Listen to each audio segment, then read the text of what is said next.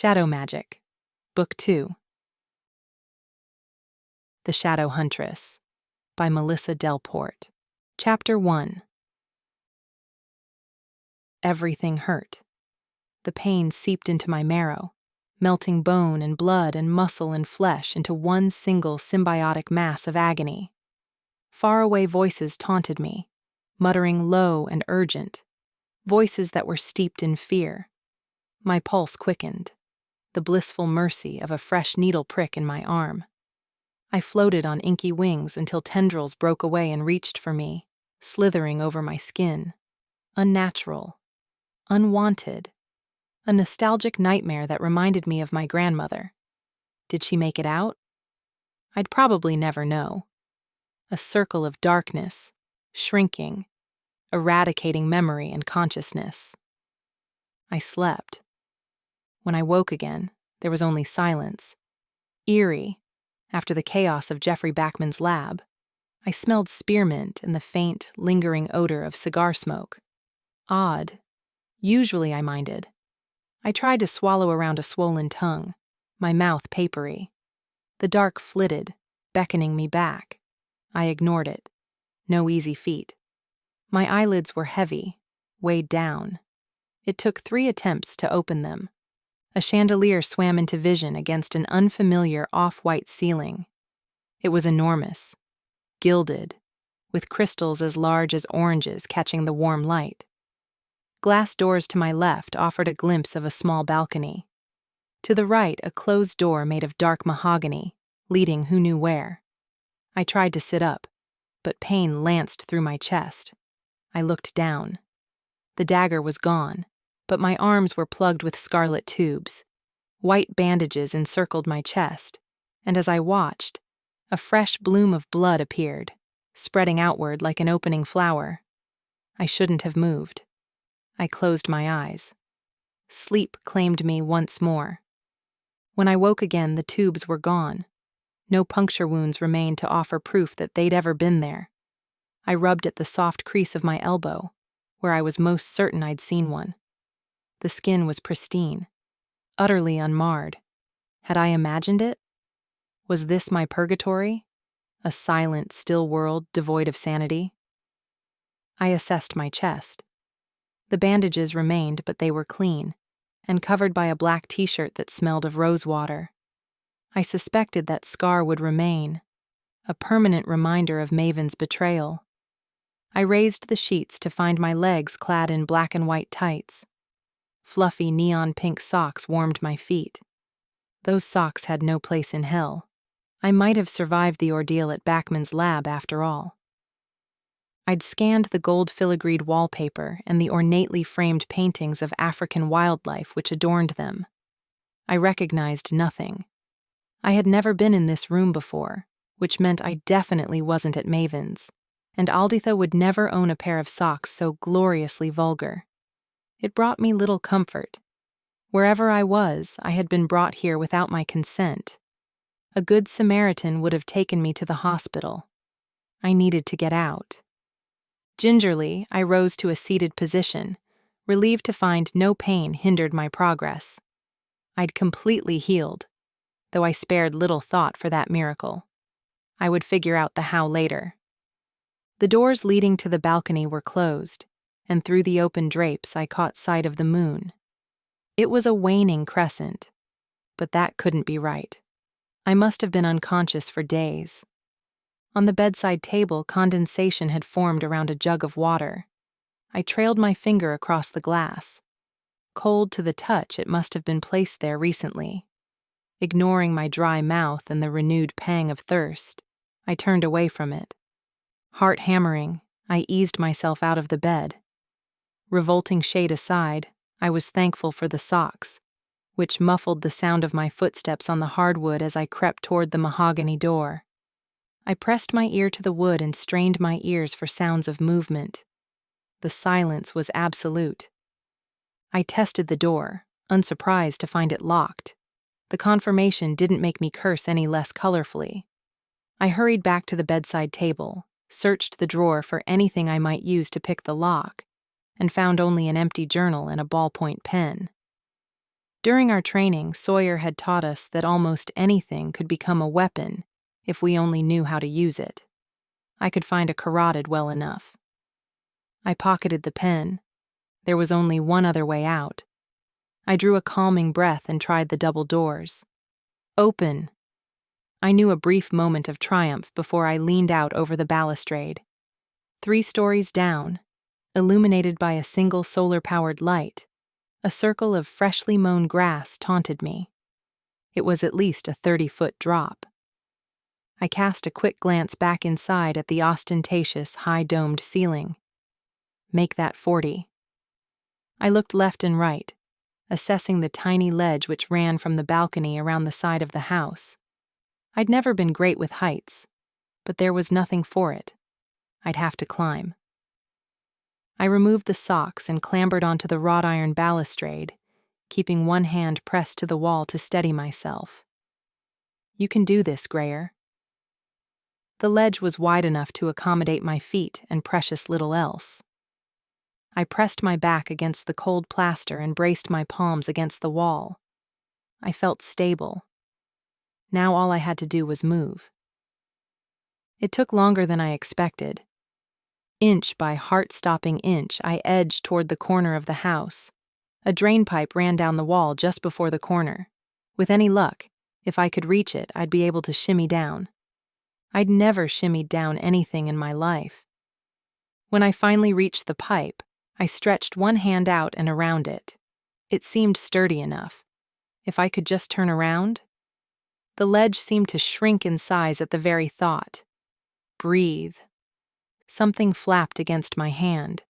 I seized hold of it and drew it up to my face, a flash of amethyst against a backdrop of black satin. You have got to be kidding me. I groaned, recalling the massive amethyst banners emblazoned with the Jireth sigil that hung from the third-floor balconies at the front of my father's house. This time, I cursed out loud. Spectacularly. Without warning, light blazed below, lighting the entire yard and temporarily blinding me. I gave a shriek of fright as my foot slipped and I almost toppled into the abyss. Grayer! A furious voice bellowed. What in the name of Vlad do you think you're doing? As my eyes adjusted, I saw my father standing on the lawn below. Trying not to die, I whimpered, flattening myself against the wall. And you know full well Stoker was the real vampire. He only made up that Vlad nonsense to throw readers off his trail. I'll have you know I knew Abraham's publicist personally, and he swore otherwise. Now, can I ask why the hell you decided to scale the walls like a common criminal instead of using the door like a normal person? The door was locked, and I had no idea where I was. Locked? Don't be ridiculous. Why would anyone? He trailed off, rounded on someone closer to the house, beyond my limited field of vision. Did you lock her door? I was worried she'd wake up and try to leave. A youthful voice chirped. Or sleepwalk herself into the pool. She's not 5. Well, obviously she's not 5. If she were 5, I wouldn't have left her alone for the 3 minutes it took to make Richard a snack. Despite my icy-veined terror, the mention of Richard's name sent a wave of passionate relief through me. No one noticed. Izzy, I've told you 1,000 times, he's more than capable of making his own food. He's a mimic. He has access to opposable thumbs anytime he likes. He's been under a lot of stress. You know he hasn't shifted since he got here. How's he supposed to make a sandwich with claws? He's manipulating you. You're spoiling him, and we're all going to have to deal with the fallout. And don't think I didn't notice you slipped red wine into the beef bourguignon last night. He's supposed to be drying out for Count's sake. The alcohol evaporates in the cooking process. The girl bellowed. I'm not an enabler. My vision swam. If you two don't mind, I interjected as calmly as I could manage. I'd really appreciate if you could have this conversation after you get me down from here. Harlan blinked up at me. Why are you still up there? Because I can't get down. Jump. I must have misheard him. I'm sorry. What? Jump, you fool. Did you find her? A frantic voice squawked. A second later, Manya appeared beside my father. She wore a polka-dot nightdress and sheepskin slippers, and her face, blanched to the color of mascarpone, was filled with terror. Oh, thank the stars. You almost gave me a heart attack, Greyer. Oh, look at your feet. You'll get chilblains. You just mark my words. She whirled back to face the house. Easy. I thought you said you gave her a pair of socks. I did. It was my favorite pair, too. The still invisible girl finally stalked into view, her pixie-cropped red hair instantly recognizable. The fennel thief from the market. I wasn't even surprised. She gazed up at me. What did you do with my socks? I left them in the room you locked me in. Izzy narrowed her eyes in suspicion. I've just come from there. That's how I knew you were missing, and I didn't see them. Did she actually just accuse me of stealing her hideous neon socks? You had time to look for socks? Harlan was barely keeping it together. You didn't think it was more important to let us know that Greyer was missing? I bought those socks at Comic-Con. They're licensed merch. Do you have any idea how much they cost?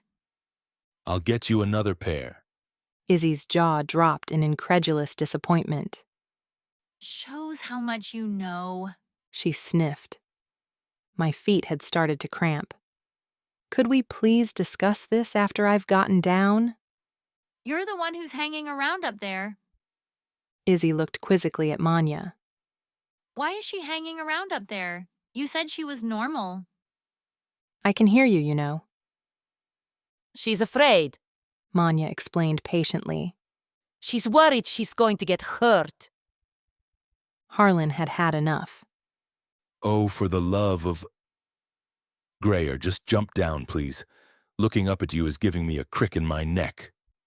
You'll be fine, Malishka. Manya coaxed. There's blood in your system. Real blood. Izzy added helpfully. You'll be golden. Dr. Jensen raided the hospital's reserves. Harlan was quick to clarify. Every unit was donated. Nobody died, I swear.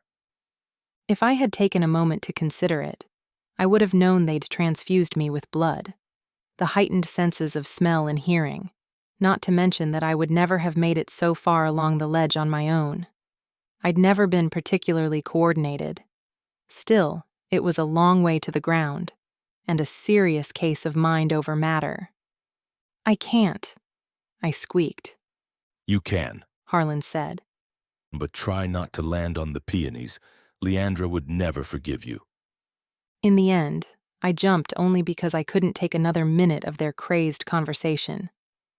I landed nimbly on my feet and dropped automatically into a squat on impact. I barely felt the jolt. Wow, I breathed, straightening up. I looked back up at the balcony.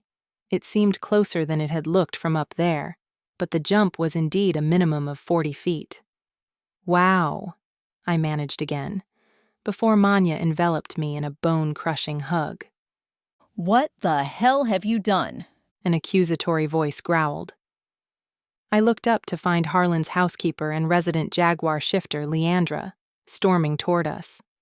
Her expression was furious, her amber eyes fixed on my feet, under which an entire clump of peony plants had been crushed into oblivion.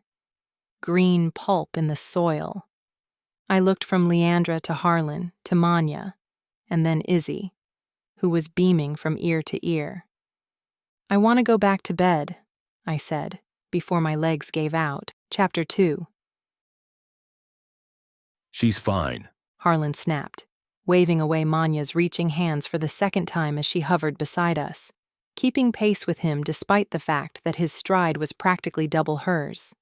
As big as they are, orcs still manage to shuffle. Harlan carried me inside and into the living room, where he set me down on a soft cream sofa. Manya immediately started plumping cushions and shoving them beneath my feet. Harlan removed them just as quickly. I said enough. Harlan insisted, once I'd concertinaed just enough times to make my abs burn. There's nothing wrong with her legs. She collapsed! Relax, Manya. She's fine. The blood did its job. It was just an after effect of the shock and all the adrenaline. He's right, I said, hating that I was the source of her dismay. My legs gave out, that's all. But on the bright side, they only gave out after I landed. That drew an infinitesimal smile from her lips. Look at these. Leandra's voice was crystal-shattering in pitch as she shoved a fistful of crushed foliage beneath Harlan's nose. Soil shook free of the roots and rained down on his cream chinos. They're utterly unsalvageable and they'd only just had their first flowering. I'm going to have to replant. She said this as though Harlan understood the magnitude of the task, when he clearly didn't. Just then, Izzy skipped down the steps holding the pair of neon pink socks. Found them. She flashed me an apologetic grin. I guess I owe you an apology.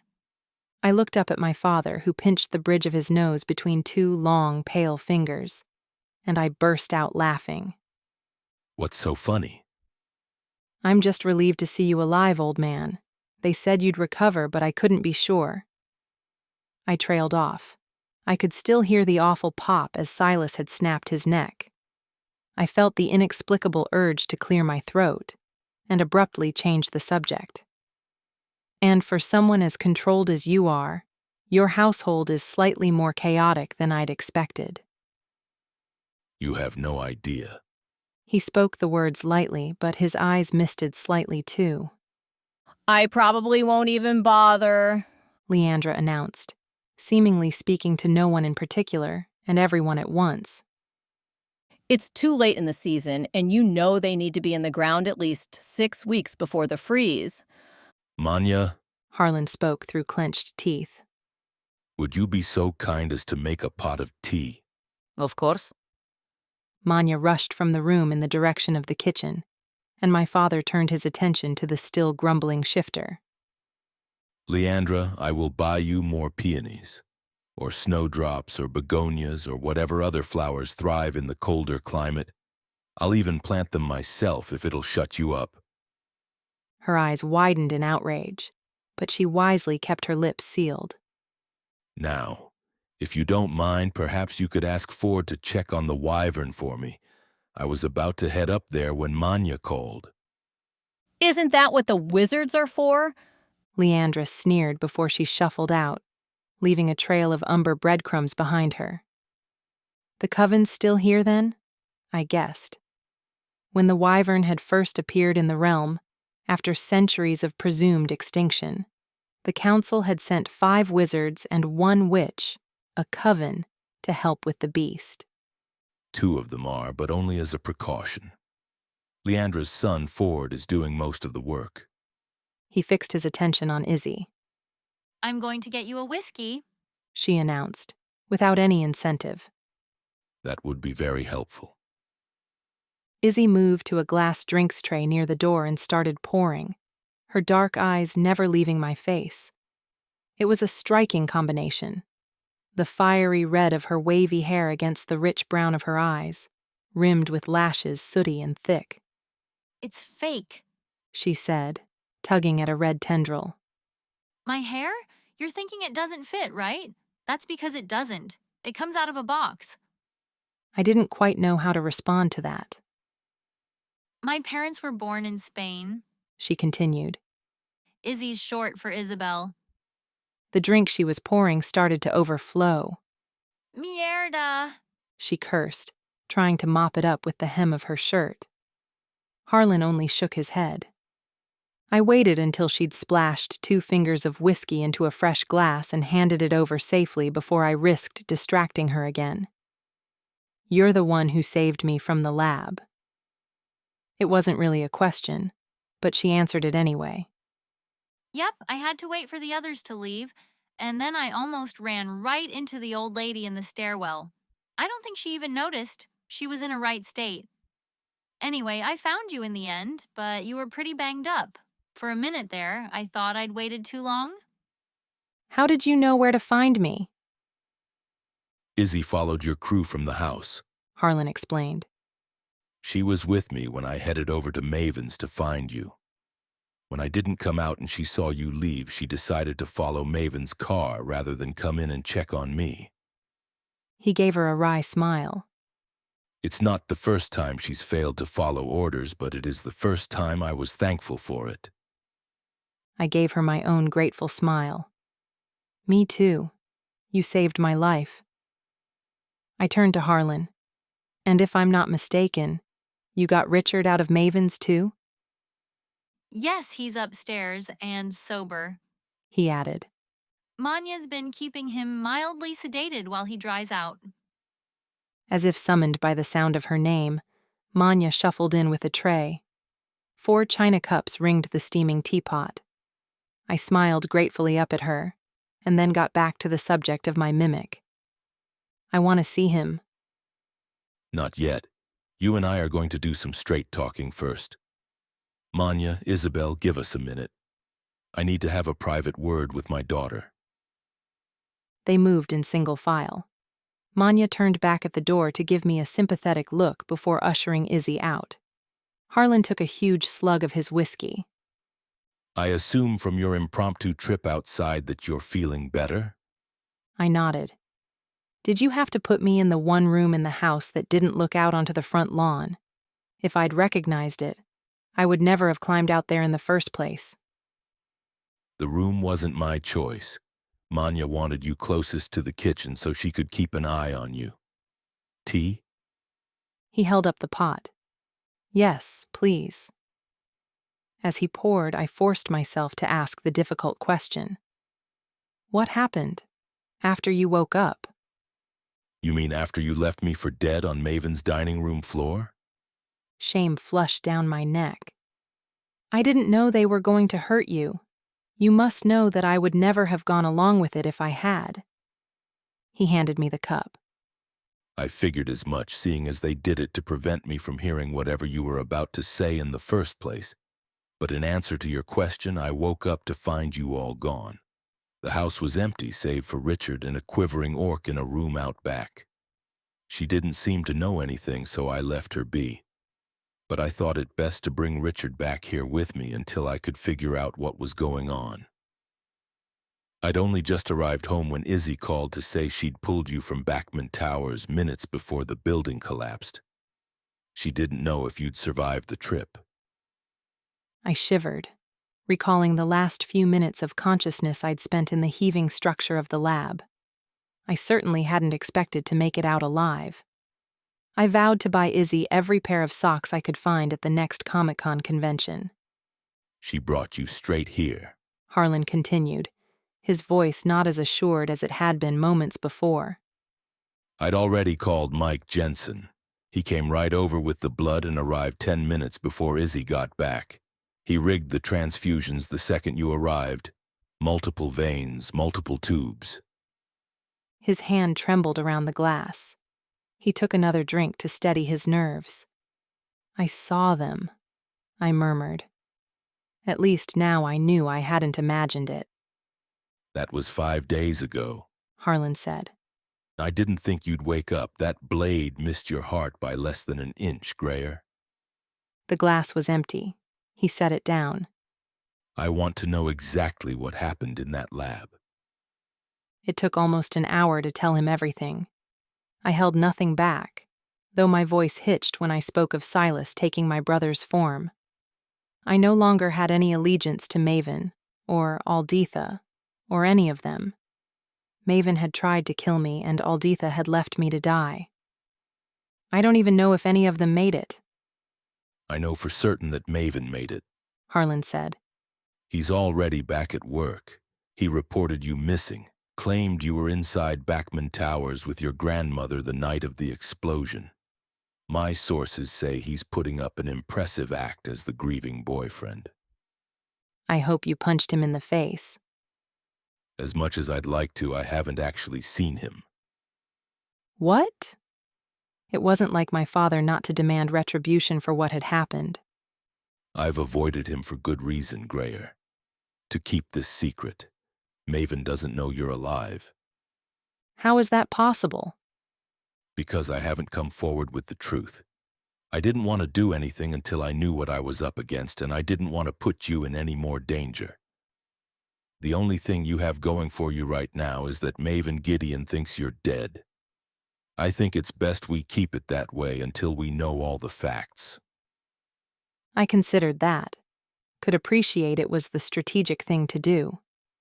Still, while Maven was certainly the bigger threat, he wasn't our only concern. What about Alditha? Any idea where she might be? Harlan shook his head. I couldn't even begin to guess. She hasn't been seen since the night of the explosion. Whether she got out or not, I still can't say for certain, and they'll be clearing the rubble for weeks. If Izzy passed her on the stairs and still managed to get me out, Alditha got out. She left before we did.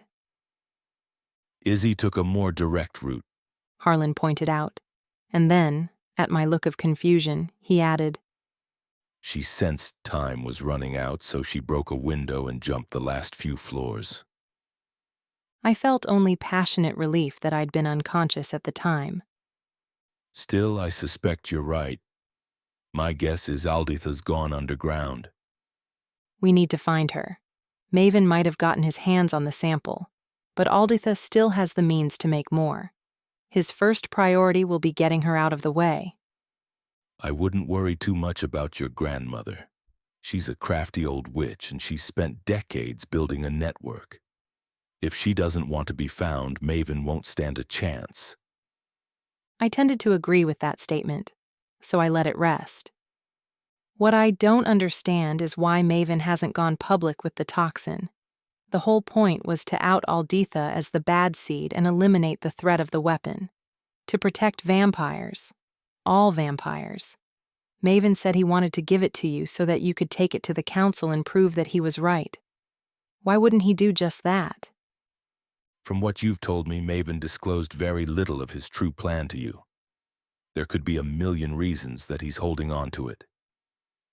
He originally wanted to break it down, identify the individual components, and find a way to negate the potion's efficacy.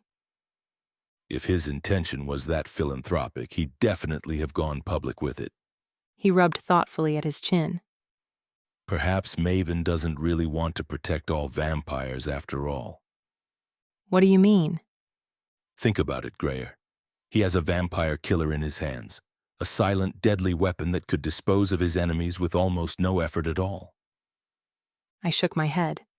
No, he wouldn't. Wouldn't he? Sympathy shone in my father's jade eyes. Forgive me if I do not trust a heart so newly broken. My heart is just fine. Thank you very much. You were with him for 3 years. It's going to take time to grieve. No, it's not. My relationship with Maven ended the second he instructed Silas to plunge a dagger through my heart. Harlan looked ready to argue, but then seemed to think better of it. Let's just be grateful that he missed. Agreed. I rubbed absent-mindedly at my chest. Chapter 3. Round and around we went, with me offering up possible ideas and Harlan shooting them down, despite Maven being in possession of a weapon powerful enough to eliminate Seattle's vampire population. I found it impossible to believe that between his authority and all of the resources at his disposal, my father couldn't bring Maven to justice. No matter how many times I suggested it, it kept coming down to the evidence, or more specifically, the lack thereof. But the evidence is right there, in that house. All we have to do is go and get it. You're a clan leader. You have the authority. It's not that simple. There is no proof that the toxin even exists. And what if it's not at the house? It'll be my word against his, and he's already implied that you and Alditha were in cahoots with Backman. Which will discredit my testimony. That son of a bitch, I realized with dismay. He's certainly no fool. We have to do something. We can't just let him get away with this. The regional council isn't an option. We know it's compromised, but we have no way of knowing how deep Alditha's influence runs. We can't risk letting what we know fall into the wrong hands. I know you're not proposing we do nothing. Just the opposite.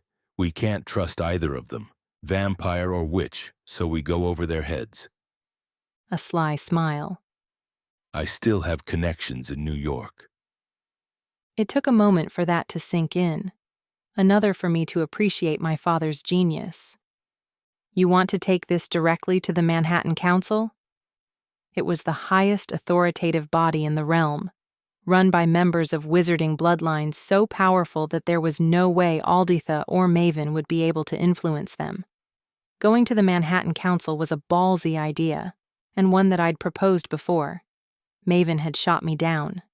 My father had no such compunction. I don't see that we have any other choice. Are you up for that? I thought of Maven's betrayal, of the painful twist in my chest whenever I remembered how easily he had turned his back on me in that laboratory. I thought of the scar I would carry for the rest of my life. If pain is the cousin of fear, then anger is its sister, and my anger was the only thing strong enough to drown out my pain.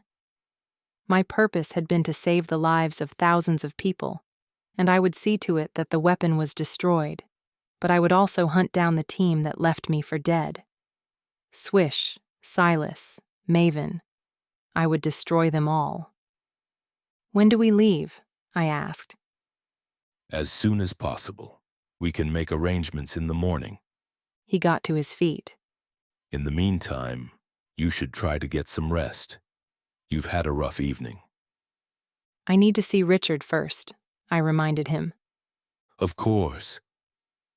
Izzy brought Richard in to see me. Nestled in her arms, he was in reptilian form and subdued, despite his pleasure at seeing me awake.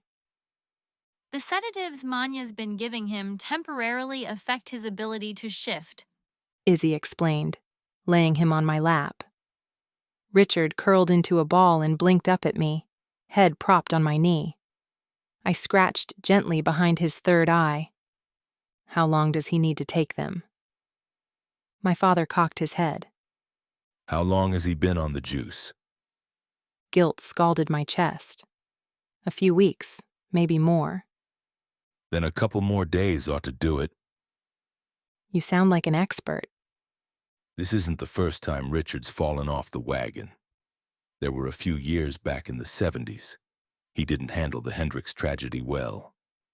Anyway, suffice it to say, your mother was at her wit's end for a while there. Any mention of similarities between me and my mother always warmed my heart. Manya smiled. Richard will be fine. Malishka, especially now that he knows you're safe. He's exactly where he needs to be.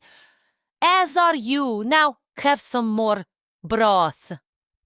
I'm fine, thanks, Manya. I'd spooned down a few scalding mouthfuls while we'd waited for Izzy. Oh, I kept this for you, Izzy announced, handing over a familiar silver-hilted dagger. I reached for it automatically, then froze. A trace of Silas's chaos lingered, the dagger cold and unfriendly. Phantom pain lanced through my chest. Pretty cool, right? Izzy said. The other one is still on your belt. I had it in my room for safekeeping, but I put it next to your bed. She didn't seem to notice that I'd forgotten how to breathe. Harlan had. Grayer? I looked up at him. Breathe. I did, slowly, in through my nose and then out through my mouth. Good girl. It's just a dagger, witchling. It can't hurt you. It tried its best and you beat it. You've taken its power.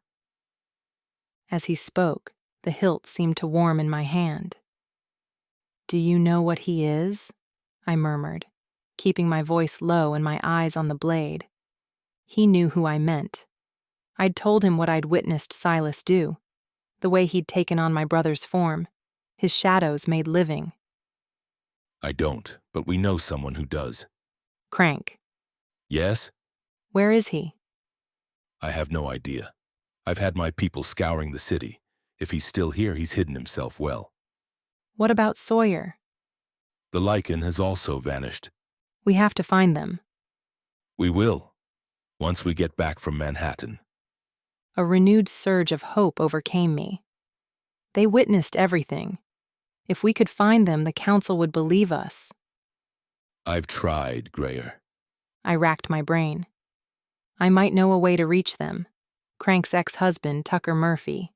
He lives here in Seattle. They're still close.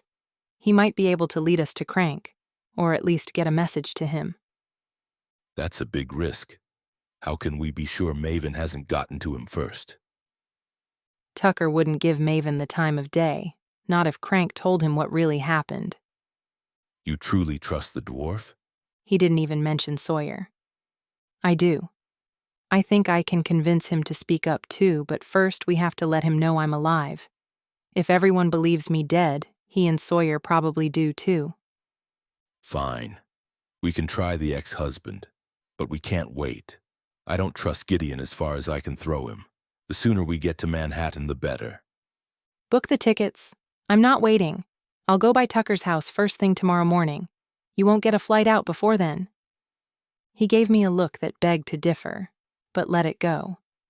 I don't need to book tickets, Grayer. The Jareth keep a private jet, but I will get Jackson to book a couple of rooms at the Four Seasons. You lived in New York long enough. Don't you have an apartment overlooking Central Park or something? Harlan shook his head. Too conspicuous. They could be watching it. It wasn't even worth pointing out that I'd been joking. Izzy brightened. Does this mean I get to use my shiny new passport? It's New York, not New Zealand, Iz. No passport necessary, but to answer your question, no. Grayer and I will be going alone. Maybe next time, He added as her face fell. What's the point of being a Knox if I get excluded from family vacations? My head jerked up. I'm sorry, did you say Knox? Yep. She confirmed. As of a few months ago, I was born a Garcia, but Harlan said it would be easier, logistically, if we changed my name. A memory drifted to the surface. In the lab, you called me Hermana. My Spanish is a little rusty, but it means sister, right? Please let it mean sister. I didn't even want to think about the only other possible explanation for why she might share my father's name. Her head bobbed enthusiastically. Uh-huh. Harlan sired me, so technically that makes us, not even remotely related. Harlan finished for her. well, not by blood, obviously. She chortled. But I mean, in a manner of speaking, we're kind of siblings, you know? I wasn't listening. I rounded on my father. You turned her? Izzy couldn't even be 21. Harlan's eyes flashed. Before you judge me too harshly, consider that I saved her. He did. Izzy hastened to agree. I was a goner, hit by a car. It was gross, my legs all bent at the wrong angles, blood everywhere. Blech. She grimaced. See? Harlan's smile was smug. I mean, sure, if we're being technical, it was your car that hit me in the first place, but Izzy, I'm sure Grayer doesn't need all the minor details. Izzy deflated. oh, well, anyway, Harlan saved me. And you were fine with being turned into a vampire? I made a mental note to circle back to the whole car hitting her thing later. Are you kidding? Why would I not be? She looked at me as if reassessing whether I might be crazy enough to enjoy scaling buildings after all. I think we all need to get some sleep. Manya said firmly. Grayer's had quite enough excitement for one night. Come on, Malishka, I'll see you to bed. Richard lumbered to his feet. He better sleep in your room tonight. It'll do you both good. She took me back to the same bedroom I'd woken up in. My belt was draped over the bedside table, just as Izzy had promised. I sheathed the second dagger and stowed the belt in the closet. You can shower in the morning. Manya said, straightening the bed and turning down the covers. Sponge baths. Keep the grime off. But I'm sure you'll feel better after a good soak. I lifted the black t-shirt and examined the bandages. Can I take these off? I'll take them off in the morning. You're almost fully healed anyway. I just want to be sure there's no chance of infection. Thank you, Manya. You've always looked out for me. When they brought you in that night, She trailed off, wringing her hands. I don't think I've ever been so frightened in my life. Not even when I fell out of that tree? I teased, trying to lighten the atmosphere. She managed a small smile. Into bed with you. Knowing I'd been asleep for 5 days, I didn't think I'd possibly be able to drift off again, but I was out the second my head hit the pillow. Chapter 4. I woke up to the clamor of arguing right outside my door. You're not going in there, Missy, and that's final. Manya's tone brooked no further discussion. She'll want to see this. Izzy whined. I've known Greyer her entire life, Isabel, and I can tell you categorically that she has absolutely no interest in your Pokemon card collection. Man, yeah. Skit! I heard the petulant thud of Izzy's boots retreating down the hall. I was still smiling when the door opened and Manya poked her head inside. Chayort! She cursed when she caught sight of me. I knew she'd woken you. That girl doesn't know the meaning of inside voices. It's fine, Manya. I was awake anyway. Liar. She bustled over to stand beside the bed. How are you feeling? Filthy. She grinned. Let's get those bandages off then, shall we? With gentle fingers, Manya unwrapped the length of cloth binding my chest. When she was done, she covered my breasts with a towel and assessed the wound. Her lips tightened. In the absence of pain, I knew that it wasn't my well-being that concerned her. It'll leave a scar, Malishka, she said eventually. I know. Whether it was Silas's dark magic, or the fact that I had depleted so much power and rendered myself vulnerable, I would never be sure. Manya fretted, hands hovering anxiously. I took them in my own and squeezed. It's okay, Manya. There's nothing you could have done. She nodded, then averted her eyes so I wouldn't see the tears shimmering there. I think we can leave the bandage off, she said. The wound has dried, so the risk of infection has passed. Awesome. I pulled down my borrowed t-shirt and leaned back against the pillows. Manya got to her feet, brushed her hands together briskly. Well, we can't erase it, but that doesn't mean we won't put up a fight, she announced. The bathroom is through there. She pointed at one of the closet doors and I noticed a band of light peeking beneath it. You get cleaned up while I fetch my herbs.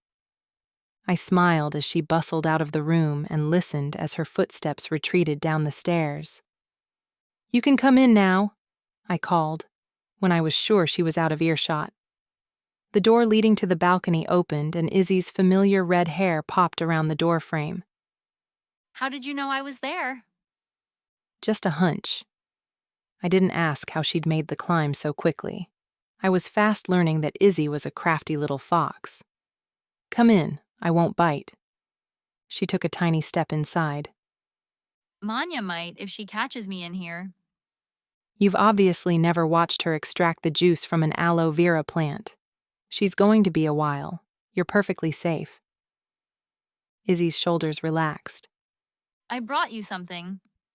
From behind her back, she withdrew a lilac iPhone.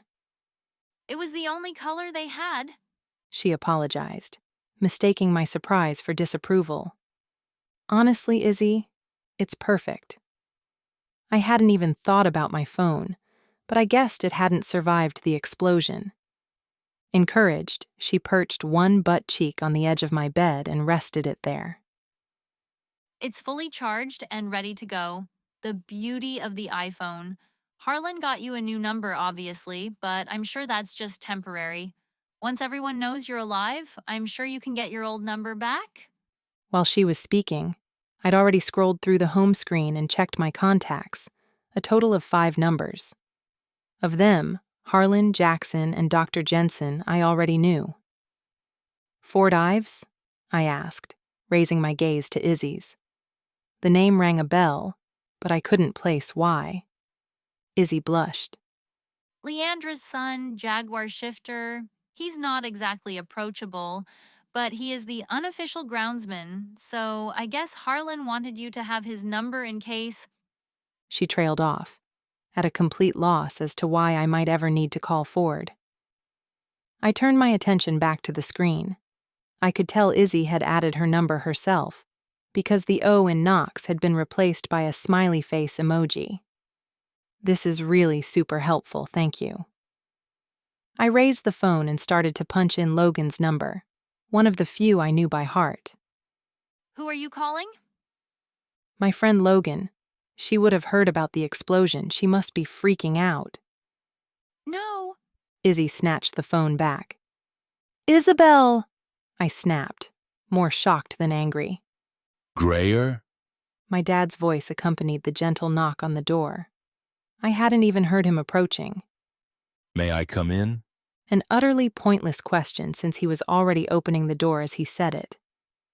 Izzy flew to her feet and headed for the door, handing the phone to Harlan with a significant look as she passed. I'll see you later, Grayer. She called over her shoulder. I frowned after her. Is she okay? She's fine. He tapped the phone against his cupped palm. How are you feeling? I'm better. Manya's given me the all clear, and I was about to have a shower, but I need to call Logan first. I recalled that she and my dad were in contact over the wyvern. Or did you already tell her I'm not dead? He exhaled through gritted teeth. You didn't? Saints, she must be freaking out. We can't keep her in the dar. Why are you looking at me like that? I'd hoped to wait until you were fully recovered until I told you. But I guess there's no going back now. He looked down at the phone, probably ruining the day he'd handed it to Izzy. There's something you need to know. About Logan. Cold dread started to pool in my gut. Had Maven gotten to her to punish me? I steeled myself for the worst. There's no easy way to say this. Then just spit it out. His next words both confirmed and allayed my fears. Sarah Logan is missing. Missing. My best friend had been missing since the night of the explosion, Harlan explained. It was better than I'd expected. For a terrifying heartbeat, judging by his expression, I was sure my father was going to tell me she was dead. Missing seemed a perfectly acceptable alternative. Still, it had been 5 days since she vanished, right out of her office, apparently, while her assistant sat at her desk, one closed door and not 10 feet away. Try it again, I insisted. When Harlan told me he had been trying Logan's cell phone round the clock every day for the past 5 days and that it always went straight to voicemail. Despite that fact, he didn't argue. He only put the call on speaker and held up his phone so I could hear the automated voice recording. Logan would answer my dad's call. Wyvern aside, there's no way she'd avoid him if she believed I was missing. I got to my feet, unable to sit still. It's Maven. It has to be. Agreed. But I've had people monitoring his house and there's been no sign of her. We need to get inside. You know I can't do that. You're the leader of Clan Jareth, So you keep pointing out. he sighed. And yes, as such, I am technically entitled to search the home of any vampire in my jurisdiction. Exactly. So long as I have probable cause and a search warrant. This cause is pretty damned probable. She's human, Grayer. The infinite kindness in his voice stopped my ceaseless pacing. Harlan only watched as understanding dawned over me. Logan was untouched, and as such she fell outside of not only the clan's but the council's jurisdiction. Harlan could wait 1,000 years and he'd never get that warrant. Not without Logan being subjected to a memory wipe. not to mention the consequences we'd both face for imparting touched knowledge to a normal without council consent. Damn it. Harlan shared my frustration. I know. He said, taking hold of my shoulders so he could look me in the eyes. There's nothing we can do for now, at least not where the council is concerned, but I promise you, Grayer, I am doing everything in my power to find her. He won't hurt her. If he took her, it's to use her as leverage. There's no other reason he'd take her, right?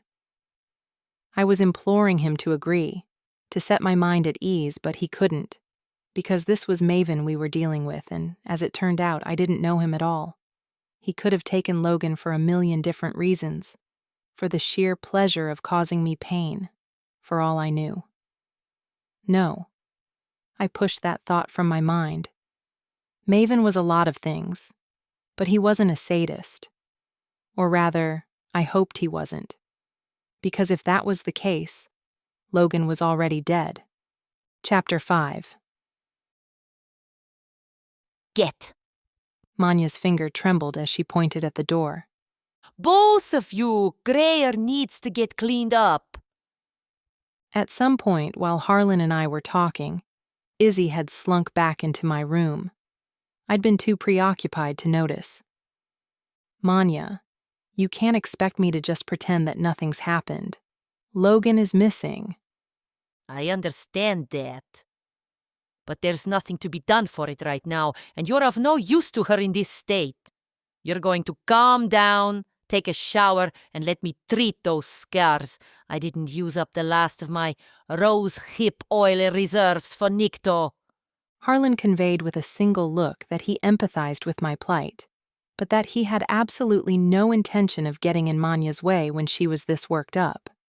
Instead, he beelined for the door.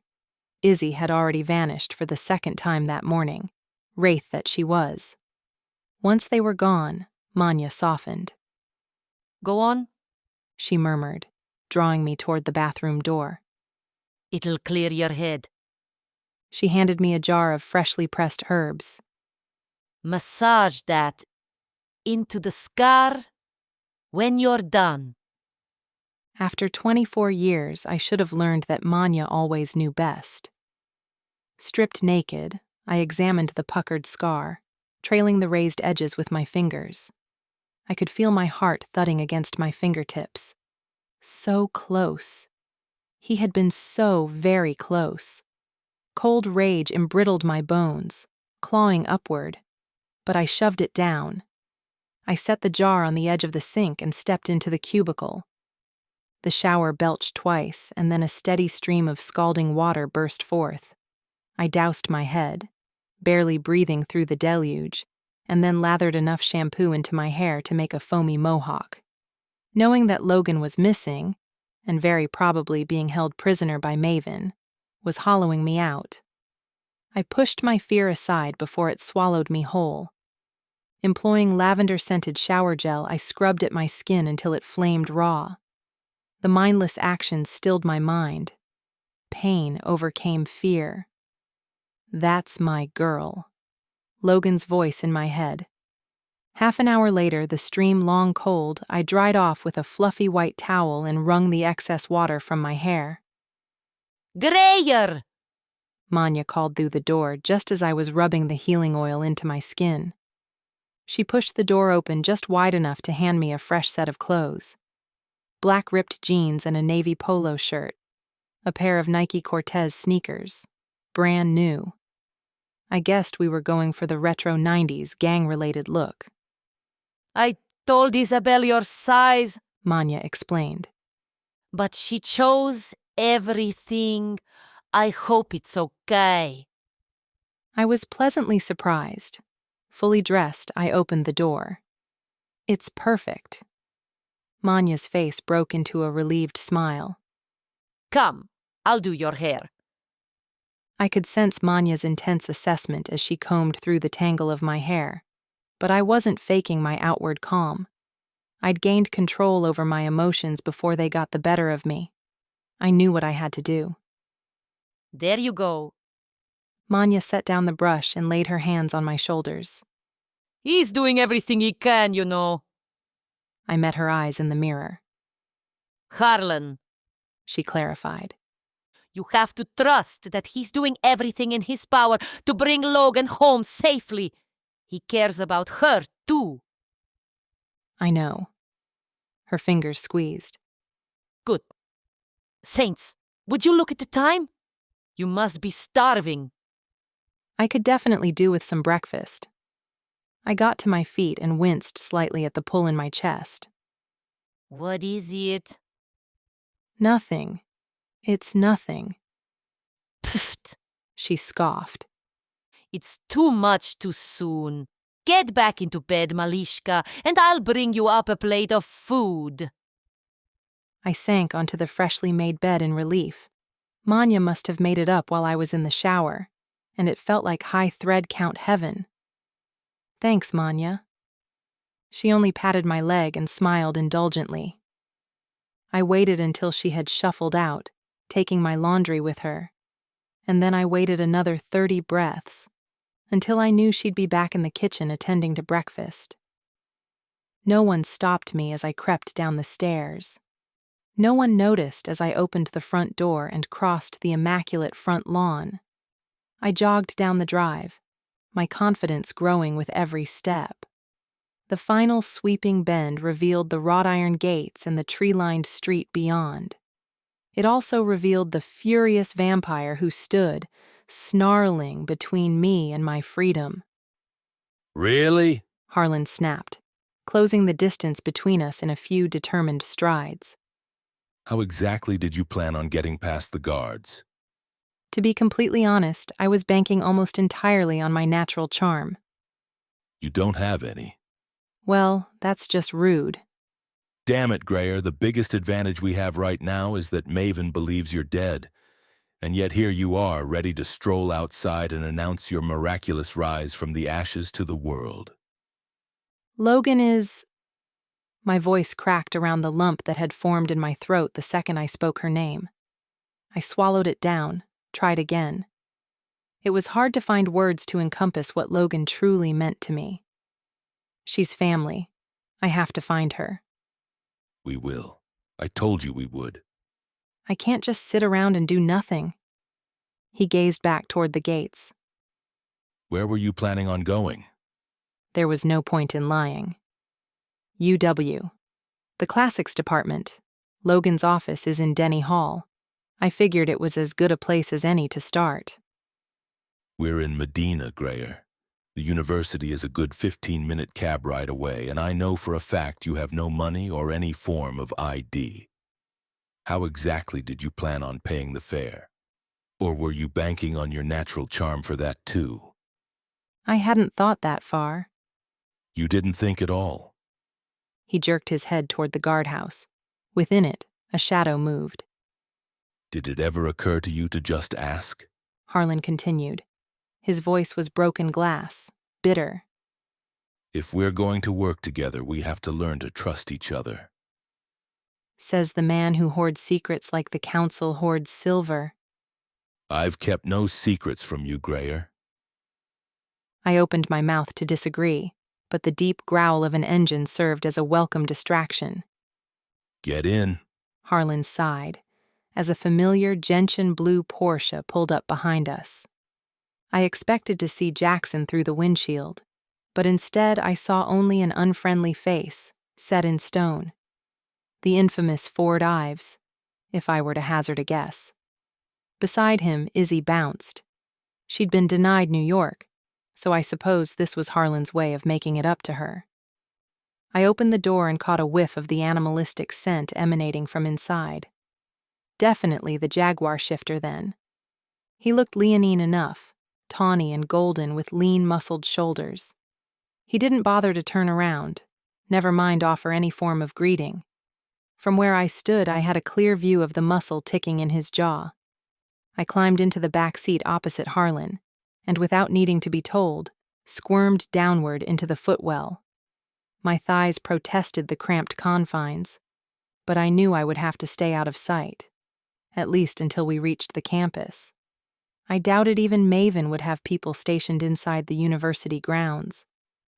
Harlan nodded his approval, and with a mighty rumble, the Porsche pulled forward.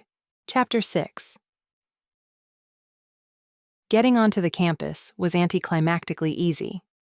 We drove in and found a parking right beside the block in which Logan's office was situated. My concern for her was a hollow ache, dulled by my body's physical inability to hold on to full-blown panic for an extended period. We pulled up beside a banged-up 2013 Dodge Dart, which I knew from experience belonged to Cassidy Curtis, Logan's research assistant. At 22, Cassidy was 2 years behind me in college but was, according to Logan, something of a prodigy. Logan had taken the girl under her wing during her freshman year, which coincided with Logan's first year of lecturing, which had also been the one and only time I'd ever seen her unsure of herself. She'd been desperate for reassurance.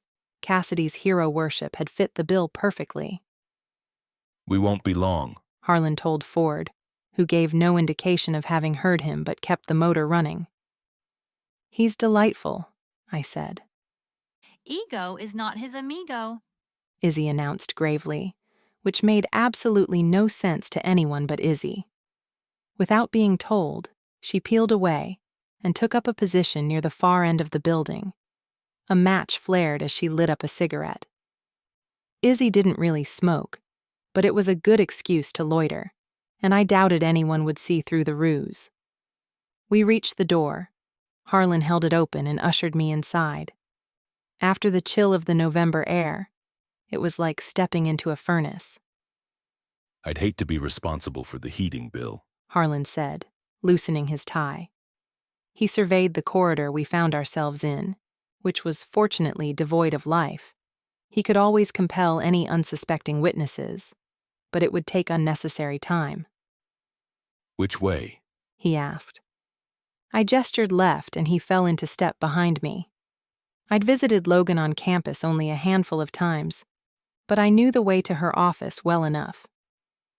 Is it always this quiet? Harlan asked from behind me. I shrugged, but I didn't turn around. I honestly don't know. We reached the door to Logan's office.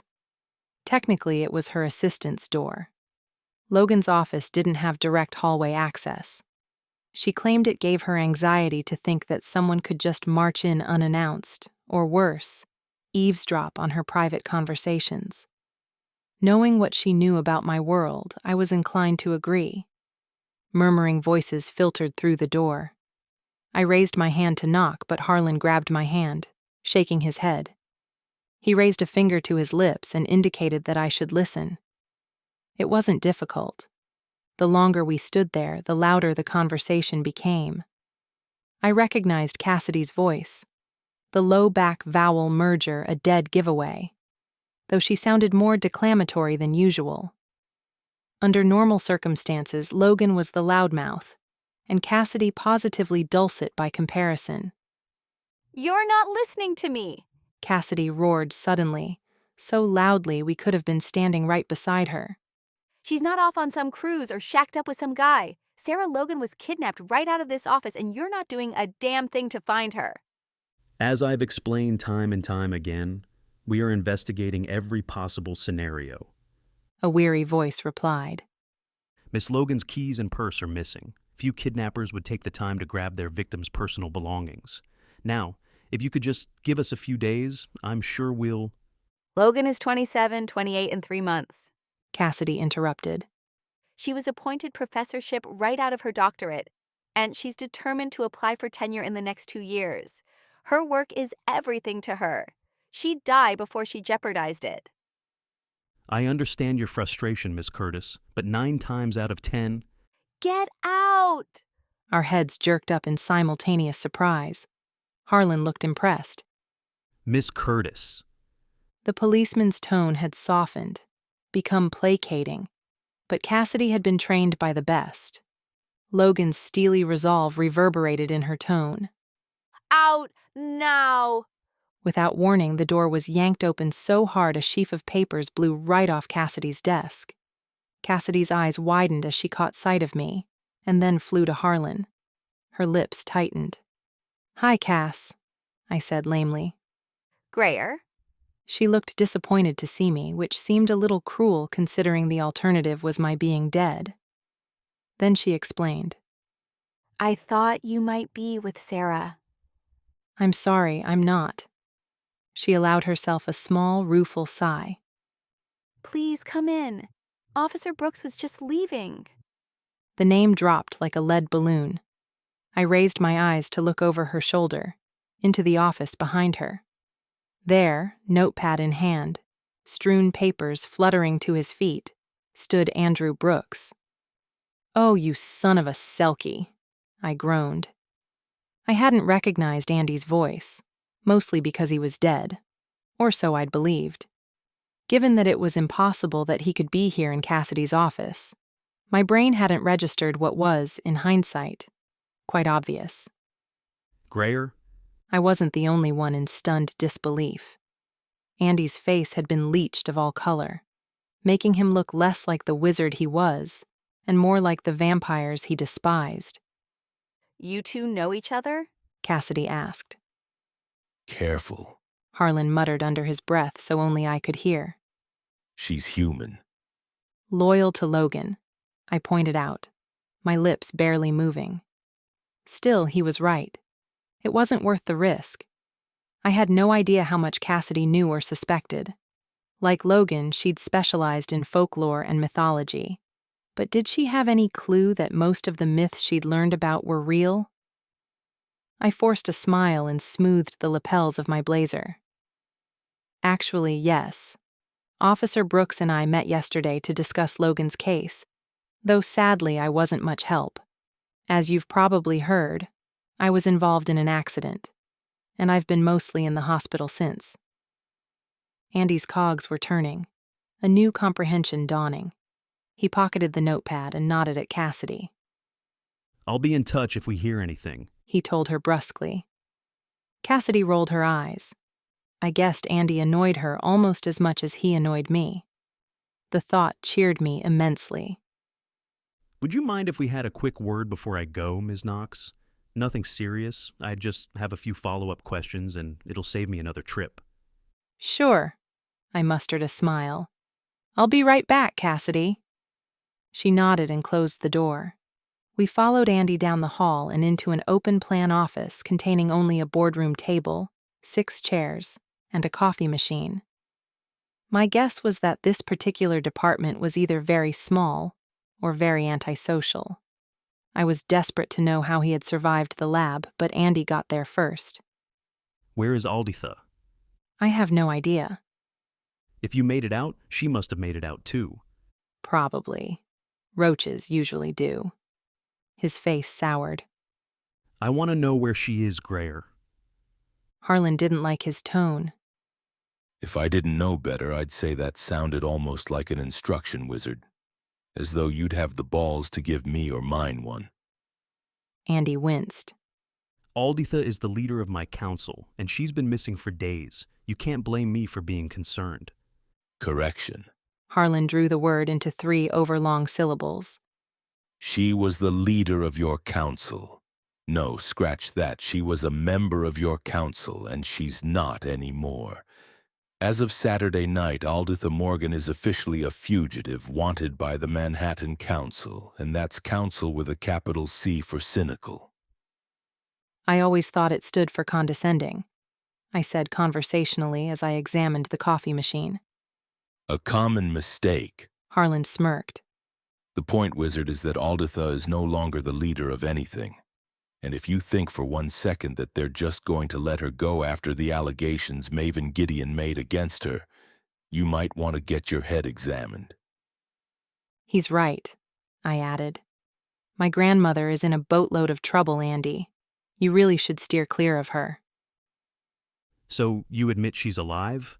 I'm admitting nothing. I'm just offering you a piece of friendly advice. Unsolicited advice, he corrected.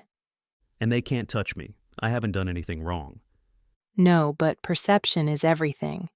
And Alditha is guilty as sin. Or are you still pretending she didn't actually do all the things she's been accused of? Your grandmother is a good woman. Everything she's done has been to protect the people of this city. Honestly, Andy, If I had $1 for every time I heard that, I'd be a very wealthy witch. He frowned his disapproval at my use of the title. My bad, half witch. How can you be so cavalier about this? She's your family, Grayer, your blood.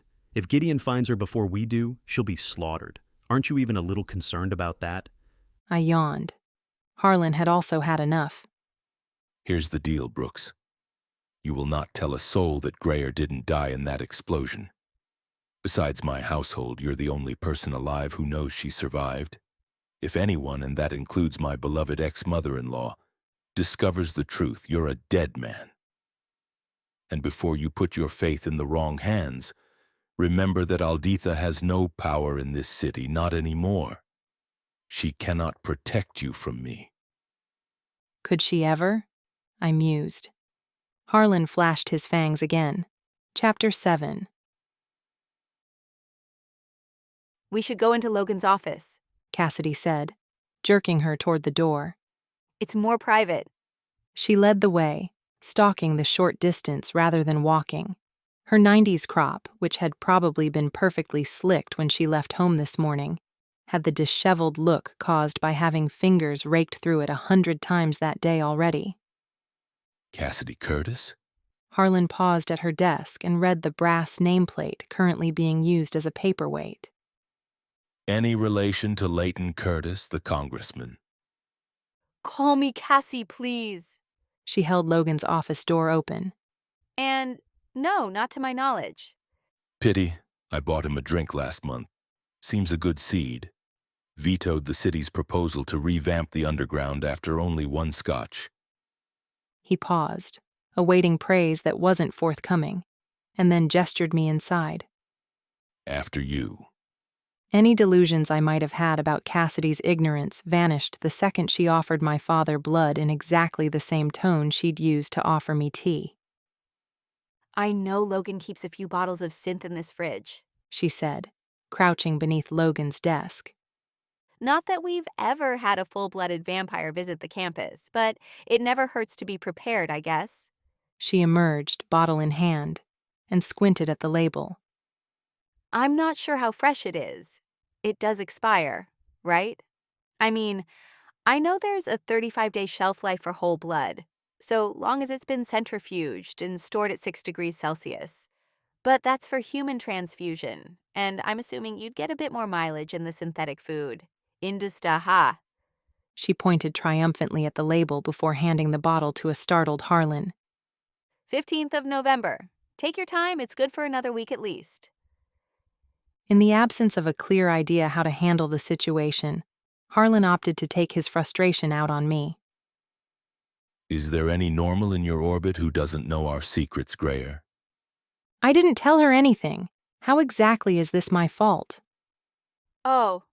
Cassie's face fell. Oh, dang it. I didn't realize. I mean, you're Logan's best friend, so I just assumed you knew that I knew? I wondered if there was an actual question in there somewhere. Look, I get that this is probably a big deal to you, but honestly, I've known forever. Since my second year, actually. Remember that Alpha Sigma Phi pool party? The one where Billy Enslin organized the slip and slide? You must remember, it was the highlight of the social calendar. Nancy Kerr's bikini bottoms came off halfway down, and she... Cassie, I interrupted, gently but firmly. Right, I'm getting off track, sorry. I'm on the spectrum, as you can probably tell. Anyway, I was there that night. I snuck in with my older sister and her friends, mostly to see Logan, if I'm being honest. She'd signed up as a chaperone, but I suspect that was just an excuse to go with you. I nodded.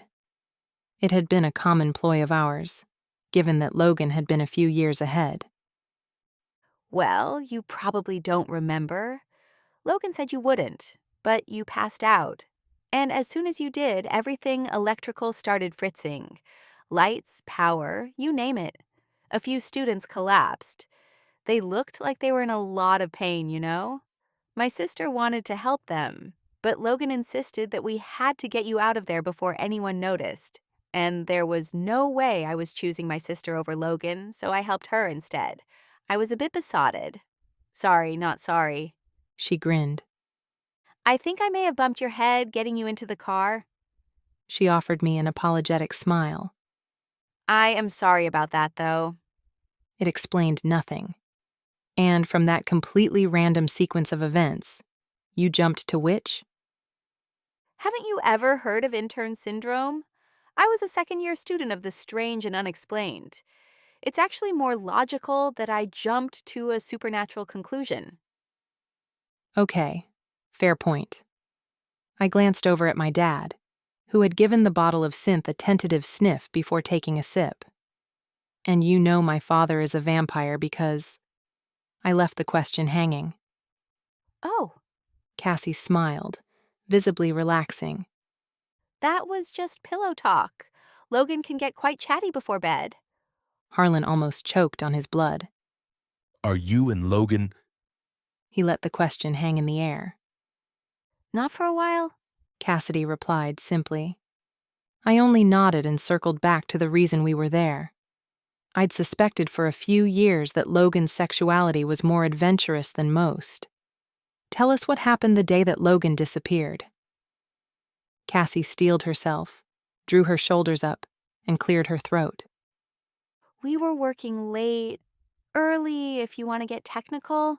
Logan can pull an all-nighter like no one's business when she's consumed with a project, and your wyvern... She inclined her head at my dad. Well, he's had her wound up for weeks. Oh, for count's sake. Harlan gnashed his teeth. Is nothing sacred anymore? To be fair, she didn't let me in on that one for ages. Cassie pointed out. But I did see the news report, and I happened to come across her files when I was cleaning her desk. Plus, she needed my help. She fixed Harlan with an accusatory look. Researching a species that's been extinct for a millennium isn't exactly a one-woman job, you know, even if that woman is Sarah Logan.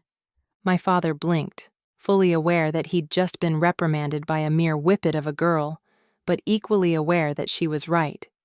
He had charged Logan with an impossible task. He could hardly judge her for recruiting reinforcements. So, you were here all night? I prompted Cassie to get back on track.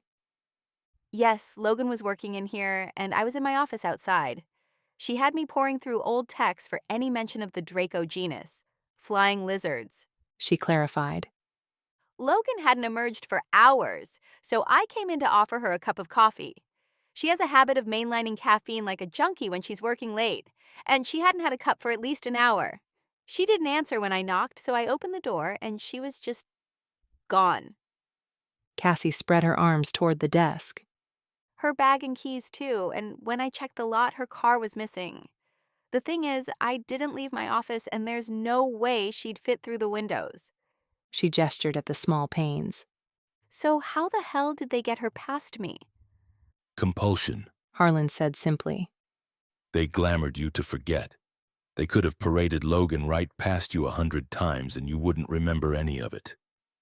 There was a dull thud as Cassie facepalmed her forehead. Of course. I am such an idiot. I swear I thought I was losing my mind. It's a valid fear, being on the spectrum. Just a little nudge in the wrong direction and poof. She made a blowing-up gesture with both hands. Tears welled in her eyes, and she brushed them angrily away. I'm sorry. This is all just a little overwhelming. It doesn't matter how many times you hear it, you know? Your world. The things you can do. She trailed off, unable to continue. It's a lot to process, I offered gently. She took a deep breath, blew it out. I'm sorry, Grayer. I wish I could tell you more, but that's all I have. The only thing I know for sure is that Logan didn't leave of her own accord. I'd stake my life on it. You're right, she didn't. I ignored Harlan's look of warning. Cassie cared about Logan, and she had a right to know the truth. At my words, her head jerked up. You know who took her, don't you? I have my suspicions, but before you ask, I'm not going to tell you. It'll only put you in danger, and there's nothing you can do about it anyway. Fair enough, she conceded, which proved to me she understood our world a lot more than we had given her credit for. So long as you know where she is, and you promise you're going to get her back, I can live with that. I promise. She slumped back into Logan's chair. Then I guess I'll just have to wait until you do. Give me your number. I handed her my phone. I'll send you a text, so you have mine. Don't share it with anyone. And if you remember anything, any detail, no matter how small, you let me know. I will. She did as I'd asked and then looked around the empty office. I don't even know what to do with myself without her here. The faculty won't let me teach her classes. They've already brought in a substitute. He teaches bio at Green River. Can you believe it? As if he could just pick up Logan's course material and make sense of it. She snorted in disgust. And Dana Cox hasn't stopped batting her ridiculously long eyelash extensions at him since the day he arrived. It's only a matter of time before she hands him the keys to this office. She loathes Logan. The feeling's mutual, I reminded her. You can't blame Logan, though. The woman thinks unicorns and pegasi are Interchangeable, I know. I smiled at the memory of Logan saying exactly the same thing.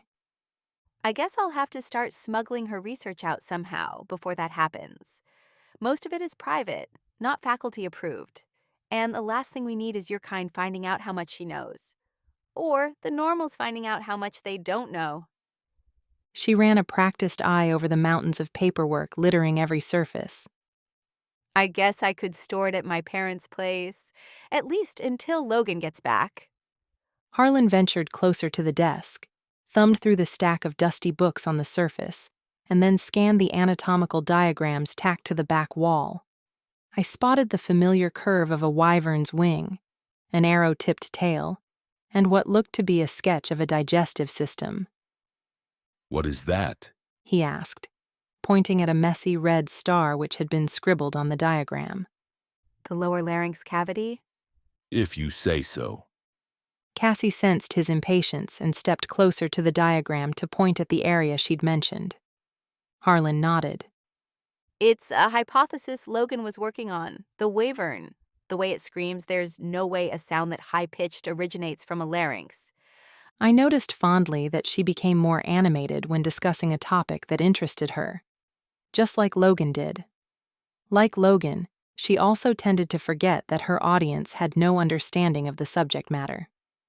In English, if you wouldn't mind. Harlan asked politely. Right. She stared at the diagram for a moment and gathered her thoughts. Okay, so we're inclined to think of the wyvern as a reptile based on its physical form, right? Like a flying lizard? We nodded in unison, and she continued. The thing is, the majority of reptiles don't vocalize. Your mimic doesn't count? She added, as if reading my mind. As soon as she'd said it, I'd thought immediately of Richard's tantrums. You know about Richard. How nice. Harlan muttered. We both ignored him.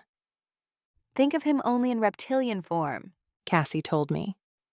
I bet he uses tactile communication over vocal, nudging, licking, bumping. I thought of how he'd always bump my hand looking for affection. Yes. Logan mentioned her ears bled after hearing the wyvern's speech. Yes. That wasn't a question. The point is, there is only one species in the animal kingdom capable of that sort of versatility of sound. I figured it was safe to hazard a guess. Birds? She nodded in approval. Birds! A bird's voice box is one of a kind. They have a larynx, but the organ they use to sing is buried deeper in the chest. It's called a syrinx, and it's the reason they're able to create such unique calls. And you think the wyvern has one of these syrinxes? More importantly, Logan thought so. But I am inclined to agree. It's a logical conclusion based on what she heard. You're saying that the wyvern is a bird? Harlan asked. She shrugged. Evolution is a complicated generational concept, but if Logan's theory is correct, it's more bird than reptile. My father's eyes were still fixed on the diagram, but they slowly cut to Cassie's face, then across the desk, and to the shelves behind it, crammed with leather-bound books and dusty artifacts. Ms. Curtis? He began, and I recognized the determination in his tone. How would you feel about coming to work for me, at least until Ms. Logan returns safely? Cassie's answering frown meant nothing. I knew that tone. Harlan wouldn't let it go until he got what he wanted. Cassie was as good as on the Jareth payroll already. If you wanted to get hold of Logan's research, you could have just compelled Cassie to give it to you, I pointed out, as we waited in the hall a few minutes later. Cassie had insisted on packing up Logan's research herself, and had shooed us out of the office after Harlan had almost knocked over a likeness of the rain god, Chak, Mayan in origin, and as fragile as it was priceless. This survived 1,000 years in a cave in Yucatan. Cassie had snapped as she'd snatched it away. How do you expect me to explain why it couldn't last 24 months in the First World? Rather than risk it, I'd followed Harlan out into the hall. It's not just the research we need, He said, keeping his voice low so that Cassie wouldn't overhear. The wyvern is problematic and we have enough to be dealing with right now. With Logan gone, she's the closest thing we have to an expert. She's not Logan. She's the next best thing. I had nothing to refute that, though the thought of letting a civilian anywhere near the beast filled me with cold dread. I'm assuming this will delay our travel plans, unless you're planning on abandoning Cassie her first day on the job. Good point. He took out his phone, punched in a speed dial, and held it to his ear. I'll get Jackson to contact the pilot and move our schedule back 24 hours. We'll fly out tomorrow afternoon. With that out of the way, we waited in silence until the door opened and Cassie stuck her head out. I'm almost done. You can start loading these sealed boxes into the car. Technically, a lot of this stuff is campus property. So if anyone tries to stop you, you should... She frowned. You know. Got it. Harlan hoisted 3 boxes at once. Glamoring college students, I teased, shuffling behind him, my arms around a box that was a lot heavier than it looked. What an excellent use of your talents. Give it a rest, Grayer. I couldn't retort even if I'd wanted to. We stepped outside and the crisp air stole my breath. A quick sweep of the lot revealed Izzy rotating slowly on a small patch of lawn, her phone held away from her body, around waist height. Her spine was bent. She hadn't noticed us. What is she doing? I asked, curious. Izzy. Harlan hissed. Izzy jumped, dropped her phone, scrambled to catch it, and then looked about ready to burst into tears as it hit the ground. She snatched it up, deliberately not looking at the screen, and speedwalked toward us. I was looking out. She said the second she got within earshot. I swear I was aware of my surroundings the whole time. It's just that someone on the forum last night mentioned they found a Noibot, and then the wind picked up, which boosts the chances of finding one, and I just thought it was worth a... She trailed off, catching sight of the permafrost of Harlan's face. Sorry. Harlan didn't dignify her with a response. He marched furiously toward the still idling Porsche, boxes teetering precariously to the left. I hoped they didn't fall, for Izzy's sake. I inched closer to her as we followed behind. In the safety of Harlan's shadow, she was discreetly checking her screen. "What's a Norbet?" I whispered. A Noibot. She corrected. It's a super rare Pokemon. It needs 400 candies to evolve. Wait. She'd caught sight of my confused face. Don't tell me you've never played Pokemon Go. I even made sure to load the app on your new phone. I started to pull the phone from my pocket, heard Harlan's throat-clearing warning, and smiled at Izzy. Maybe next time. Chapter 8. Determined to make up for her faux pas, Izzy started ferrying boxes from Logan's office as though her life depended on it, which I felt almost certain was not the case. Her fervor was such that it was safer to stay out of her way, so Harlan took up position near the car, ready to intervene should anyone challenge her, and I stayed inside with Cassie while she packed up the last of Logan's private research. dark shadows threw contrast beneath her gray-green eyes. "You're really worried about her," I remarked, stepping aside so she could reach for a slim file that had slipped down the side of Logan's desk. Cassie added it to an already towering pile. I am. Her eyes met mine, and a flicker of mutual understanding passed between us. Cassie and I were united by a common goal, if nothing else. We would do anything to get Logan back. It went without saying. Izzy flitted back into the office and snatched up the growing pile. She wrapped her fingers on the top folder. Is this it? Have we got everything? Almost. Cassie scanned the room. Don't worry, we can bring the rest out. Great! Izzy sighed in relief. Because Harlan's low-key furious with me right now, so the sooner we can get out of here, the better. Also, a League of Legends update just launched, and I haven't downloaded it yet. My online gaming team is raving about the fixes, and we have a tournament scheduled for later tonight. She gave us a conspiratorial grin and hoisted the files. You're welcome to join us. I'm sure the guys won't mind an extra player. I'm good, but thanks. Cool. Her relief was palpable. Polite Izzy may be, but I suspected she took her gaming very seriously. I doubted her team would take kindly to a novice bringing them down. I'll see you out there. I literally have no idea what she's talking about, I said once I found my tongue.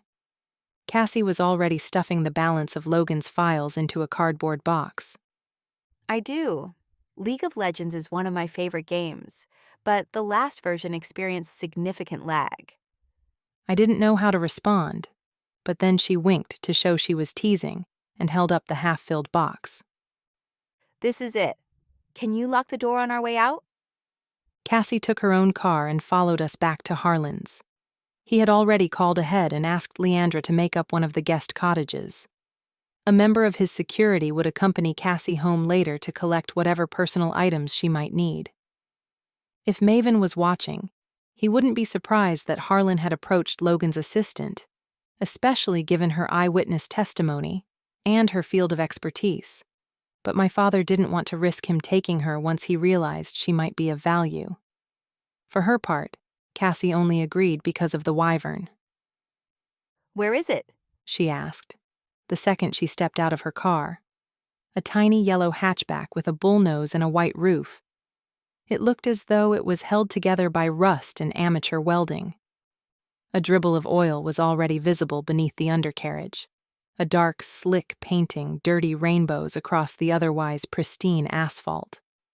Harlan winced but didn't mention it. It's not far, he told Cassidy.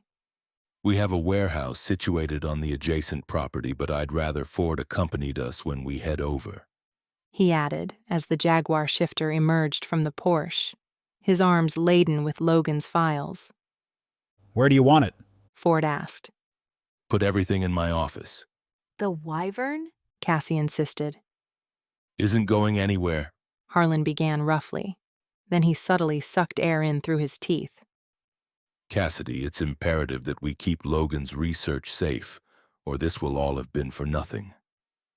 Why don't we get you settled while my men bring everything in, and then we'll head straight over to see the beast, I promise. Cassie reluctantly conceded. Is that a Mini Cooper? Izzy asked, eyeing Cassie's little rust bucket. Clubman. Ford corrected, pausing on his way past. The Cooper's even smaller.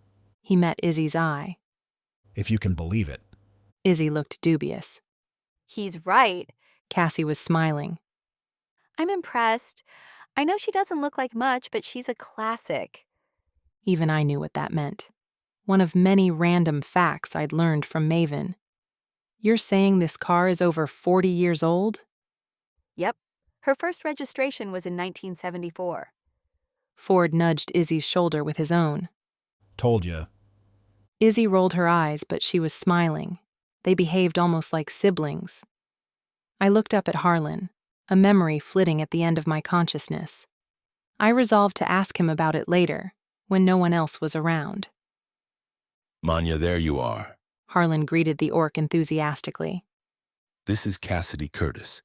She's a research assistant at UW, and she's going to be helping us out with our wyvern problem. Manya smiled at Cassie and nodded her head in greeting. Would you please show Ms. Curtis to her cottage? I believe Leandra mentioned.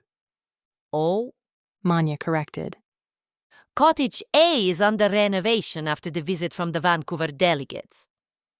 She gave Harlan a pointed look.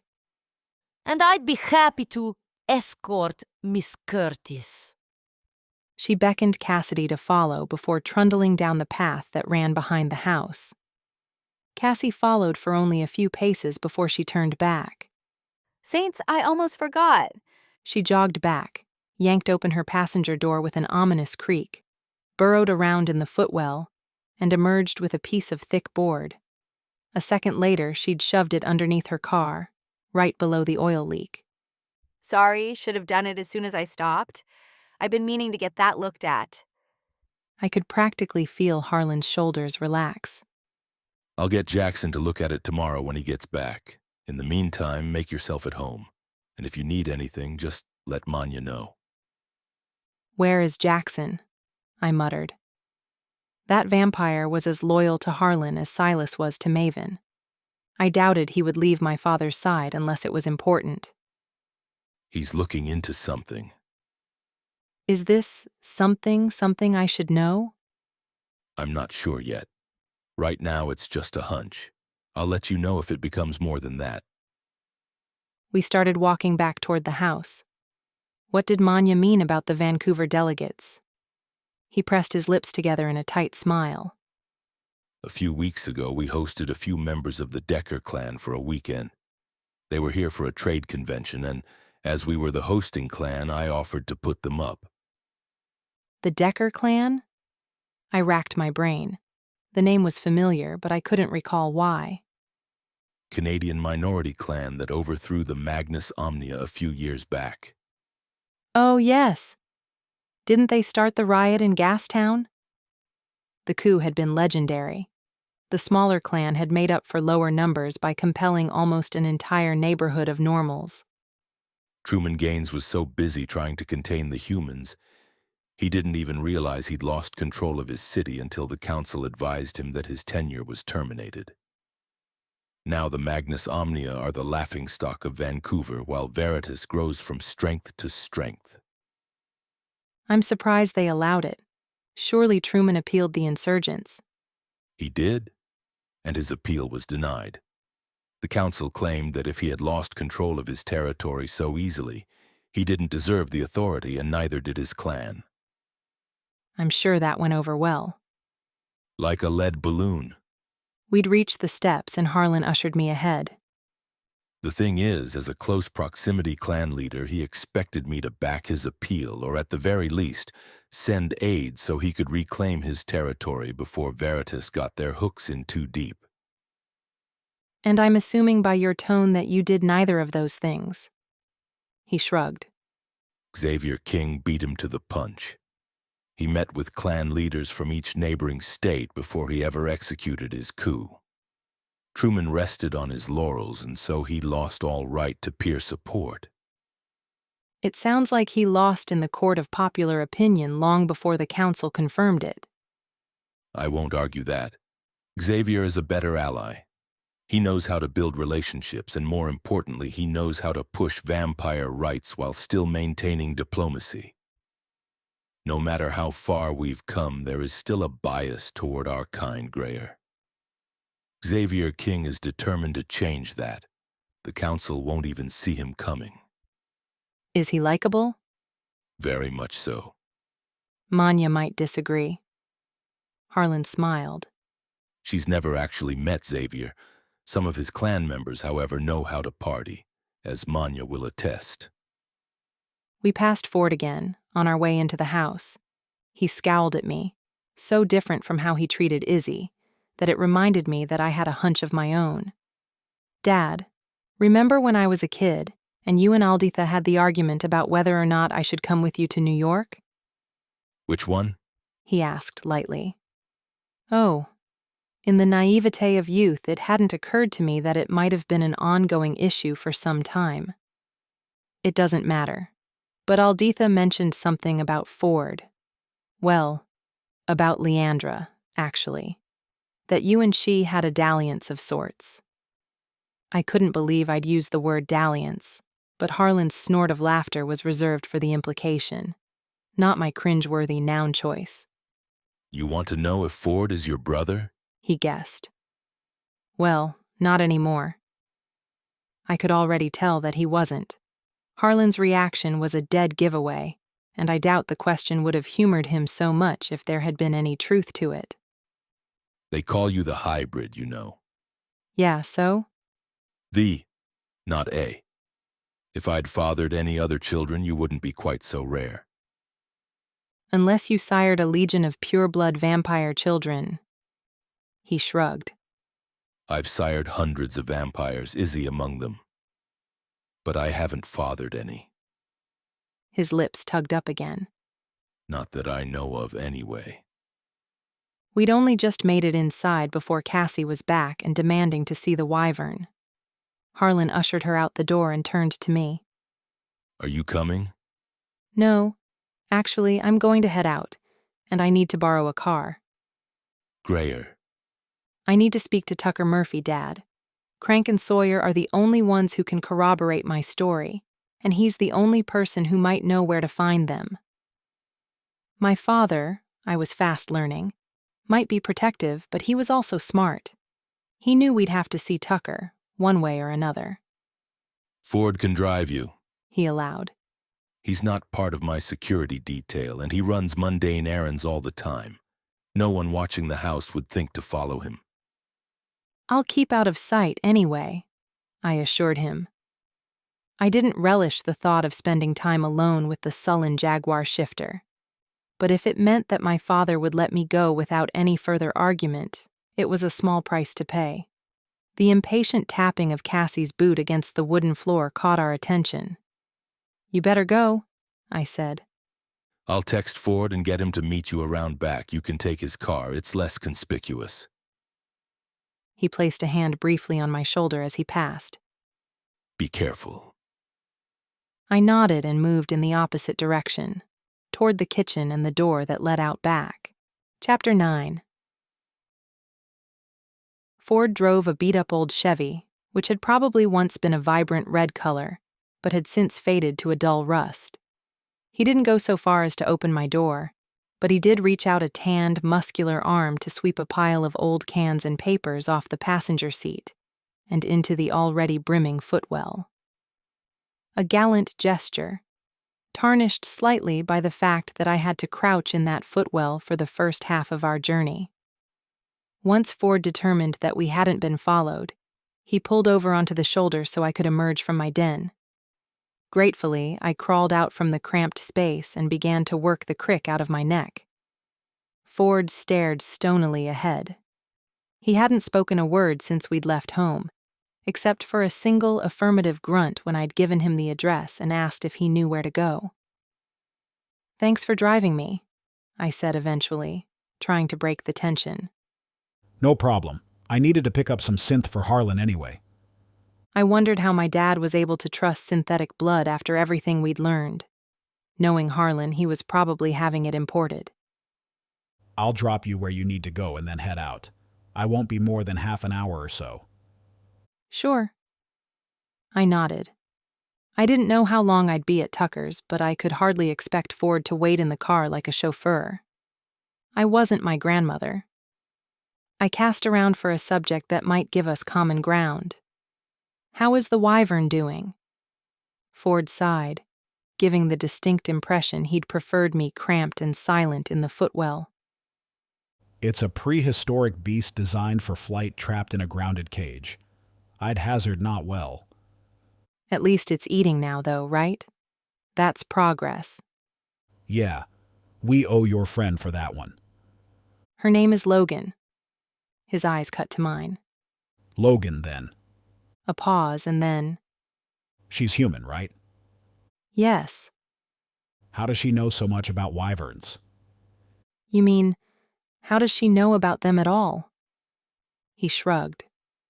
You've been hanging out with witches too long. Human sympathizers aren't that uncommon. particularly amongst the Were communities, and especially in Seattle. What do you mean I've been hanging out with witches too long? A muscle in his jaw clenched. I traveled a lot before Harlan offered me a job. At my mother's behest, I suspect. Anyway, the prejudice here is the worst I've seen it, especially between the witches and the vampires, though I've never been able to pinpoint why. He cast a sideways glance at me. It must make things tough on you, though. All things considered. I swallowed my pride rather than snapping back at him. An automatic response after 2 decades of having to defend myself. Why'd you come back then if it's so bad? To be near my mom. She's all I have. What about your father? He barked a laugh. He's not someone anyone would willingly be around. That bad, huh? Worse. He shook his head. He was never around much when I was growing up, which was better than the alternative. Then, when I was about 13 or so, he came home from work with a pink slip, popped open a beer, and punched my mother in the face. My head jerked up.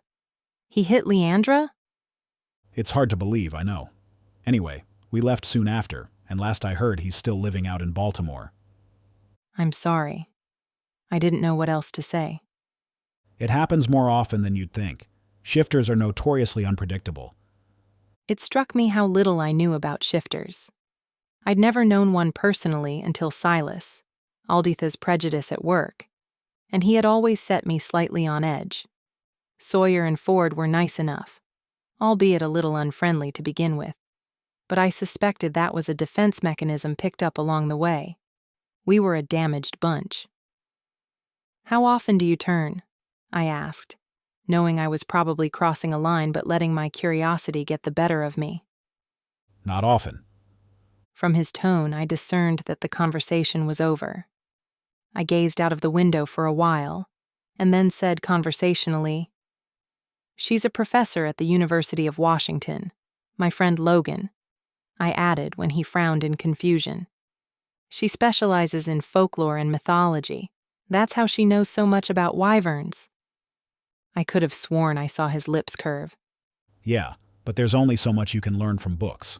For example, does she know that a full-grown wyvern can eat 25% of its body weight in a single day? That's 400 pounds of livestock every single day. I smiled out the window so he wouldn't see.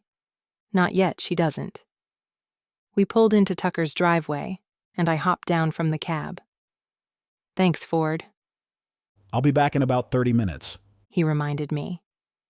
He didn't offer to stay or accompany me, and I was grateful for it. I was tired of being treated like a fragile flower. Tucker's garden was freshly mown, and the small compost heap near the far fence had been recently turned. At the base of an ancient oak sat a garden gnome with fiery hair and a kind, crinkled face. It reminded me of Crank, which, I suspected, was probably the only reason Tucker had bought it. As I moved toward the front door, I noticed that all the curtains on this side of the house were drawn, offering no glimpse inside. With a steadying breath, I rapped firmly on the griffin-shaped brass knocker. There was no response, but I waited a full minute before trying again. This time, the door opened before I'd even dropped my hand. Tucker's hazel eyes regarded me coldly for only a second before he slammed the door in my face. "Tucker!" I hit the wood with a flat palm. "I need to talk to you. Open the door." He did exactly as I asked, the door opening so abruptly it caught me off guard. I gave a yelp as the lethal point of a stake was pressed into the hollow of my throat. "That stings," I growled. It took everything in me not to launch backward, away from the bite of the silver. You shouldn't have come, Grayer. You're not welcome here. "Why not?" I hissed. The silver started to seriously burn. "And would you mind putting that down? You know I'm not going to hurt you." You expect me to trust the lover of the man who killed my husband? Ex-husband, I corrected. And we both know Crank's not dead. His eyes widened as he quickly scanned the street behind me. Crank is dead, he bellowed. Then, lowering his voice about 40 decibels, and the stake to his side. Inside. Now. I thought you'd never ask. I grumbled as I crossed over the threshold and Tucker slammed the door shut behind us. The house was gloomy and stifling, no light or air filtering in through the heavy drapes. Tucker led me as far as the entrance to the living room, but issued no invitation for me to sit. What do you want, Greer? I need to find Crank. Crank is dead. Your boyfriend made sure of that. Maven knows even better than I that Crank is alive. He only made it out of that lab after Crank and Sawyer, and he's not my boyfriend anymore. Since when? Since he tried to kill me. Tucker didn't look convinced, and I sighed in disappointment. You obviously haven't seen Crank. If you had, you'd know that. But you don't believe he's dead any more than I do. I kneaded my temples. Look, Tucker, I don't know what you think you know, and I understand that you don't trust me yet, but I need you to get a message to Crank. I need you to tell him that I'm alive, and that I need to see him. I'm staying with my father. He'll know where to find me. His face gave nothing away. Can you do that for me? Please? An eternity passed while Tucker deliberated. He seemed to have forgotten the stake, which hung limply at his side. I was about to turn and leave when he started to speak, hesitantly at first, and then faster and faster as though he needed to get the words out before he changed his mind. He contacted me just after the explosion. He couldn't speak for long, and he didn't have time to set the record straight where you're concerned, so I have no idea if what you're saying is true or not. What does your instinct tell you? He set the stake aside on a small circular table. That you're telling the truth. I am. I sighed. What else did he tell you? Like I said, we didn't speak for long before he cut the call. He just told me that I needed to be careful, and that I should stay away from Maven Gideon and anyone connected to him. He sounded scared. Tucker's fists tightened. 8 years we were together, not to mention the decade we've remained close since, and this was the first time I've ever heard him frightened.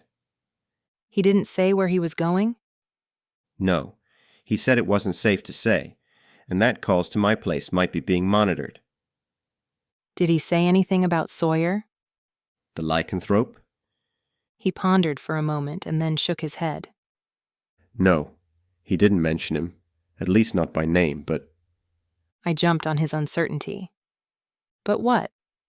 What did he say, Tucker? He said that we would have to lie low for a while. Not I. We. I heaved a sigh of relief. They must be together. You said he called your place, so not a cell phone? In answer, he waved toward the kitchen counter behind him, on which sat a basic cordless phone. I don't suppose you have caller ID. He rolled his eyes. Okay. I gathered my thoughts. Okay, here's what we're going to do. You're going to wait until Crank makes contact again, and when he does, you're going to tell him to come and find me. It's important, Tucker. I wouldn't ask if it weren't. And until then, no one can know I'm alive. His eyes rose to meet mine. Maven really tried to kill you? Yes. It put a bit of a damper on our relationship, if I'm being honest. I'm sorry. So am I. I turned for the door. Greer, wait. I stopped mid-stride. There's something else. He looked so torn I didn't dare breathe. That day that he called, he wasn't just letting me know that he'd survived. He also told me. He hesitated, wiped a trembling hand across his mouth. He told me to destroy some of his things. What things? His inventions. I'm going to need a little more than that, Tucker. I wish I could tell you, but I can't. You mean won't? No, I mean can't. Quite literally. After I destroyed them, I asked a wizard friend to cast a spell to make me forget what they were. There is no spell to make you forget. It's why Alditha had wanted to turn back time when I overheard her and the rogue coven discussing the weapon. She couldn't simply make me forget, but she could go back in time and ensure that I'd left the house before that discussion ever took place. And as the caster, her memory of the previous incident would remain intact. It's more of a distraction spell, Tucker admitted. but effective enough. As soon as I try to think of the object I destroyed, I blank. My mind cannot settle on it, cannot isolate it from the myriad thoughts that plague me in the same moment. You have to remember, Tucker. Please try. He raised his chin. Even if I could remember, I'm still not sure I'd tell you. Honest to a fault. Crank entrusted me with a lot of valuable and dangerous devices, and I won't betray his confidence without good cause. You don't know this yet. Saints, Crank might not even know it yet, but we are on the same side. Something in his eyes gave him away. I cocked my head. He told you about the toxin, didn't he? Tucker didn't bother denying it, and I pressed forward. Then you know that there's a weapon out there that can be used to kill hundreds, if not thousands of people. Vampires. Tucker corrected. I'd never heard him sound so bitter before. It can be used to kill vampires, not people. You married a dwarf. You stow his illegal science away to protect him from the council, and you enlisted the help of a wizard to do it. It's a bit late to pull the humanity card. Dwarves and wizards experience human emotion, Greyer. They're different, not evil. His words stung worse than the silver had earlier, but I knew that he didn't hate vampires. Not really. He was angry and afraid. Tucker caught sight of my face, my hybrid, half-vampire face, and proved me right. Damn it. He cursed long and low under his breath. I'm sorry. I didn't mean that. Yes, you did. You see vampires as the very worst of us. Not all touched are created equal and all that, right? He didn't deny it, and I steeled my resolve. I know the history books cast us as evil with almost no exception, but there are good vampires out there too, my father among them. Vampires share an ancient relation to the Fae, Greyer. You can't blame me for being skeptical. We also share a connection to the elves, who are both lawful and good, but that always seems to be disregarded in favor of our connection to the Fae. I snapped, temporarily letting my emotion get the better of me. I drew in a breath. Look, it doesn't matter. I'm not wasting my time arguing with you about this, and you're entitled to your opinion. But while you're casting judgment, just remember that the witches would wipe your memory as quickly, if not sooner, than the vampires. I let that sink in. Let him absorb the meaning of my words. Everything he knew about our world, everything he knew about Crank, the man he loved, would be erased, and the council would feel absolutely no remorse doing it. Deep down, I know that. I'm just... Angry, I finished for him. After everything that's happened, I get it. Believe me. I rubbed at the remembered pain in my chest. That weapon is dangerous, Tucker, and if Maven has it, there's no telling what he might do. Regardless of how you feel right now, you know that Crank doesn't want a war breaking out in Seattle. I had nothing more to say. I would not defend myself or be made to feel ashamed of who I was. Not by anyone, not anymore. Tucker pondered. He did so quite deliberately, fingers steepled and a creased brow. He looked older than his 40-odd years, as though the stress of recent events had leached some of the life out of him. Fine. He relented eventually. If I hear from Crank, I'll tell him that you're looking for him. And you won't mention this to anyone? He smiled sadly. I'm sorry you feel you had to ask. Chapter 10. He put a stake to your neck? Harlan's voice was dangerously low. I'd found him in the living room, staring unblinkingly into a snifter of brandy, as if he might find the secrets of the universe in its golden depths. After everything I just told you, that's what you focus on? Ford had brought me home without incident, and I'd relayed everything that had happened at Tucker's. A threat to your life is a pretty big deal, Grayer. I'm still your father, first and foremost. I waved away his concern. Tucker was never going to hurt me. If you'd ever met him, you'd know that. He's just on edge. Aren't we all? He swirled his glass and downed the last of his drink in a single gulp. He was clearly agitated, and I wondered if he was worried about Cassie, who'd left to collect her things. How long have they been gone?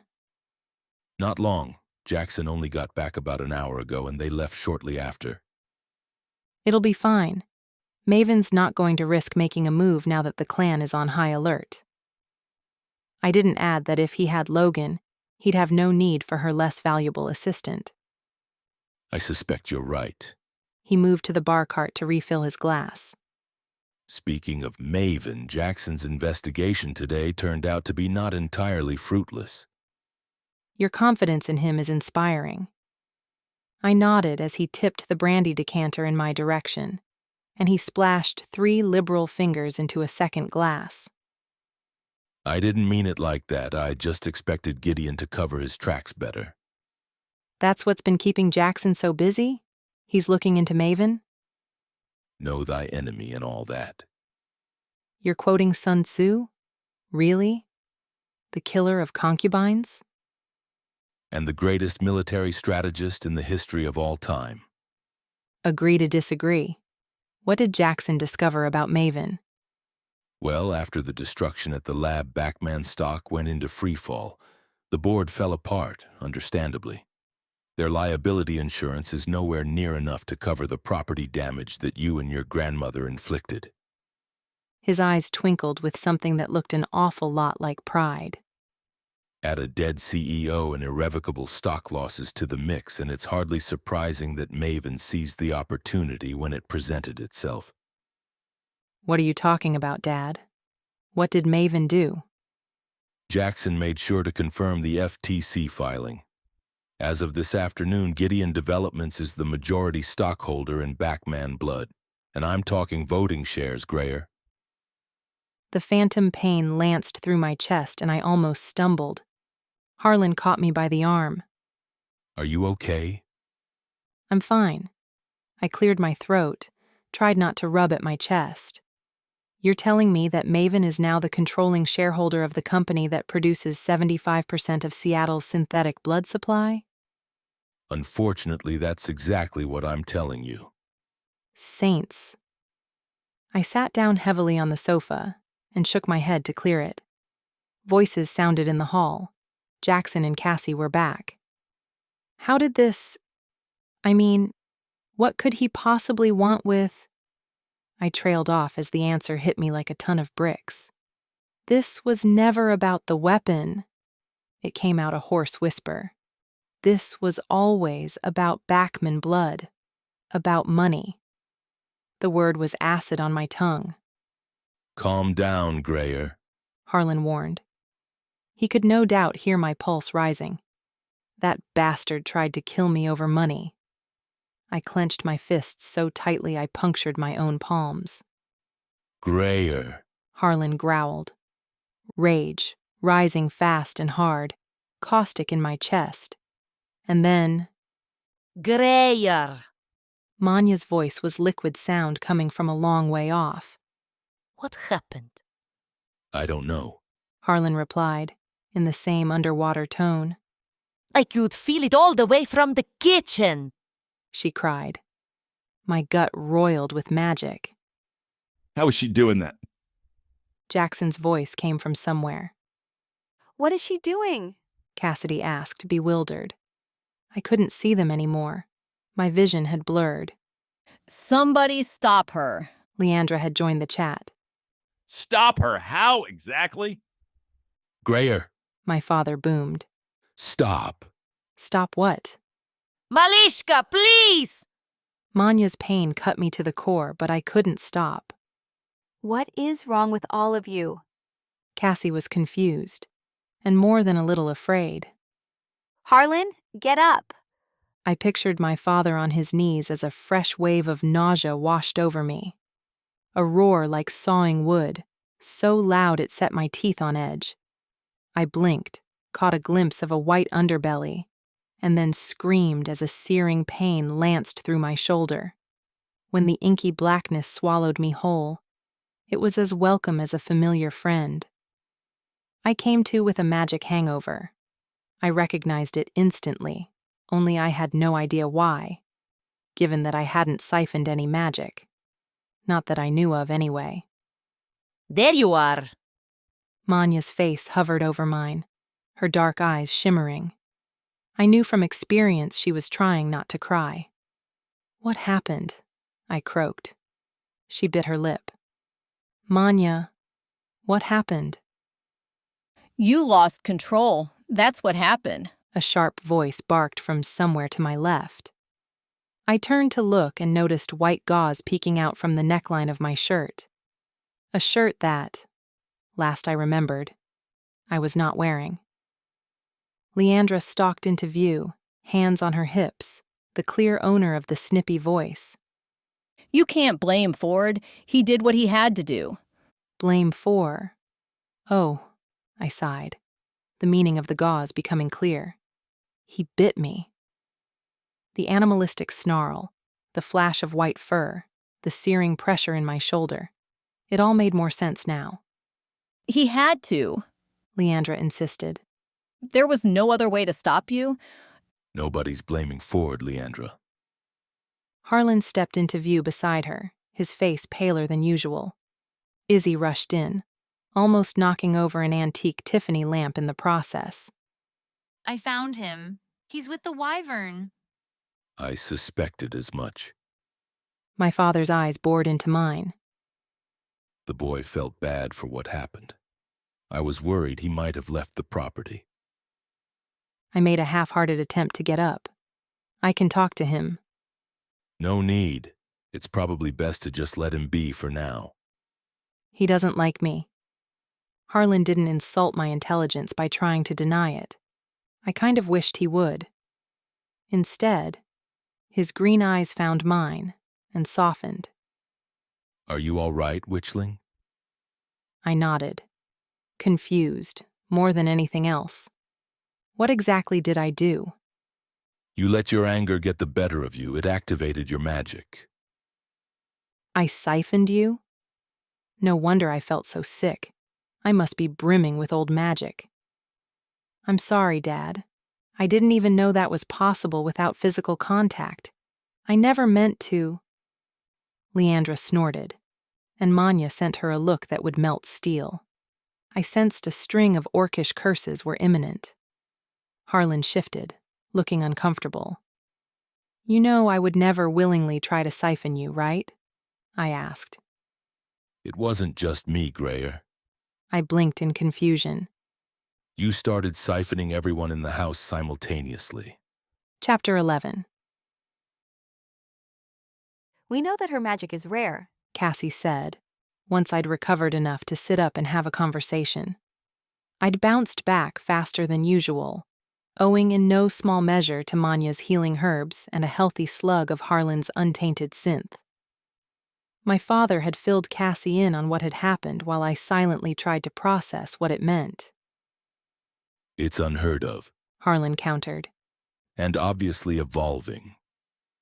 And you say you've never siphoned anyone without direct physical contact before? Cassie asked. I nodded. You might have done so without knowing. Leandra pointed out from her position near the door. She had stayed to listen. She said she hasn't, so she hasn't. Manya hissed. Manya stayed too, for no other reason than to keep an eye on Leandra, it appeared. No, she's right, I admitted, giving Manya an apologetic look. I might have done it without my knowledge. But you don't think so? Harlan guessed. No, I don't think so. You get sick, Manya pointed out. you'd have known. She wasn't doing a very good job of convincing anyone. Even I could hear the reservation in her voice. But I appreciated the effort. I patted her hand. I'm not saying it's likely. I just don't want to deny it when there's no way to be sure. Have you ever siphoned more than one person at a time? Harlan asked. No, not to my knowledge. Another snort from Leandra. Manya's lips moved, but no sound came out. I could recognize her orcish curses by the shape of the vowels alone. I grinned, despite the serious circumstances. Think, Grayer. Harlan prompted. I cast my mind back. Maybe. In Backman's lab, I was focused on Silas, but I honestly couldn't say how much magic I absorbed, and where or who it came from. There's no way the magic that caused that amount of damage came from one person, Leandra said. An irrational anger clawed in my chest, dark and ugly as the shifter's shadows. I tried to remind myself that she couldn't possibly fathom Silas's power without having experienced it firsthand. You haven't met Silas, was all I said. Cassie drew my attention back to her. Speaking of the lab explosion, from what I hear, the surge leveled an entire building. So they tell me. What about it? Well, to put it bluntly, how are you still alive? Izzy got me out. I felt as though I was stating the obvious, but Cassie shook her head. That's not what I meant. She took a moment to find the right words. The power you harnessed destroyed billions of dollars worth of property. It tore through brick and steel and fried every electrical circuit in a 10-block radius. She looked to my father for confirmation, and he nodded grimly. I hadn't known the extent of the damage until now. My mood lifted. I saw that. Harlan snapped. What? That smirk. There's no need to be quite so pleased with yourself. Backman was working to kill off an entire species in that lab. I'm not going to feel guilty about blowing it up. We're getting off track, Cassie interrupted. Well, the feat itself was impressive. She fluffed the word, and my spine straightened as she waved an arm in my general direction. The point is that you are not. I deflated faster than a helium balloon in a needle factory. She's right. Leandra added helpfully. You may be the only recorded hybrid, but that amount of power should have destroyed you right along with the lab. Thank you, Leandra, for your very scientific observation. Manya snapped. It should have burned you up from the inside, said Ford. He'd appeared behind Leandra's shoulder and was studying me like I was some kind of science experiment. I guess the boy didn't feel as bad as Harlan had suspected. Think supernova? Izzy used jazz hands to make her point. Desperate for some sanity, I turned to my father. What do you think it means? I think it means your magic is evolving, as I said. That didn't make any sense. I had no magic. It was the perpetual shame of my conception. How could something that didn't exist evolve? Harlan smiled, as though he sensed what I was thinking. Not that magic, Grayer, he said gently. I'm talking about your vampire magic, your old magic. I had started drinking blood. That was the crux of it. Hearing my father and the others breaking it down as they came to the only logical conclusion, I wondered why it hadn't occurred to me before. I had no witch magic. I never had, no matter how desperately I'd wished for it. My strange power came from my vampire side, the side I'd spent a lifetime trying to suppress. Old magic was fueled by blood. The blood swish had fed me without my consent the first night I'd met her had activated not only my fangs, though they were the start of it, but my vampire magic. I cast my mind back to the night of the lab explosion. I had powered Alditha up like a battery, transferring the magic I siphoned directly into her through a blood link so she could wreak havoc on the world. Selfish as it was, a part of me couldn't help but focus on the fact that I'd never have to deal with the void sickness again. I could release the power I siphoned, send it into someone deserving, and they could wield it as easily as if they'd drawn it from the void themselves. I wondered if perhaps one day I might even learn to wield it myself, but quickly reined those thoughts in. Even in light of everything that had happened, that seemed unrealistically optimistic. Leandra and Cassie were in a full-blown debate about old magic and the implications of my siphoning while I mulled over the revelation. Harlan took advantage of their distraction to lay a warm hand on my shoulder. It's a lot to take in, He murmured. How are you feeling? More like a Knox than a Morgan for the first time in my life, I admitted. I can imagine that's a Strand. He cut off abruptly, clapped a hand to his mouth, and dragged it downward over his chin. It was an action I knew well. It meant he was on the verge of a breakthrough. Apparently, I wasn't the only one who recognized it. The whole room had fallen silent, waiting. Harlan's eyes rested on me for a full minute, then flicked to the bookcase behind me. Back to me. Bookcase. His eyes widened. I'm an idiot, He growled. What is it? I almost didn't want to know.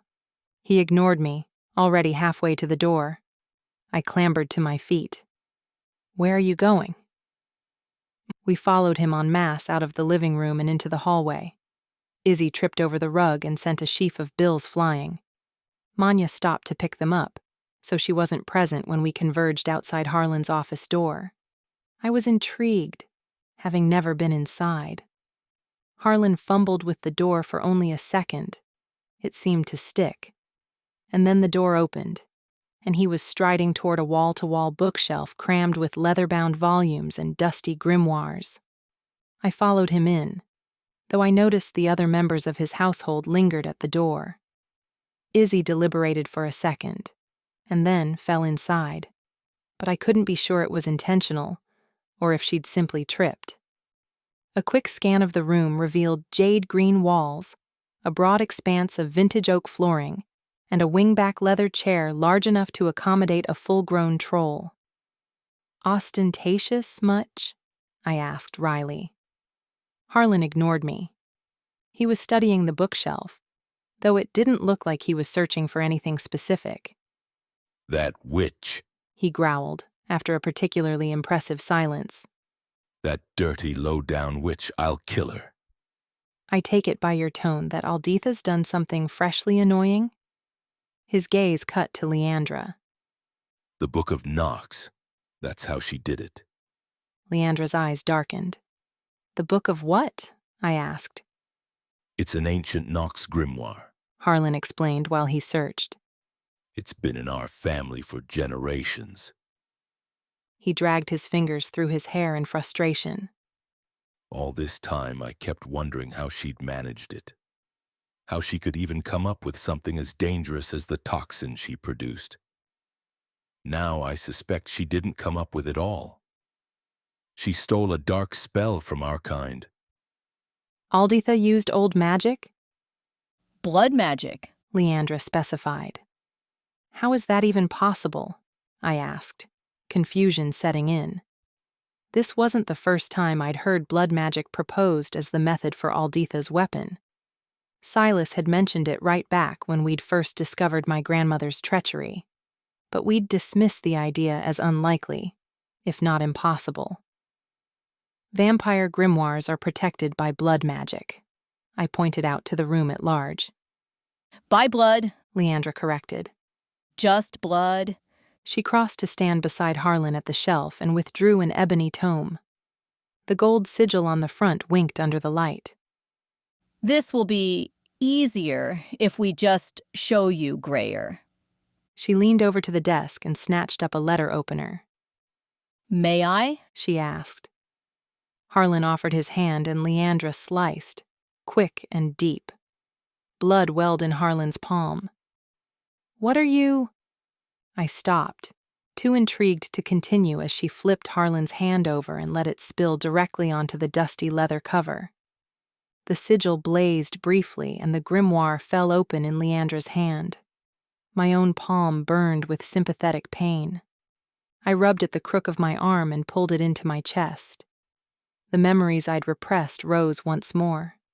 Needles and pain.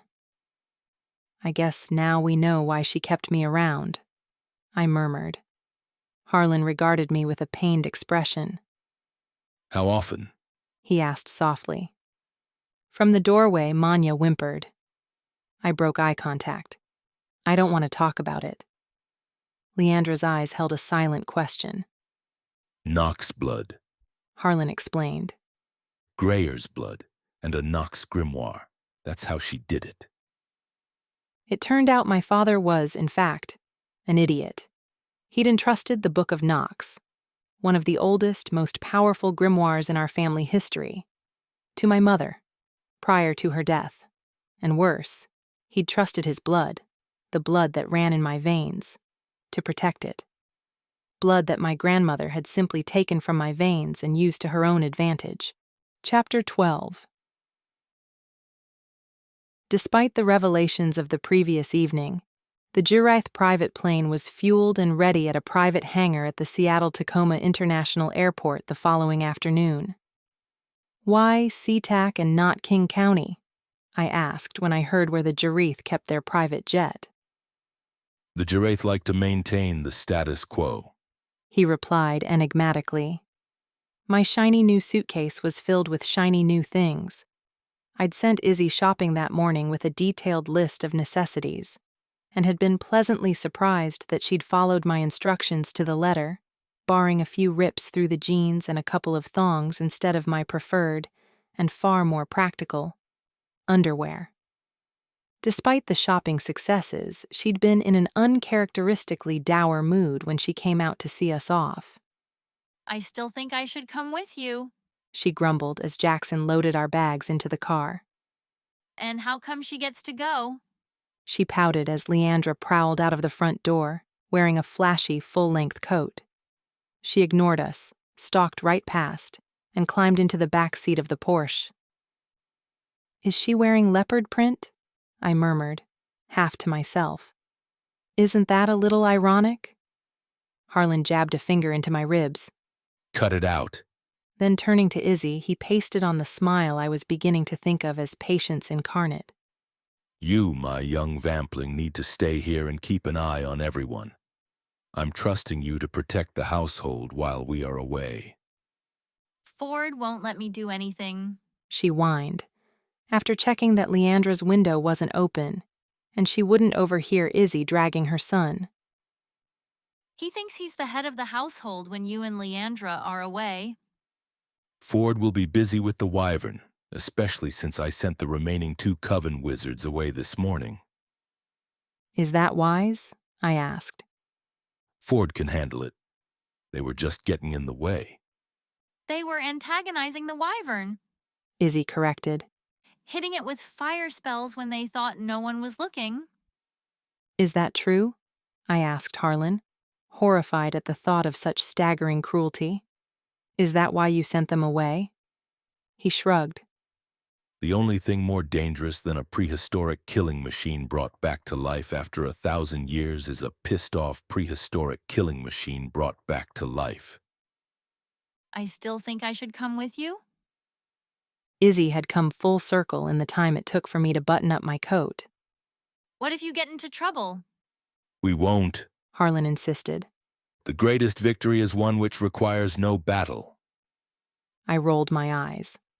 Not again, I said, in the same moment that Izzy bowed her head in reverence and whispered, Sun Tzu, as if the name was a benediction. Harlan chuckled, low and melodious. Okay, Greyer, now you have to tell me. In your extensive experience, who is better than the philosopher general? And don't you dare say Bonaparte, or I swear I'll disown you. I shrugged. Rosa Parks accomplished more sitting on her ass than most people do in a lifetime. Parks was a civil rights activist, not a military strategist. True. I'd been teasing anyway. I tried not to smile as I recited, There is nothing impossible to him who will try. Alexander the Great. Not bad. He considered it a moment and then bobbed his head. I'll concede a draw. Deal. You know, I once spent a weekend down in Maine with a guy who swore up and down his father was a Macedonian noble who'd trained under Aristotle at the same time as Alexander. Ford emerged from the house and jogged down the stairs toward the car. Do you think he was telling the truth? I asked. Harlan scoffed. Not a chance. When I asked about Alexander, he thought I meant Skarsgård and started reciting the entire plot of True Blood. Izzy sighed. Don't even waste your time. Spoiler alert, Sookie and Eric don't end up together. What? I gaped at her with all the righteous indignation of someone who hadn't yet made it past season 4. Leandra had lowered her window and was speaking to her son in hushed tones. Nor Bill. Izzy whispered conspiratorially. Then, louder for Ford's benefit. Don't worry, Harlan. I'll keep an eye on everything while you're gone. I looked away to find Jackson was also smiling. He had closed the trunk on the last of our bags and waited for me by the back door. Ford, still saying his farewells on the opposite side, didn't even acknowledge the comment. I can't say I blamed him. Izzy was a force unto herself. We should go, Harlan said. I gave Izzy a quick hug and then waved away Jackson's assistants getting into the car. Beside me, Leandra stared straight ahead and pretended we weren't sharing a seat. It was a tense drive. I still can't believe you left that grimoire with Alditha, I grumbled for what must have been the 10th time as we entered the SeaTac apron, and Jackson made a beeline for the clan-allocated hangar. For the last time I left it with your mother. Harlan snapped. It was meant for you to help as you grew older. How was I to know your sadist grandmother would use it to try to commit genocide? You couldn't know that, I relented. But as a matter of course, you should keep better track of dangerous family artifacts. If you knew how many dangerous Knox family artifacts existed, you'd know how impossible that is. I opened my mouth to retort, but nothing came out, because we'd entered the hangar and I'd caught my first glimpse of the Jareth jet. It was something. You've got to be kidding. Don't you start. We're actually traveling in that? I started. It's the clan color, Grayer. I didn't get a choice in the matter. Your plane is purple, nose to tail, like a giant eggplant emoji. It's amethyst. Harlan insisted, as though that made any difference. And again, I didn't choose it. Besides, you should see the Ruslana jet. It has chandeliers. I barely heard him. I was too busy trying to contain my laughter while letting my eyes adjust. The matte purple paneling and mirrored windows created an effect that was gloriously vulgar. Harlan caught me grinning. What? Maven would hate it. Yes, well, despite our differences, I've always found Maven to be a man of impeccable taste. I shrugged, still scanning the jet. The cockpit windows looked darker than most, no doubt sporting additional tint to protect the pilot from the discomfort of the sun, and the wings and fins had been sprayed a pale gold. I love it. He didn't quite roll his eyes, but he came close enough. Of course you do. Then, with a nod to Jackson, who began unloading our bags from the trunk, he slung an arm across my shoulder. Come on, Witchling, let's get this show on the road. He gestured grandly toward the air stair, and I began my ascent. A guard posted at the top stood not quite at attention. Harlan threw him a look, and his spine lengthened. Welcome aboard, sir. Harlan didn't respond, only ducked his head and followed me inside. The interior wasn't as bad, at least from what I could see. A sea of black leather rose from a pale amethyst carpet, but that was the extent of the purple. If you could look past the Jareth sigil, the snake within an eye, which was stamped onto every available surface, it was actually quite classy. Large oval windows maximized the light despite the dark, mirrored tint. The open-concept layout consisted of spaces rather than rooms, but each was easily identifiable. Long sofas in the lounge area, a table in a meeting space at which Jackson had set up his laptop and was currently checking his email, and luxurious sofas for passengers in need of a nap. A semi-circular bar sat directly opposite the bespoke dining area. The working space included a built-in media center, and the bathrooms featured stand-up showers. My favorite feature, however, was the standout sky ceiling, which, as its name suggested, projected views of the sky above. It was the single most ostentatious thing I'd ever seen. "You have a virtual sky," I announced, collapsing into a premium leather seat. Harlan glanced up at it as if he'd never noticed, then shrugged. "I'll be in the back if you need me," Leandra said, before she stomped right up the aisle and disappeared through a door at the end of the cabin. "What's back there?" I asked. Master bedroom, private stateroom, office. Harlan recited. "Is that all?" The sarcasm dripped from my tongue. No, actually. There are also 4 VIP guest suites, one of which Leandra is no doubt making use of as we speak. Do you want a drink? I blinked. Behind the bar, a vampire had appeared out of nowhere. "No, I'm good, but I wouldn't mind a coffee." With everything else, it would be just plain ridiculous if they didn't have an espresso maker on board. Harlan inclined his head, and the vampire slipped away through a service door behind the bar. I raised my brows. The galley is at the rear of the plane, Harlan explained. along with separate seating for support staff. A soft ping echoed, and the tinny voice of the pilot announced that we would be departing in just a few minutes. At the same time, the service door opened, and the smell of freshly brewed coffee wafted through it. The vampire barman had returned, and he wasn't alone. Behind him, a flight attendant in a black blazer with amethyst trim stepped out. I got to my feet and bestowed a grateful smile on the vamp barman as he handed me a steaming mug. "Thank you."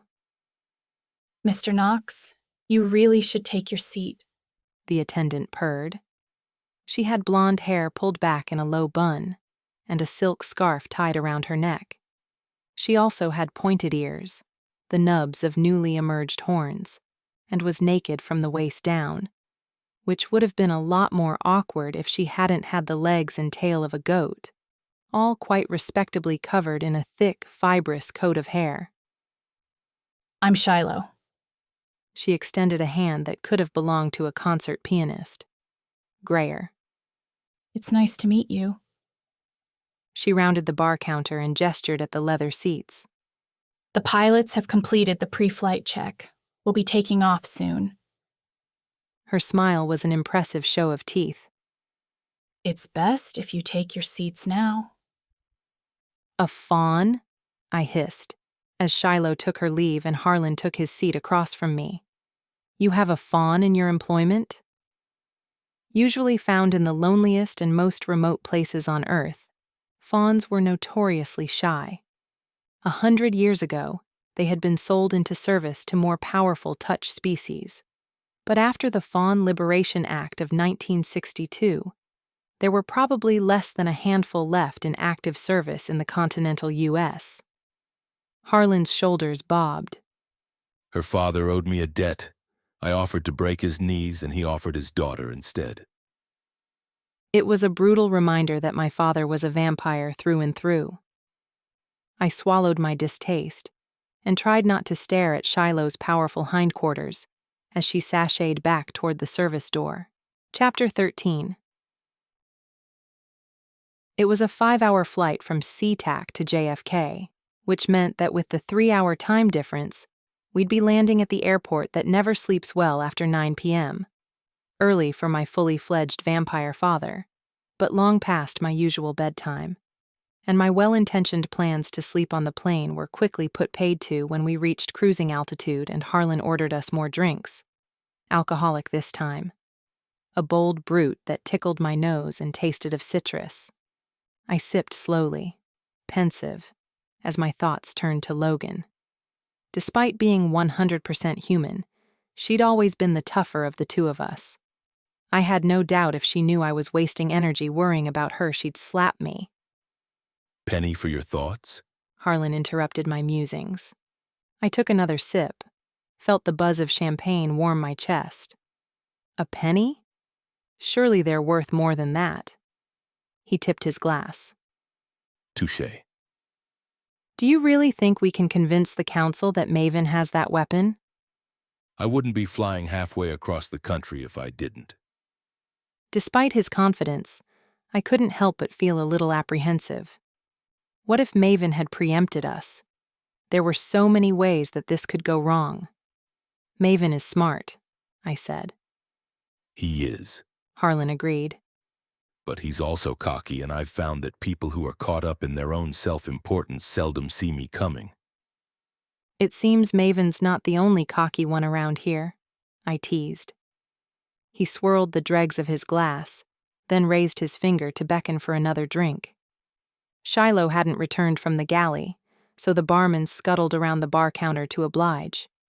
Harlan waited until his drink was refreshed, and the vampire out of earshot before resuming. Maven is a threat, but at least he's a threat we anticipate. I'm more concerned about any unwanted surprises throwing us off guard and jeopardizing our case.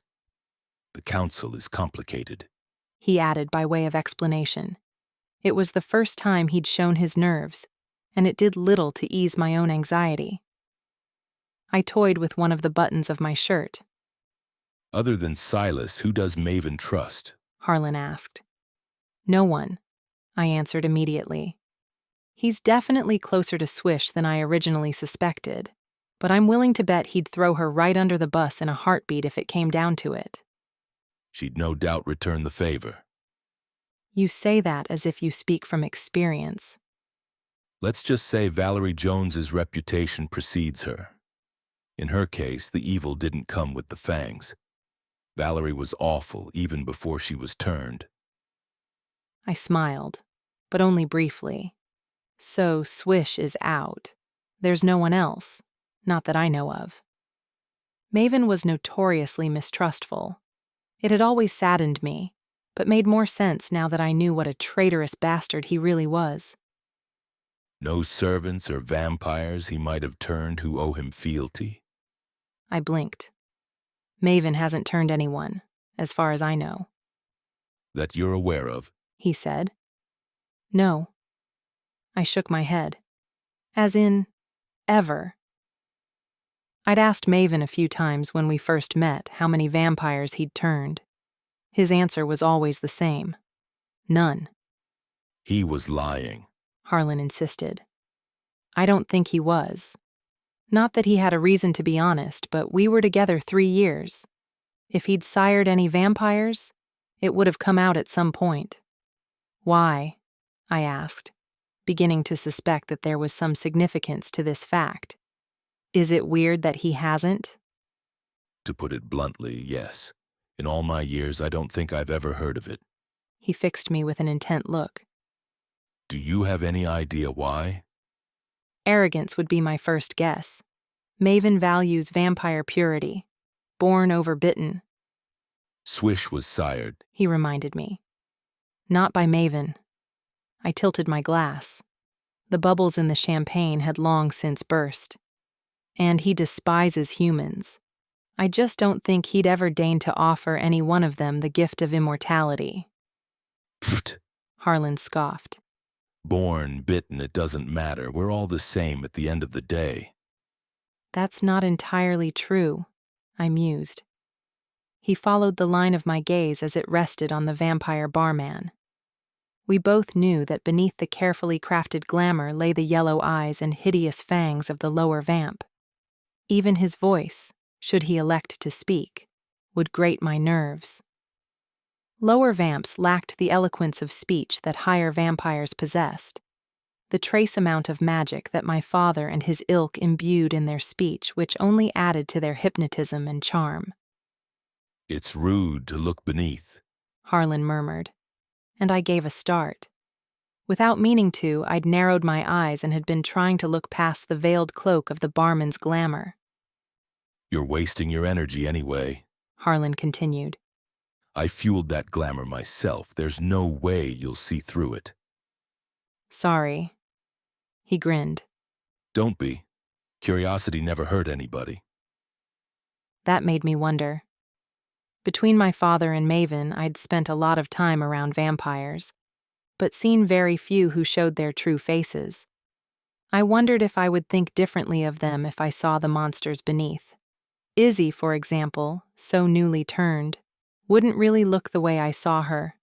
Or perhaps she would.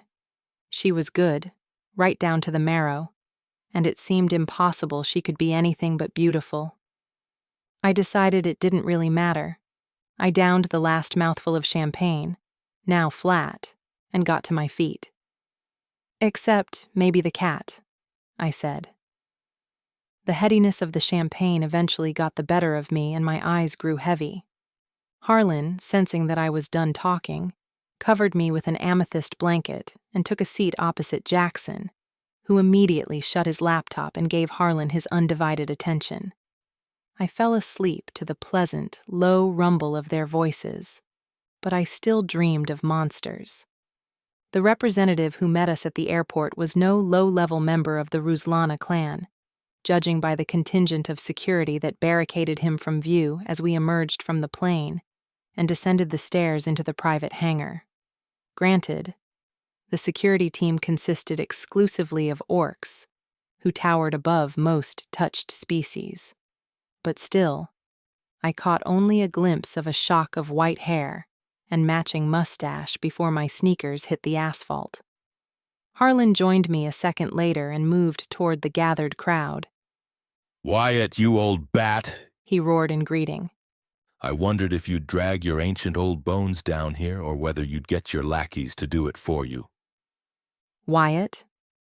My jaw dropped. The leader of the most powerful clan in New York had come out personally to welcome us? My curiosity spiked and I rose onto my toes to try to catch a glimpse of the legendary lawman who had been pulled from the clutches of his fatal liver disease just moments before death and had been living as one of the undead ever since. The guards parted, allowing him through, and I caught sight of a wizened old face, the signature Hungarian mustache which dominated the entire lower half. Enormous, but still not enough to hide the broad smile as he beheld my father. He wore an impeccably cut, pale green suit, a pair of pistols slung low on his narrow hips. Wyatt Earp, I breathed. Once the Old West's toughest and deadliest gunman, he had served as the leader of New York's largest and most powerful vampire clan for the past 93 years, ever since he'd requested to be turned and successfully faked his own death. The vampire who'd turned him had become legend, until he tried to take Wyatt's favorite racehorse for a ride, and found himself with a mouthful of Wyatt's custom-made silver bullets. Wyatt may not have been the fastest gun in the West, but his accuracy was uncanny. It had long been regarded as one of the greatest riddles in the touched community. Why had Wyatt waited so long and chosen to spend the rest of his immeasurably long life in an 80-year-old body? "You'd be surprised what these bones can do," Wyatt roared at Harlan in return, giving an impressive pelvic thrust before clapping both hands against my father's back and hauling him in for a hug. "Wyatt freaking Earp," I breathed again, grinning. Even green looks good on him. "He goes by Eaton now," Jackson said at my ear. "for obvious reasons. And don't let him hear you calling the Ruslana sigil green." He rolled his eyes. "It's pistachio." I giggled. Is he gay? "No idea. You'd have to ask Sadie." Sadie. I might have chosen to isolate myself from the touched world as much as possible, but I knew my history. Josephine Sarah Sadie Earp was Wyatt's common-law wife for almost 5 decades before his death. She was turned in 1944 by Wyatt himself in a fit of conscience, 15 long years after he'd become a vampire. Rumor had it she never let him forget it. Leandra appeared between us so silently it made me jump. "Don't call her that unless you want your head and neck to part company," she sneered. "Only Wyatt can get away with it. She goes by Josephine, Josie. If she really takes a shine to you..." "Good to know," I murmured. "Is she as impulsive and outspoken as history claims?" "How should I know?" Leandra looked a little rumpled, as if she'd slept in her clothes and not bothered to brush her hair on waking, but her usual animosity was still firmly in place. She strode off without a backward glance. Jackson hoisted a bag over his shoulder. She's worse. If he thought that would serve as a caution, he was mistaken. This day just kept getting better. Hey, is it true that Elvis— No, Jackson cut me off. that never happened. You've been reading too many Sookie Stackhouse novels. Okay, I might have got a little carried away. Grayer. Harlan said my name in a manner that implied it wasn't the first time he'd tried to get my attention. I shot forward through the forest of orcish biceps surrounding my father and the legendary lawman. There you are. Harlan smiled. Wyatt, this is my daughter, Grayer. Grayer, this is Wyatt Eaton, leader of the Ruslana and a very old friend. Wyatt's eyes twinkled periwinkle blue, betraying the boyish charm underneath the time-weathered face. He took my hand in his and brushed his lips across my knuckles in a very gentlemanly gesture. Both true, He said, his voice still heavily accented with the frontier dialect. but the former only because you turned the job down. If your sources were up to date, they'd know I declined that offer, Alditha. I recalled my father's words all those years ago. Harlan smirked. It was an impulsive offer, Bones. Every time Josephine kicks you out, you head straight for Punta Cana, and we both know you're not there for the coconuts or the coast. A young orc behind us sniggered, and Wyatt's mustache twitched. Yes, well, perhaps this is a conversation for a later time. He redirected. I believe all your luggage is loaded. Let's be on our way, shall we? He gestured to the open hangar doors, beyond which was parked a bus Kermit the frog might use if ever he embarked on a countrywide tour. Gorgeous, isn't it? He asked as I gaped at it. It's pistachio. Without waiting for a response, he turned his attention back to Harlan. Now, what's this nonsense Sadie tells me that you've booked yourself into the Four Seasons? It's only for a night. I didn't want to impose. I knew my father well enough to know that imposition was the least of his worries.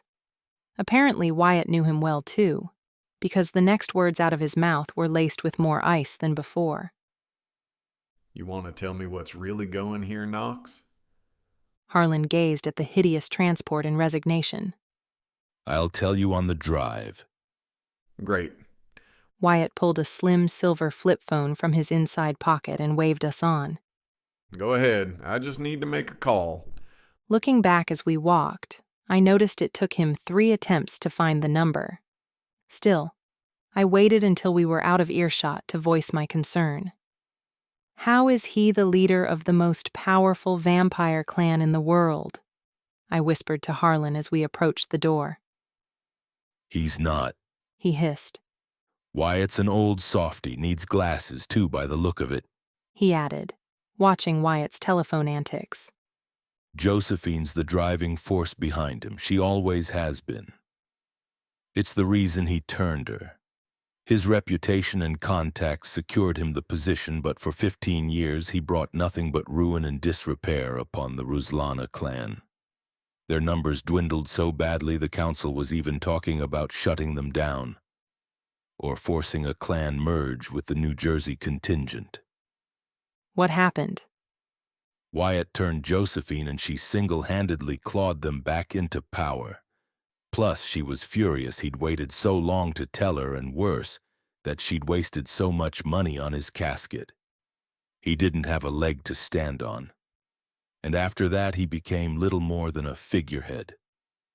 The door hissed open, and Harlan gestured toward the short stairwell.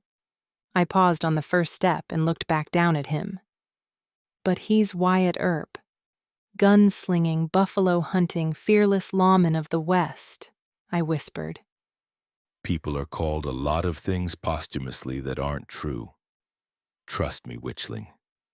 It's Josephine Eaton, not Wyatt, who really leads the Ruslana clan.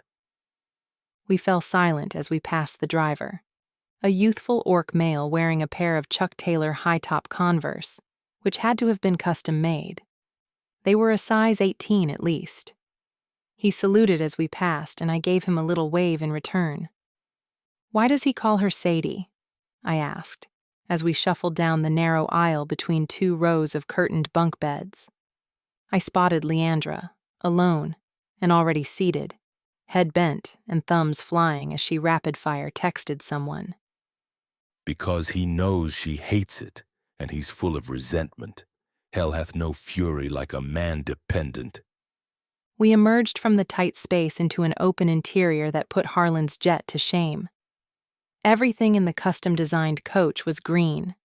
The carpet, the shutter blinds at the windows, even the seats had been perfectly pistachioed with leather dye. Not a word, Harlan warned from behind me. It looks like the Grinch threw up. Not one word grayer.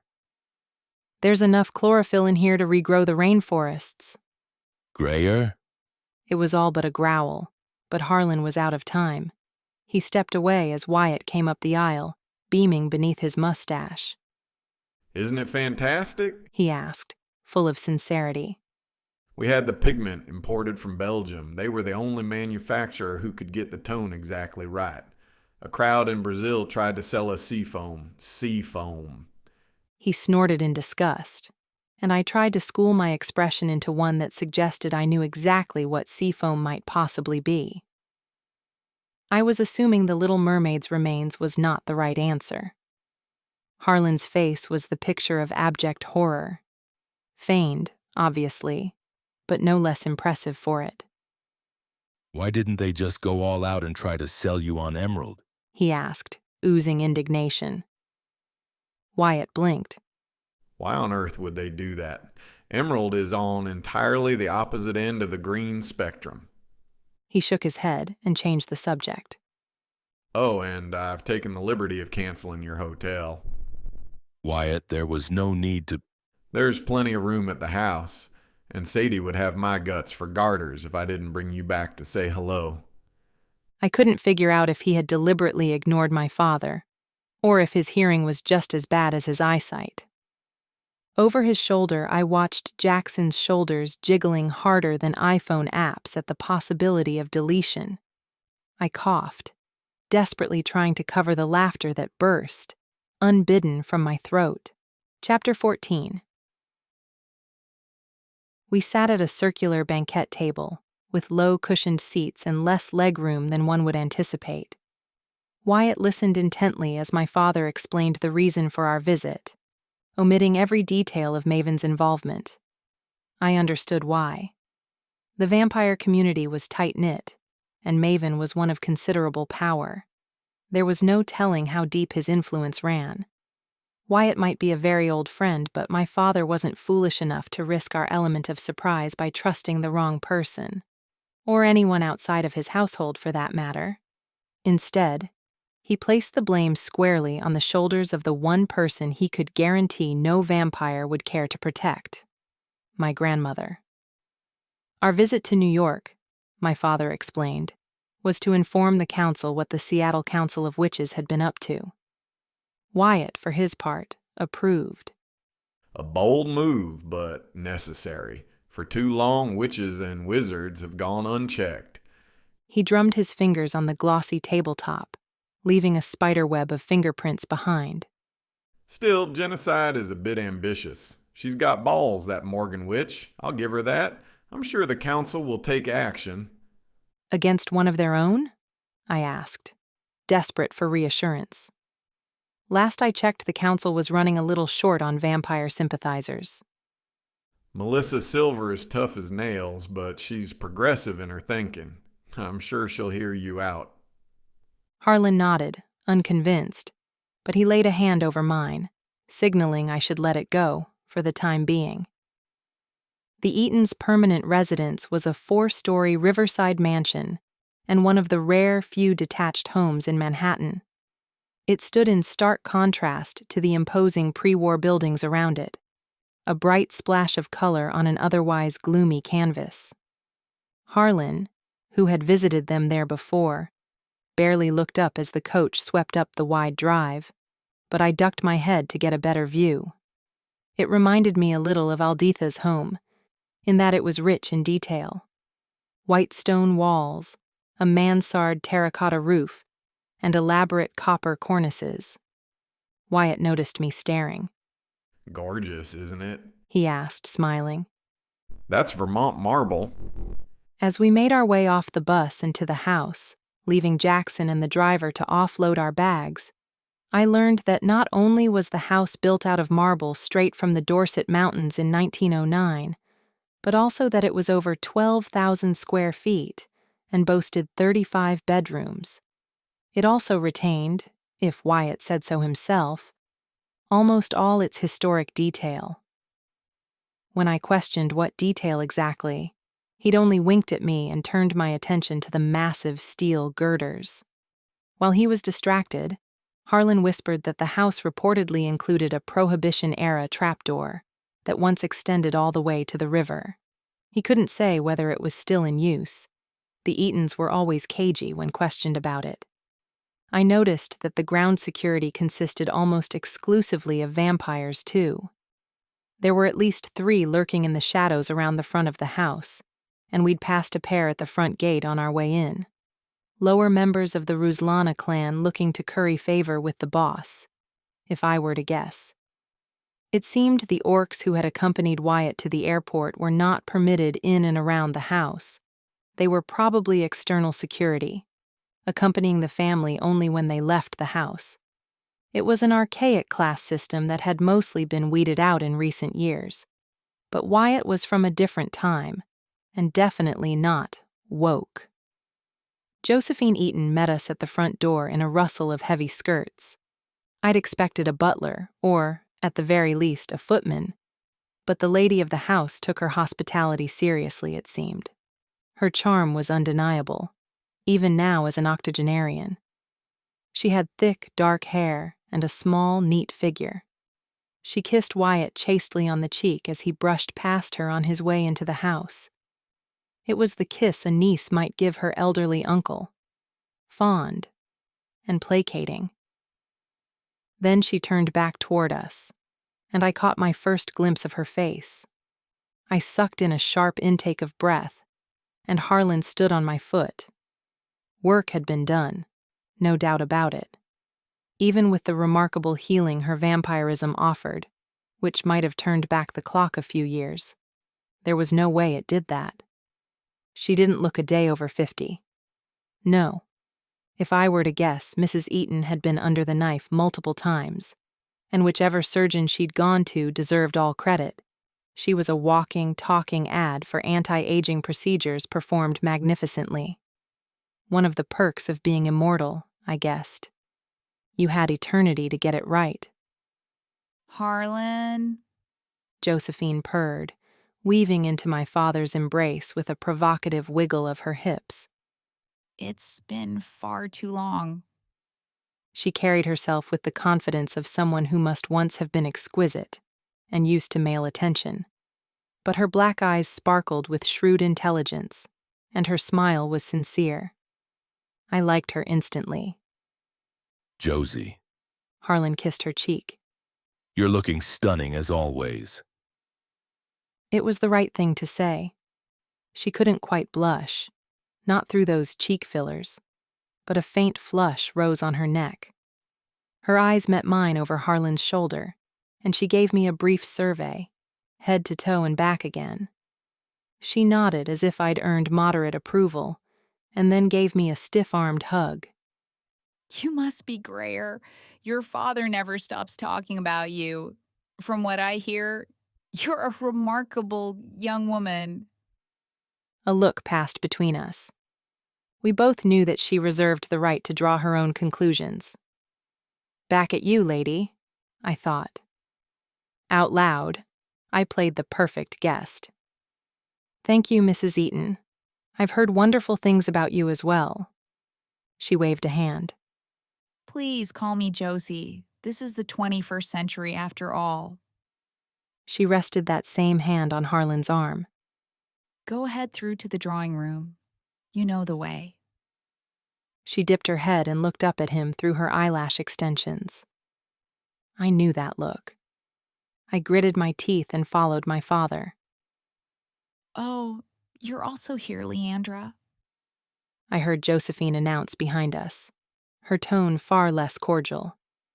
I'm sure you'll want to unpack. I'll get someone to show you to your room. It was a blunt dismissal. I found myself liking Josie even more. Seriously? I hissed, trailing behind Harlan as he strolled through the house with the utmost familiarity. Is there anyone you haven't slept with? He thought about it for a minute. Leandra, He said eventually. Really? I blinked, caught off guard. oh no, wait. He winced. My mistake. I always forget that trip to Belize. I hate you. He stopped at an open door and smiled down at me as he gestured inside. After you, witchling. A riot of texture assaulted me as I stepped into the drawing room. The Eatons had certainly been busy. Hand-painted frescoes adorned every wall, carved marble statues and centuries-old swords breaking the monotony. Crystals and copper littered almost every surface. Artifacts, many no doubt priceless, collected over their long lives. Wyatt sat on a cream sofa, his phone in hand. On a circular table to his left, the twin pistols lay discarded. Before him, a fire blazed in the enormous antique fireplace. The sofa was positioned so close, it was a wonder he could stand it. He stood as we approached, slipping the phone into his pocket. Drink? He offered. I shook my head. To my surprise, Harlan refused too. I had a few whiskeys on the plane, He explained. but I'd love a coffee, black if I may. I'll get Sylvie to brew a fresh pot. Josie had come in behind us and caught the request. For you, Grayer. I held up a hand. No, thank you. Any more caffeine and I'll never get to sleep. It was already well after 10. Josie nodded and rang a small silver bell that sat on top of the baby grand piano near the door. I almost died when a young orc female trundled in a moment later, summoned by the bell and ready to do the madam's bidding, so not woke. The young servant was small by orcish standards, probably 5'7" or 8. She wasn't much taller than me, I realized as she looked over and offered me a shy smile. I returned the gesture, trying to put as much empathy into that smile as possible. Later, as the three of them reminisced over coffee which smelled far more Irish than American, I felt myself wilting on the sofa. As I opened my mouth to excuse myself, Harlan's phone rang. He frowned at the screen, noting the lateness of the hour. My mind sharpened, the type of clarity that comes with sudden panic and its accompanying adrenaline rush. Sorry, I need to take this. Harlan apologized to our hosts before lifting the phone to his ear. Ford? A pause, and then his head swung left and right, as though looking for something. No, I haven't seen it. He snapped impatiently into the phone. There was only one thing he could have been searching for. TV? I whispered urgently to Josie. She shook her head. Not in here. It didn't matter because Harlan's attention had been completely diverted. What? It wasn't a question. It was raw fury and disbelief. When? We watched in silence as the blood drained from his face. I don't even think he realized when his fangs descended, his lip curling upward in a menacing snarl. Josephine was on her feet and Wyatt had his own phone out, ready to call in reinforcements. I hadn't even seen him reach for them, but his pistols were back at his hips. Fear rooted me to the spot. We never checked in, He said in a rushed exhalation of breath. We had a last-minute change of plans. We're at the Eatons. No, not the apartment. We're at the Marble Mansion. It's good I counted at least 6 on my way in. What do you mean, how good? If it's enough for the leader of the Ruslana clan, I think it'll do, Ford. No, I know, I appreciate that. Let's just try to stay calm. What's going on? I hissed. Harlan held up a finger, signaling me to wait while he listened to Ford's response. How long ago? Saints. Okay, just stay where you are. Harlan's voice was a low growl. Do not leave the house for anything, and I mean anything. Get food delivered if you have to, but for Count's sake, make sure you have it tested before you feed anybody. His hand was clenched white around the phone, the tendons pulled tight. And double the security immediately. I want the entire perimeter monitored, including the wyvern property, even if we have to use every member of the clan to do it. We can't afford any blind spots. Good idea. Call Ruella. Get her to cast fresh wards around the house. Ford must have asked another question because Harlan's gaze flickered toward the ceiling, deep in thought. No need. I trust Wyatt's men, he said eventually.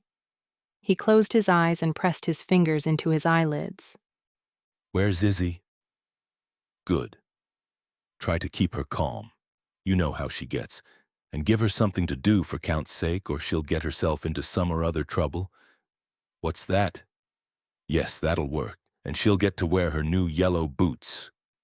What? My head jerked up, but Harlan was still speaking, issuing instruction after instruction in rapid succession. Bring Manya and the others into the main house. It'll be easier to keep track of everyone. I know you will. When Harlan spoke again after a pause, he sounded calmer. She's safe. She's gone to bed. I won't wake her now. I'll tell her in the morning. I said I'll tell her in the morning. Yes, we'll talk more then. He hung up, slowly, as if not ready to face the barrage of questions that was doubtless coming, and just stared at the phone for a minute. What is it? Josephine asked, eyes wide. She clutched an amber pendant to her chest. It hung from her neck by a gold chain that looked far too delicate to bear its weight.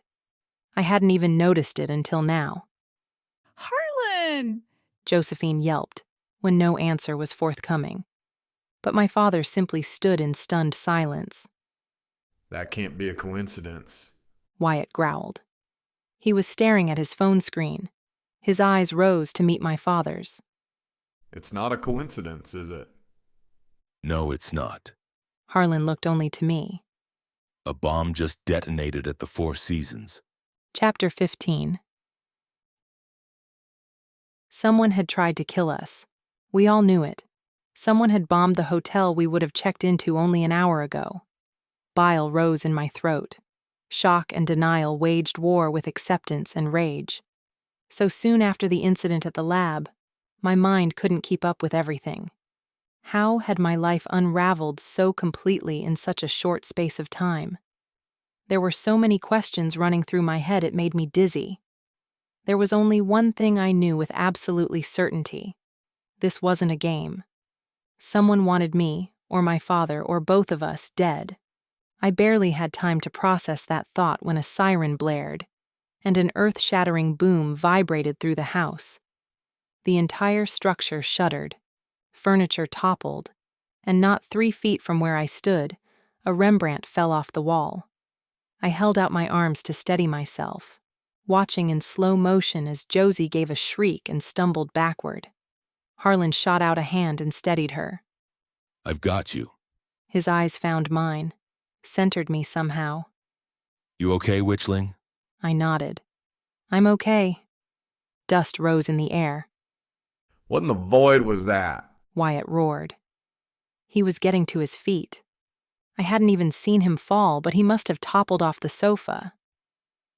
If I were a betting man, I'd hazard an explosion, Harlan said calmly. He'd dropped Josephine's hand, and she already had her phone to her ear, barking instructions at an as-yet unknown source. Harlan raised his phone, too. They know we're here, I said. The dust was thicker now, and I coughed on powdered air. Harlan shook his head.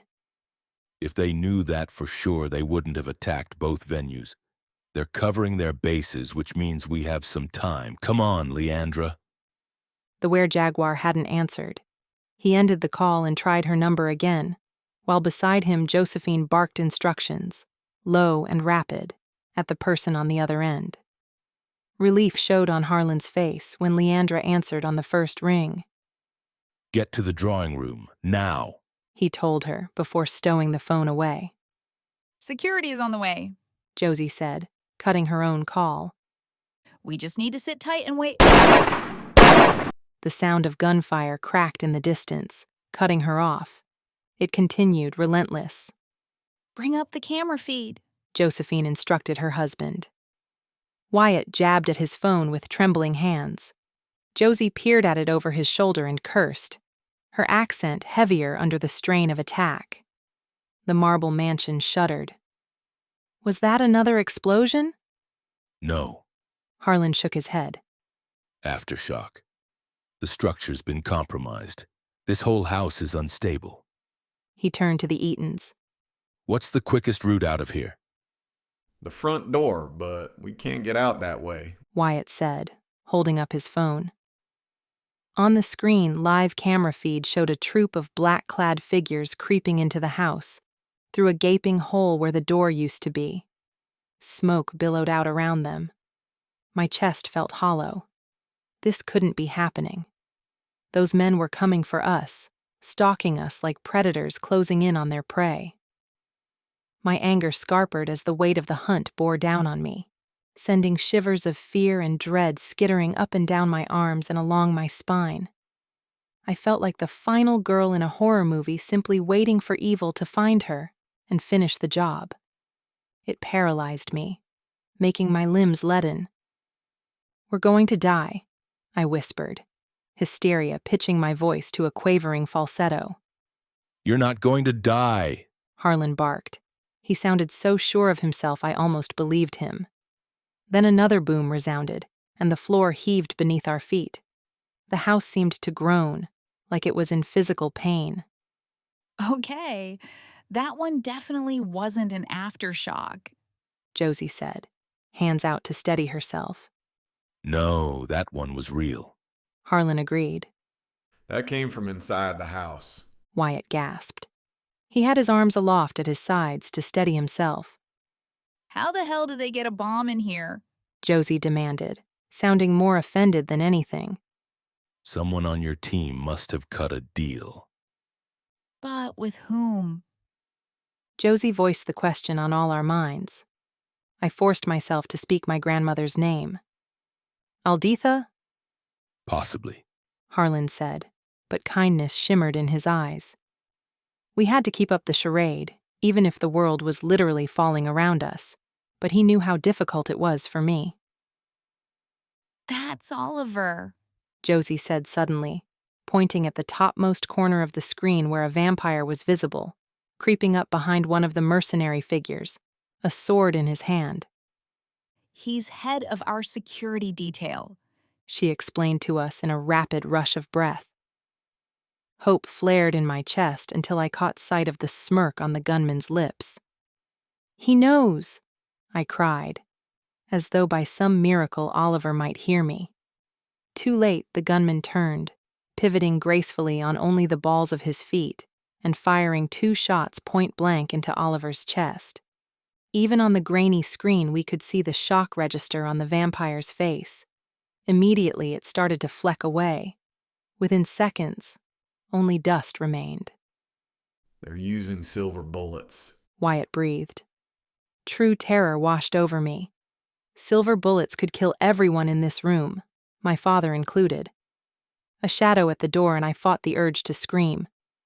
Hold your fire, Harlan warned.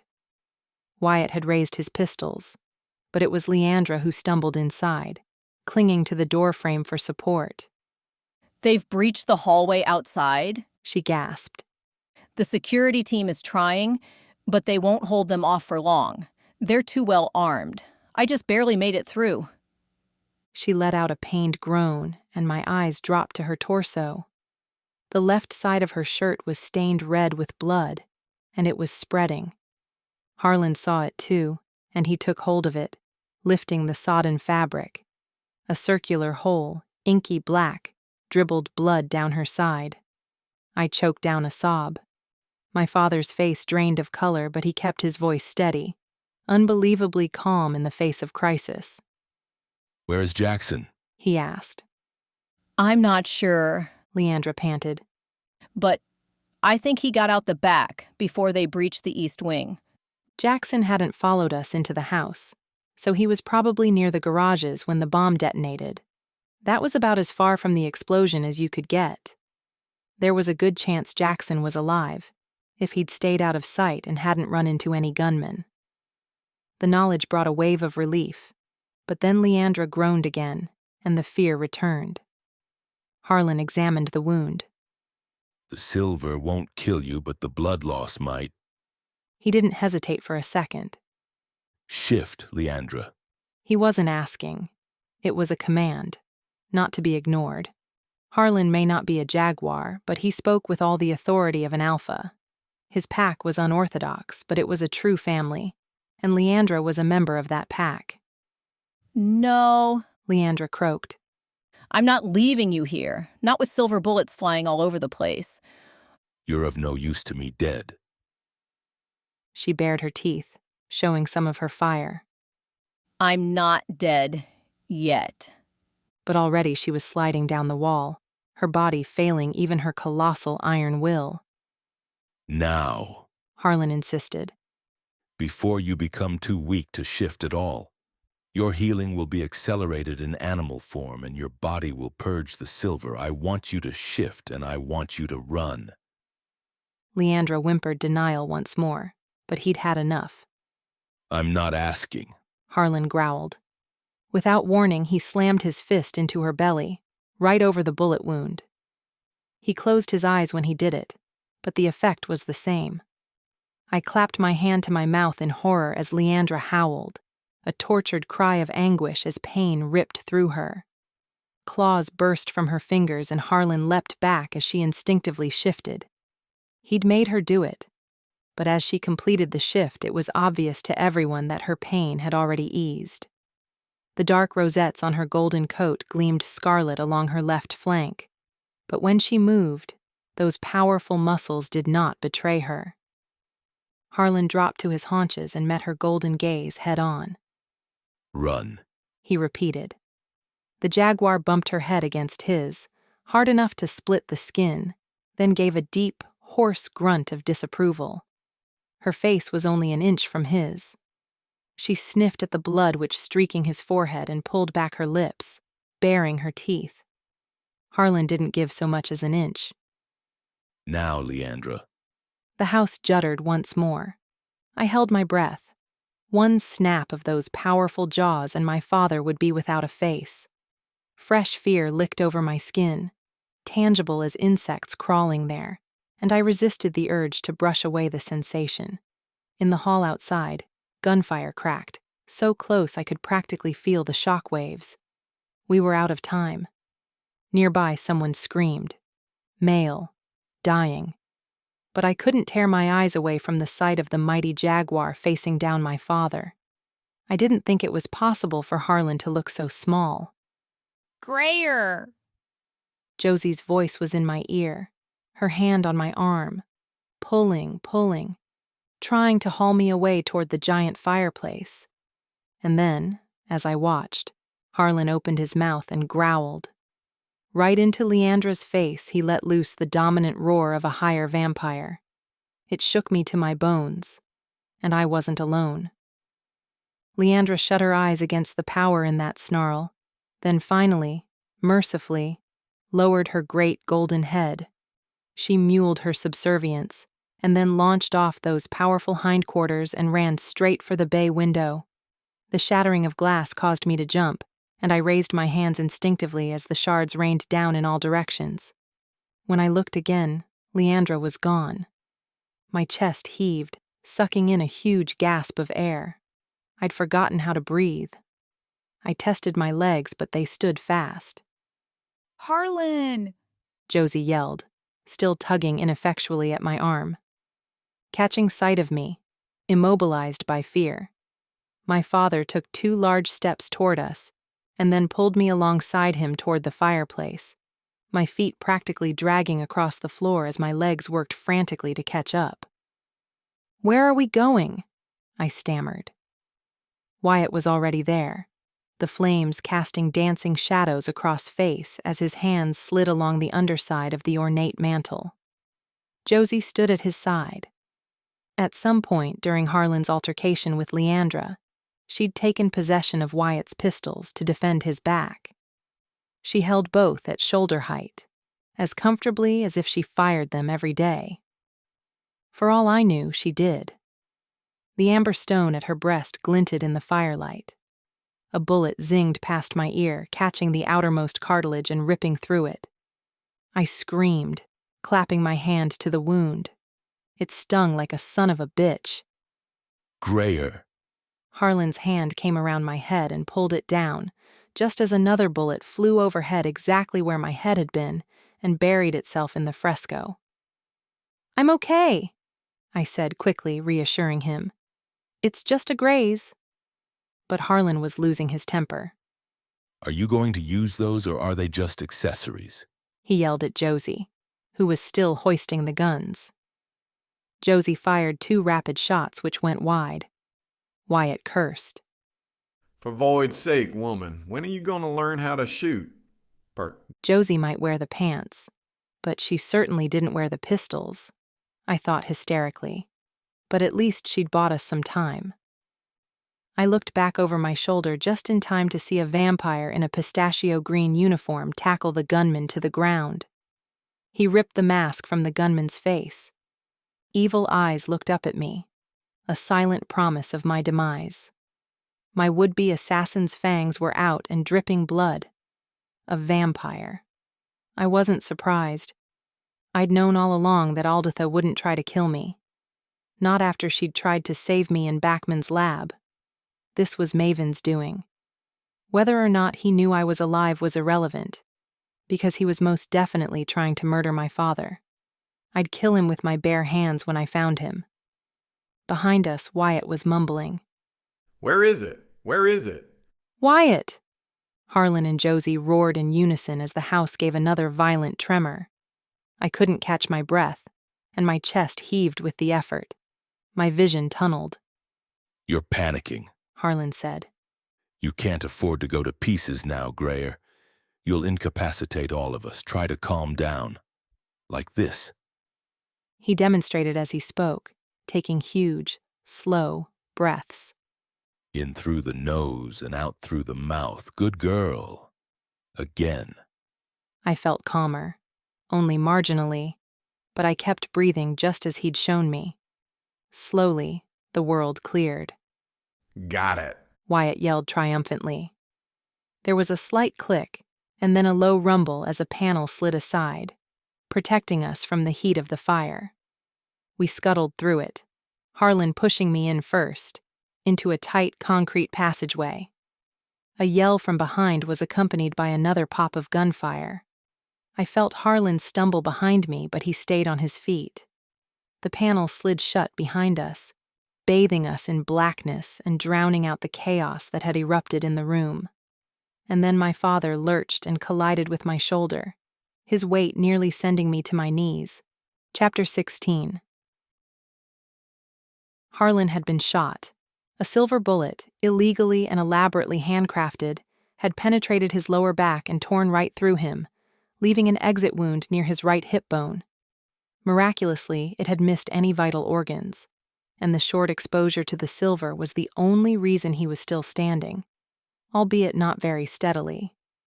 In the cool, pitch dark of the damp tunnel, I held on to him and felt him swaying on his feet.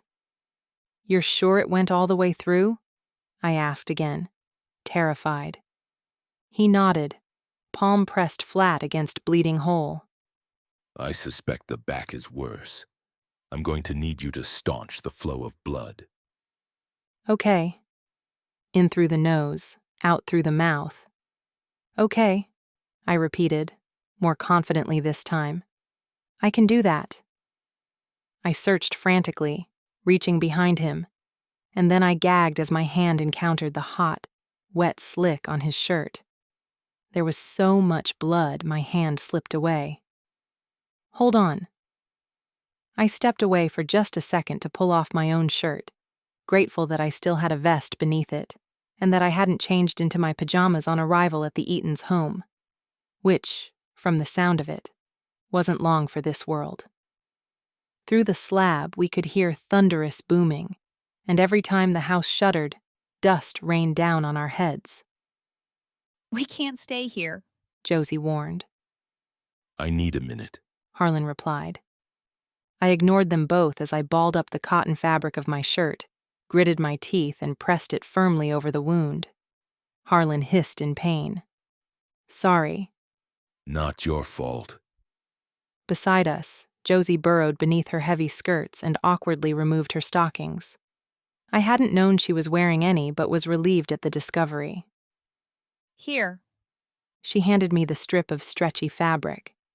With a fair amount of fiddling, I managed to maneuver the nylon around the back of Harlan's waist, and then I tied a tight bow just above his navel, securing the shirt compress. You're doing great, Witching. Harlan panted weakly, and I bit my lip in my effort not to cry. It didn't take a rocket scientist to work out that the bullet would have hit me had he not shoved me ahead of him into the tunnel. My father. The hero. I think I preferred it when you played absent father. He smiled sadly. So long as you know I was only playing. Before I could ask what he meant by that, Josie crowed triumphantly. She'd been scrambling around on her hands and knees in the gloom. Got it, she said. My half-vampire eyesight only just allowed me to make out the pointed curve of the bullet projecting from the fabric of her blouse, which she'd wrapped around her fingertips to protect her bare skin from the metal. I was glad I couldn't see well enough to make out the blood the slug must be slicked with. Smart girl, Harlan whispered. You never know, Josie said, wiping it clean with the hem of her skirt. There aren't that many armors this far north. We might just get lucky and be able to trace it back to the source. Her husband disagreed. Wishful thinking, he said, his hands still sweeping the stone surroundings.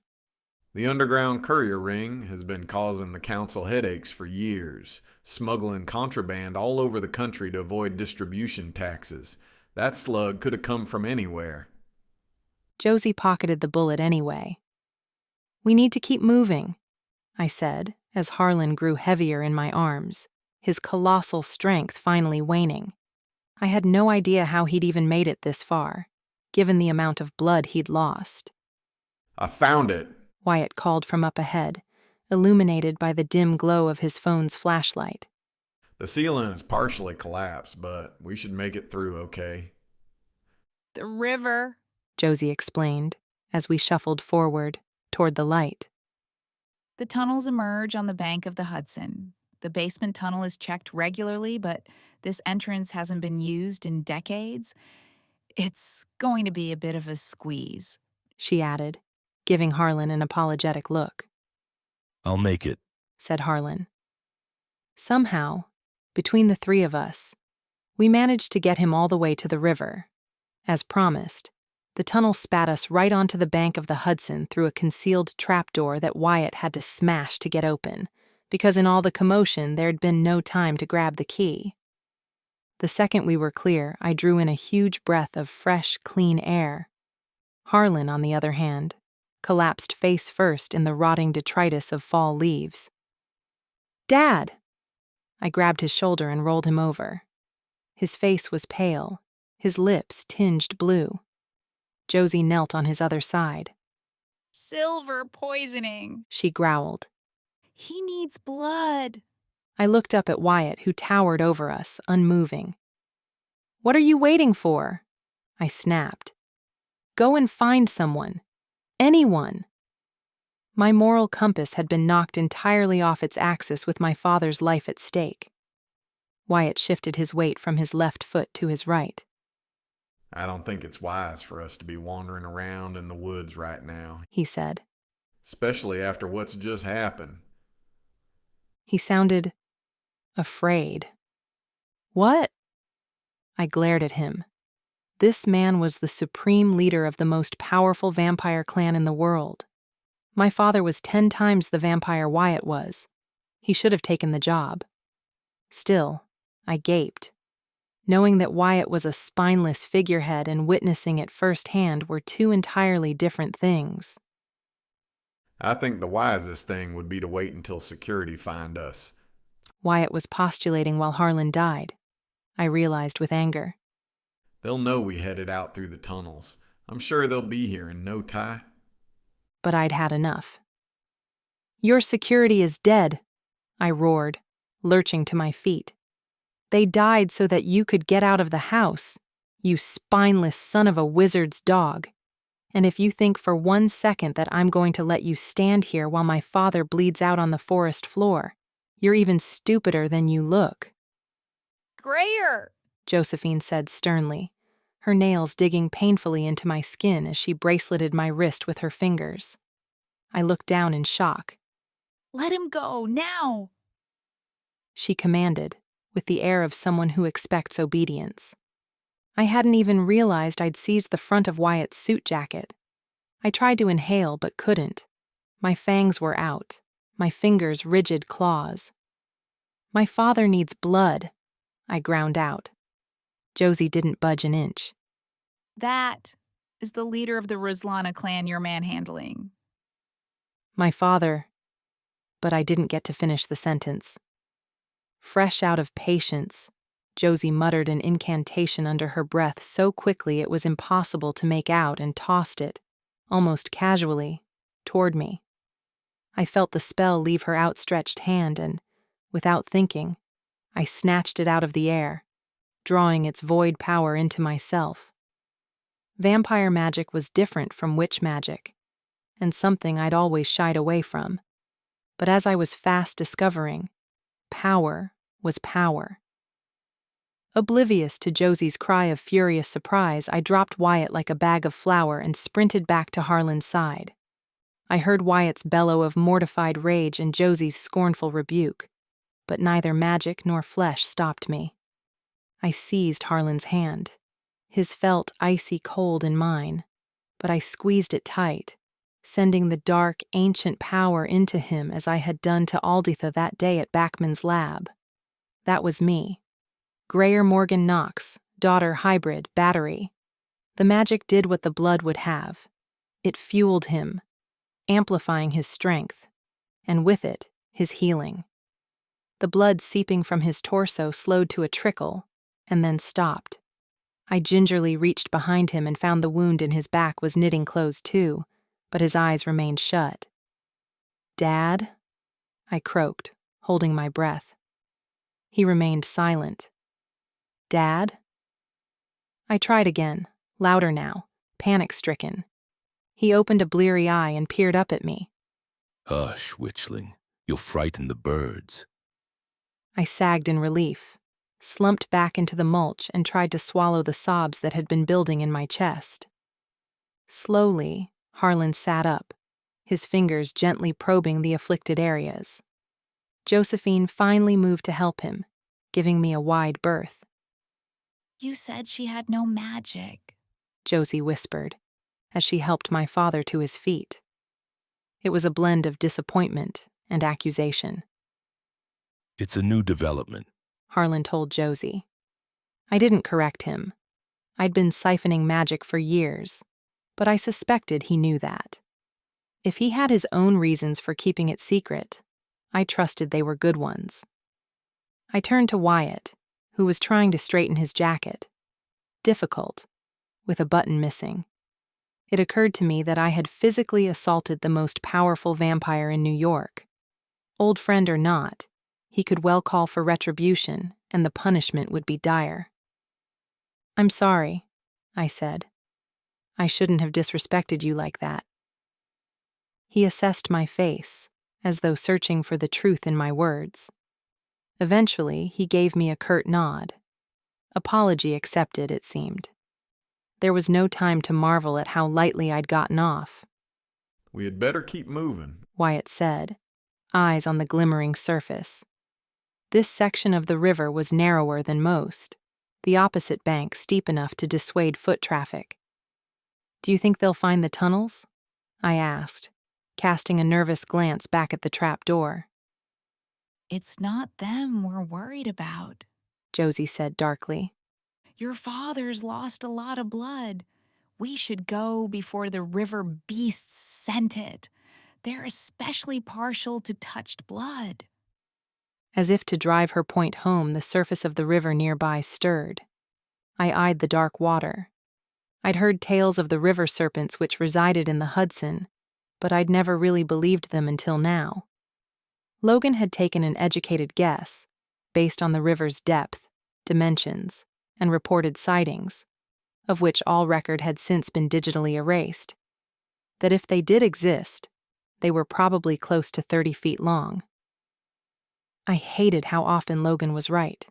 Polyphyodont, she'd called them. An animal whose teeth are continually replaced. I scanned the riverbank, but it stretched on endlessly in both directions. I wasn't sure which was the lesser of two evils. My father's blood still stained the ground. We can't go back toward the house. The mere thought of those silver bullets set my teeth on edge. We won't? Josie assured me. We'll head north. There's street access just beyond those trees. I did as she said, but as we shuffled through the ankle-deep rotted foliage, I kept a wary eye on the river. Though he seemed to be coping on his own, I stayed close to Harlan. He was moving a little more slowly than usual, but other than that, he was recovering at record speed. That was quite a hit you gave me, he said, keeping his voice low so the others wouldn't hear. Josie's trained extensively in the old magics. Her skill is unparalleled on the eastern seaboard. Among vampires, anyway. He glanced sideways at me. You didn't feel anything different? It didn't debilitate you in any way? I shrugged. No. No more than any other magic I've siphoned. He drew the sound out long enough to draw my attention. What? Nothing. It's just... It's just what? Your magic must be getting stronger with that amount of power. He glanced at me again, deep in thought. You're not even feeling nauseous? Nope. But I didn't hold it in. I gave it to you. It makes a difference. Are you sure about that? Ah! I gave a roar of alarm as my leg submerged suddenly, sinking all the way to my knee in the dirt. Wyatt and Josie turned to stare, more curious than concerned. I waved them on. Foxhole. I couldn't see it through the mulch. I'm fine, I added, as Harlan reached down to help me. My father, who was almost dead less than 10 minutes ago, didn't trust me to climb out of a hole without his assistance. I said I've got it, I snapped when his outstretched hand remained outstretched. He wisely pulled it back to his side and then watched as I clambered from the hollow in the most ungainly manner possible. You okay? He asked once I'd huffed a frustrated breath and dusted down my clothes. I'm fine, you were saying? Right, yes. He resumed walking. You're assuming that by giving the magic, by directing it into someone or something else, it alleviates the nausea. But have you actually tested that theory? I don't need to test it. It's what happens. Magic makes me sick, Dad. It was the one thing in this world I knew with absolute certainty. I'd known it as far back as I could remember. Which magic makes you sick, Grayer? I blinked at him. I'm tired. I don't have the mental capacity to play at riddles. You've been so determined to live your life as a witch, you never considered that your magic might work differently. Now everything has changed. Changed how? You ingested blood recently, he said simply. More than once. You've triggered your vampire side, woken it up after leaving it dormant for decades. You don't think it's a coincidence that you've started to learn new tricks with blood in your system? He was right. The realization came slowly, as though it had to chisel through every single year that I'd clung to the belief that with enough practice and enough strength, I would master the magic Alditha and Roan had flaunted so effortlessly. Finally, my eyes met Harlan's.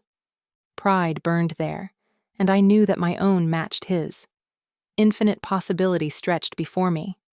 I had magic, rare, unknown, and so very far from mastered, but I had it. Well, I'll be damned, I breathed. Chapter 17. You're saying I can control it? That I could wield the magic I steal? My mind reeled with the possibilities. Despite our current circumstance, I wanted to test his theory right now. To train, to practice, to try using blood magic and see if it worked. None of which was possible at that moment, but it didn't stop me wishing. I glanced over my shoulder at Josie. The Eatons had fallen behind, Wyatt having stopped to make a call. Her skill is unparalleled on the eastern seaboard, Harlan had said. If anyone could train me in old magic, it would be Josephine Eaton. Harlan was walking faster now, the ridge which led up to the street rising to meet us. With practice and discipline, I think you could, he said. You draw void power, Grayer, the same as the rest of us. You just access it in a roundabout way. Through another touched individual. It wasn't a question, but he replied anyway. Yes? You really think I could learn? I really think you could, but I suspect you're going to have to drink blood to do it. It should be the most natural thing in the world. I was, after all, descended from a long line of higher vampires, but I hadn't been raised by them. I was raised by a witch who despised them.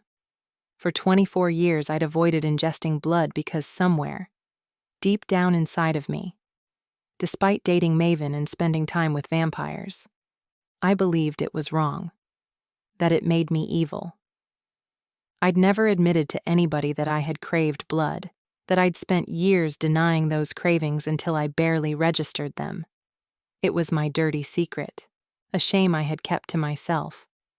I thought about the blood I'd ingested over the past few weeks, both human and synthetic, and how no one had judged me for drinking it, not even Sawyer or Crank.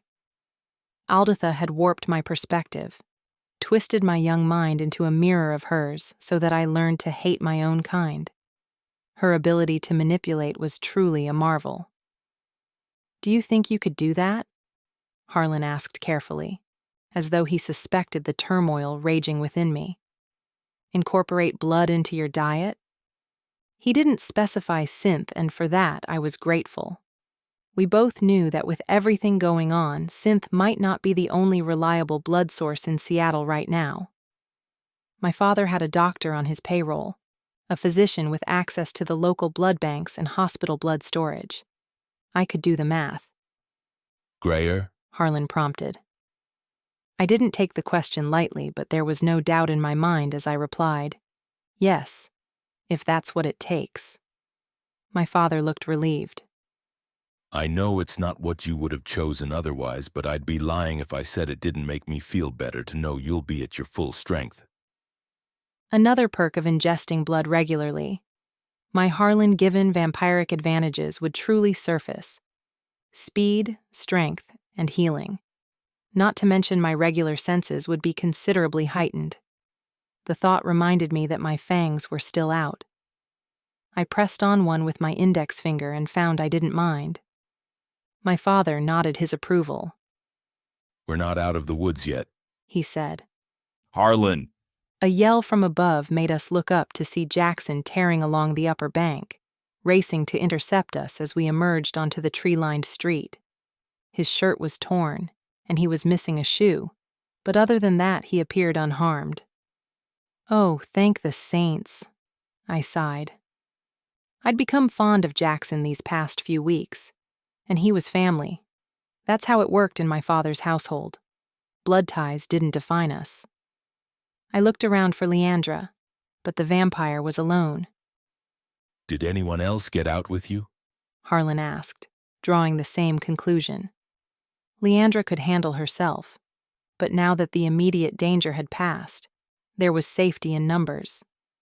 Only one. An orc. She's back there. Jackson waved an arm absent-mindedly behind him, and then shook his head, as if trying to clear it.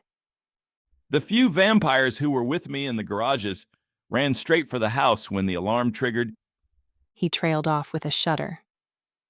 I couldn't imagine the horrors he must have witnessed. I tried to stop them, figured it might be a trap, but It's not your fault. Harlan said brusquely. You did the right thing.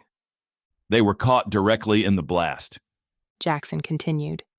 Those that weren't, well, the bomb was rigged with silver powder too. Anyone near the explosion, even those who managed to avoid the shrapnel, inhaled it before they knew what was happening. They died. Slowly. His voice broke and I laid a hand on his arm, offering silent comfort. Harlan's face drained of what little color had returned after his ordeal, and his throat bobbed, forcing down the nausea I was sure rose in his chest. Still, he managed to say again, You did the right thing. Sylvie. Josie's voice rose in a shriek behind us, a merciful distraction. She hoisted her skirts and started to scramble up the bank at double speed, leaving Wyatt to make his own way. The orc stood just off the street, her sweet porcine face flushed and trembling like a great pink blancmange. Her mouth lifted slightly at the sight of her mistress, but she remained rooted to the spot. I found her hiding in some shrubs a few doors down from the marble mansion, Jackson told us, obviously grateful for the change of topic and that he was able to offer up some good news. Thank the void! Josie reached Sylvie and pulled her into a bear hug that looked bone-crushing. I don't know what we'd do without you. It was nice, I reflected, to see how deeply she truly cared for the orc. Not all vampires are created equal indeed. I wondered if my grandmother were to ever see it, whether she might change her opinion about them as a species. Then I remembered she had known my father for years, and his compassion hadn't swayed her in the slightest. What about Leandra? Harlan asked, his eyes fixed on the touching reunion. Any sight of her? No, she wasn't with you? She shifted. In full jaguar form, there'll be no reasoning with her. He flashed a wry grin. She's probably in the river terrorizing the beasts. You're joking, right? I asked, as we congregated just out of sight of the road. No, Harlan said. Jags love the water. They're incredible swimmers, too. But the river serpents are dangerous. They could kill her. He smiled again. Give the woman some credit, Grayer. He pulled out his phone and I turned to Jackson, wide-eyed. She's a jaguar shifter, he said, as gently as if he were explaining it to a child. She has magic and claws. She'll be fine. Trust me. Harlan stared at his phone screen, then over at Wyatt, who was once more punching the keypad on his. Who are you calling? Harlan asked. Clan HQ? They'll send someone to pick us up. If Wyatt was only calling for backup now, it begged the question. Who was he on the phone with earlier? But considering I'd already assaulted him once today, I figured it was wiser not to comment. Josie, however, answered the question for me. You're only calling them now? She raged. Saints, Wyatt! You think getting your girlfriend out of town is more important than my life? They're not interested in her, you fool. She works in retail for blood's sake. Okay, then. I suddenly found myself fascinated with the cracks in the asphalt. It's cosmetics. Wyatt snapped back. And we can talk about this later. Harlan, can you hang in there a few more minutes? We have teams stationed all over town. It won't take them long to get here. My father shook his head. We're not going with you. Harlan. No, I mean it. They were after us, not you. It's safer for all of us if we part ways. Josie was smart enough to see the logic in that. Grimly, she bobbed her head, just once. We can send reinforcements once we've regrouped. Thank you, but that won't be necessary. Jackson frowned. The car might have survived the explosion, he said, with absolutely no trace of optimism. I could wait until daybreak, then head back and see if there's any way to safely retrieve it. No need, Harlan assured him, raising his phone to his ear. I'm making alternate arrangements. He waited only a second or two for an answer, and then said without preamble, It's me. I need you to pick me up. I'm at the river near the Eaton's place. No, don't go near the house. Just head north straight past it and take a left first chance you get. It'll bring you to the river. I know it has. No, I'm not going to apologize for that. Saints! Jackson cursed, under his breath. I raised my brows at him in question, but he didn't elaborate. You told me she had a sister. Harlan snapped into the phone. Saints, indeed. I rolled my eyes. Fine. Harlan sighed, clearly irritated. We can talk about it. No, I didn't say that. You're wasting time. The river. I'll be waiting. He ended the call and shoved the phone into his pocket so hard it tore through the fabric and dropped innocently into the soft leaves at his feet. Who was that? I asked as Jackson quietly retrieved it. Harlan pretended he hadn't heard me. Josie was smiling. Never thought I'd see the day you called him for help, she teased. Jackson shook his head, part warning, part amusement. Who on earth was that? I asked again. Marshall. Harlan grunted. Marshall? As in? Yes, he snapped. as in your uncle. Chapter 18. Harlan refused to say anything more about his brother while we waited. I racked my brain, trying to recall anything he might have said over the years, so I'd know what to expect, but I drew a blank. Other than the fact that Marshall Knox was a deserter who'd spent the Revolutionary years shacked up in New Orleans with a witch named Sadie, who, based on what I did know, was not to be confused with Josephine, I knew nothing. Sirens rent the air, signaling the NYPD's finest were finally en route to investigate. The blare sent all thoughts of my uncle scattering. We stayed hidden, just off the road, but at least with such a heavy police presence, the vampires who had attacked the house would have fled. The Ruslana will see this as an act of terrorism, Josie said, the cogs of her brain already 10 steps ahead, working through the next logical phase. They'll seek retribution against the Seattle witches, even if the council denies it. My grandmother didn't do this, I said. She created a weapon to destroy us, Josie countered, pointing a slender finger between me and my father. A weapon only you two know about. Of course she did this. She doesn't want it getting out. The council would annihilate her. It amazed me how quickly she had moved on. I was still reeling from the girlfriend who works in cosmetics conversation, but apparently the Eatons had learned how to compartmentalize. Those were vampires back there, not witches, I reminded her, hoping to get her to call off the witch hunt. Josie scoffed. Guns for hire. No, I insisted. Trust me, she wouldn't consort with vampires, not even to use them as henchmen. It wasn't the only reason I was so certain of Alditha's innocence. My grandmother might be the world's biggest bitch, but she didn't want me dead. And despite everything, I didn't want the most powerful clan in the country going after her. Samhain helped me. I still cared whether she lived or died. I looked desperately to my father.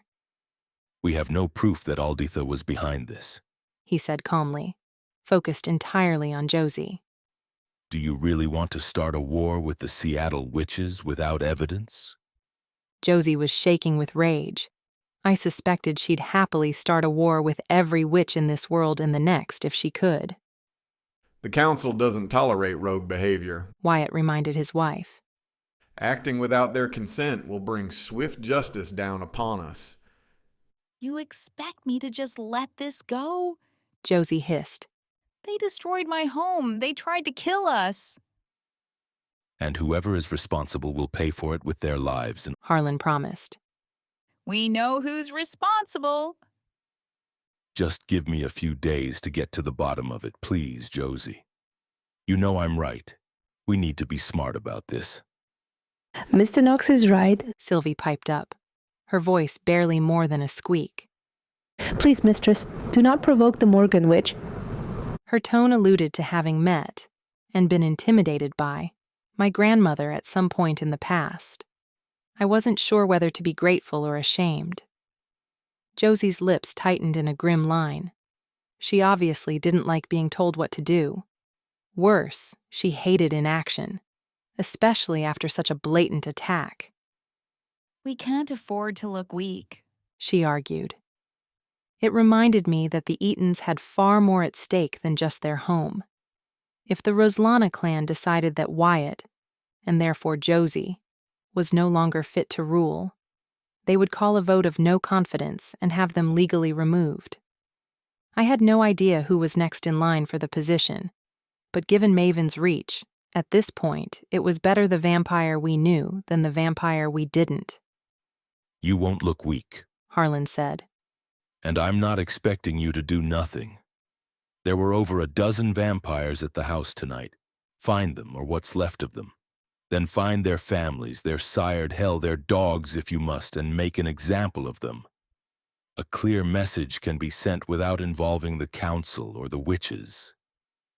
Josie looked appeased, the thought of vengeance and bloodshed bringing a slight curve to her lips. And by the time you've done that, Harlan went on, obviously determined to ensure that Alditha was kept out of harm's way, for now at least. I'll have the answers you need. Josie considered this for some time while Sylvie fretted at her side, shivering in the frigid night air, and Wyatt made another call to clan headquarters to find out what was taking so long. Fine. Josie said eventually. I'll give you a fortnight, Harlan. And only because I still owe you for that business out in California. I didn't ask. I'd had enough revelations for one night. Thank you, Harlan said. But Josie was already turning away, clicking her tongue at Sylvie, whose teeth had begun to chatter. For blood's sake, Sylvie, you're gonna bring the river beasts out of the water with all that noise. She clutched the pendant around her neck and murmured, Ignem exquires. I knew the spell, so I expected the fire that burst into being. But I didn't expect it to form an orb, a perfect sphere of flame that danced above Josie's palm, ready to do her bidding. Thank you. Sylvie sighed gratefully, holding her hands toward the fire and warming them like she'd done it 1,000 times before. Josie caught me staring. It's the crystal, she explained, and I noticed she still held the pendant in her free hand. The amber crystal seemed to glimmer, as though something moved within. It's a talisman, gifted to me by a wise woman after I saved her son from drowning in a creek near their home. Her face turned thoughtful. Truth be told, I didn't really save him. He'd been in the water too long. He would never have fully recovered. But the mother was beside herself. You turned him? She nodded. I thought it would be an act of kindness. Her husband had died the summer before, and the boy did most of the field labor. They farmed blackberries. She smiled indulgently at the memory, and then visibly shook herself. The fiery orb danced dangerously too close to Sylvie's fingers, and the orc quickly pulled her hands back. Sorry. Josie steadied the flame. Anyway, the woman was elderly and quite frail. I figured with any luck, she'd never have to know what truly became of the boy. I refrained from pointing out that the old woman would have had to have been blind as a bat not to notice the physical atrocities the change wrought on the boy's body. But then she said, I kept a glamour on him for a few years after that, right up until we moved away. By then, she was too far gone to care. So she gave you the amber as a token of her gratitude? I asked. Yes. The very same day I pulled him from the water. She had no idea what it was, only that it was the most valuable item she possessed, worth far less than her son's life to her. But not to you? I guessed. Exactly. She held the pendant aloft so I could get a better view. True enough, there was something dancing in the amber depths. A talisman Josie explained. is a magical artifact which allows me to channel my magic and make it more precise without having to concentrate as deeply. An amplifier. Harlan clarified. I nodded, familiar with the term. Alditha's books hadn't been entirely unhelpful. Yes. Josie said. Sylvie had stopped shivering, so she extinguished the flame, letting the pendant fall back between her breasts. It's also a magical cache. It enables me to store void power so that I have access to it even when I'm not able to tap into the void. A battery? Harlan mused. His eyes met mine, glittering with mirth at our shared secret joke. That's a powerful artifact indeed, I told Josephine.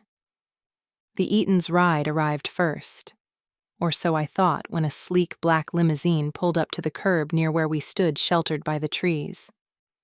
Vlad, help us. Harlan groaned as the rearmost window lowered, so slowly it almost looked intentional. Under the light of the street lamps, a bald head became visible, and then a pair of wicked, remarkably familiar green eyes. Knox's eyes. The window continued its dramatic downward dip, revealing a mouth curving upward in a smirk. Marshall Knox was the spitting image of his younger brother, sans the dark hair. Brace yourself, Jackson whispered in my ear. I felt Harlan tense beside me. Marshall's words, when they came, were an extension of the earlier conversation on the phone, as though the 30 minutes between had never happened. I never said she had a sister, Lanny. Lanny? I rounded on Harlan, but he shook his head. Marshall had spotted me and must have recognized me as Harlan's, because his mouth opened in surprise. Grayer. He frowned. It is you.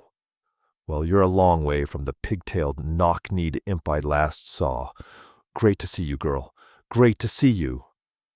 Without waiting for my response, he gave Harlan a sly grin. Feeling old yet, brother? Harlan planted his feet, as though regretting every decision that had led him to this point. An Audi SUV, far more inconspicuous than the limo, pulled in beside it.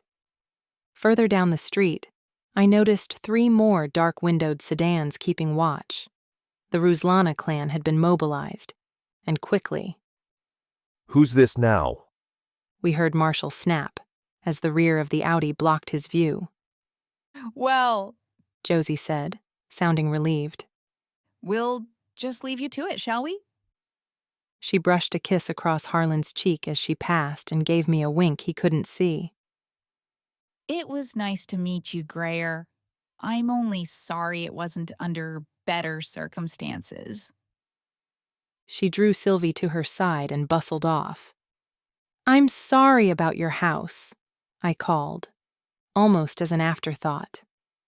I didn't know what else to say, but Josie didn't seem to hear me as she climbed into the back seat of the SUV after the orc. Wyatt shook Harlan's hand and gave me a stiff wave before climbing in the front seat. He blatantly ignored Jackson. I suspected that, unlike his wife, Wyatt had no time for those he deemed to be beneath him, including house orcs or vampire henchmen. The Audi pulled off and Marshall's face reappeared, apoplectic with outrage. Are you coming or not, Lanny? He snapped. You pulled me out of bed for this. The least you can do is move your ass. Chapter 19. There was no mistaking the genetic similarities between the Knox brothers, I marveled, as my uncle and father sat opposite one another on the opulent perimeter seats of the limousine. Their mannerisms were almost identical, and even their voices were so similar that if I closed my eyes, it was nearly impossible to tell who was who. Jackson sat up front with the driver, and within 5 minutes I was green with envy. Marshall, for the most part, seemed to feel he deserved an apology for some wrongdoing of my father's. I didn't tell you she had a sister, he insisted for about the 10th time. You knew it was Missy the whole time. For the love of Vlad, Marshall. Her name was Artemis. Her mother fancied herself a daughter of the moon, remember, because she was born on a spring tide. His teeth gnashed. And what would I want with a member of the Mer anyway? Every time we jumped into the hot tub, she turned into a fish. She was special to me. Marshall countered. She got me through one of the toughest times of my life. The Beatles broke up. Harlan roared. Get over it. They were an institution, Harlan. Wait a minute. I did a quick mental calculation. This all happened over 50 years ago, and you're still fighting about it? Harlan straightened his collar. Your uncle is impossible. All I want is an apology, Marshall insisted. I rounded on my father. Have you ever tried just saying sorry?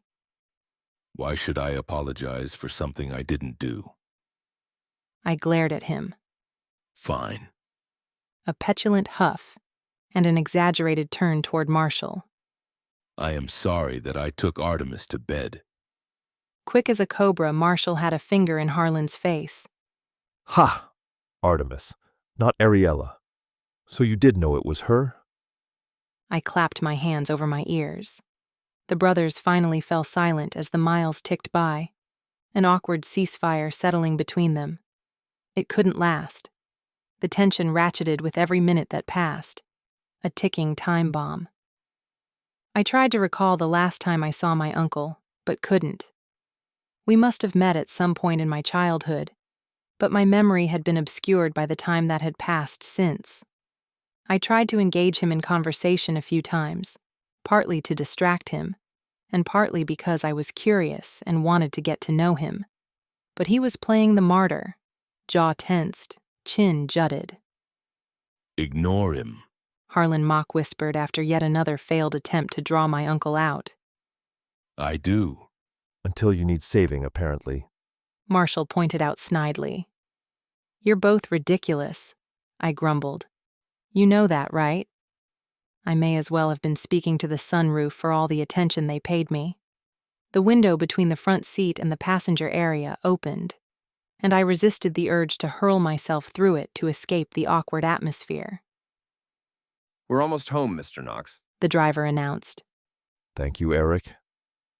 Harlan took a cursory look around the surroundings beyond the glass bubble of the lush interior.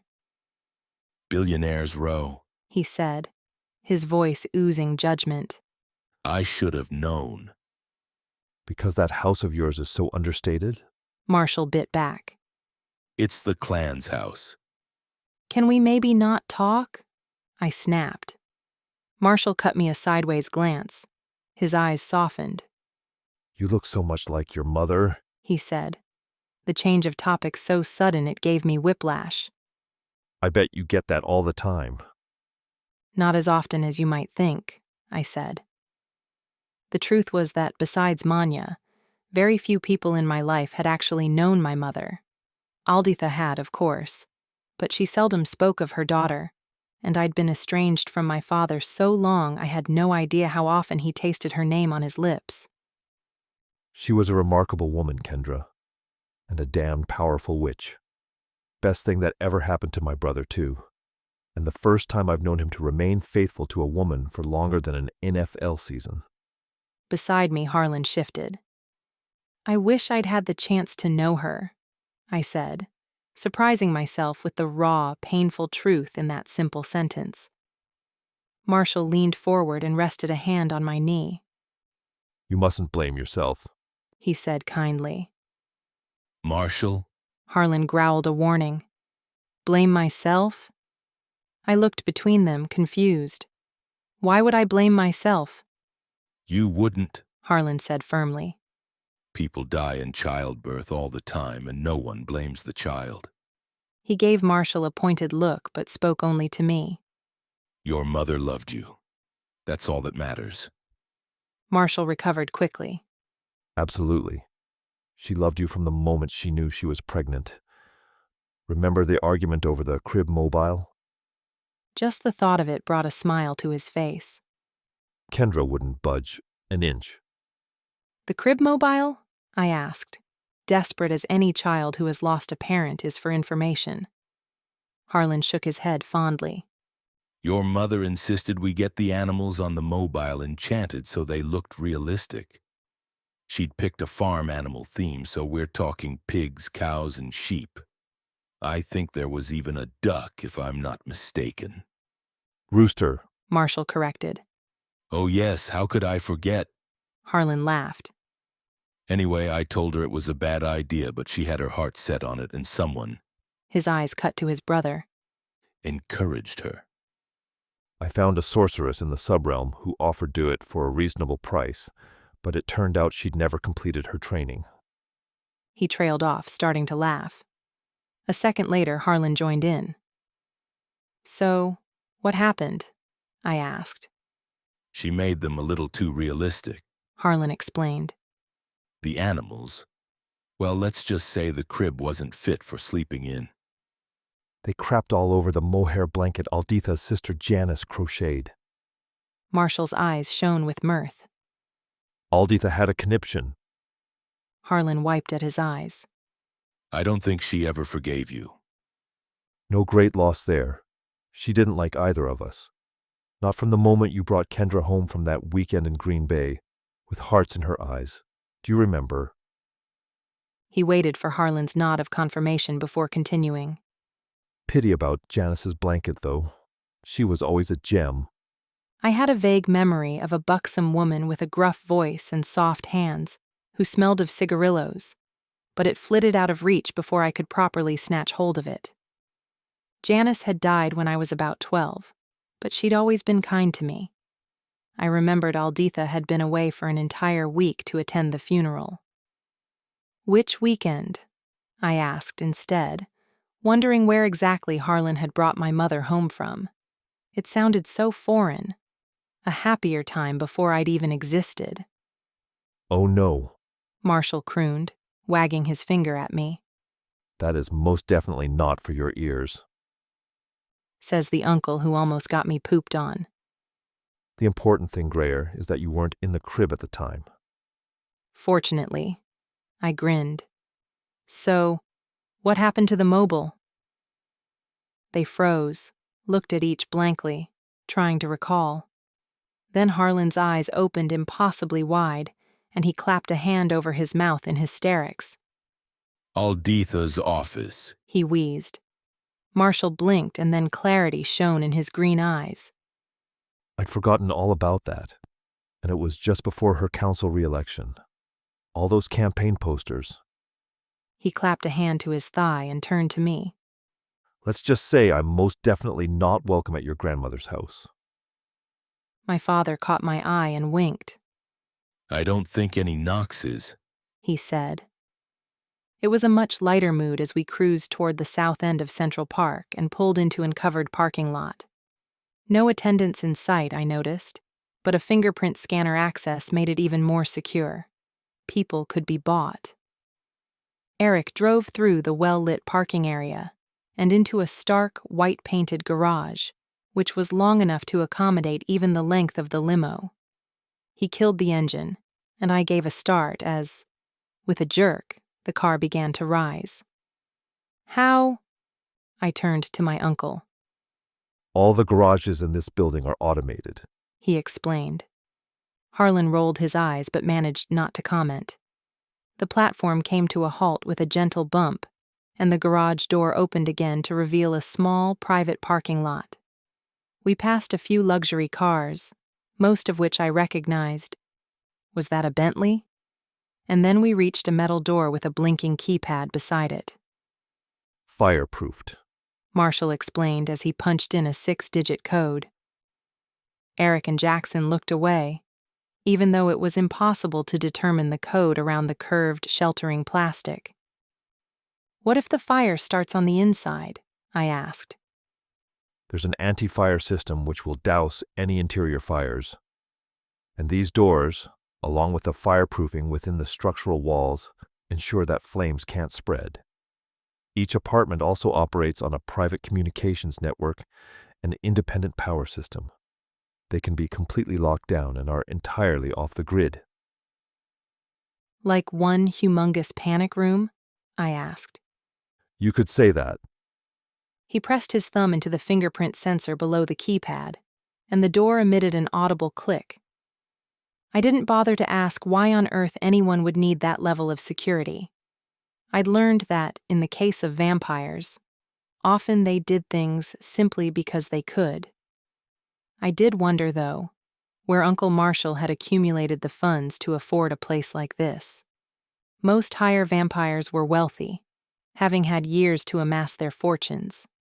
But as far as I knew, Marshall had never had much of a work ethic. After you. He gestured us inside. The interior of Marshall's apartment was not as flashy as I'd expected. If I'd had to guess, I would have expected chrome and aluminum fittings in a stark white setting. Instead, a riot of color welcomed us. The furniture was slightly mismatched, as though each piece had been purchased separately and the look cobbled together over time. I suspected a lot of the interior walls had been removed, leaving a vast open area around a central kitchen, surrounded on 3 sides by wide wooden counters. Pots and pans hung over a huge stovetop, and I eyed them curiously. So far, there was no sign that anyone other than vampires lived here, so the pots were an anomaly. Vampires could enjoy a good meal, but they did not require food to survive, and generally ate for the social aspect, and to avoid being conspicuous in public, rather than because they wanted to. Marshall caught me looking and jerked a thumb toward the pots. Aaron and Jessica needed a place to practice their potions, he explained. Somewhere they wouldn't risk being seen. He said it as though I should know exactly who these potion-practicing people were. Unfortunately, I had no idea. Sorry, who? Your cousins. He stopped, registering my blank expression, and rounded on his brother. You didn't tell her about them? I didn't have a chance, Marsh. We were too busy trying not to get blown up. The twins have been around since she was 3. While they spoke, my mind worked through the logistics. My mother was an only child. Of that I was certain. If Alditha had spawned another Morgan to carry on the family line, I would have known. My father's family history was murkier, but still, I was almost positive that Marshall was his only full-blooded sibling. Full-blooded being the key word. It left a lot of room to maneuver in a world of immortal vampires who didn't place much value on fidelity. Second cousins once removed. Harlan clarified quickly. They're Janice's grandbabies. Your mother and theirs were first cousins. They're twins, Marshall said. Both are students at NYU, so they spend most of their time on campus. But their father insists they don't let their witchcraft lapse, so they practice on weekends. Here? He nodded. Here. I was more confused than ever. Confused and exhausted. And they brew their potions here. Because? I waited for one of them to fill in the blanks. Marshall looked slightly guilty but said, Well, they're not very good, if I'm being honest. Too much power, too little focus. Far better suited to economics, which is what they're both studying. Though this first semester isn't exactly going smoothly. He shook his head in irritation but didn't embellish. To be frank, one of the reasons I let them practice their spell work here is because of the fireproofing.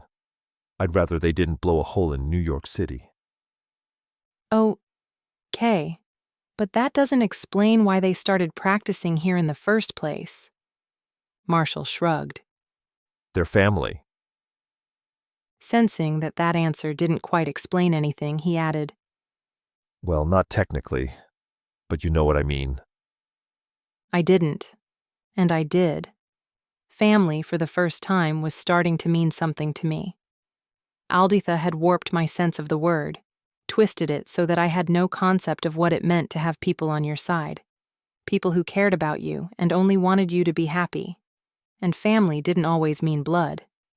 These Morgan twins were no blood relation to Marshall, yet he'd taken them in and given them a safe space to work in a new and unfamiliar city. Tears pricked my eyes. Harlan must have sensed my emotional reaction because he changed the subject. Have you got any decent whiskey in this apartment, Marsh? And perhaps a bed my daughter could crash into? It's been a long night. Marshall flashed his fangs. Chapter 20. Harlan woke me a little after dawn. The sun was muted, an anemic light shining through the wooden blinds, which I assumed he must have opened on his way in. I'd slept in one of Marshall's spare bedrooms, but barely paid attention to my surroundings. I had crashed almost the second my head hit the goose-down pillow. Harlan brought a tray laden with a mug of steaming coffee and a buttery croissant on a slightly chipped plate. I frowned at it, and he chuckled. My brother never throws anything out, as you can probably tell by the state of your room. His eyes swept the space, and mine followed suit. Wow, I breathed, thankful I'd been in no state to examine it last night. A stack of boxes was piled up to the ceiling beside a Charleston dresser that was probably worth a fortune, but which was currently covered in cobwebs and marred by drink rings. Clothing was draped over every surface, including the edge of the bed, mostly women's. I prayed fervently that the sheets had been recently changed. Harlan set the tray near my feet, and I snatched up the mug, holding it between both hands and blowing on the still steaming surface. Only then did I notice the small shot glass hidden behind it. It's synth, Harlan said gently. I know we discussed it, but I wasn't sure if you... He stopped abruptly as I picked up the glass and downed it in one shot. Right, well, that's that then. Harlan didn't quite know what to say, so I changed the subject to spare him the discomfort. What time is it? Almost 8. I know I probably should have let you sleep a bit longer, but our meeting's scheduled for 11 and I'd rather be early. No, it's fine. I just need a hot shower and I'll be ready for anything. He squeezed my knee. I'll leave you to it. He pointed toward a door that I assumed was a closet. Shower's through there, though I can't speak for the state of it. I'll bring your bag in from the hall and leave it on the bed. Take your time and come out when you're ready. Thanks, Dad. I found the brothers in almost the same spots that I'd left them last night. Only this morning they were both facing the same direction, intent on the flat-screen television mounted above a gas fireplace. They were watching the news. The red scrolling banners along the bottom of the screen constantly updated the audience on the explosion at the Four Seasons. I greeted Marshall and then asked if he knew of somewhere I could charge my phone. It had died on the plane, and I hadn't bothered to charge it because so few people knew the number, but I wanted to set up a Google alert for any information about the bombings. Without taking his eyes off the screen, Marshall gestured toward an empty outlet, and I quickly plugged in the phone before joining them on the sofa. I watched for a full 10 minutes until the feed looped. No mention of the Eaton's place, I mused. Surely someone's made the connection between the two bombings. Marshall shook his head. The Ruslana clan got in front of it, thanks to Josie. She texted late last night to let us know. Apparently they blamed a faulty gas line. It was one hell of an explosion, though. He eyed Harlan and asked, as though they were in the middle of a conversation. You're sure Grandma Morgan's got nothing to do with it? My father rolled his eyes. She blew up one building, Marsh. That doesn't mean she's responsible for every explosion you read about from now on. More importantly, there were vampires at the Eaton mansion, I pointed out. Have you ever known Alditha to associate with vampires? I could only assume Harlan had filled Marshall in about everything that had happened at the Eatons last night after I'd gone to bed. Though not who our prime suspect was, it would seem. Perhaps he'd left that for me to decide. Fair point. The woman's a bigot. And a downright Yes, well, that's enough said about that, I think. Harlan interrupted. It was Maven, I said firmly, though we'll never prove it. Marshall looked up. Maven Gideon? Yes, he's Grayer's boyfriend. Ex-boyfriend, I clarified. Marshall looked impressed, then remembered that Maven very likely just tried to kill us. Maven Gideon attended the Blood Summit Gala last night. Harlan's eyes darkened. Maven's here? Definitely. He was at the Rainbow Room last night, probably around the same time Wyatt's mansion got obliterated. The iconic Rainbow Room, rising 65 stories above the landmark Rockefeller Center, had been hosting touched events since its unveiling in August of 1934. The council had closed it to the untouched after a Father's Day brunch in 2009, at which a couple of vampire guests had abandoned decorum and feasted on a few fathers for brunch. Ultimately, however, it was decided that the financial benefits of hiring it out was too lucrative to pass up, and the venue reopened to the general public with a set of staunch rules that ensured that while both the touched and untouched could make use of the facilities, within those hallowed halls never the twain could meet. What the hell was Maven doing at the Rainbow Room last night? I wondered. Establishing the perfect alibi. Harlan growled bitterly before turning back to his brother. How did Gideon snag an invite to the summit anyway? It's industry only. From what I could gather, he and Valerie Jones were there, representing Backman Blood. They're pitching for New York's synth rights. My blood boiled at the mention of Swish's real name. Swish is here? In Manhattan? In the flesh. He cast me an apologetic look. They looked pretty cozy, if I'm being honest. How X is he, exactly? Since he tried to kill me just over a week ago. That'll do it, Marshall said, as though a week was ample time to move on, and he no longer had to consider the obligatory familial defending of my honor. Gideon's star is definitely on the rise. He's going to be a hard target to bring down. He scratched his chin and then rounded on his brother. Wait a minute. You said the shifter attacked you? Harlan nodded. Silas did, yes. At Gideon's house? Another quick nod of confirmation from my father, while I tried to force the image of his lifeless body on Maven's floor from my mind. Why don't you lay a charge? He's a member of Gideon's household and you're a clan leader. The council will have to act on it. I already did. They've recognized the charge, but Maven claims Silas acted without his consent. He's already distanced himself from the shifter. Claims he's gone rogue. According to my sources, he's offering up a reward for any information leading to Silas's capture. And I take it, by your tone, you don't believe that? Not one word. Silas is the one person in the world Maven trusts, I explained. There's no way Maven would let the council take him into custody, and Silas won't be found. I recalled his slate eyes and shadow smoke, and gave an involuntary shiver. Marshall picked up a remote control and turned up the fire thermostat. And how does the delectable Ms. Jones fit into all of this? Swish and Maven are very old friends, I said. Plus, they do a lot of business together. In fact, he helped her steal her daddy's empire. Oh yes, she's Renata Jewelers, isn't she? The one and only. Harlan was deep in thought. Do you think Maven might have used Renata as collateral in his acquisition of Backman Blood? Gideon Blood, Marshall corrected. It was part of his impressive presentation last night. He's rebranding. It's all crimson hues and embossed velvet, gaudy as balls. Swish had rubies the size of gulls' eggs in her ears.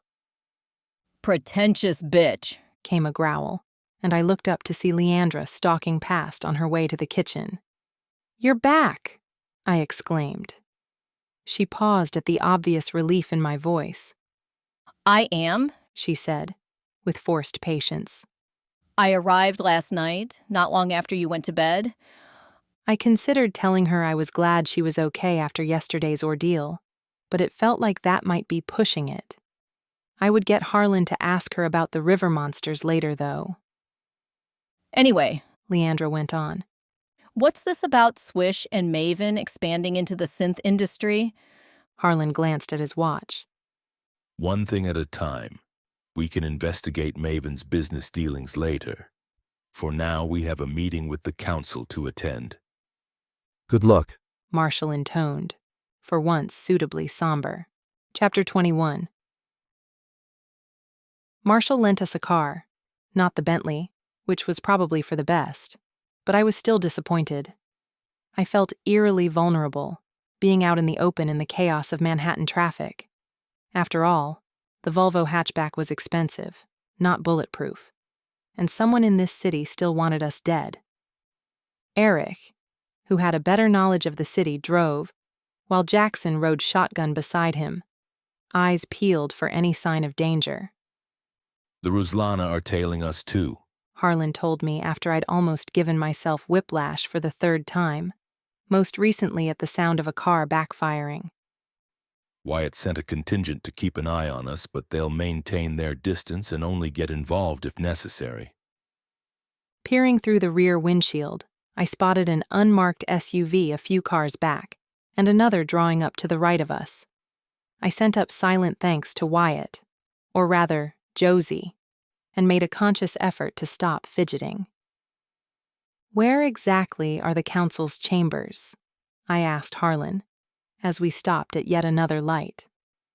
They move around to avoid the untouched. Every now and then a tourist discovers something they shouldn't and the machine kicks into motion. All evidence is wiped, including the minds of any normals who happen to be involved, and a new location is secured. "So, how do you know where it is now?" He held up his cell phone and wiggled it side to side. Encrypted message sent 24 hours in advance. "Great." I settled back in my seat. "As long as one of us knows where we're going." He grinned at my sarcasm. City Hall Station, we're going underground. Hardly surprising. A lot of vampire hotspots were situated underground. I think it added to the clandestine feel they thrived on. And of course, it helped them avoid the discomfort of the sun. It's one of the few permanent council locations left. Eric offered from the front seat. The New York Transit Museum tried to revive it for commercial use in '95, but the council had Giuliani shut that down. It's been abandoned ever since, though technically it's listed as an emergency exit. Beside us, the SUV peeled away. We're almost there, Eric said, all business once again. The Ruslana will fall back, and the council guards will take over. Harlan offered me a reassuring smile. No one would dare attack us now, Grayer. We're under the council's jurisdiction. The knot in my stomach unraveled ever so slightly. We pulled into a small private parking lot where Harlan's ID gained us access, then exited the car and plunged almost immediately down a set of concrete stairs, Eric leading the way. Darkness enfolded me, and the unmistakable scratching of vermin reached us. I shuddered. It's not for long, Harlan said, his hand on my shoulder, encouraging me forward. Besides, you think this is bad? The last time I met with the council, the venue was the smallpox hospital ruins on Roosevelt Island. And let me tell you, there's no spell in the world that can eradicate the stench of bubonic death. It lingers for decades. Thanks, Dad. At least he couldn't see my eye roll. Jackson followed behind us, swift and sure-footed in the dark. I tried to pay attention, but once we hit the station level with its dim fluorescent lighting, I became lost in the labyrinth of twists and turns Eric seemed to be making. Everything looked the same to me. Glamours, Harlan said softly. Enchantments designed to disorient anyone who ventures too close. They're definitely working, I groaned. I was starting to feel queasy. We're almost there, Eric said. Then, suddenly and without any warning, we emerged alongside a single balloon loop track. Above our heads, glass skylights opened to City Hill Park, and 12 chandeliers with nickel finishes and floral motifs hung from the ceiling. The whole effect cast a gorgeous ambient light which made it easy to move around without fear of tripping. I feel like I've been here before, I said, turning a full 360 degrees while I walked, to take it all in, Doubtful. Eric said. But a replica was built for fantastic beasts and where to find them. If you've seen the movie, that would explain why it seems familiar. Harlan gave me a wry look. You've seen it, haven't you? Twice, I admitted. Jojo Rowling stood me up once. Harlan said cheerfully. Up ahead, a platform came into view, a simple wooden door at its far side. Eric and Jackson slowed. This is as far as we go, Jackson said, as I turned back toward him in question. We're the ones with the appointment. Harlan explained. And best, we're not late. I let him lead me along until we reached the door. I expected it to be locked, but when Harlan reached for the handle, it opened easily. I gaped through the doorway, blinking in disbelief. Impressive, isn't it? Harlan said. A white marble floor stretched ahead, leading to an expensive reception counter, behind which sat a middle-aged witch who was sorting papers on her desk with practiced efficiency. A pair of red spectacles perched on her upturned nose. Behind her, a gleaming white door sporting an access control beckoned. The witch glanced up at us and then looked pointedly at her watch. You're late, Mr. Knox. I got the sense that she knew his name because she'd memorized the appointment book, rather than knowing him personally. Actually, we're 5 minutes early, Harlan countered. Yes, well, be that as it may, your meeting has been canceled. Harlan was apoplectic. What? The council thanks you for coming out, she recited by rote. But unfortunately, they can no longer accommodate your request. There was no way the council had made that call in the last few minutes, especially since we weren't even late yet. But Harlan had received the location text, which meant that at some time in the past 24 hours, something had happened to change their minds. My nerves jangled in alarm. That's impossible. Harlan's voice wasn't quite raised, but he was definitely agitated. This is a matter of the utmost urgency? The witch raised one perfectly manicured brow, ridiculously high above the red frame of her glasses, and gestured at the stack of papers before her, the appointment book open beside it. I think you'll find they all are, Mr. Knox. I beg to differ. This is matter of national security. The council has reviewed your submission and deemed it not. I can assure you, Mr. Knox, that the council does not take these matters lightly, and any decision made goes through a strict oversight process. I don't give a Selkie's ass about the oversight process. Harlan's legendary temper was starting to show. I want to speak to Melissa Silver, now. That's not possible. Ms. Silver is indisposed at the moment. Listen, lady. Imogen, I supplied helpfully, having read her name badge.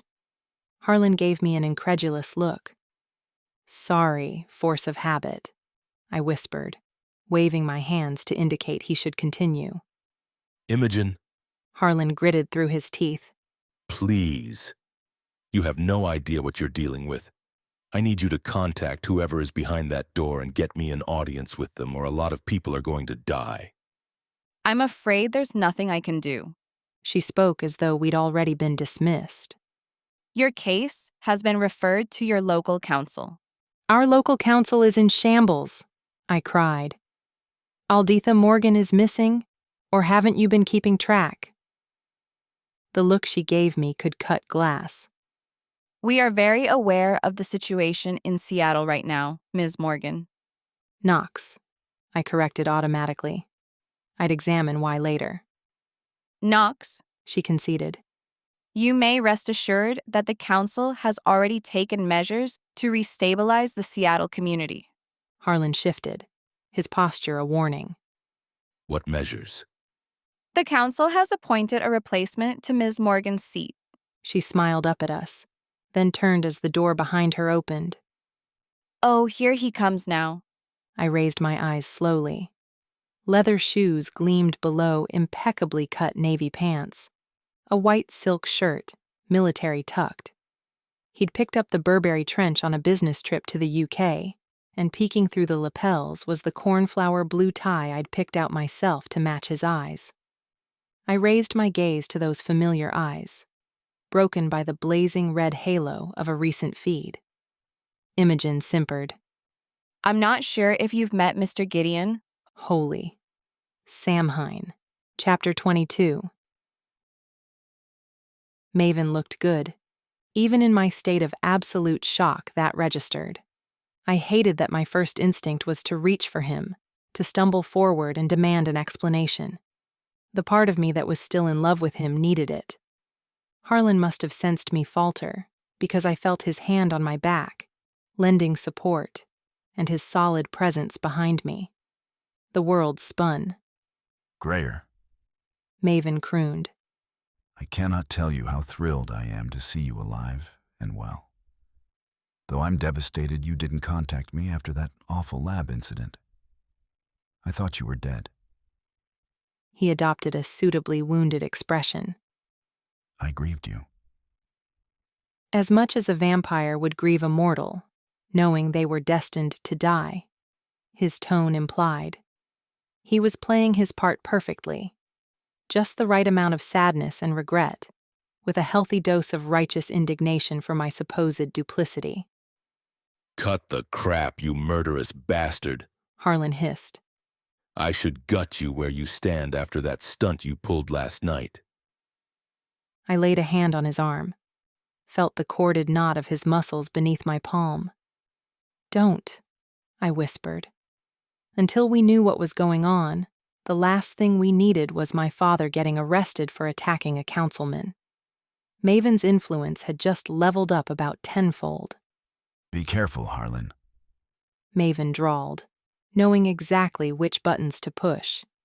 He'd love nothing more than for my father to be publicly shamed, or worse, arrested for assault.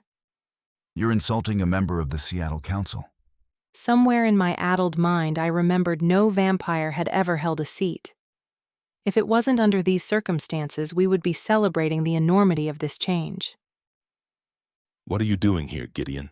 Harlan snapped, holding his temper in check by sheer force of will. I was invited. I'm sure you know that any new council appointment is formalized through an initiation ceremony. Mine just finished. Melissa presided over it personally. Typical Maven, unable to resist the chance to drop a name. I wouldn't get too comfortable in that seat, Harlan warned.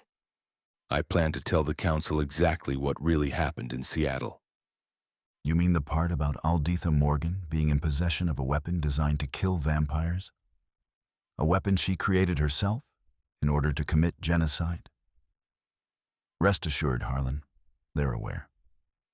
In fact, my first order of business is to find her and bring her to justice.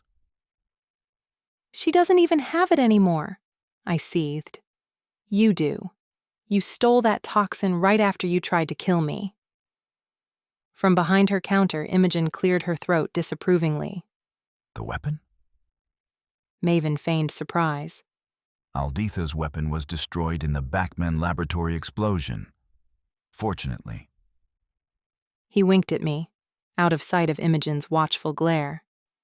And as for trying to kill you, Grayer, I was devastated when I heard you'd been there when it happened. If only you'd confided in me, I might have been able to protect you. But I guess your family loyalties were stronger than what we...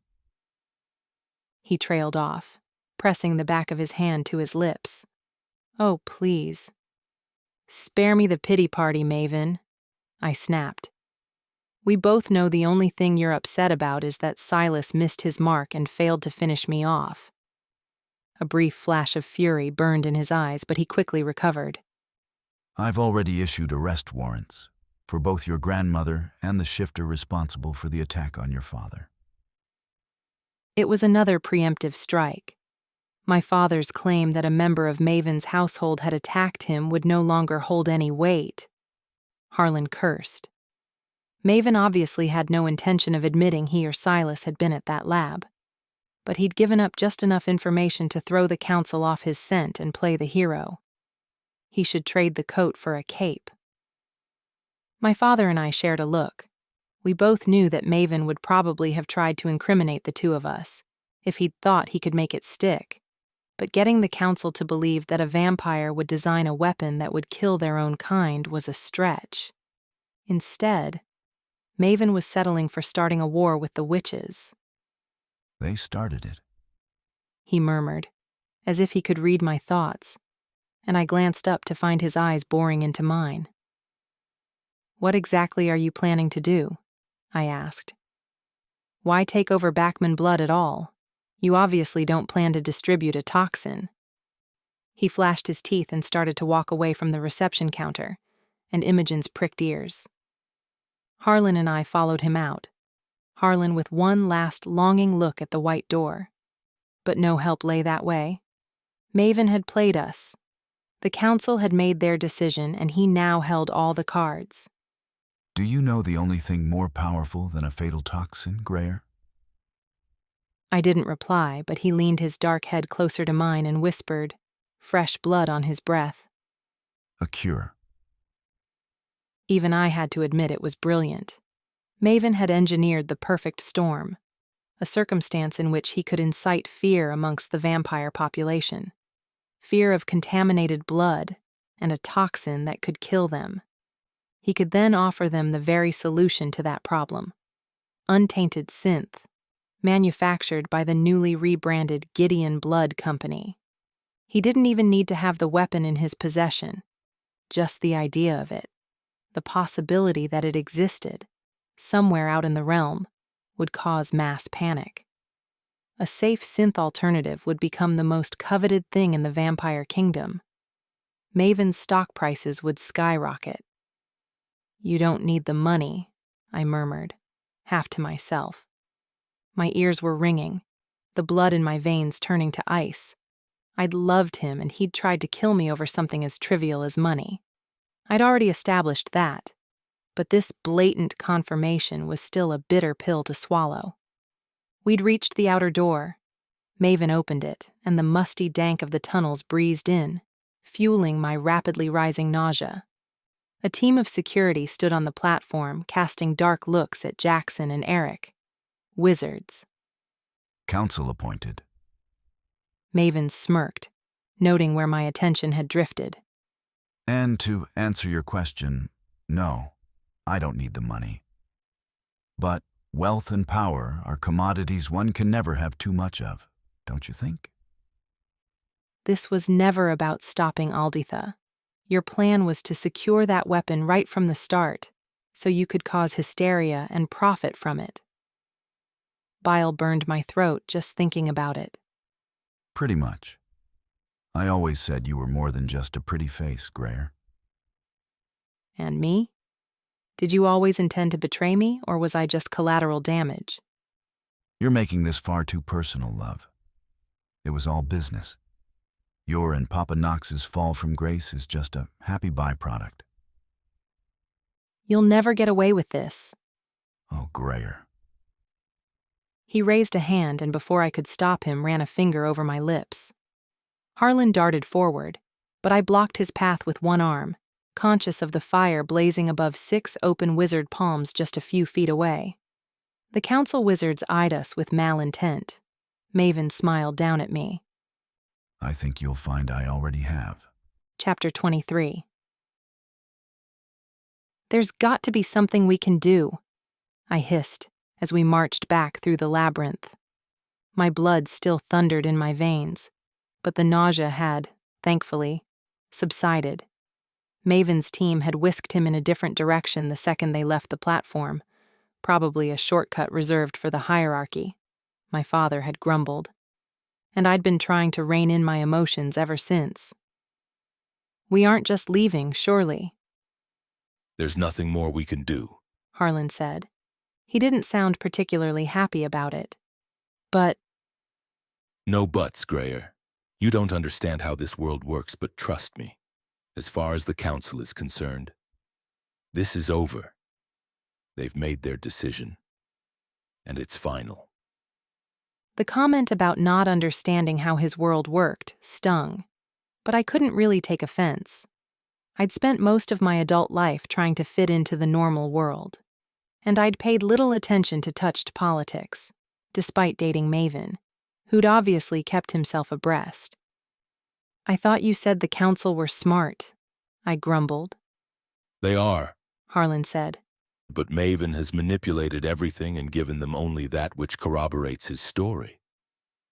A little information is a dangerous thing, I recited. Exactly, and right now the council has denied our voice.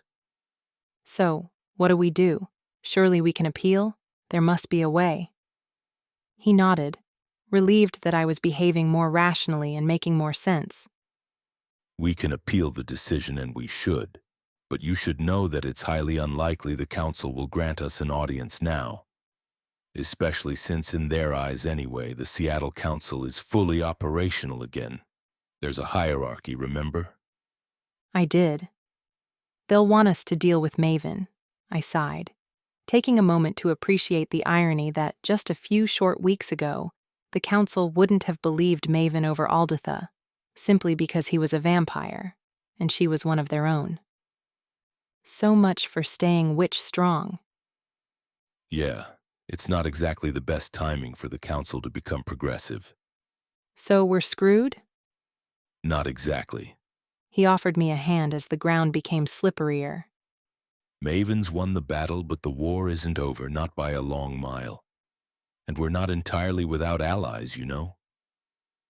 I thought of Rue, the coven witch who had turned on Alditha and warned us about the weapon, of Leandra and Ford, powerful jaguar shifters, of Josephine and Wyatt, leaders of the most powerful vampire clan in the world.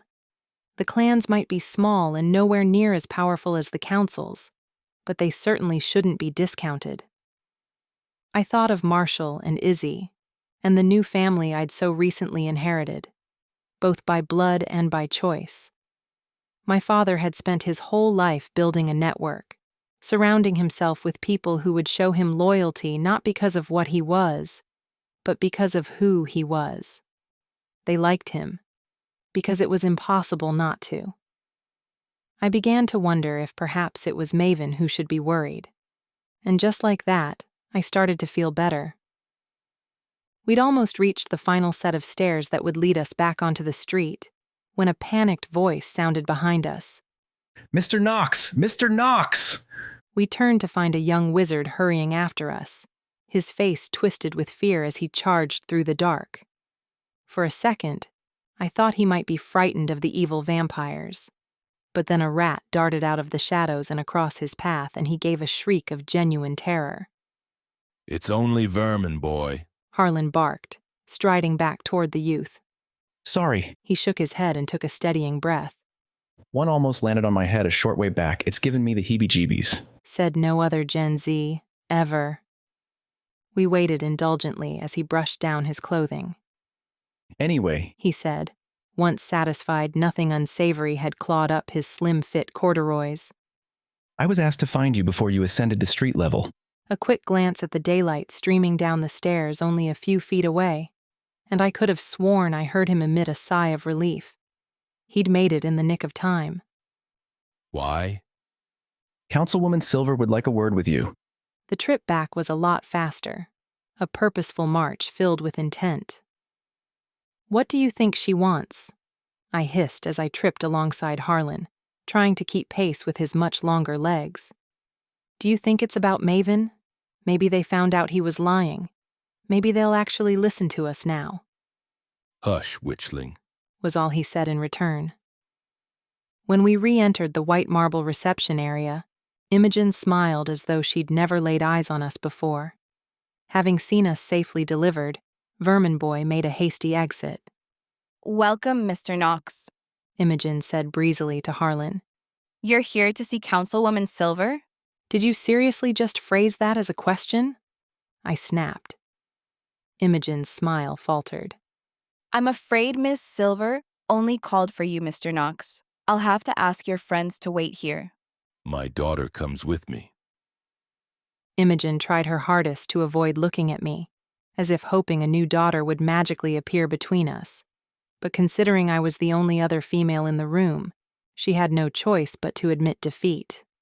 "One moment, please," she said, raising her handset. A whispered conversation later, and she ushered Harlan and me through the white door. "Take the elevator to the 3rd floor. Someone will be there to meet you." Thank you, Harlan said, before the door shut between us. As soon as it closed, his lip curled in disgust. That woman should work for your grandmother, he muttered. I tended to agree. We found a pair of elevators and stepped inside. My confusion, given that we were only 1, maybe 1.5 stories below street level, cleared the second I noticed the illuminated numbers were listed in descending order. We were going down, not up. I nearly lost my stomach as the elevator lurched. "Have you ever met her?" I asked, my anxiety rising. "Melissa, I mean." He nodded. only a handful of times. "What's she like?" He frowned. Intimidating. Fair, though I know some probably wouldn't believe it. She's matriarch of the Silver family now. She took over her husband Jonathan's council seat when he died. She didn't necessarily want the position, but she stepped in when she was needed. Is that important? It speaks to her character. If ever there was a witch I respected, it'd be Melissa Silver. It occurred to me that respected was a very different word than liked. How did he die? Her husband, I mean. He was killed. Before I could ask any more, the doors opened with a soft ping, revealing a witch standing directly outside. She held herself with the air of a woman used to issuing instructions, her eyes cool flint. I didn't need any introduction to know this was the legendary councilwoman Melissa Silver. She offered my father a tight-lipped smile. "Hello, Harlan." He dipped his head deferentially. Councilwoman. As he stepped forward, I noticed how he towered over her, even in her boots.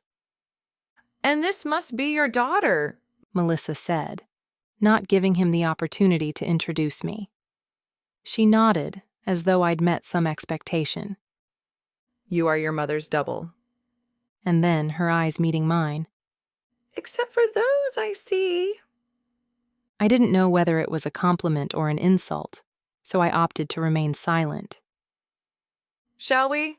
she said briskly, raising her arm and gesturing down the hall. "We can use one of the available conference rooms." If my father was uncomfortable going before her, he did a great job of hiding it. He was used to the chivalrous gesture, and Melissa Silver wanted none of that. She strode behind him at a pace brisk enough to hurry him on. I followed them in silence, taking in my surroundings. Down here, the decor was minimal clinical, white plastered walls and floors, but messy. I had the impression it had been done in a hurry, with a dash of rust earth peeking through in places. I wondered how often the council rotated their locations. Imogen seems nice, Harlan said over his shoulder, trying to make conversation. "Really? They call her the Doberman?" I can certainly see why, I mumbled under my breath. "This one on the left," Melissa called, and Harlan stopped outside a glass-paneled door. We stepped aside so she could open it, and then followed her inside. It was basic, functional. A long table, 2 rows of simple ladder-back chairs on either side, and a slightly larger version at each head filled the space. "We've only recently revived these old premises," the councilwoman explained as we took our seats opposite her. "Things are still a bit all over the place." She tucked a stray strand of jet-black hair behind one ear. A simple wedding band adorned her ring finger, dulled by age. I wondered how long it had been since her husband's death. Any reason you're revamping these premises in particular? Harlan asked. I knew him well enough to know he was just making polite conversation, but Melissa probably suspected otherwise. "The council has their reasons," she said shortly. "Now, as to why I called you back." I had hoped you might have reconsidered the meeting we had scheduled, Harlan said. Mr. Knox, while I appreciate you taking the time to be here, I unfortunately do not share your views on the situation in Seattle at present. Mr. Gideon has made himself available to us at every turn, and he has been nothing but helpful and accommodating. His concern for you, she inclined her head in my direction, was particularly touching. I bit my lip hard enough to draw blood. Maven Gideon tried to have my daughter killed, Harlan growled. Touching isn't quite the word I'd use. The councilwoman looked him dead in the eye. That's a bold claim, Mr. Knox, against a councilman, no less. Appointing that man to the regional council was a mistake. Was it? Melissa arched a brow so high it practically disappeared into her hairline. A warning. Do not challenge the authority of the council. Considering Melissa Silver could have him locked up if she deemed that he even looked at her funny, my father did not elaborate. Frustration built in my chest. Do you have proof of this alleged attempt on Grayer's life? No. Harlan admitted. But the explosions at the Four Seasons and the Eaton residence last night were direct attempts on our lives. How do you figure that? We were booked into the Four Seasons. We didn't use the reservation as the Eatons kindly offered us accommodations at their home. Both venues were attacked within an hour of each other. He let that sink in. Surely the council cannot dispute the coincidence of these attacks or that my daughter and I were most likely the intended targets. We were unaware that your whereabouts factored into the incidents, Melissa admitted. Having caught her on the back foot, Harlan pushed his luck. And I would hope that the council takes the attempt on a clan leader's life very seriously. I assume a formal investigation will be launched. I knew immediately that he'd gone too far. Fury settled over the councilwoman's face, quick and easy, like it felt comfortable there.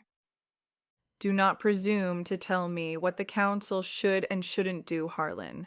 We will not be railroaded. She'd dropped all pretense of formality. There is a hierarchy for a reason. If someone tried to kill you, they should be brought to justice, and quickly. We cannot tolerate such unlawful actions, but it is not the council's responsibility to investigate this matter. The law is very clear. Vampire business is handled by the local vampire body.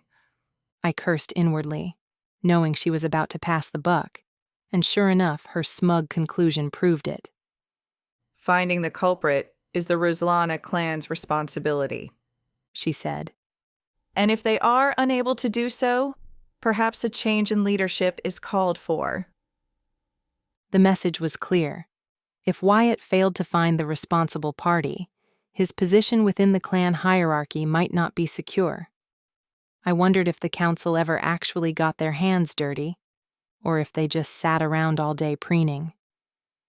I also couldn't shake the suspicion that the council was deliberately setting Wyatt Eaton up for failure. Maven was behind it. I spoke without thinking.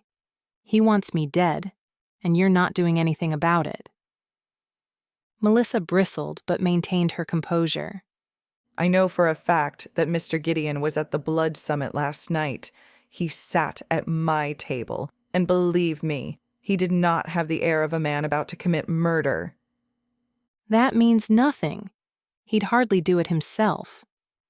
What my daughter is trying to say, Harlan said smoothly, is that Maven is a powerful vampire. A crime of this magnitude is well within his means. All we're asking is that the council look into it. Melissa kneaded her temples. I don't think you have even the slightest idea how many accusations such as this one are brought before us on a weekly basis. The council simply does not have time to address every instance. So I ask again, Mr. Knox, do you have any proof? For the first time, it occurred to me that Melissa Silver's inaction might not be a sign of indifference, but rather one of exhaustion. That it was possible that she didn't necessarily not believe us, but that her hands might be tied. She was, after all, only one seat on the council. the decision might not be hers alone to make. She waited a beat, expectant, and then shook her head. No, I didn't think so.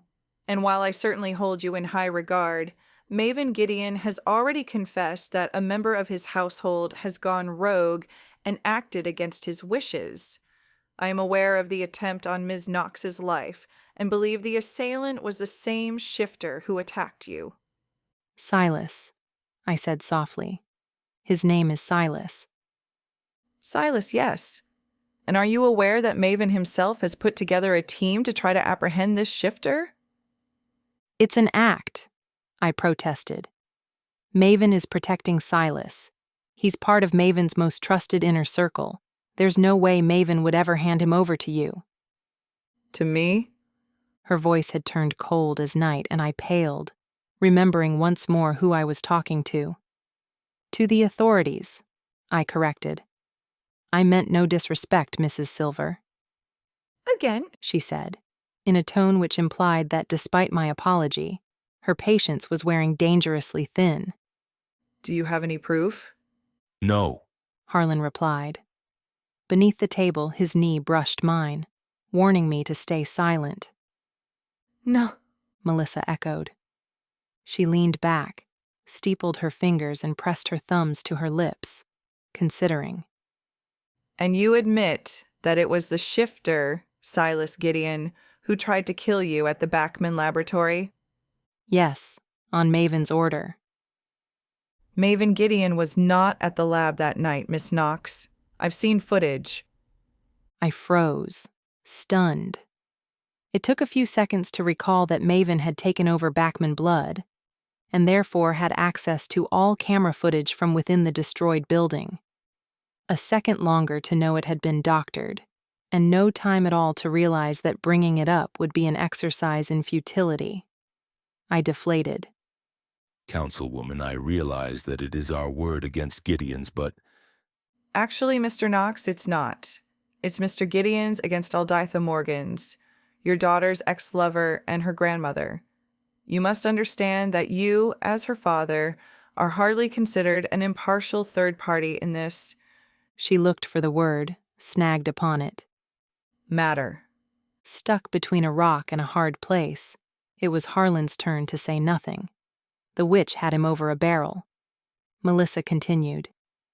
Mr. Gideon has proven himself to be both compliant and resourceful. Alditha Morgan, on the other hand, has absconded. So you condemned her based on that fact alone? I asked. I thought it was innocent until proven guilty. No, Miss Knox, she corrected calmly. You're innocent until you run. Chapter 24. If we're not here to discuss what happened at Bachman's laboratory and the events leading up to it, why are we here? Harlan asked. He cast me a warning look for rousing Melissa's ire. It was obvious the councilwoman had her mind made up, and we'd have to concede defeat. We would need to get to Maven on our own, another way. I sat slumped back into my chair in hopeless annoyance. Yes, about that, Melissa said, sounding relieved for the abrupt turn in conversation. We've had reports coming in about a high number of disappearances in Seattle over the past few weeks. Given the impressive vampire population in the area, one of the largest in the world, actually, we suspect foul play. My pulse rocketed. It was an unspoken fact that the council had, over centuries, driven vampires into small pockets around the globe and monitored them more closely than any other species to prevent them from forming large, formidable forces. Vampires were strong enough and powerful enough to pose a real threat. Clans were allowed, but ultimately they fell under council law, and the clan leaders were expected to uphold that ethos. The fact that vampires fed off humans also warranted that their interactions with the untouched be monitored closely. The advent of synth had gone a long way to restoring peace, but regardless of how far the vampire species had come, there were still those who harbored mistrust against them. Knowing what I did about Maven, I couldn't blame them. The bastard was evil to the core. The council couldn't have chosen a worse ambassador to finally hold a seat on the regional council. Foul play? Harlan asked. I could hear the underlying tremor in his voice as he tried to rein in his annoyance. Yes, there have been at least 18 people reported missing, but we suspect that number isn't accurate. Why? We've had intel that at least twice that number have been abducted, only they haven't been reported because the victims lived out of state or had no family ties to notice they were missing. And she paused for effect. No bodies have been found. The muscle in Harlan's jaw ticked. You suspect someone is running a bleed farm in Seattle. Bleed farms encapsulated the very worst of us, the darkest nature of the vampire species. They had been abolished by the council over a century ago. A few cropped up in larger cities from time to time. But the council acted swiftly, and the consequences for involvement were dire. All evidence points to that, yes, Melissa said. And given the number of victims, we suspect it's an organized operation. Implying a large group. Harlan realized it too. The Seattle clans have been settled into polite society for a long time, he said slowly. Yes, and the council enjoys a good relationship with them all, the Gareth especially. But? Harlan asked. I wasn't surprised. It was clear to both of us that the councilwoman had more to say. But as you know, we cannot allow for any of the touch species to draw attention to our kind. We need to get to the bottom of this, and quickly. If it's as bad as you say, surely it would be better to ask the Seattle Council to look into it. Nice try, Harlan, but Maven Gideon has more important matters to attend to. And while we're on the subject... She tapped a pale finger on the table. You would do well to remember that Maven is now council appointed, accountable to us, and only to us. Her message was clear. Maven was out of bounds. On a more personal note, she continued, and her expression softened slightly. I have a vested interest in a united Seattle. I lobbied for any new council seats to be open not only to witches and wizards, but to other touch species as well. Maven's appointment is the manifestation of that work, and I will not have it destroyed because of a petty vampire feud. Only petty in your eyes because it's a vampire feud, I thought bitterly. You are the leader of the Gareth clan, she continued, oblivious to my dark thoughts. And I expect you to allocate all your resources to finding whoever is responsible for these disappearances.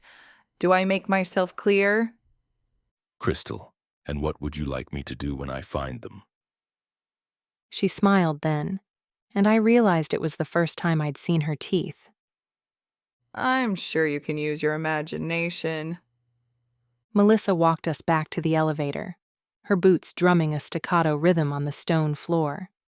I'd gritted my teeth against my frustration for so long my jaw hurt. Harlan walked a few steps ahead, trying to put some distance between him and the woman who had so clearly believed Maven over us and acted as though nothing had happened.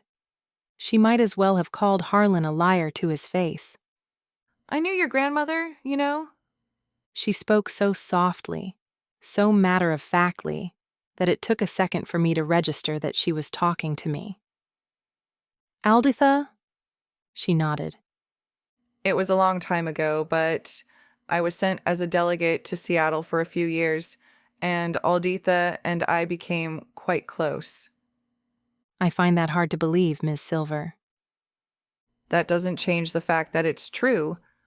Alditha and I weren't quite what you would call friends, but we had a mutual respect, and we made an excellent team. We worked on the Puget Sound Protection Bill, and it passed without a hitch. I vaguely recalled that project. It called for the immediate and urgent protection of the 100-mile-long inlet of the northern Pacific Ocean, which bordered Seattle. Within the deep waters, merfolk, nereids, and the largest surviving Selkie shoal were being forced northward by a rogue group of sirens. The bill had called for the demarcation of a protected area that ensured the safety of the weaker species and reduced their risk of discovery by untouched seagoing vessels.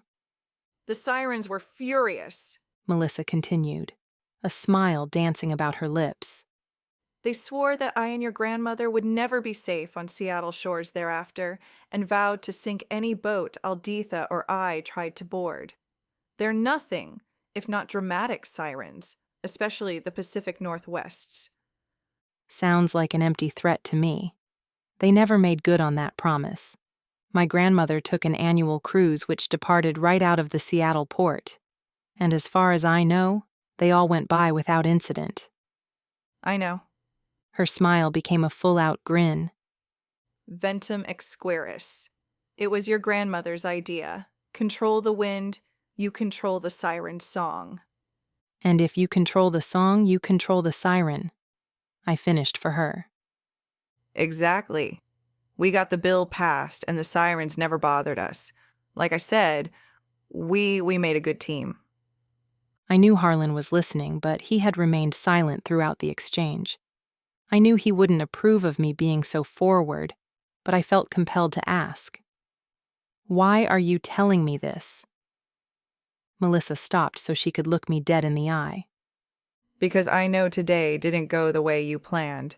We knew your intention before you got here, and I thought you should know that your first mistake was thinking you could convince the council that Alditha was somehow a victim in all of this.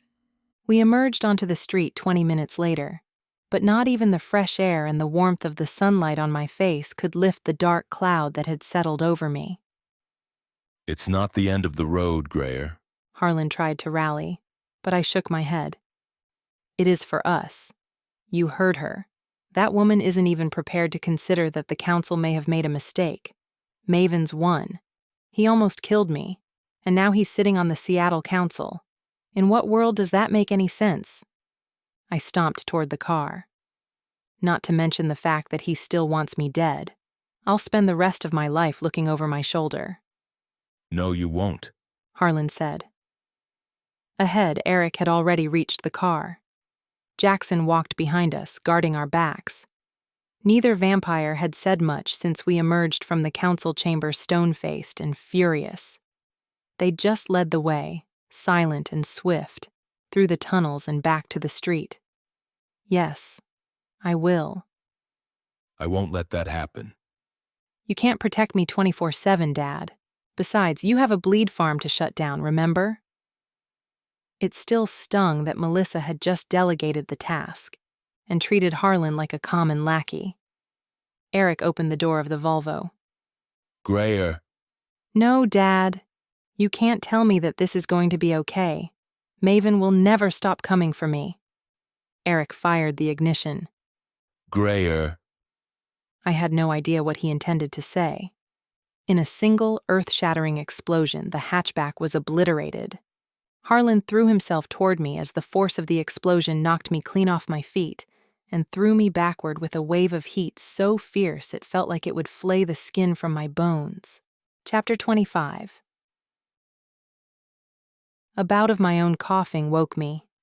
I choked on smoke thick with dust, tasted it on my tongue, and then realized that nothing remained of Eric but ash, the same ash hovering in the air around me, and I gagged. I tried to rise, but a solid mass bore down on me, making it even harder to breathe. Dad? I croaked.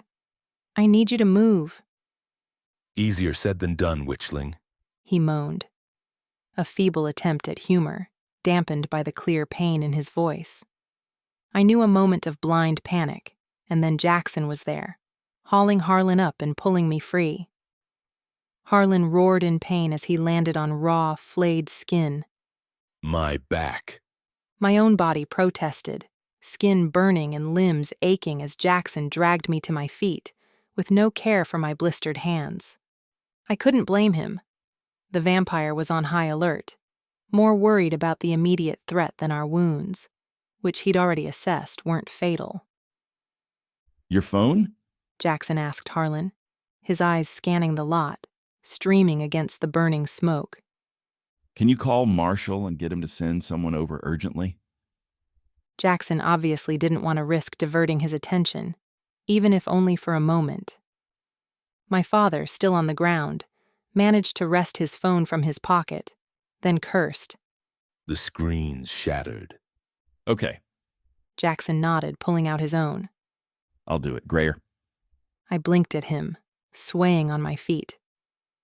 I need you to keep an eye out for me, okay? You see anything, you scream. Anything. I managed to nod and wobbled closer to my father.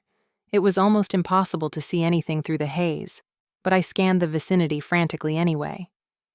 Can you get up? I whispered down at Harlan, my throat raw. He tried, got as far as his haunches, and sat back down. Give me a minute. I took the opportunity to take a quick look at his back and instantly regretted it. I'd expected the skin to be red and angry, but there were patches where it was white and charred. 3rd degree. Harlan told me, sucking in a breath. If it's any consolation, those parts don't hurt. How do you know?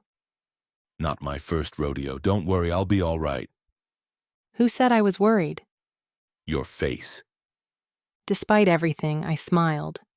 It turned into a sob, which I tried to swallow down. The sight of Jackson striding back toward us was a welcome distraction. I got hold of Leandra, he said. Marshall's sending a car. It'll be here in 20 minutes. She'll be here in 10. How? Oh. I imagined a Jaguar wouldn't have traffic to contend with. What if someone sees her? Leandra knows how to avoid detection, and even if someone did report it, the council will have it chalked up to fake news. There seems to be a lot of that going around these days, I rasped, swaying on my feet. My ears were still ringing. Are you okay?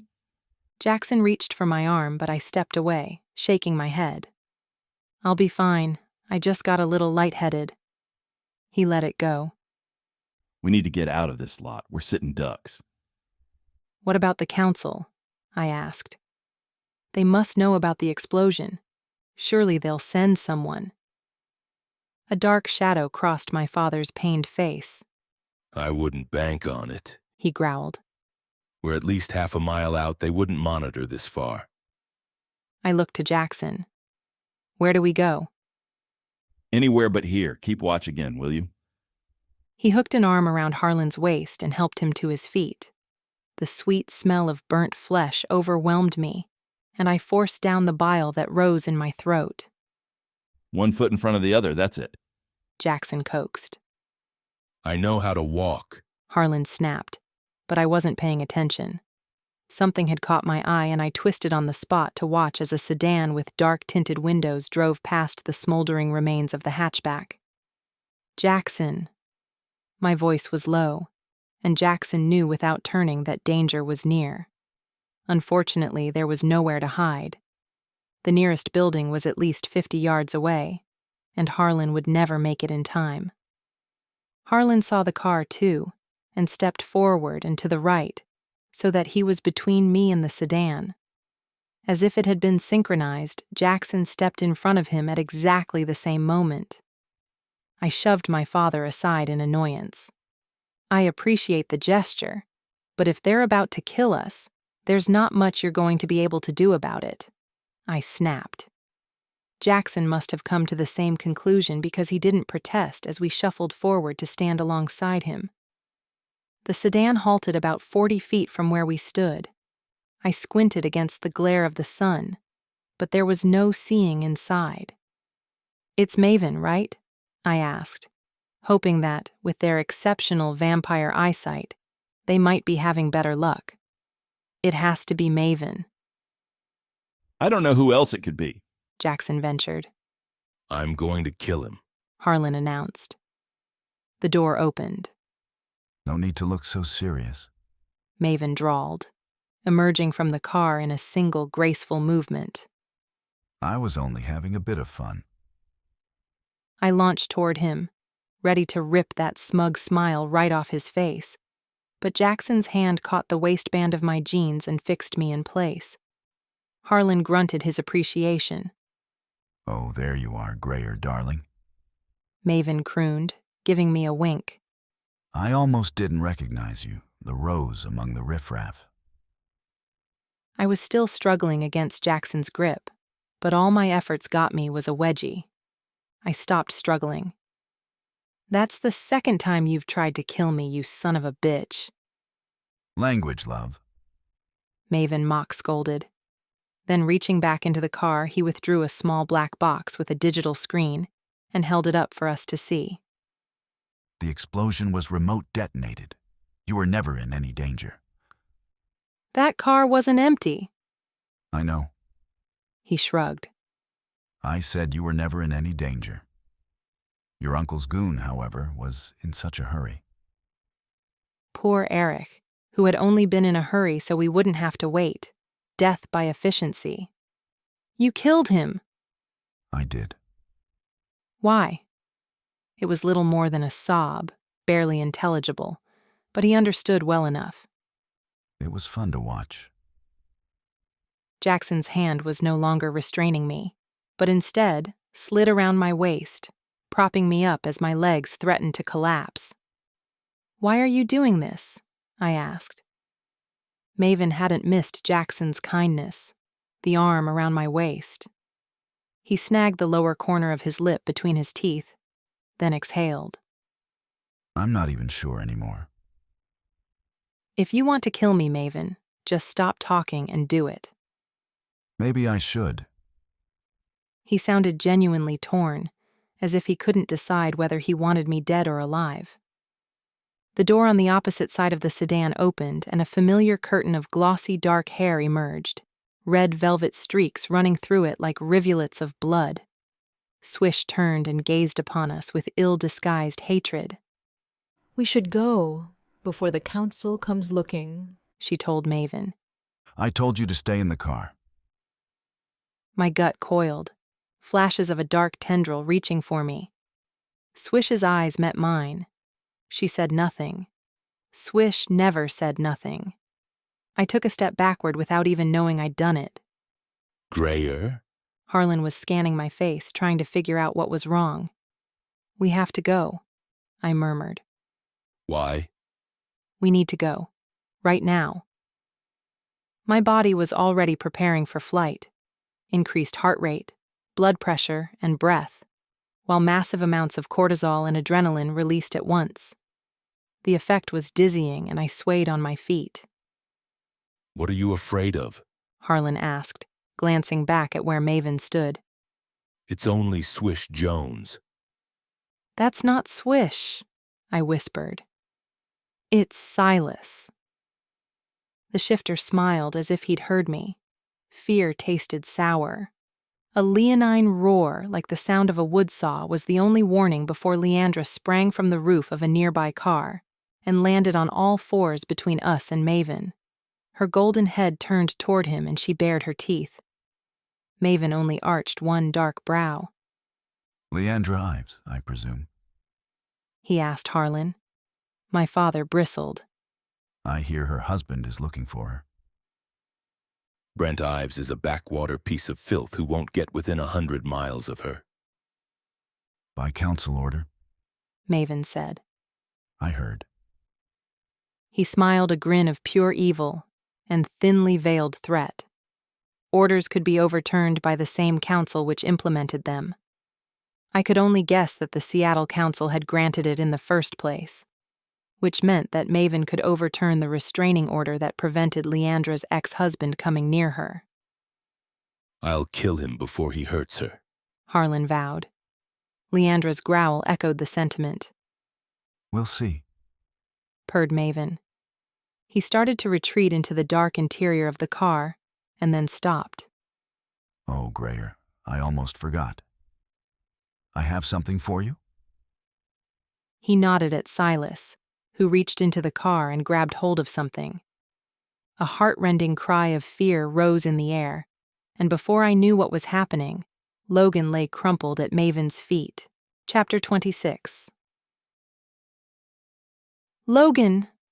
My scream echoed in my ears, punctuated by the thunder of my heart beating in my chest. I launched forward again, but this time, it was Harlan who seized me around the waist and lifted me clear off the ground to restrain me. "Let me go." Calm down, Grayer. It could be a trap. "That's Logan at his feet, Dad." I know. And his voice was so filled with sorrow and regret I stopped fighting him. Which is exactly why this isn't the time to go to pieces. Cold rage clawed upward, but I shoved it down. Maven had thrown down the gauntlet, and the only way out was through. I couldn't snatch Logan from him. He could kill her before I took 3 steps toward them. My father was right. We had to be smart. I breathed slowly in and out and tried to think rationally. Let her go, Gideon, Harlan called across the space between us. I marveled that his voice was unwavering despite his panic, despite his injuries. She's got nothing to do with this. Maven gazed down at Logan's unmoving body without even the slightest trace of remorse. She's breathing, Harlan whispered in my ear. I never liked her. Maven remarked. She was always trying to cause trouble between us. If it's any consolation, she never liked you either, I called. He stuck the tip of his leather shoe into Logan's ribs and gave a little shove. Her body flopped over, her face now visible. A small whimper escaped me. Silas's swish smiled. Logan's eyes were closed, her skin pale as death. She is still breathing, Harlan said again, deliberately, as he sensed my rising panic. Nobody moved. Even Leandra seemed to be holding her breath, her powerful body coiled to strike, muscles twitching beneath her golden coat. Logan's presence made us pause and motivated us to listen. I willed her to move, but she did not. Or could not. "What have you done to her?" I asked. A dark, malicious sneer crossed Maven's face. You'll find out soon enough, I'm sure. He gave Logan's belly one last vicious prod before he turned back toward the car. I'll see you soon, love. With a final tip of his head in my direction, he disappeared into the dark interior, Silas following right behind him. I shook as the car pulled away, my legs about as sturdy as a newborn colt's as I took the first few tentative steps toward Logan's body. What if Harlan was mistaken? She couldn't be alive. Her skin was too chalky, and she hadn't so much as twitched when Maven had kicked her. And then time seemed to speed up, and I was running full tilt to throw myself in the gray dirt at her side. "Logan!" I grabbed her hand and almost wept with relief at the warmth I felt there. Alive. Alive. Alive. I told you so, Harlan said gently, a solid presence at my shoulder. I didn't even realize I'd said the words aloud. Leandra trotted over, her big head nuzzling Logan's chest, snuffling her hair. And then she gave a grunt of impatience and huffed a hot breath over Logan's face. Logan frowned in her sleep. We need to get her out of here, Harlan said. We need to get you all out of here, sir, Jackson corrected. As if on cue, a red sports car hurtled into the lot, the engine growling deeper than Leandra in a mood. Got here as soon as I could, Marshall yelled from the open window. His gaze traveled over the smoldering remains of his car to his brother, taking in Harlan's blistered body, and the ash staining our faces. No doubt he also noted the absence of Eric. What in the name of Vlad happened here? The traffic had eased. Either that or Marshall utterly disregarded the laws of the road, because we made it back to his apartment in half the time it took us to reach City Hill Station. I sat in the back seat, cradling Logan's head in my lap. It was a tight fit, but there was no way I was letting her out of my sight. Leandra and Jackson were making their own way back to the apartment. Lucky for them, I mused, as I listened to the brothers not so grim arguing in the front seat. Of all the cars in that fancy garage of yours, you decide to bring this one? Harlan griped, practically mounting the dash in his efforts not to let his back touch the seat. What is it, some kind of smart car? It's a Mazda, and it's small enough to weave through traffic so I could get there faster. Or would you rather I brought Big B and arrived tomorrow? Because from what I could tell when Jackson called, urgency was of the utmost importance. Just drive, Harlan said. He glanced over the seat at me. You okay back there? I nodded. I'm just worried. I wish I knew what was wrong with her. Marshall looked back over his seat. She's spelled. He said simply. What? Spelled? As in a magical slumber? Sorry, I assumed you knew. He hit the brakes hard, swerving to avoid a pedestrian, and Harlan swore loudly. Is that even possible? I asked once I'd righted myself. Have you never read Snow White? I frowned at him in the rearview mirror. The fairy tale? Marshall clicked his tongue in annoyance. Spoken like a true untouched. You should be ashamed of yourself. I raised my brows at Harlan, but he was busy examining Logan. I think he's right, he mused. Of course, I'm right. Harlan, loath to agree, changed topic. Do you know anyone who could bring Logan out of it? Depends how it was done. If it was a sleeping draft, we're in luck. He flashed his teeth at Harlan, who shook his head. No way. Suit yourself.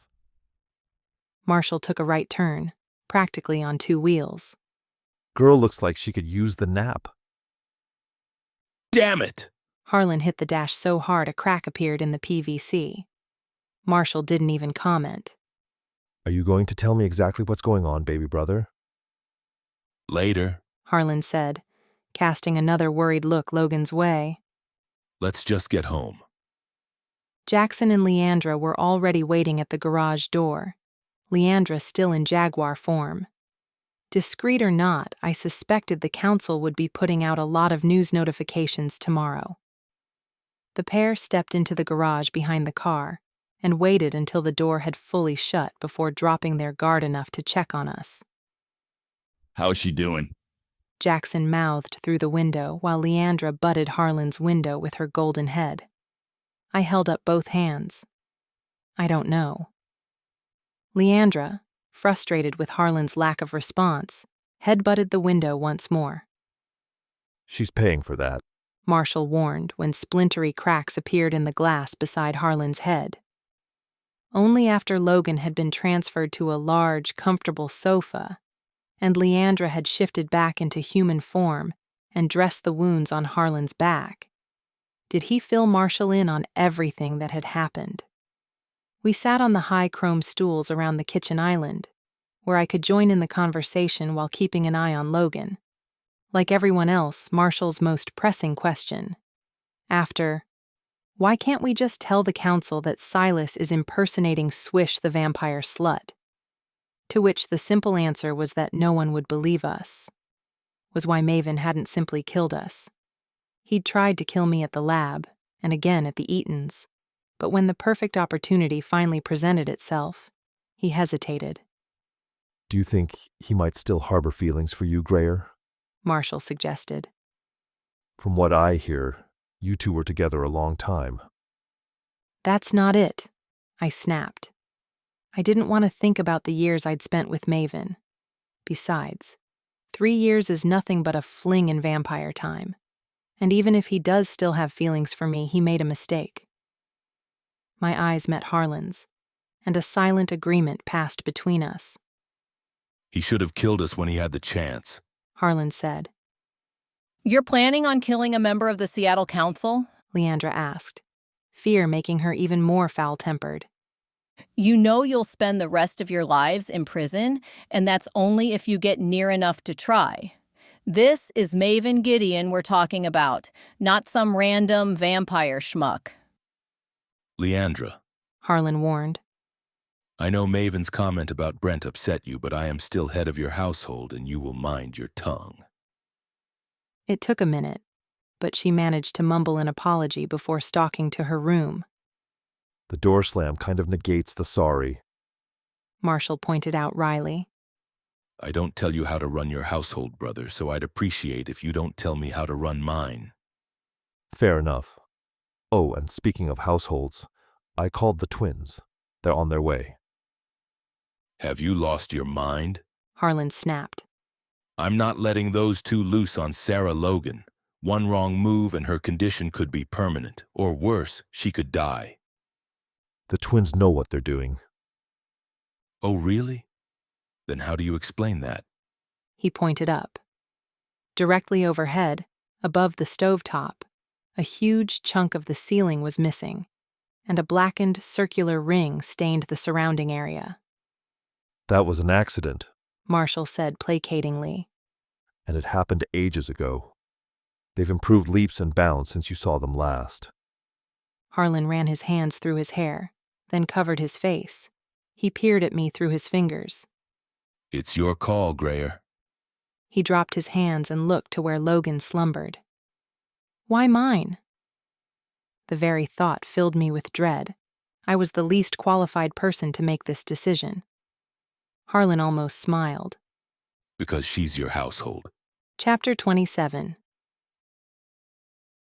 Aaron and Jessica Devereaux had hosted their 21st birthday party only a few months previously, and it seemed the party hadn't stopped since. The twins entered Marshall's apartment in all their honey-blonde perfection, trailing a cloud of smoke. Bala leaf, by the smell of it. The recreational herb of choice for young wizards and witches.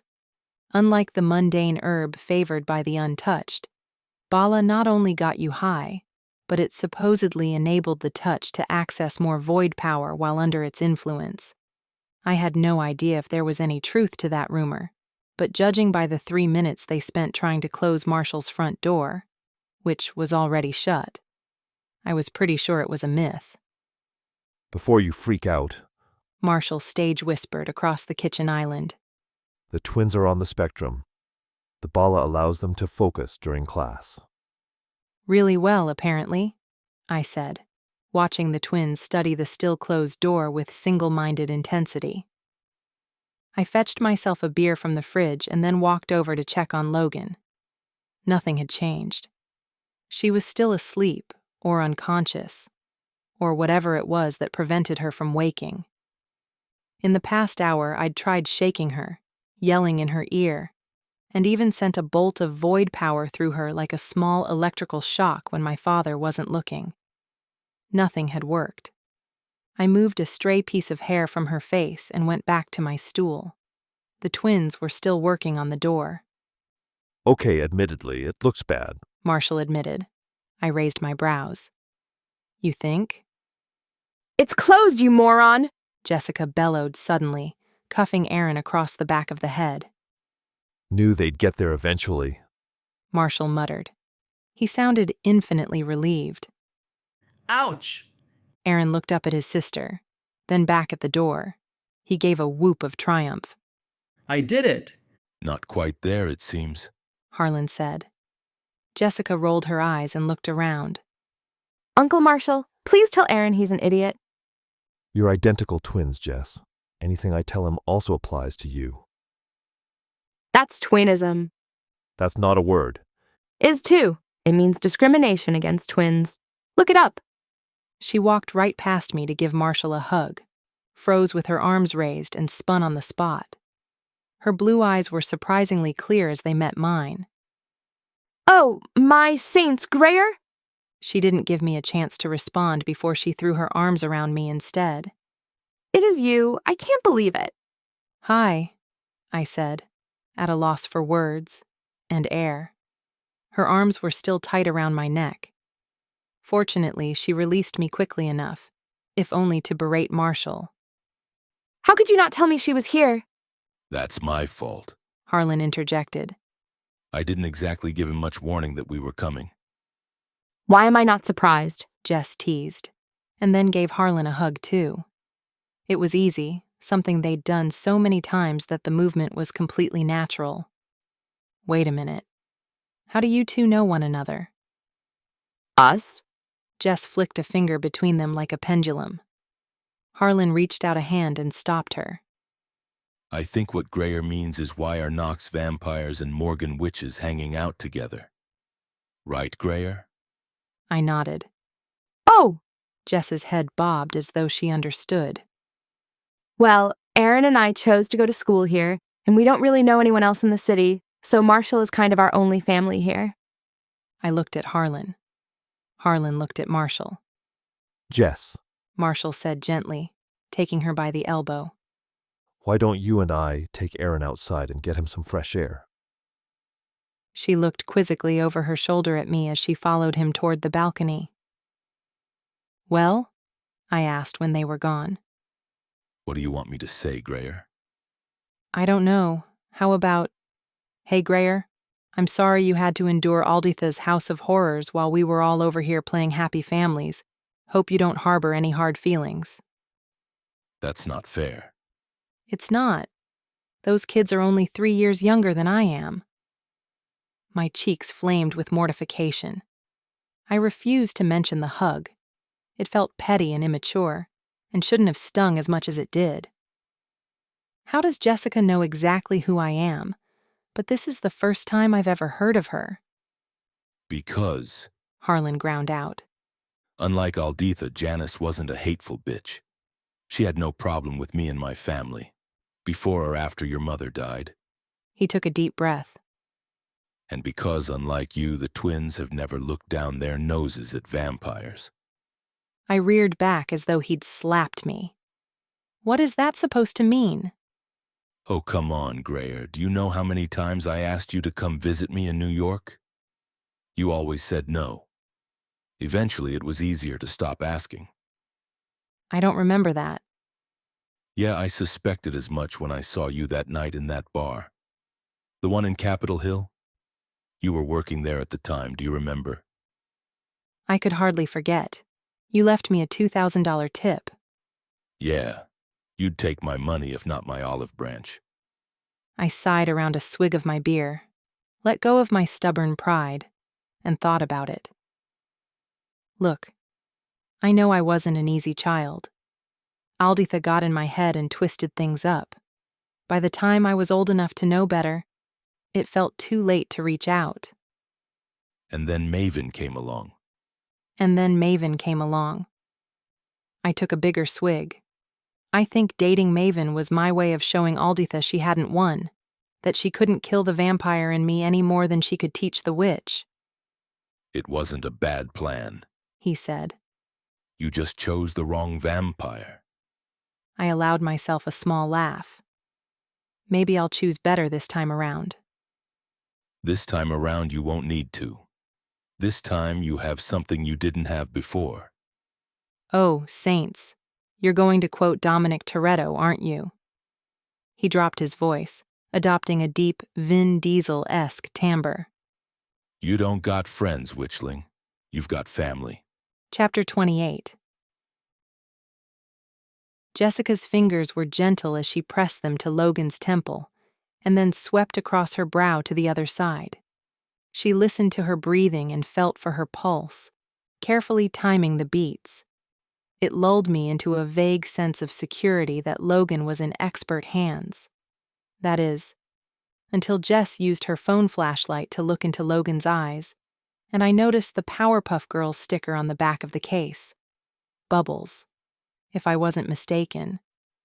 Aaron, on the other hand, was unbuttoning and rebuttoning his shirt, over and over, utterly mystified every time it came free. The fresh air obviously hadn't helped in the least. Marshall had abandoned that cause and sat at the kitchen counter with his hands curled around a highball glass like it held his salvation. Bit early in the day for vodka, isn't it? Harlan said, pouring himself a glass. Aaron began dancing circles on a small shag carpet. Why do you seem so much less affected by the bala leaf? I asked as I crouched beside Jess, trying not to get in her way during her examination of Logan. Oh, I don't actually smoke it, she replied easily. I did once, and I almost jumped off the 22nd floor of a skyscraper in NoHo. Rooftop bar, she clarified quickly. Anyway, that was the one and only time I indulged. But if you don't smoke it? I trailed off, not wanting to use the word high, but unable to come up with a single inoffensive synonym. Fortunately, Jess took pity on me and plowed ahead. I just pretend to. Aaron. He finds it difficult to concentrate during lectures, especially when they're later in the day, and his meds are wearing off. The bala helps, but he's hugely self-conscious. It makes him feel better if I do it too. But, I began, recalling their behavior when they first arrived. When you first came in. You mean with the door? I nodded. Aaron is high, not stupid, she explained. He's actually a genius. His IQ is off the charts. He was invited to try out for the Mensa Gifted Youth Program, but my father was worried he might accidentally slip up and cast in front of the examiners. Ridiculous, really. Everyone knows most of his magic is nonverbal. I was suitably impressed. Nonverbal casting was notoriously difficult. I'd never known anyone personally who'd managed to master it. Jess was still speaking. Anyway, he'd hate if I was sober when he wasn't, but one of us must be in control, so I pretend for his sake. Where is your father now? I asked. Her mention of him had sounded past tense. Detroit. He's on the Michigan Council. I was starting to wonder if any member of our family wasn't on a regional council. I take it you're not close. He doesn't know how to handle Aaron, Jess admitted. He's a lot like your grandmother, actually. She rolled her eyes in empathy, and I felt a rush of warmth flood my chest. My mom was the only one who could really control Aaron. I'm sorry. For what? I blinked. Well, I assumed she was... dead. Jess laughed as she felt for Logan's pulse. While we spoke, she was systematically checking Logan over without breaking stride. No, she's very much alive and currently visiting her human boy toy down in SoCal. Poor thing has spent months in a glamour fugue. He doesn't leave the coast, apparently. Mom must spend most of her divorce settlement on sunscreen.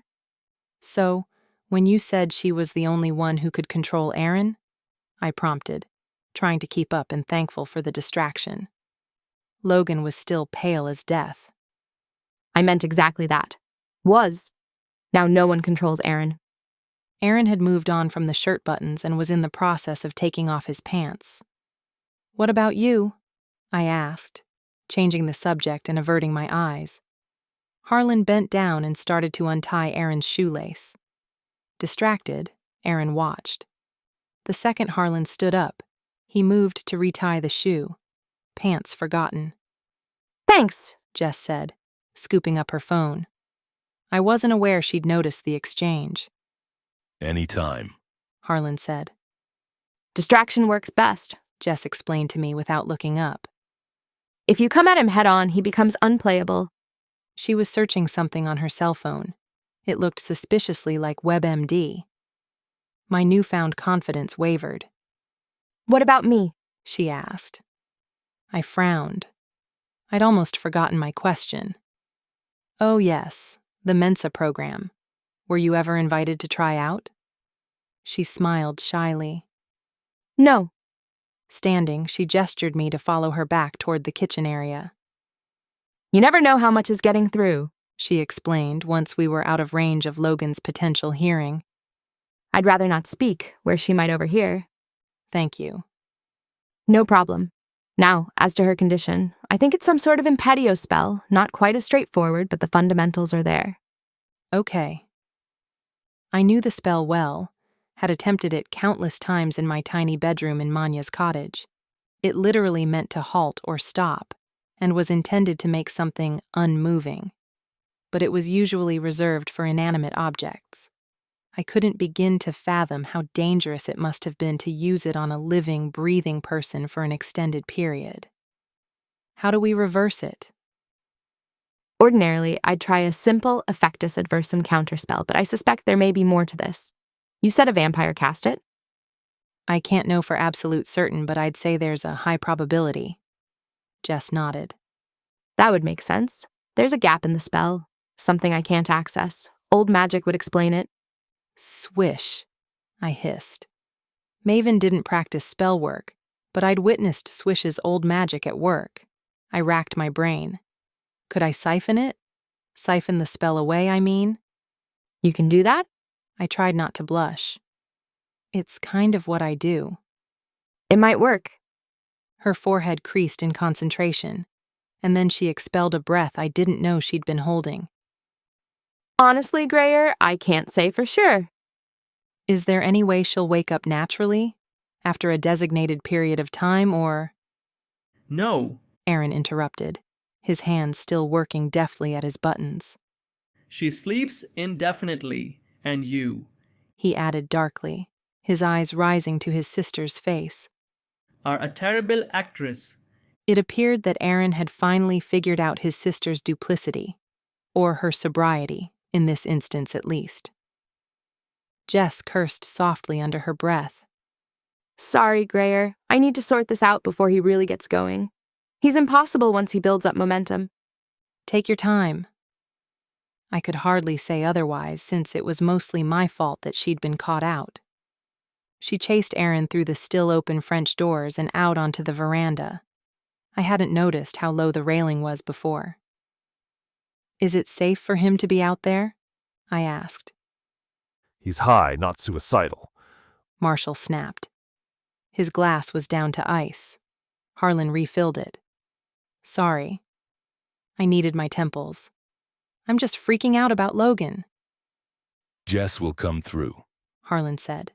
She always does. Weren't you the one who said you didn't want the twins going anywhere near her? He shrugged. Knee-jerk reaction. We're all stressed here. But Jess didn't make the gifted youth program for nothing. I blinked. She said she wasn't invited to try out for the program. Try out? He laughed. Jess didn't have to try out, she was in. One of the only kids ever to be automatically accepted. So what happened? She declined. He looked to Marshall. Langston was furious, remember? Marshall shrugged. He should have known it wouldn't end well when he refused to let Aaron interview. I never liked that man, my father said. He epitomizes the worst of the wizards. Iora was far too good for him. Marshall raised his glass in agreement. She's a good egg, Iora. Cute, too. Langston is an arrogant ass. It's the Devereux gene. Let's just hope Aaron hasn't inherited it. I glanced across at the twins, grateful they couldn't hear us through the glass windows. Vampires could be insensitive to the family bond of humans. I put it down to their longevity. It was easy to take things for granted when you had immeasurable time on your hands. Through the glass, I could see Jess speaking calmly while Aaron's hand gestures became more and more flamboyant. She'll come through, Harlan repeated, following the direction of my gaze. You're saying I should trust her with Logan's life? I'm saying we don't have much choice. Would I prefer if we weren't in this mess in the first place? Yes. Are the twins the best people for the job? Also, yes, here, he added, catching sight of my panicked face and sliding his glass across the Caesar stone. I caught it in the curve of my palm and drained it in a single gulp. The vodka burned going down, warming the icy fear that had settled in my belly. Thanks. Harlan lowered his voice. For what you're about to do, I'd recommend something a little stronger. I set my jaw and agreed. Uncle Marshall, where do you keep your synth? 2 hours later, Logan lay on the floor, surrounded by about 100 candles and a circle of salt.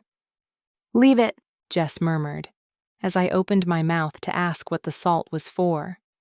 I knew enough about magic to know it was doing absolutely nothing, but Aaron had hefted that 50-pound bag in a perfect circle as though his life depended on it. Right, I muttered. Right. The candles and the salt were for Aaron's benefit then, not Logan's. Jess was giving him something to do, since he obviously had no intention of sitting this one out, as the others were. It had worked too. The candles alone had taken almost 20 minutes to light. I guessed Aaron must still be high because rather than use a simple fire spell, He'd painstakingly moved from wick to wick with a tiger print Zippo and burned his fingers about 50 times before he was done. Did he miss those on purpose? I whispered to Jess when his back was turned. There were about a dozen candles near Logan's feet that weren't aflame. "Don't mention it," she hissed, "or we'll be here all day." And then, with a hastily whispered, "Ignem exquiris," she had all 12 candles alight, a moment before Aaron turned to survey his handiwork. "All set," he announced, blowing on his fingers. Jess sighed and stepped over Logan to reach for his hand. "Let me see." He offered his hand and she winced, catching sight of the thick blisters and reddened skin. Harlan, Marshall, Leandra, and Jackson moved back to watch from a safe distance, too curious to miss it, but not curious enough to venture too close. I didn't blame them. Jess seemed confident in her plan, but there were no guarantees, and Aaron was a loose cannon. Harlan was right, though. We didn't have a choice. If we did this spell, Logan might wake up, but if we didn't, she would sleep until her muscles atrophied and her organs started to shut down. This is going to work. Over and over in my head I repeated the mantra, while Jess drew on void power to fuel the spell that should, in theory, reverse what had been done to Logan. "You ready?" Jess asked, when she'd drawn enough power. I nodded, taking Logan's hand in mine. Jess took her other, and then we clasped our free hands together to complete the circle. Aaron hovered nearby, eyes unblinking as he too drew on the void. The polished floor, which I'd previously admired from the comfort of the sofa, dug painfully into my knees. "I'm ready." "Effectus adversum," Jess said. At those words, I concentrated all my focus on Logan's body, pulling every ounce of the lingering spell out of her and into myself. It was tainted. Blood magic at work, but my vampire blood answered the call and swallowed it down. On the floor, Logan's body jerked, her back arching so far off the floor I feared her spine would snap. I sensed Harlan move, wanting to help, but Aaron vaulted to his feet, hand raised, palm outward. Harlan halted, the movement far too abrupt to be natural. Nonverbal, indeed. "Don't break the circle," Aaron yelled. I assumed he meant the salt. "I don't know if I'm strong enough," Jess panted. And in that moment, I knew exactly what to do. I almost smiled at the simplicity of it. Swiftly, I stopped channeling the power into my own body, and instead, I sent it into Jess, fueling her power and lending her strength. "What?" She spared a glance at me, realized what was happening, and stopped fighting it. "Are you ready?" It was my turn to ask. Jess nodded, her eyes glittering with power. Too much, I realized. She couldn't contain it. "Now, Jess!" I stopped funneling power into her but kept the connection open so I could feel her magic as it reared up, wild and eager. I sensed her control, so fragile, and knew that she wouldn't hold it for long without suffering irreparable consequences. Jess knew it too. "Effectus adversum?" she said again. Only this time it was a roar against the limitation of the void, and her own magic, as her power surged, battering against the dark, evil magic that had taken Logan hostage and given a young, frustrated witch an enemy to battle. Unable to withstand the sheer volume of power Jess wielded, the spell ceased. I felt it shatter, felt the lightening of the pressure against Jess's defenses, and finally, I felt the last of the spell leave Logan's body. And then, a blood-curdling scream tore from her lips. "Logan!" I dropped Jess's hand, vowing to thank her properly later, and scooped Logan into my arms. The bitter aftertaste of the old magic that had plagued her lingered, like ash on my tongue. "Look at me." She did as she was told, but only briefly, her eyes red and rolling. My cheeks were wet as she refocused, her tongue darting out to lick parched lips. Beside us, Aaron helped Jess to her feet. She reeled, exhaustion written as clear as day on her youthful face. I'll take her to lie down, Aaron said, surprisingly lucid. His eyes were clear and filled with concern. I said I've got her, he insisted, as both Knox brothers stepped forward to offer their assistance. Thank you, Jess, I added, as they shuffled past. She gave me a weak smile but leaned heavily into her brother for support. Still, any guilt I harbored fled as Logan tried to speak. She managed no more than a single rasping croak before a bout of coughing overcame her. It's okay, you're okay, I murmured, rubbing her back until she finally settled. What? She began, before her voice gave out once more. Shh, don't try to talk, I said. You're safe now. I'm here, and we've got you. Her throat worked as she tried to swallow, and then she coughed again. I wondered if there would be any long-term effects after her ordeal and turned to Marshall. Can we get a doctor here? As soon as possible, please. Of course. I should have thought of it sooner. He nodded and scooped up his phone. Beside him, Harlan's forehead was creased in a frown as he watched Logan. She's okay. I wasn't sure if I was trying to assure him or myself. In my arms, Logan tried again. I answered the obvious question. We're still in New York, Loges, but we're safe. We're with my family, and we'll have you home in no time, back with your family and friends, and the people who love you. I gave a laughing sob. Which reminds me, we need to have a serious conversation about Cassidy. She'd stiffened in my arms. What's wrong? I asked, frantic. I scanned her body but could see no cause for concern. Saints, had the spell affected her mind, her brain? Had we failed? Logan? Grayer. My father's voice was at my back. Hold on, Dad. She's trying to tell me something. Grayer. But I wouldn't listen to him. I only had eyes for Logan, who stared back at me, unblinking. She gave one last monumental effort. The words were harsh, forced from her mouth in a rancid gust of breath that smelled of sweet decay. Who are you? She asked. Chapter 29. It was a dispirited party that landed back at SeaTac Airport the following evening. There had been no point delaying the return trip. There was simply nothing left for us in New York. Nothing more we could do. We'd given it our best shot and we had failed, abysmally. Not only had we neglected to convince the council that Maven was in possession of Alditha's weapon and a danger to society, but we had failed Logan too. Jessica had tried valiantly to return her memories, but there was no undoing the havoc Maven had wrought. I suspected it was the reason why he hadn't killed me in the end. He'd found a far worse punishment. My best friend had no recollection of anything related to the touched world, including me. Logan knew who she was, and she knew that she taught mythology, but she had absolutely no idea that what she taught was anything more than that. Myth. She had no recollection of the last few days either. The last thing she remembered was working late that night in her office with Cassidy. Yes! I jumped on that memory. You were researching wyverns, remember? Logan had looked at me like I needed a fluffy pillow in a psychiatric ward. No. She drew the word out, cautious. Wyverns aren't covered in this semester's curriculum. So then what were you working on that night?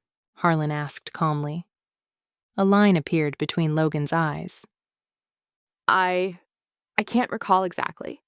She caught sight of my satisfied expression. But it definitely wasn't wyverns. I bit down on my fist and screamed in frustration. She'd consented to flying back to Seattle with us, mostly thanks to my father's charms, which apparently her amnesia hadn't developed an immunity to. She didn't really have a choice, given that she had no identification on her and no way to purchase a ticket. Harlan's bottomless wallet and his ability to compel even the most well-intentioned airport official put paid to any potential problems in that respect. She was grateful. I could see that. But it was still heart-wrenching when she insisted on going straight home from the airport. Who could blame her? She'd been abducted in one state and woke in another, days later, with no memory of what had happened in between.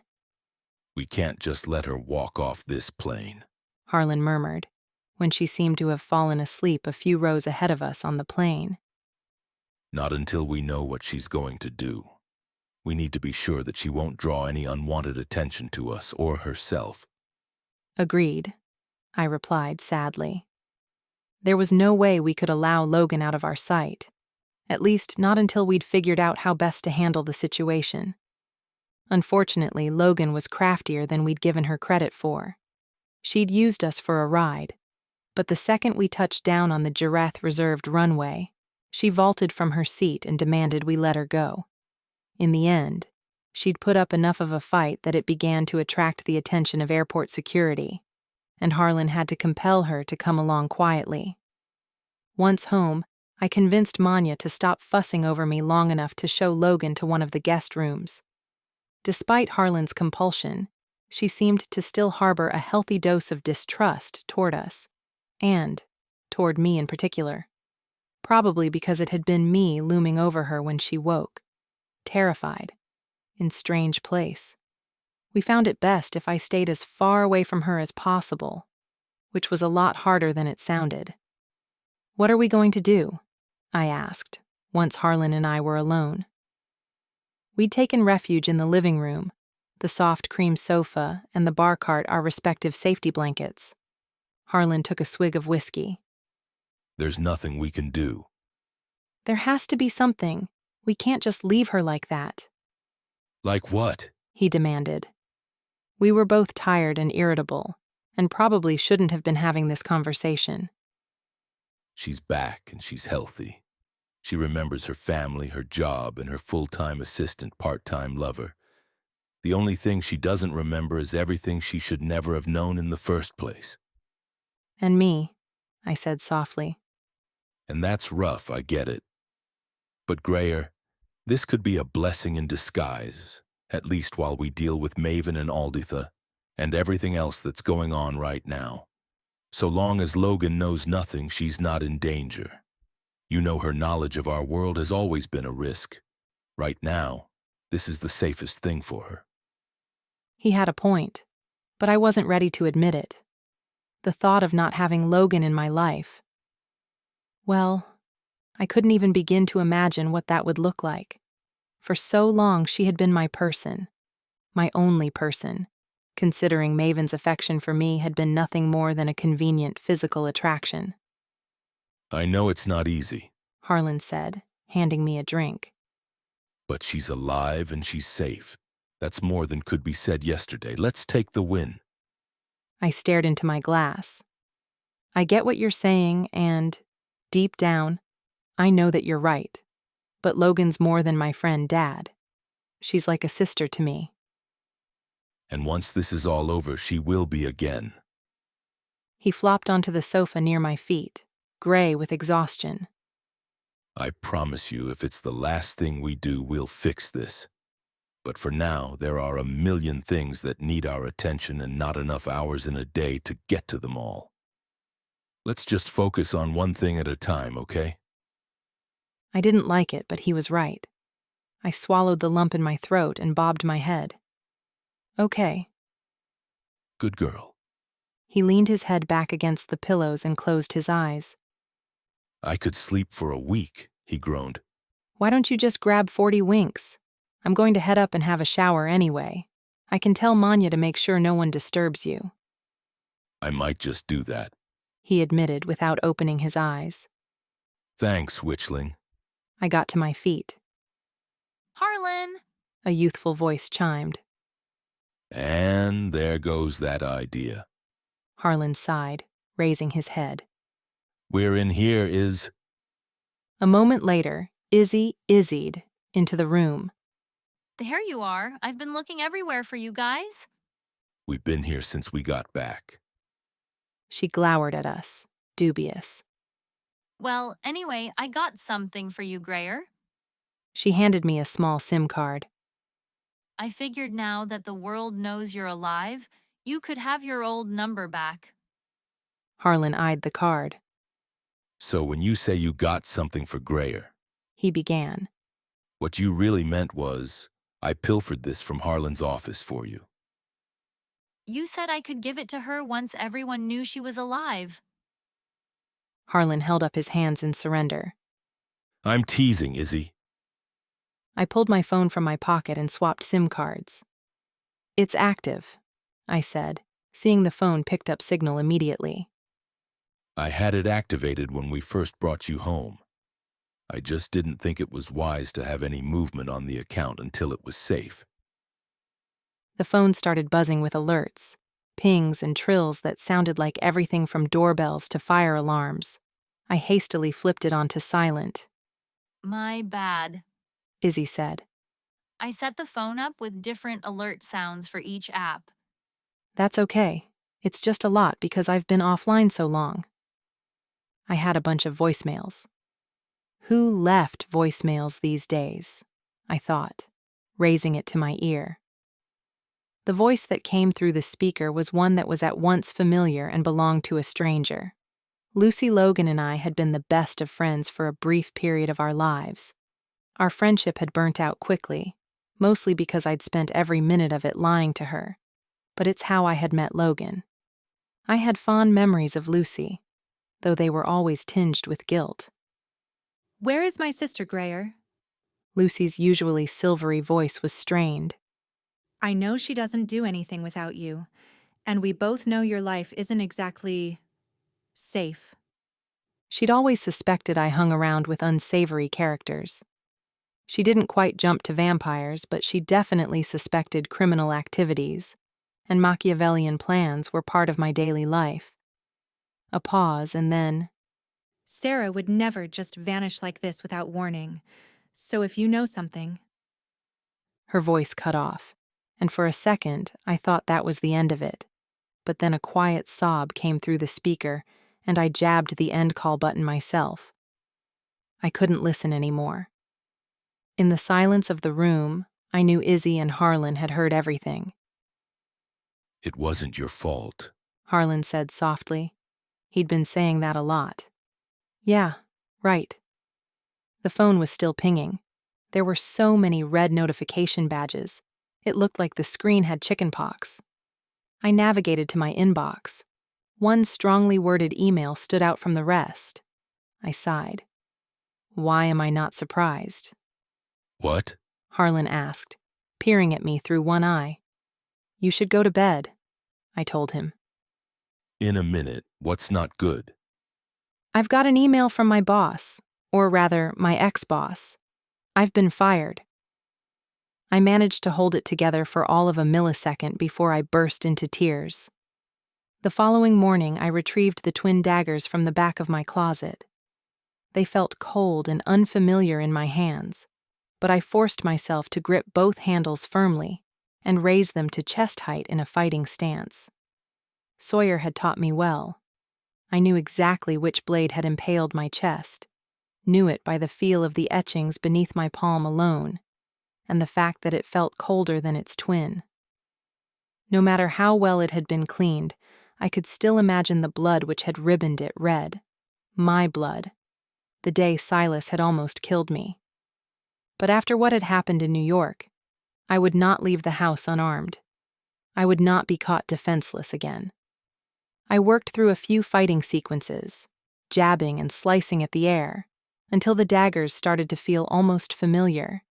And then, before I could lose my nerve, I sheathed them and settled them at my hips.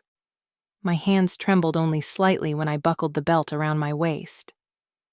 Not wanting to alarm Logan, I donned a leather jacket long enough to cover my hips, and then I took a few deep breaths and headed upstairs to the guest room that had been allocated to my best friend. Logan didn't argue when I led her outside and to the car, a small Mercedes that I'd earmarked when I first arrived. It was one of the more conspicuous cars in Harlan's fleet, but still luxurious enough that it was a dream to drive. Logan said nothing as we started the trip to Redmond. I didn't tell Harlan I was going, but I suspected he already knew because the guard at the gate allowed me through without question. We didn't speak on the drive, but Logan's head perked up as we neared the familiar blue-shuttered house near Education Hill. She'd already opened the door as I pulled up to the curb, but seemed to hesitate for a moment when I came to a stop. Or maybe it was wishful thinking on my part. She got out of the car without uttering a single word. "Goodbye, Logan," I said, as she closed the door behind her. And then I watched as the only person in the world who truly knew me walked up to the front door and knocked. I watched as her parents pulled her into a bone-crushing hug. And I watched as Lucy Logan glared at me, knowing she was right. It was my fault. Back home, it all hit me at once. "Where have you been? We were looking." Izzy trailed off as I stalked past her and headed straight up the stairs. "Grayer?" Harlan called from his office. Even the tearful concern in Manya's voice as I passed her on the landing couldn't penetrate the fugue of self-pity that had come over me. I'd lost my job and my best friend in the space of 24 hours, and the man I'd loved with my whole heart had tried to kill me. Twice. I was overdue a nap. My room smelled of lilies and citrus wood polish. Manya must have just cleaned. I inhaled deeply, kicked off my shoes, and crawled beneath the covers. And that's where I stayed for the next 10 days. Chapter 30. Grayer. I groaned in protest at the intrusion tugging me from my slumber and pulled a pillow over my head to try to drown it out. Grayer. More insistent, slightly louder. "Go away." You've been cooped up in this room for over a week. That's not true. I took a shower yesterday. Doesn't count. Your bathroom is en suite. It's still technically part of this room. Leave me alone, Dad. You know I can't do that, kiddo. I ignored him, burrowed deeper into the blankets until they were suddenly, and without warning, whipped away. Harlan stood a few feet from the bed, the fabric balled over one arm while he typed something into his phone with the other. "I see you managed to get your phone fixed." The last time I'd seen it, the screen was shattered, a result of the explosion that killed Eric. He gave me a pointed look. You'd be amazed how much can happen in 10 days. If he thought I had lost track of the time, he was sorely mistaken. "You've made your point. Can I go back to bed now?" No. He said, opening the door.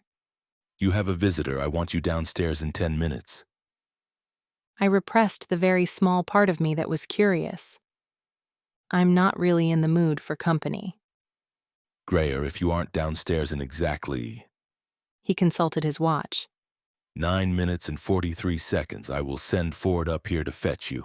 And take it from me, you don't want to be dragged from bed buck naked by an angry 200-pound feline. I'm not naked, I snapped, indignant. Then you'll consider yourself lucky. 9 minutes.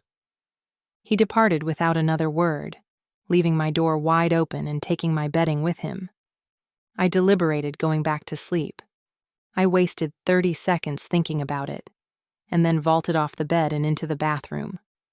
One lightning-quick shower later, I donned a pair of jeans and a gray long-sleeved top with a cashmere scarf I found hanging in the closet. Izzy must have spent every second we were away shopping, because when we'd returned from New York, my closet had sprouted a plethora of new garments. Not that I'd worn anything but 2 pairs of pajamas since we'd got back. A pair of suede ankle boots in a gorgeous fawn beckoned, and I pulled them on over a pair of thick socks. 8 minutes had passed. I still had conditioner in my hair and no time to rinse it again. Drying it off was a definite no, so I twisted it into a bun on top of my head. That would have to do. I doubted there was really any visitor here to see me. No doubt it was Harlan's way of getting me out of bed. But still, I intended to prove that I could.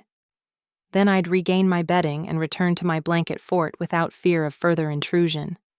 I also preferred to avoid any situation in which Ford Ives would enter my bedroom. 90 seconds left. I shivered as water dripped down my neck. I wiped it away and hurried for the stairs. There! I announced as I careened into the living room, skidding along on the heels of my boots. And with a minute to spare, I'll have you know. I stopped dead as I saw who was sitting on my favorite cream sofa. "Hello, Greyer," said Crank. The dwarf looked weary, but a hint of good humor still twinkled in his eyes. "I thought you might be dead," I said, the warmth of the fire drawing me farther into the room. "I knew for certain that ye were," he clapped back. "That's the way we needed it to be," Harlan said briskly, as if the dwarf needed an explanation. "So that the people who wanted her dead in the first place wouldn't try to finish the job. I won't apologize for prioritizing Greyer's safety." "Of course not," Crank agreed. "It's just that had we have known that you'd survived, we would have come a lot sooner." We? A hand grabbed my shoulder. I snatched it at the wrist, dropped my body, and twisted savagely, throwing my weight forward. Not as easy in the heeled boots, which I vowed to toss out the second I left this room, and bringing my assailant with me. He sailed over my dropped shoulder and slammed heavily onto his back on the rug. "Nice to see you haven't forgotten everything I taught you." Sawyer grinned up at me until a flash of silver appeared at his neck.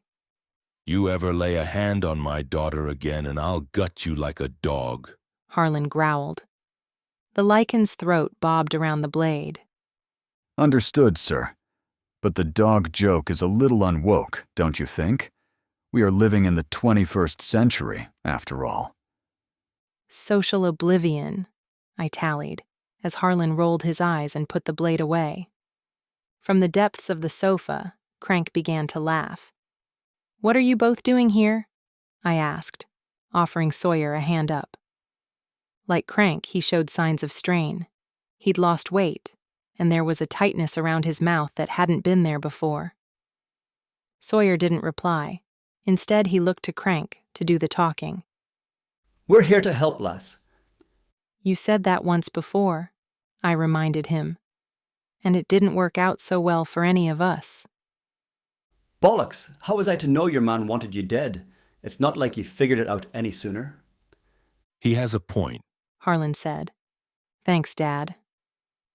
As though I needed reminding that, like a fool, I'd trusted Maven right to the bitter end. Harlan continued as though I hadn't spoken.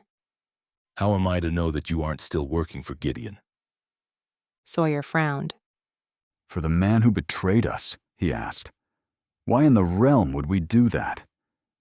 "Technically, Maven didn't betray you," I said. "Actually," my father began, but Crank cut him off. "Har!" Crank slapped his knee. "Do you not watch the news?"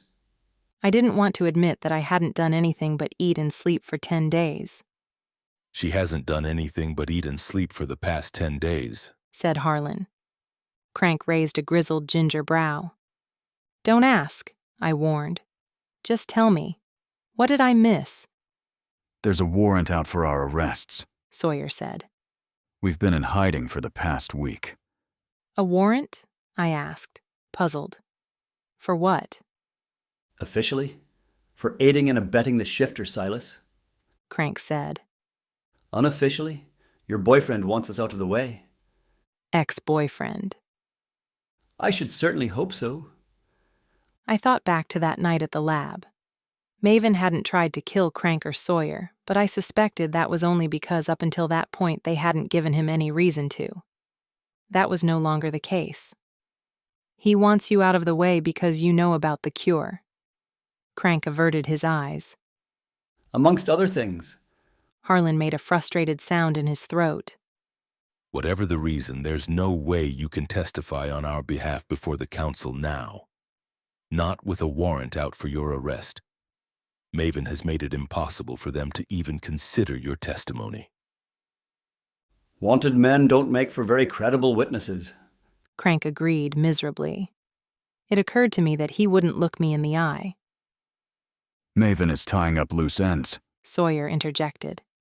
"With his new position on the council, he doesn't want anything coming back to bite him in the ass. And dead men tell no tales." "Didn't Jack Sparrow say that?" asked Harlan. but my focus was elsewhere. "You're both deflecting," I said. I stalked past Sawyer and came to a crouch at Crank's feet where they dangled off the edge of the sofa. He was so deep in the cream cushions that he couldn't get up without going through me. "What are you not telling me?" The braids in his hair were frayed, most of the ornate beads gone, and his clothes were filthy. This close-up I caught a whiff of sodden earth and sweat. I suspected they'd been sleeping outdoors, in not-so-optimal conditions, but I would ask those questions later. Right now, there were more important answers I needed. Shifty-eyed, he squirmed. I waited until he realized he had nowhere to go. Finally, his eyes met mine. "I saved your life at that lab, Crank," I told him. I spoke slowly. I didn't so much as blink. "You owe me." Aye, there's merit in that, he agreed. As it was, we made it out with less than 5 seconds to spare, but we wouldn't have made it out at all if you hadn't told us to run. Then again, Sawyer said, from what I hear, you're the one who caused the explosion that almost killed us. So technically, we're probably even. I threw him a look over my shoulder that would melt steel. Crank's pudgy hands slapped his knees. "Boy, we know better than that."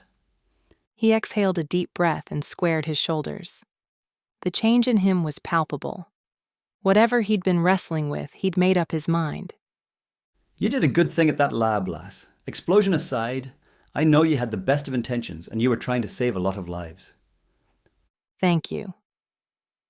I hadn't realized how much his opinion mattered until that moment. A fat lot of good it did me, though.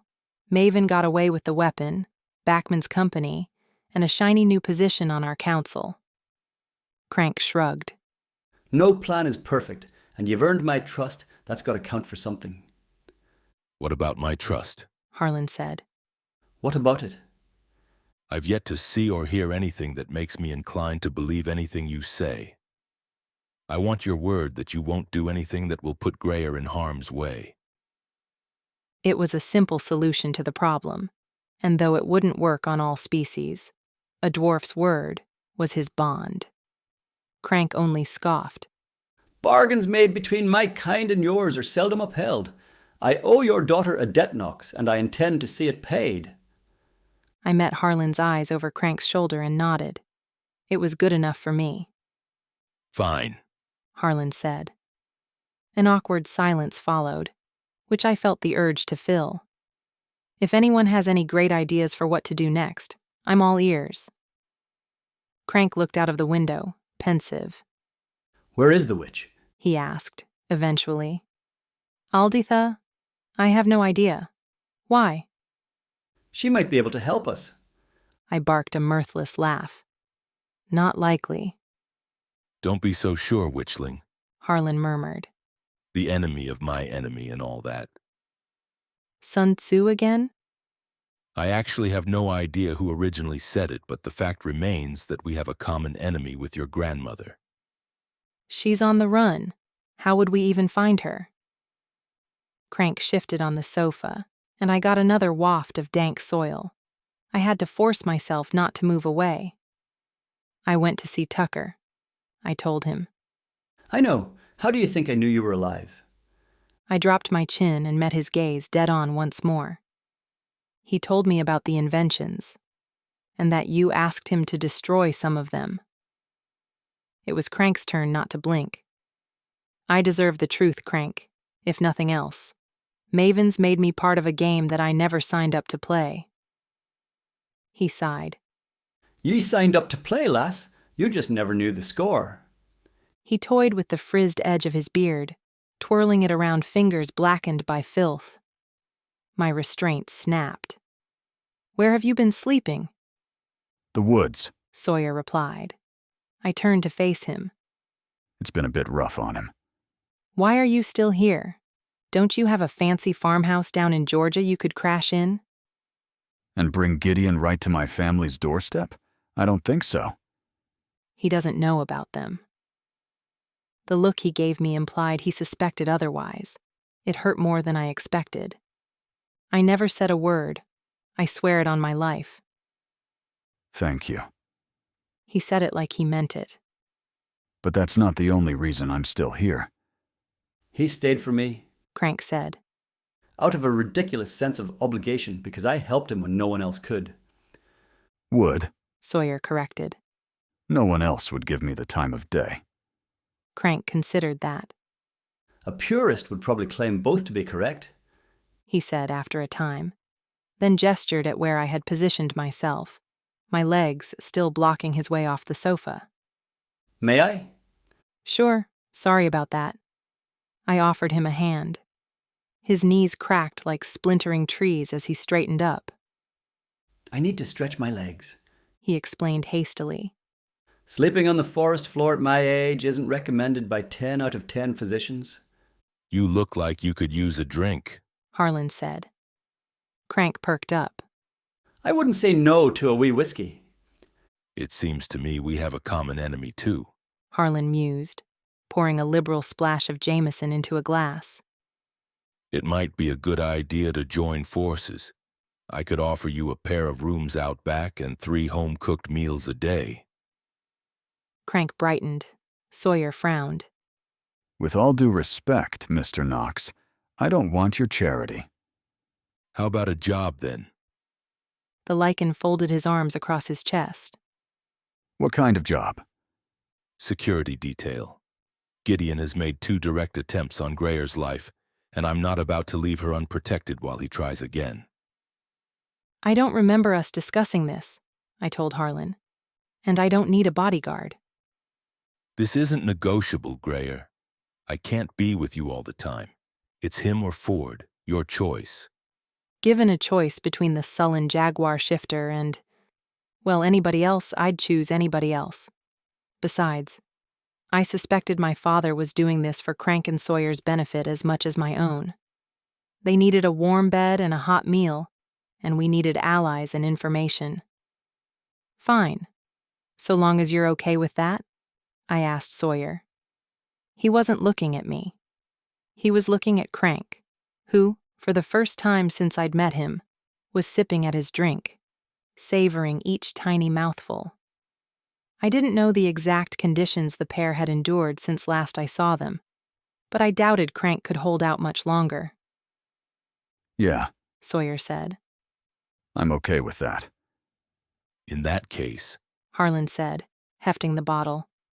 I think we need a refill. It's story time. Chapter 31. Crank told the story slowly, and between guzzles of Guinness Manya brought in by the bucket load. As soon as he realized he wouldn't be going without a drink in the indefinite future, Crank's delicate sipping went out the window, and his beard became a catchment for the overflow. I considered fetching him a napkin, but I figured it couldn't possibly get any filthier, and was probably in need of a good drenching. The invention that I had Tucker destroy was a Lena trap. And before ye go looking for the definition of Lena, don't. I named the device after my first wife. I regret it now, obviously, not least because nobody can spell it, but we were still married when the patent was granted. Without a word, Harlan passed me his drink.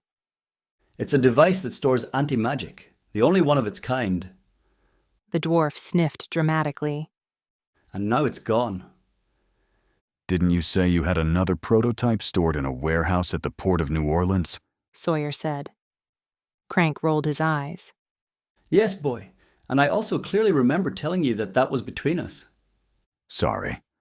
Hold up, Harlan interjected. What the hell is anti-magic? Crank sat up a little straighter.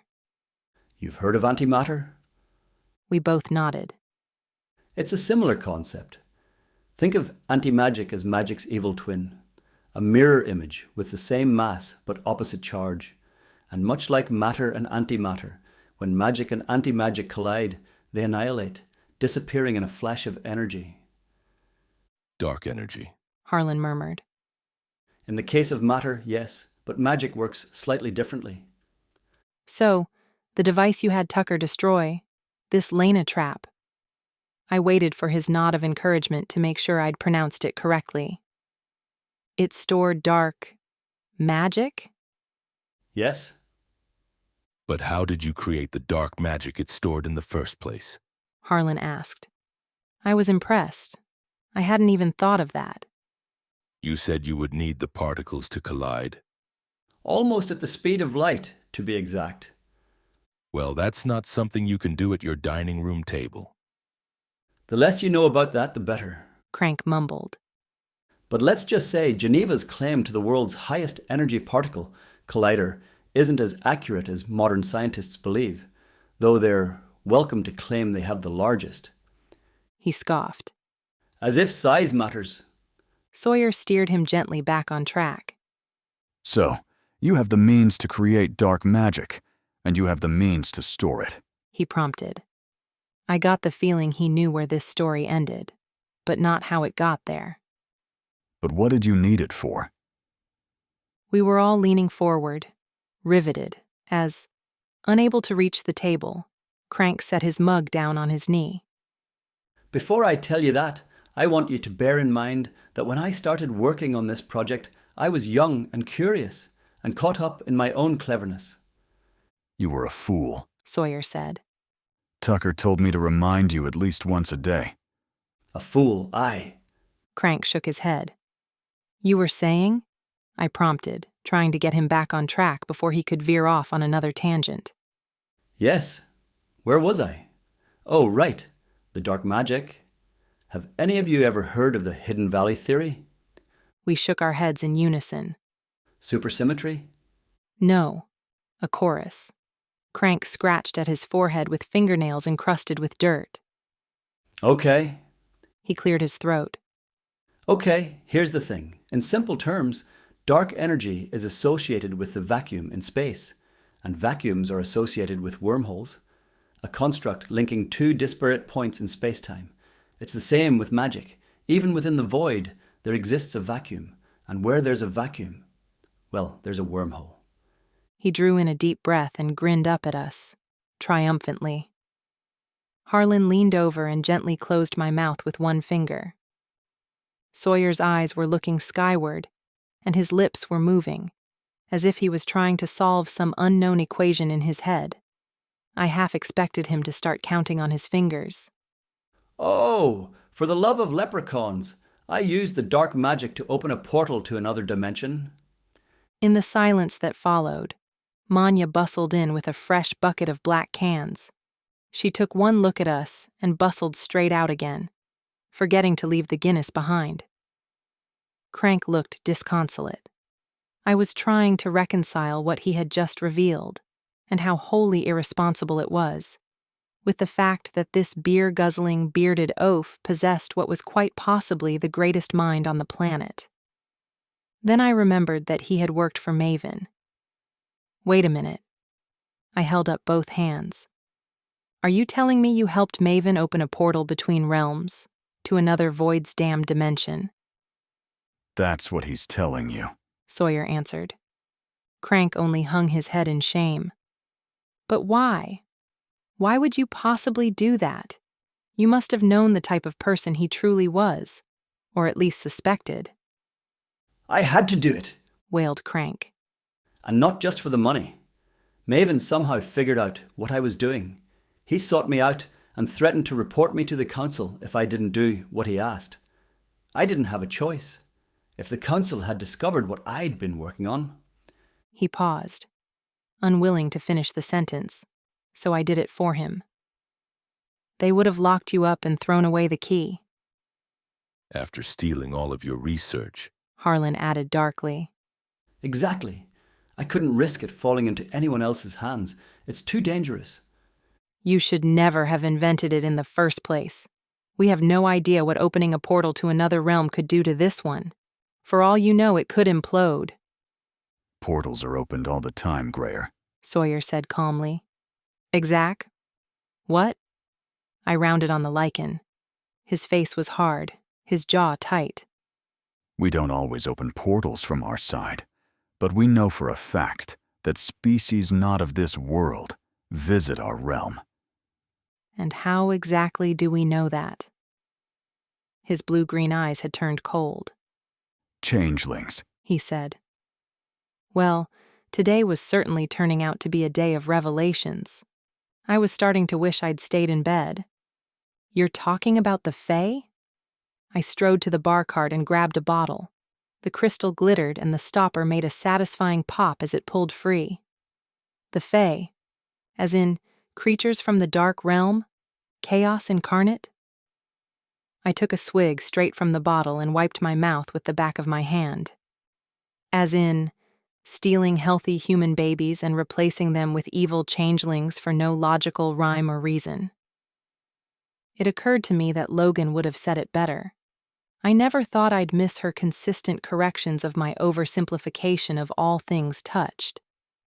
The brandy seared a path of heat down my throat and set a fire blazing in the pit of my belly. Changelings aren't evil, Sawyer said softly. Oh, really? I took another swig. I was on a roll, powerless to stop. And how would you know? because I lived with one. That stopped me right in my tracks. Guard your heart, boy, Crank murmured. And it was such a private, personal thing to say I knew there was only one person he could be talking about. I had trained day in and day out with Sawyer for weeks. We had talked, not just about the heist and retrieving the weapon, but about our lives. I told him about my childhood, and he told me about his. And through it all, the deep love and affection he felt for his younger sister had shown apparent. Lily, 21 years old, all about boys, and Billie Eilish. He hadn't seen her for some time, but I knew he'd bought her an ATV for her birthday, and that they spoke on the phone all the time. You're talking about your sister, I breathed. Sawyer's shoulders sagged, as though the unburdening of this secret had only made it that much heavier to bear. Lily is my sister, he said firmly. In every way that counts. She might not be my blood, but she is mine. We've been indoctrinated to think of changelings as dark, evil creatures. But the truth is that when left in our realm, a changeling child is forced into a human state. And when nurtured and loved, a fey child is almost indistinguishable from a mortal one. My sister is as human as I am. He flexed his fist and grimaced as wicked black claws erupted from the tip of each curved finger. Probably more so. But the rumors... I trailed off. There wasn't a child in the realm who hadn't heard the stories bandied around like the urban legends of our untouched counterparts. About the changeling babies who lived among us in secret, content to play human, until the fae responsible for the swap came to call. The story went that if called, the changeling's dark center would be awakened, and the creature would become its true self once more, obeying its master's every command, powerless to resist. One of the more sinister tales included the murder of a human mother for entertainment. The rumors are just that. Sawyer snapped. Rumors. And even if there is any truth in it, do you think I'd ever let the fey bastard who abandoned Lily lay one finger on her? Lily is strong, Crank added. She could resist the call. It was lost on no one that he didn't deny the existence of the dark call in the first place. Is that why you found Crank? I asked gently. The first time I'd met Sawyer, all those months ago in the underground, he'd been heading into the dwarf's downfall. It had struck me as odd at the time, but made sense now. He'd been searching for answers that only Crank could provide. You needed him to find out more about it. More about her? It made sense. He would want to help the child he'd grown to love. No, that's not the reason. He retracted his claws. I love Lily. She is my sister, and I would die for her. But the fact remains that somewhere out there, the child that my mother bore, my blood, is being held captive. Holy Samhain, I whispered. You want to get her back? Are you insane? Harlan boomed. That's impossible. I told him it was a bad idea, Crank said. You have no idea what happens to stolen children, Sawyer. Exactly. My sister could be living a life of luxury, or she might be kept in a cage as a pet. Or she might be dead, I said, as gently as I could. He still flinched. Or she might be dead, he echoed. Either way, I need to know. I've said it once and I'll say it again, Crank said. This won't end well for ye, boy. The Lily that exists here, in this realm, needs her brother, I added. You can't help her if you're dead. Harlan had gone pale. Sometimes it's best to accept what's happened and try to move past it. Would you? Sawyer challenged him. If it had been Grayer, would you rest until you found out what had happened to her? That's different. I'm an old man. You have your whole life ahead of you. Sawyer sneered, offering just a hint of the deadly fangs contained within his powerful jaws. So does my sister. I drew a deep breath. I'm sorry, Sawyer, but we have big enough problems right here, in this realm. We can't afford to get caught up in Fae problems, too. Saints, we wouldn't even know where to start. Sawyer started to laugh. It was an ugly sound, coming from deep within in his chest, where he carried his pain, and it ended as abruptly as it had begun. You don't get it, do you? He snapped coldly. You're already caught up in Fae problems. The crystal bottle grew heavier in my hand. What are you? He didn't let me finish. Why do you think I tracked down Crank in the first place? Because he could open a portal to the Fae dimension. And how did I know that? Come on, Grayer, how? Think. His anger made him brutal. I couldn't keep up, but I suspected I would be shattered when it ended. Because he'd been doing it for years, Sawyer continued. For Maven. I couldn't speak the words aloud, but I didn't need to. Sawyer did it for me. For Maven Gideon, the man you loved so much, yet knew absolutely nothing about. You better calm down, boy. Harlan's voice was acid. My mind swam. Maven knows a changeling, I whispered, my breath coming in short, shallow bursts. And so, do you? Each word was a cruel triumph, his smile pure sadism.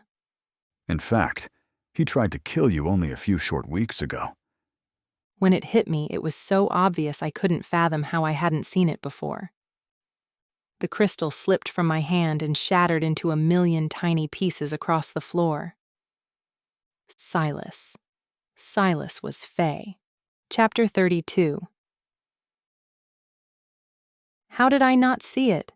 I asked for what felt like the 10th time. Crank had taken Sawyer outside to cool off, so Harlan and I were alone in the living room. The crystal on the floor glittered like diamonds. No one could have seen it, Grayer, my father said. He shook his head as if to clear it. He hadn't come to terms with it either. Silas had, after all, been the one to snap his neck. Fae? Harlan muttered darkly, no doubt reliving that memory. Avoids damned Fae. I shivered. I could still feel the icy grip of Silas's shadows, so much more sinister now that I knew them for what they were. The Fae were the ultimate shapeshifters. It explained how Silas had impersonated Roan so perfectly that night at the lab, and how he so effortlessly adopted Swish's form now. So little was known about their world, but their magic was the stuff of legend. At their best, the Fae were considered mischievous pranksters, but at their worst, well, there was no describing the Fae at their worst. Pure chaos, evil incarnate, dark, deadly, and devoid of any human emotion. The untouched might call them narcopaths. Devils would be closer. We need to find out everything we can about the Fae, I said, reaching for my phone to call Logan, only to realize I'd never be able to do that again. Swallowing down tears, I asked Harlan for the next best thing. Where is Cassidy? With Logan out of action, her assistant was the next best thing. Gone. What do you mean, gone? I mean gone. The second she heard Logan was back, she left. She said she needed to get back to work to prepare for Logan's return. And don't look at me like that. I couldn't keep the woman against her will, and you weren't exactly being helpful. 10 days in my blanket fort, and the world had gone to pieces. What else did I miss? Richard grew a mohawk. I'm being serious. So am I. It's red. I felt a flash of guilt that I hadn't made any effort to see the mimic lately, but in my defense, he hadn't visited me either. Usually, an extended slumber party was right up his alley, but I didn't have a TV in my room, so he'd probably found a more attractive option. Richard could afford to be fickle during periods of extended safety. I should go up and see him. I realized I could use the distraction. Izzy will bring him down before dinner. Right now, we need to figure out what we're going to do. At that moment, Sawyer came through the door, seemingly more in control of himself, but distracted. Crank followed right behind, looking as if he'd seen a ghoul. You do know that there's a wyvern in your back garden? Sawyer asked. Oh, right. I'd forgotten about that. They must have passed the warehouse on their walk. With his preternatural sense of smell, I was surprised Sawyer hadn't scented it sooner. Who's looking after him now that Cassidy's gone? I asked Harlan. Her. Harlan corrected automatically. Pardon? Her. Another thing you missed. Cassidy dropped that bombshell just before she left. The wyvern is female. How did she figure that? Oh, I think the clutch of eggs might have given it away. What? See? He snickered. Sometimes it pays to get out of bed. And before you ask, we know nothing. Only that one day she was in that warehouse alone, and the next a clutch of eggs had appeared. What are we going to do? It was hard enough dealing with one wyvern. I couldn't imagine what a whole flock would entail. Pray that the wyverns have an unnaturally long incubation period. Harlan had Ford show Sawyer and Crank to one of the larger cottages at the back of the property so they could settle in and get cleaned up before dinner. Ford looked even grimmer than usual, but I didn't have the capacity to deal with anything else. I'd maxed out my daily quota of supernatural problems before dinner. The smell of Manya's pot roast wafting through the house had my mouth watering all afternoon, so I found the perfect distraction in the form of Richard and Izzy playing a highly energetic game of table tennis. Richard was a Capuchin for the match, instantly recognizable save for the new blaze of red fur, the exact shade as Izzy's hair, which ran down the back of his head. I want to see it, I told him. He barked at me and bared his teeth, but when I cuffed him gently on the nose, he leaned into my hand. Show her, Izzy urged. She's going to love it. It took some coaxing, but eventually Richard obliged and shifted into his true form. I had to admit, with his thick, leathery hide and forked tongue, the mohawk suited him. You look totally gangster, I told him, scratching the bristled fur. I like it. Gratified, he emitted a happy hiss and curled up on the plywood. Izzy set down her paddle. I guess that means the game's over. Sawyer and Crank were almost unrecognizable when they returned to the house for dinner. Sawyer's clothes were faded but neatly pressed. Manya's handiwork, I guessed. The button-down plaid was so predictable I had to hide a smile behind my drink. The lichens smelled of soap and leather, but beneath it, the musky animal scent lingered. Crank must have spent all afternoon combing out his hair and beard, because both were freshly braided, the ends neatly trimmed. He took one look at Leandra as she stalked past in a pair of 3-inch heeled boots, did a U-turn, and tried to strike up conversation. Leandra's blatant disregard didn't deter him in the least, and he happily set his plate down next to hers at the table. I hoped she wouldn't bite his smiling head off during dinner. What are you having? Sawyer had appeared at my side. I hadn't even seen him move. Pardon? He gestured at my glass. Oh, club soda. After everything that happened today, I figured it was probably best to keep a clear head. He held up a glass filled over halfway with a transparent white spirit. I thought the exact opposite. I leaned forward and gave it a sniff. Tequila? You weren't kidding. Not just any tequila. He pointed out. This is an 1800 Cristalino. Only the good stuff for our lycanthrope friends, I teased. Sawyer didn't return the smile. Listen, Grayer, I wanted to apologize. My behavior this morning was perfectly understandable given the circumstances. Unforgivable. That's strange. I raised my brows in mock surprise. Because I've already forgiven you. You shouldn't. It's not just today. I knew the whole time we were at Maven's what Silas was, what he was capable of. I should have told you, warned you. If you'd have told me, Maven probably would have killed us both. Or at least let Silas try to do it earlier. I shuddered at the thought. All that time I had spent with the shifter, that I'd been alone with him, a member of the Fae. Are you okay? Sawyer had noticed the shiver. I just can't believe I didn't see it. It's hard to see something our brain tells us is impossible. You did. I set down my glass. How did you know?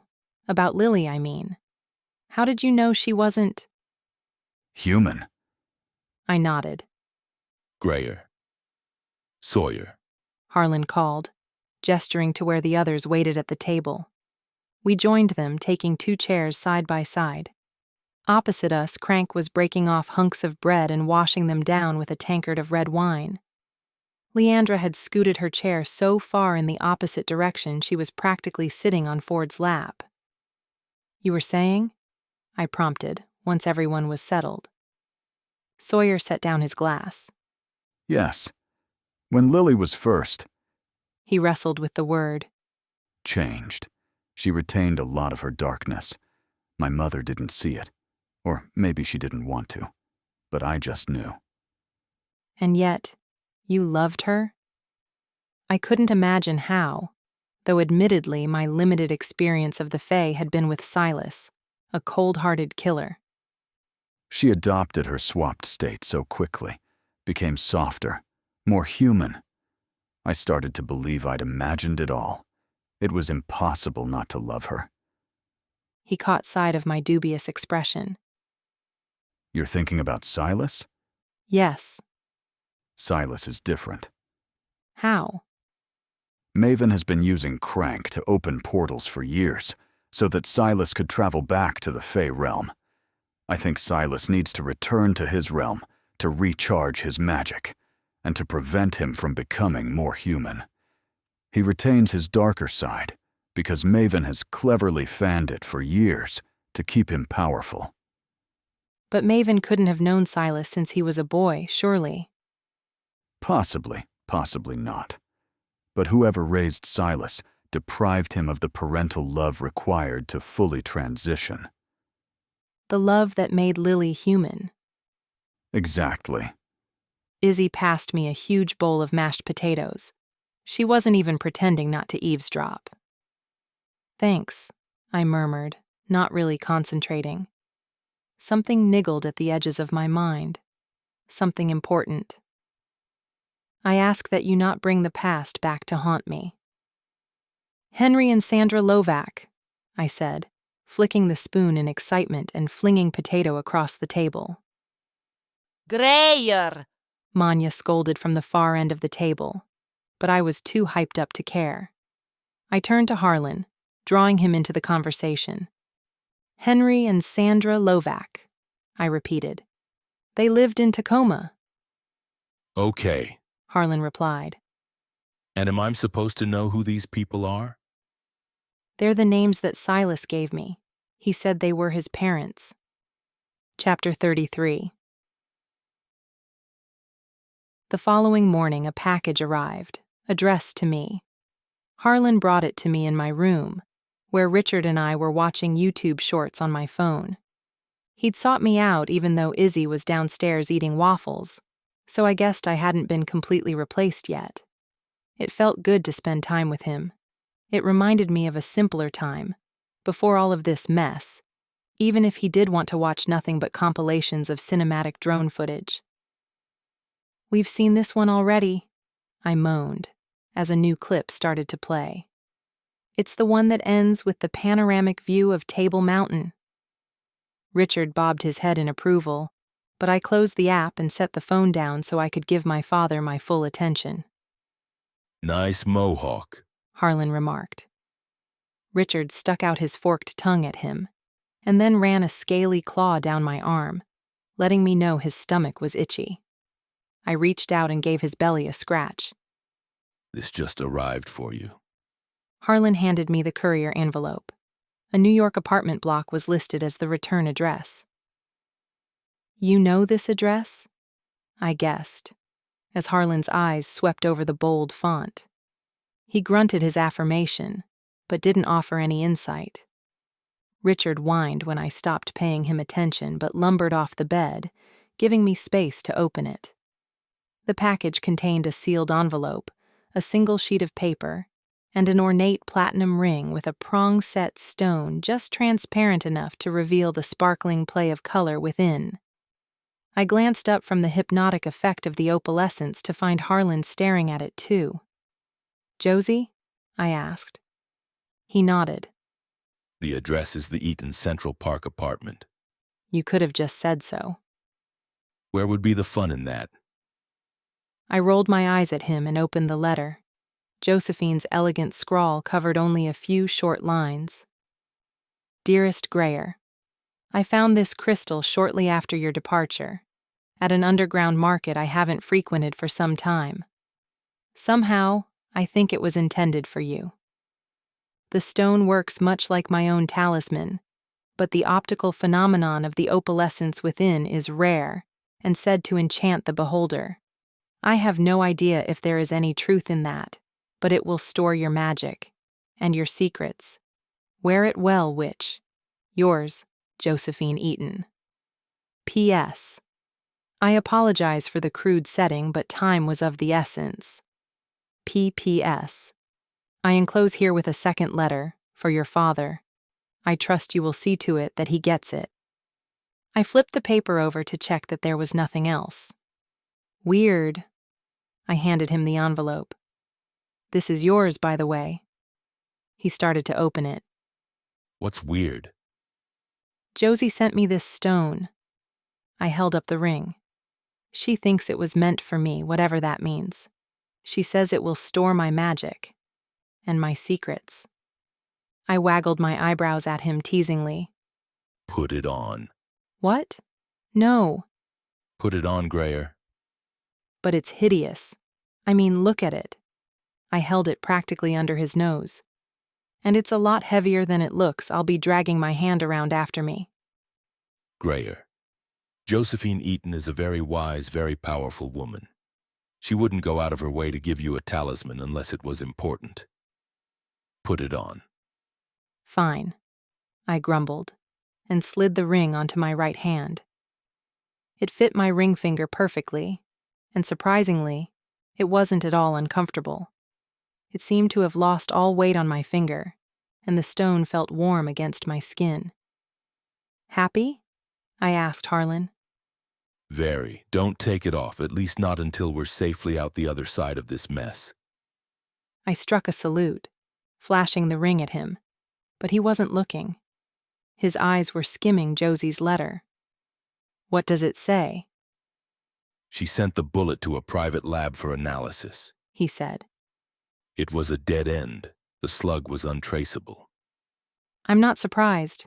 And besides, it doesn't really matter. We know it was Maven. "True, but I wouldn't have looked down my nose at a piece of forensic evidence to prove it." What is Josie going to do now? We already knew that the council had threatened the Eaton's leadership if they failed to apprehend those responsible for the attacks. Do you think the council will give her grace? "She's already done it." Harlan's expression was grim. What do you mean? Another twinge of regret for everything I'd missed. "I failed, Witchling. Josie gave me 2 weeks to find the person responsible, and I didn't deliver. So she turned over 8 people, 6 vampire, 2 human, each with a connection to the vampires who attacked us that night. The council have them in custody awaiting trial. But those people are innocent. Josie did what she had to do, Grayer. I don't like it either. But this is what's best for us right now, too. A change in Ruslana leadership could prove disastrous. What if they appointed another Maven? What is the penalty if they're convicted? His lack of response told me all I needed to know. We can't let innocent people suffer, Dad. I don't intend to. It'll take a few weeks, months if we're lucky. For now, they're safe, if a little uncomfortable. And with any luck, by the time they go to trial, we'll have proof that Maven was behind it. And what if we don't? Then we'll reevaluate. Right now, be grateful Josie isn't declaring outright war on the witches of Seattle. On Alditha, you mean? Isn't it always Alditha? He sighed. What else does the letter say? She's leaving Wyatt. I choked on air. What? I wouldn't worry too much. She leaves him at least twice a year. He dropped the letter down onto the bed beside me, inviting me to read it for myself, but I wanted to hear it from him. Why? Because he's an adulterer. He always was, even before they met, but as a vampire, he's become completely out of hand. At least when he was human, he was limited by his physical capabilities. Gross. I just couldn't picture it. He was so old. Yeah, Wyatt's had more affairs than I've had cold drinks. You didn't notice how he's always on his phone? Actually, I did notice that. Tinder, Harlan said calmly. I choked on more air. But they're the heads of the Ruslana clan. What happens to the clan when they separate? not much. Josie has always been able to separate her professional and personal lives. The clan goes on with Wyatt as a figurehead and Josie at the reins, just as it always has. Wyatt will probably spend a few weeks down at the Coconut Coast cooling his heels. He always heads down there when she kicks him out. It's probably just temporary, as usual. They'll probably be back together in a few months. If Wyatt is such a cheat, why doesn't Josie just leave him for good? Surely she'd be happier. A pensive look came over Harlan's face. I couldn't put my finger on it, but it made me sad. I guess neither really wants to be alone. Forever is a very long time, and being immortal has its cons. Every few decades, everyone you care about ends up dead. Those among the living, anyway. Like my mother. I said it because I knew he wouldn't. She died. He wouldn't meet my eyes, but his own seemed to shimmer. Like your mother, he said softly. Then he brushed at his cheek and took a deep breath. In a voice that was far more composed, he said, At least Josephine doesn't have to worry about that. One of the pros of immortality. Wyatt may be a pathological skirt chaser, but he's not going anywhere. We headed downstairs to breakfast, where I helped myself to 3 croissants and spread them thick with jam and cream. Harlan simply poured a coffee and turned his attention to the newspaper that Manya had laid beside his plate. The croissants were warm and buttery, and I ate them fast enough to bring on a bout of heartburn. My human side could be very inconvenient. I want to take a drive out to Tacoma tomorrow, I told Harlan, still munching, to see if I can find out anything about Silas's parents. Would you like to join me? Not tomorrow. Why? Do you have something more important to be doing? Yes. He set down the newspaper he'd been trying to read. And so do you. It's Thanksgiving. I frowned. It can't be. It is. And Manya has spent days planning and cooking. The only thing we don't have in our freezer right now is ice. It's only a 40-minute drive. I could leave early and be back in plenty of time to... Grayer, he interrupted. I know you're not a kid anymore, but I am telling you that you will not be going anywhere this weekend. It's Thanksgiving, and we will spend it as a family. He sighed. With everything going on, it could be the last one we have. And we owe it to everyone who lives in this house, Manya included, to make it perfect. He was right. Manya, Richard, and Izzy deserved a proper holiday, and we all deserved a break from the madness that had started to consume our lives. Monday morning, then. You promise? I'll drive you myself. Do you even know how to drive?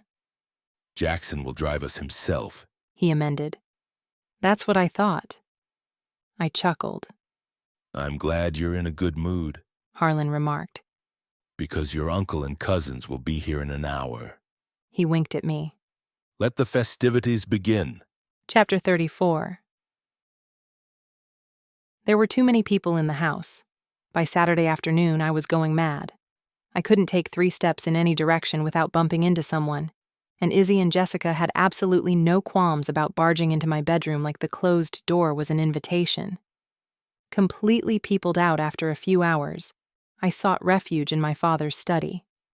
There was no way Izzy or Jess would have the balls to barge into Harlan's sanctum. As it turned out, they weren't the only ones I had to worry about. 3 minutes of peace was all I got. Hiding from the masses? Marshall asked as he entered the room. I peeked out from beneath the desk. How did you know I was here? I saw you come in. Izzy just missed you, by the way. She hit the last step as you closed the door. I know. I heard her coming. She wants advice about... I trailed off, wondering if Izzy had told anyone else about her long-standing crush on the wizard. The last thing I wanted was to betray her confidence. Aaron? Marshall guessed correctly. Relief coursed through me. Yes. When did she tell you? She didn't. Everybody knows, though. She's had a crush on him since the day they met, shortly after your father first turned her. And what does Aaron think about it? He thinks she's cute. Oh, great. I perked up. Izzy might get her happily ever after all. How sweet if they got together on Thanksgiving. Marshall frowned. They're never getting together, Grayer. Aaron might think Izzy is cute, but she's still a vampire. She's immortal, or she may as well be. And Aaron... Aaron isn't. I sighed. Right. But why does he have to think that far ahead? Couldn't they just... I trailed off. I drew the line at verbalizing any form of fooling around in front of my uncle. Well, you know. He rolled his eyes. Believe it or not, I do know. I have a world of experience in that department. Not that you want to hear about it. But alas, Aaron is a romantic at heart, and he wouldn't feel right knowing their relationship couldn't go anywhere. Which leaves Izzy pining over him all weekend, and me hiding under Harlan's desk. It's not as bad as you think. It happens all the time. She just needs to reacclimatize. The first 24 hours are usually the worst, and then she calms right down. We've been here, 3 days now? He cocked his head, trying to recall. Okay, if past experience is anything to go by, she'll be fine by tomorrow. You're leaving tomorrow. Well then, you'll have Izzy back to normal and the house all to yourself. Lucky girl. Through the window, I saw Sawyer crossing the yard, heading for the wyvern's enclosure. I took 2 steps toward the door when Izzy's voice sounded right outside. Has anyone seen Grayer? I'd go through the window if I were you. Marshall winked. I caught Sawyer as he reached the warehouse. Hey. Hey. He caught sight of my clothes covered in bright orange pollen. What happened to you?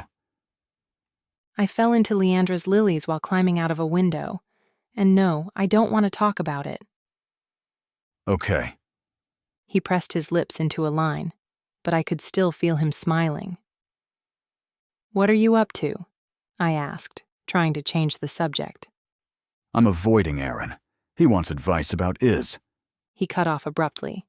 You too? I groaned. Izzy's driving me nuts. It's all Aaron this and Aaron that. And do you think he'll like this top? And should I ask him to come swimming with me, or is it too cold? Ah!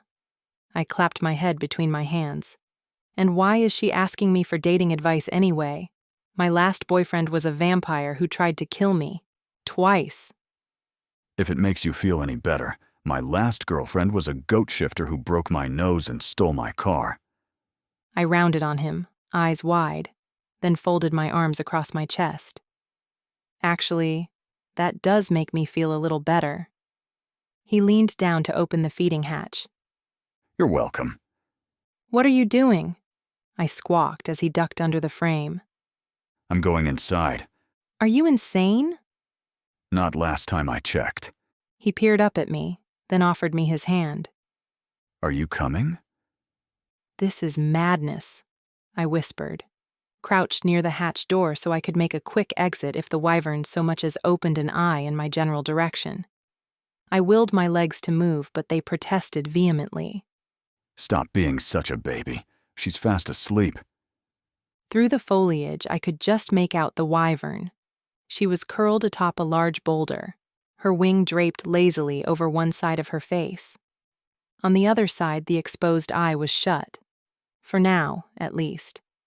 I couldn't tear my gaze away from that eye. Sawyer tisked. He started to move away from the hatch, and, reluctantly, I followed. Each step a victory won by sheer force of will. Why is it so hot in here? I asked after a time. Already a trickle of sweat crept down my spine, slow but steady. It's the greenhouse effect, Sawyer whispered. The plants create humidity. I risked a quick look around. Above us, a massive skylight covered about one half of the warehouse roof. No wonder the plants were doing so well. Natural-looking boulders rose from the ground at various intervals, and a huddle in the back created a man-made cave just wide enough for the wyvern to find shelter in if she felt threatened. Is that a stream? I asked, as a bubbling sound reached us. There was no mistaking the sound of running water, but as far as I knew, the property had no natural water source. He nodded. Harlan had the irrigation system rigged to run right through here. The ponds were becoming stagnant, and the female refused to drink from them. I'm surprised you didn't offer to come in and freshen them twice a day. He only chuckled and held aside a large frond so I could pass. How do you know all of this, anyway? You only just got here. Ford gave me the tour yesterday. Ahead, the wyvern emitted a deep rumbling sound. Snoring, Sawyer clarified quickly, before I could bolt. She's still asleep. The foliage was denser here, and I lost sight of the creature for moments at a time. The hair on the back of my neck started to prickle, not helped by the sweat trickling down my spine. Why are we in here again? I asked, thinking that I could list at least 100 things I'd rather be doing right off the top of my head. To check the eggs. Ford showed me how. He had errands to run today, so I said I'd do it. And why exactly are we checking the deadly mama's eggs? I'm pretty sure she's got them covered. Actually, she's the worst mom ever. She keeps knocking eggs out of the clutch. And that's a problem because... He turned to face me. She might look tough, but this isn't exactly her usual habitat. The eggs are fragile, far more vulnerable than you'd think. We've already lost one because she panicked and tried to move it herself. I looked across at the wyvern's powerful jaw and beakish mouth. She cracked it? He nodded. And then ate it. I gagged and clapped a hand over my mouth. Yeah. Sawyer pulled a face. The baby was just barely formed, but still, we'd rather not have that happen again if we can help it. Did you just say baby? Yes. They caught a glimpse of it before she... Well, suffice it to say, Ford saw it. You're telling me those eggs are fertilized? Yes. Like most reptiles, it seems the wyvern reproduces sexually and has internal fertilization. Well, at least that's Cassie's hypothesis. He caught sight of my horrified face. Internal fertilization? You know, when the daddy wyvern puts his... I know what it means, I hissed furiously. But that's not the point. What is the point? If those eggs are fertilized, we have a far bigger problem than a few dead babies. Sawyer's eyes widened as he registered the implication. His hand came up to palm his forehead. Oh, for the love of the sickle moon. Yeah, I thought you'd get there eventually, I said. If those eggs are fertilized, it means she's not here alone. There's a daddy wyvern on the loose. It's just not possible, Harlan repeated for the third time.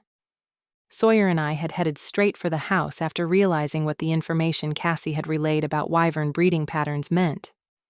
I'd been relieved to get out of the wyvern enclosure. I could still feel the sweat drying on my skin. Richard could scent it too. He had crept under my chair, and every now and again his forked tongue would dart out to lick my ankles. In true Richard fashion, it was part annoyance, part affection. We were seated around the dining room table, already partially set for the 7-course supper that Manya had planned for the evening. I wasn't sure who she was expecting. Me, Sawyer, Crank, Harlan, Izzy, Marshall, and the twins had gathered, and there were still plenty of free chairs. I wasn't complaining about the giant glass dish filled with chocolate in the center of the table. I needed the sugar. I'd already made my way through a handful, but my legs were still shaking. There's no way there can be 2 of them, Harlan insisted again. According to the law of probability, there could be, Crank said. According to the law of Murphy, there definitely are, Aaron added. Nope. Harlan shook his head. There's no way. I finally lost my temper. Third time was the charm, I guessed, and dropped a handful of candy back into the bowl. Dad, the eggs are fertilized, and they're newly laid, which means the female must have been successfully mated in the past few weeks, according to Cassie's best guess. How do you explain that? I can't. Maybe Cassie's estimates are wrong. She's going on comparable terrestrial species. For all we know, wyverns might have a decade-long gestational period. Even Crank frowned at that. Harlan didn't miss it. Look, I don't know, okay. I don't have all the answers, but the fact remains that if there was another wyvern out there, we would know about it. A creature that size can't be hidden. It would be all over the news. Sawyer ran a finger over his lips. He's right, he said. There's no way the male would have avoided detection this long. Maybe somebody else got to it? Izzy suggested. We found this one, so who's to say the male isn't locked up somewhere, just like its mate? She said it as though it was the opening line of a Shakespearean play. That's a reasonable conclusion, Aaron agreed. Izzy's face flamed the same shade as her hair. I suspected the love story she'd just created in her mind for the wyverns now included a healthy dose of wizard-vampire pairings. Well, wherever the male is, it definitely isn't flying around the Space Needle like the female was, Harlan said grimly. I think the best that... Where is she? Ford burst into the dining room with no clue that he had just cut Harlan off. Panic was etched on every inch of his sullen, handsome face.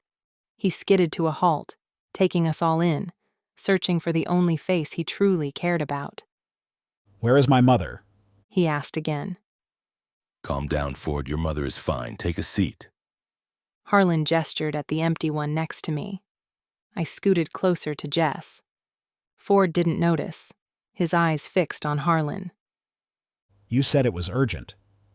It is urgent. It's just got nothing to do with your mother. What about me? Leandra asked, walking in. Grayer, you have chocolate on your cheek.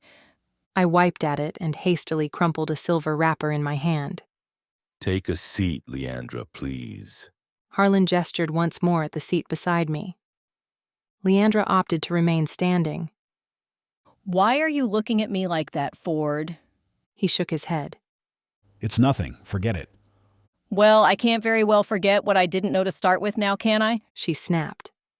Mom! Ford snapped right back. The reason I called you back here Harlan cut in, making it clear that their conversation was over, is because we've had a revelation about the wyvern. Well, to be fair, Grayer had the revelation, said Sawyer. Only because Cassie informed us about her reproduction hypothesis, I pointed out. Right, said Harlan. So we have Cassie and Grayer to thank for this new information. Ford looked bored already. What new information? The wyvern is not alone. She has fertilized eggs, therefore she has a mate. Yeah, so? Sawyer and I exchanged looks. You're not surprised? No. I knew it the second she cracked that first one, and yolk didn't pour out of it. He gave me a look that would strike fear into the hearts of lesser mortals, and those not hyped up on Hershey's Kisses. The female has viable eggs. It's obvious she has a mate. He turned away from me, to glare at Harlan with ill-disguised irritation. You called me back here for this? Harlan, for once, was speechless. Where do you think the mate is? I asked, choosing my words carefully, because apparently in Ford's eyes, we were all idiots. I'm assuming it's back where she came from, with the rest of her kind. You think there are more of them? Well, I certainly don't think the wyvern we have locked in the backyard is the last of her species. I just assume they're all back where she originated. Beside me, Sawyer stiffened. You might have a point, he muttered. What is it? I asked, getting to my feet only a second after him. Do you have a diary or a calendar? Sawyer asked Harlan. I pulled out my phone. He reached for it, then frowned and shook his head. Preferably something a little bigger, with a month-by-month view. Izzy flew from the room, her bright braid flying behind her. She was back in no time, with an A2 annual calendar decorated with cats. The only thing marked on it was this year's Comic-Con, and Richard's birthday. Although given the vast difference in neatness of handwriting, I'd say Richard had filled in the second one himself. Thanks. Sawyer spread it out on the table, using Manya's turkey-themed plates to weigh down the corners. Jess gave a snort of laughter at the effect. Cats being weighed down by birds while we tried to figure out if the world had any more wyverns flying around was rather humorous. I reached for a Butterfinger. When did the wyvern first appear? Sawyer asked. The end of September, I said without hesitation. I remembered it clearly because it had been the night before Alditha had locked me up in her basement. The night before, I discovered my grandmother was planning to commit genocide. It was also the night Silas had arrived back from his business trip. Oh, holy Samhain. The Butterfinger halted halfway to my lips. Grayer? Sawyer had sensed me seize up. I gazed at him, unblinking, the revelation still dawning. The wyvern is from the Fey dimension. I rounded on Crank, who was still doing date calculations at the end of the table. You bloody fool, Crank! You didn't close one of your portals. Close them? Do you have any idea how hard it is to keep them open? They close automatically. Look! I jabbed at the calendar, leaving a sticky fingerprint that everyone graciously ignored.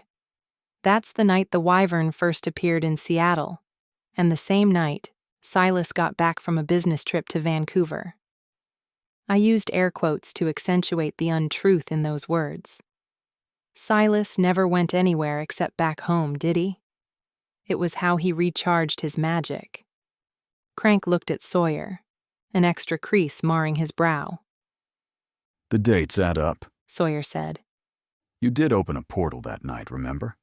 In the underground lot at Maven's office building. But we only kept it open for a few minutes at a time, Crank insisted. We would have known if something as big as a wyvern had followed Silas through. Something else occurred to me. Wait a minute. The night that Sawyer and I went to fetch the weapons from Nagnar. Nice distraction, by the way. I threw at the lichen, furious. He had the good sense to look guilty. Anyway, I continued, When we got back to Maven's, Swish was ill. Yes, she opened the portal that night, Crank admitted. Maven had wanted her to learn how, and she had the old magic to do it, but it being her first time really took it out of her. Okay, we will get to how stupid it was to have taught that murderous bitch how to open a portal to the Fey dimension later, I said.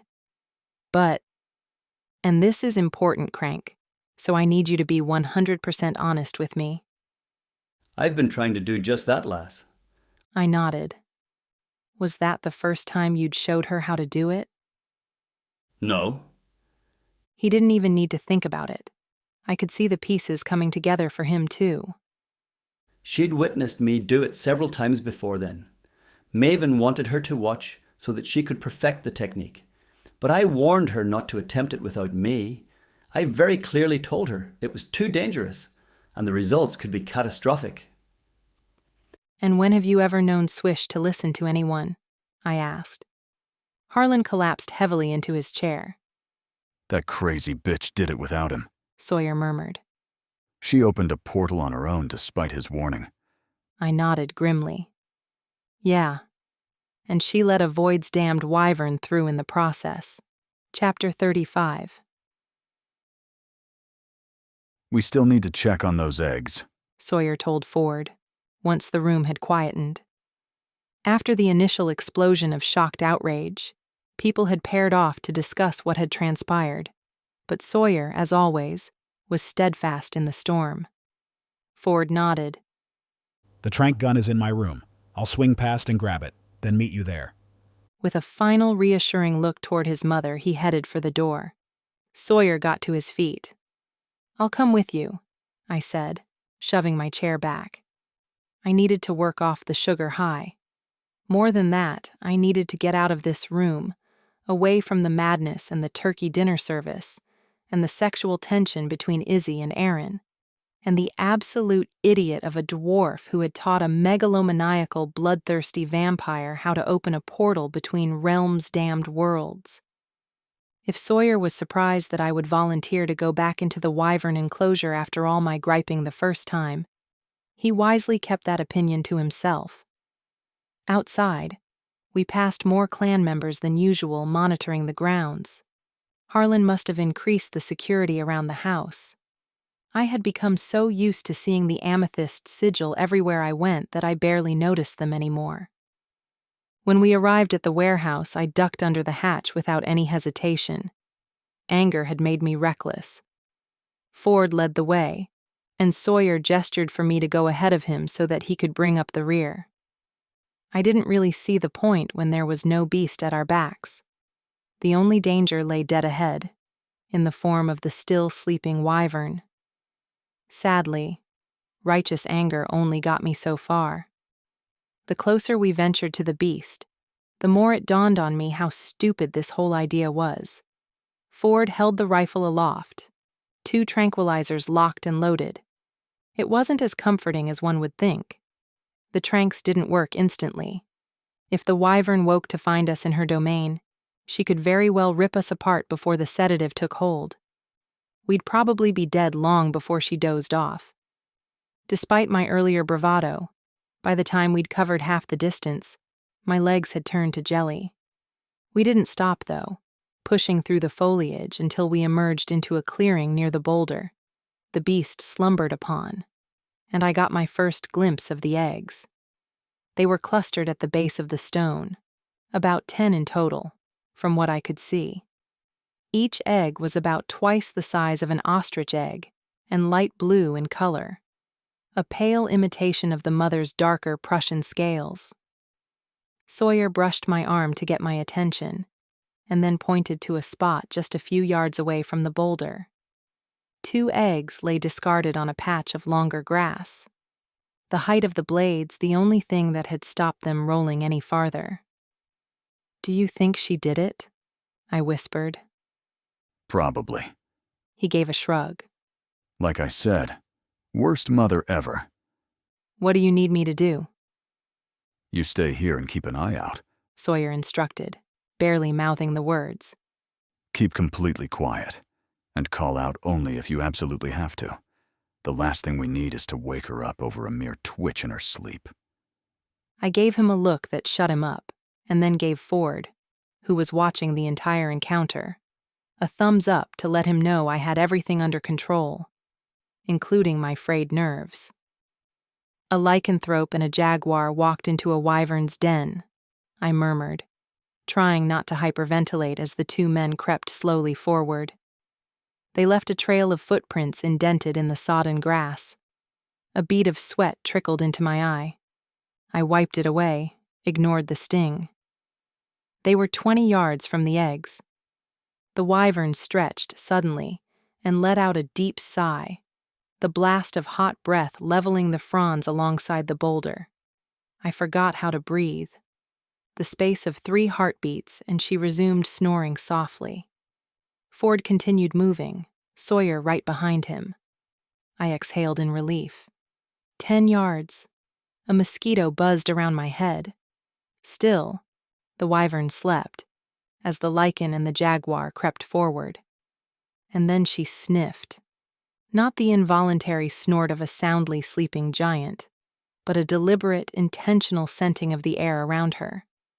The mosquito landed on my cheek. Ford had already reached the eggs. Sawyer was closer. Sawyer.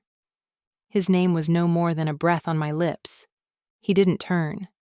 I barely felt the sting of the bite, but my hand came up automatically, slapping away the irritation. The heavy scales on the wyvern's body had stopped the expand-contract rhythm of earlier. She wasn't breathing. The bitch was faking. "Sawyer," I said again, louder now. He turned, a mixture of annoyance and anger on his face. He didn't see the wyvern open one yellow eye, but he read it on my face. Ford scooped up both eggs. He turned to look at me. Sawyer might not have known she was feigning sleep, but Ford had, and he'd gone for it anyway. "Ford, you void-damned fool," Sawyer yelled, as he realized it too. The wyvern crawled to one powerful leg. "Run!" I screamed. The lichen listened but did the exact opposite of what I'd intended. Sawyer shot forward, running right for the wyvern, waving his hands above his head like a lunatic, keeping her distracted and giving Ford time to deposit the eggs safely back into the clutch. Because apparently, an egg in the clutch was worth 2 in the hand, and my supernatural teammates considered themselves a fair trade for the embryos. "What are you doing?" I screamed, knowing it was useless. They were doing exactly the opposite of what they should be. That's what they were doing.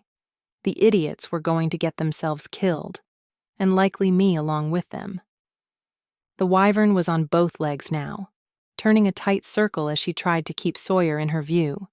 But the boulder was narrow, and she slipped, one powerful hindquarter crashing down into the rock face. "Let's go," Ford roared. The eggs were safe. Now we just had to get out of there. Sawyer was sprinting toward me, clawed and fanged. Ford shifted between strides, sneakered feet pushing off from the ground to land on 4 paws, a full-throated roar erupting from his throat. "Run, Grayer," Sawyer yelled, and too late I realized the problem. I'd seen them in danger and had hesitated, but they were faster and stronger than I was, and gaining ground quickly. They'd taken a huge risk but banked on a quick exit. I had spent the last 10 days in bed and consumed not a single drop of blood in that time. I would be the one to get us all killed. I turned and plunged headfirst into the bushes. Branches snagged at my hair and sliced ribbons into my arms. But I kept moving, conscious of the ground-quaking creature hunting us. If the roof had been high enough for her to fly, I'd already be dead. Ahead, Ford's golden coat showed the way. The foliage slapped against my face, as though it intended to impede my flight and give the wyvern home advantage. Not that she needed it. She let out a screech, and I heard Ford's howl of pain at the tail end before the pain lanced through my head, and my ears filled with blood. With his advanced hearing, it must be so much worse. Still, I didn't slow down. I pummeled through brush and swatted branches aside as I raced onward. My legs burned with the effort of my final flight. I vowed that if I got out of this, I'd drink blood every single day for the rest of my life. I had lost sight of Sawyer, but I could hear him crashing through the trees, somewhere to my right. And still, the wyvern kept coming. I felt its breath on my neck, the looming presence as it gained on me no matter how fast I hurtled through the brush. I would never outrun it. I didn't want to die like a coward, even though my bones had turned liquid with fear. I'd rather face death head-on, and so I stopped. I skidded to a halt, leaving grooves deep in the soft earth. I turned on the spot, gathering all the power I had in reserve that lay dormant within me, and flung my hands out. The wyvern, sensing I was no longer fleeing, had slowed, and when its great head came poking through the leaves, I threw all my focus into my hands, channeling every last ounce of power I had, and screamed, at the top of my lungs, "Impedio!" which of course did precisely nothing. Chapter 36. In the heart-stopping seconds that followed my failed attempt at a halting spell, the wyvern cocked its head at me, its expression seeming to ask why I'd tried to throw empty air at it. Yeah, I'm an idiot," I said. At least I'd distracted the beast long enough that the others could make it out. I squeezed my eyes shut. If this was how I died, at least I'd go out on a witty one-liner, but in the cold light of a wyvern's eyes, I decided I'd rather not see death coming. I braced for the pain. Nothing happened. I opened one eye and the wyvern jumped backward, as though in fright. "What in the—" I took a tentative step forward. The wyvern screeched and blew out my left eardrum. I stepped back again, sobs and hysteria rising in my chest. The yellow eyes blinked, pupils contracting to slits. But it still didn't charge. If I didn't know better, I'd say it was curious. "I'd really love it if you could not kill me," I murmured. The wyvern huffed and a glob of something warm and disgusting landed on my shoulder. "What in Luna's name are you doing?" A voice hissed. Sawyer. He hadn't left. And above the wyvern's head, in the canopy of leaves, I spotted dark rosettes against golden fur. Both shifters were suicidal, obviously, but that they hadn't left me. I didn't know what to do with that knowledge. I only knew that in the most terrifying moment of my life, I wasn't alone. "Grayer," Sawyer tried again, his voice as low as I'd ever heard it. But if I could hear him, I was convinced the wyvern could too. Why hadn't she moved? "What are you doing?" He asked again. "I don't know," I admitted. Tears streamed down my face. The wyvern took a tentative step forward and I braced myself. My legs were trembling so violently I didn't know how I was still standing. The beast's leathery, scaled head reminded me of Richard's, only 6,000 times more frightening. She brought her head petrifyingly close to me and unmistakably, she sniffed again, the same way she had on the rocks.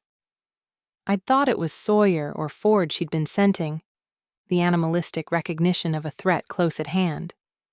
But now I wasn't so sure. Could it have been my scent that had caught her attention? And if so, why?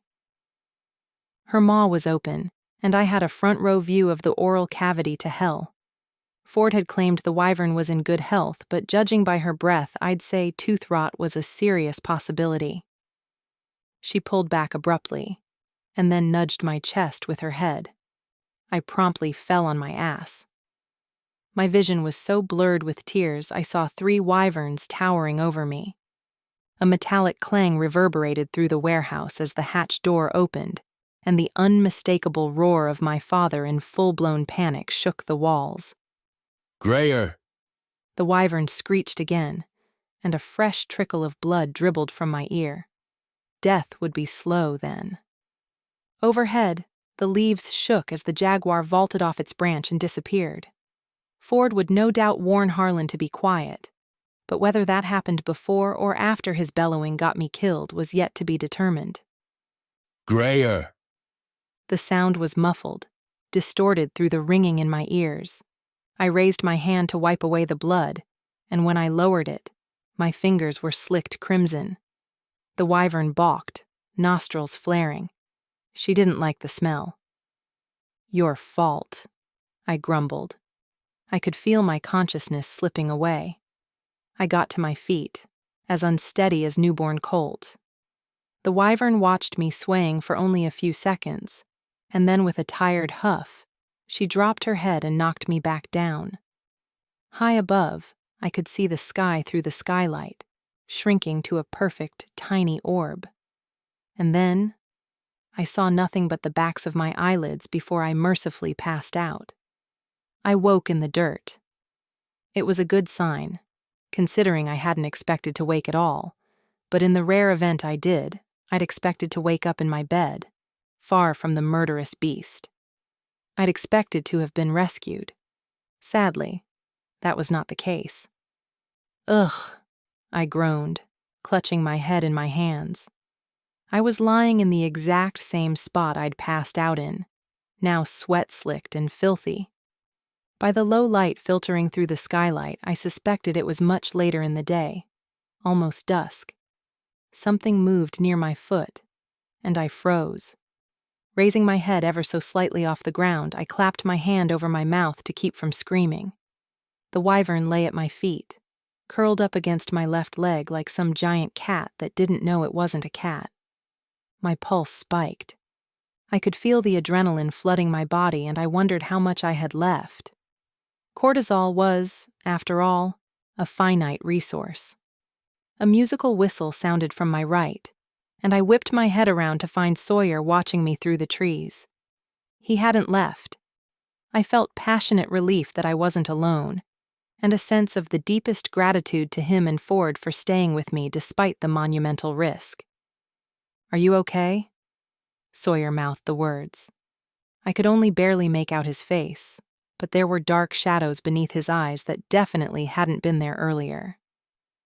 "Get me out of here," I mouthed back furiously. "Can't. We tried. Ford is in the hospital." "He's okay," he hissed, catching sight of my face and keeping his voice low. "One of her claws caught him close to a major artery, so Harlan didn't want to risk it. Dr. Jensen is sewing him up as well, you know what I mean." More importantly, how are you doing?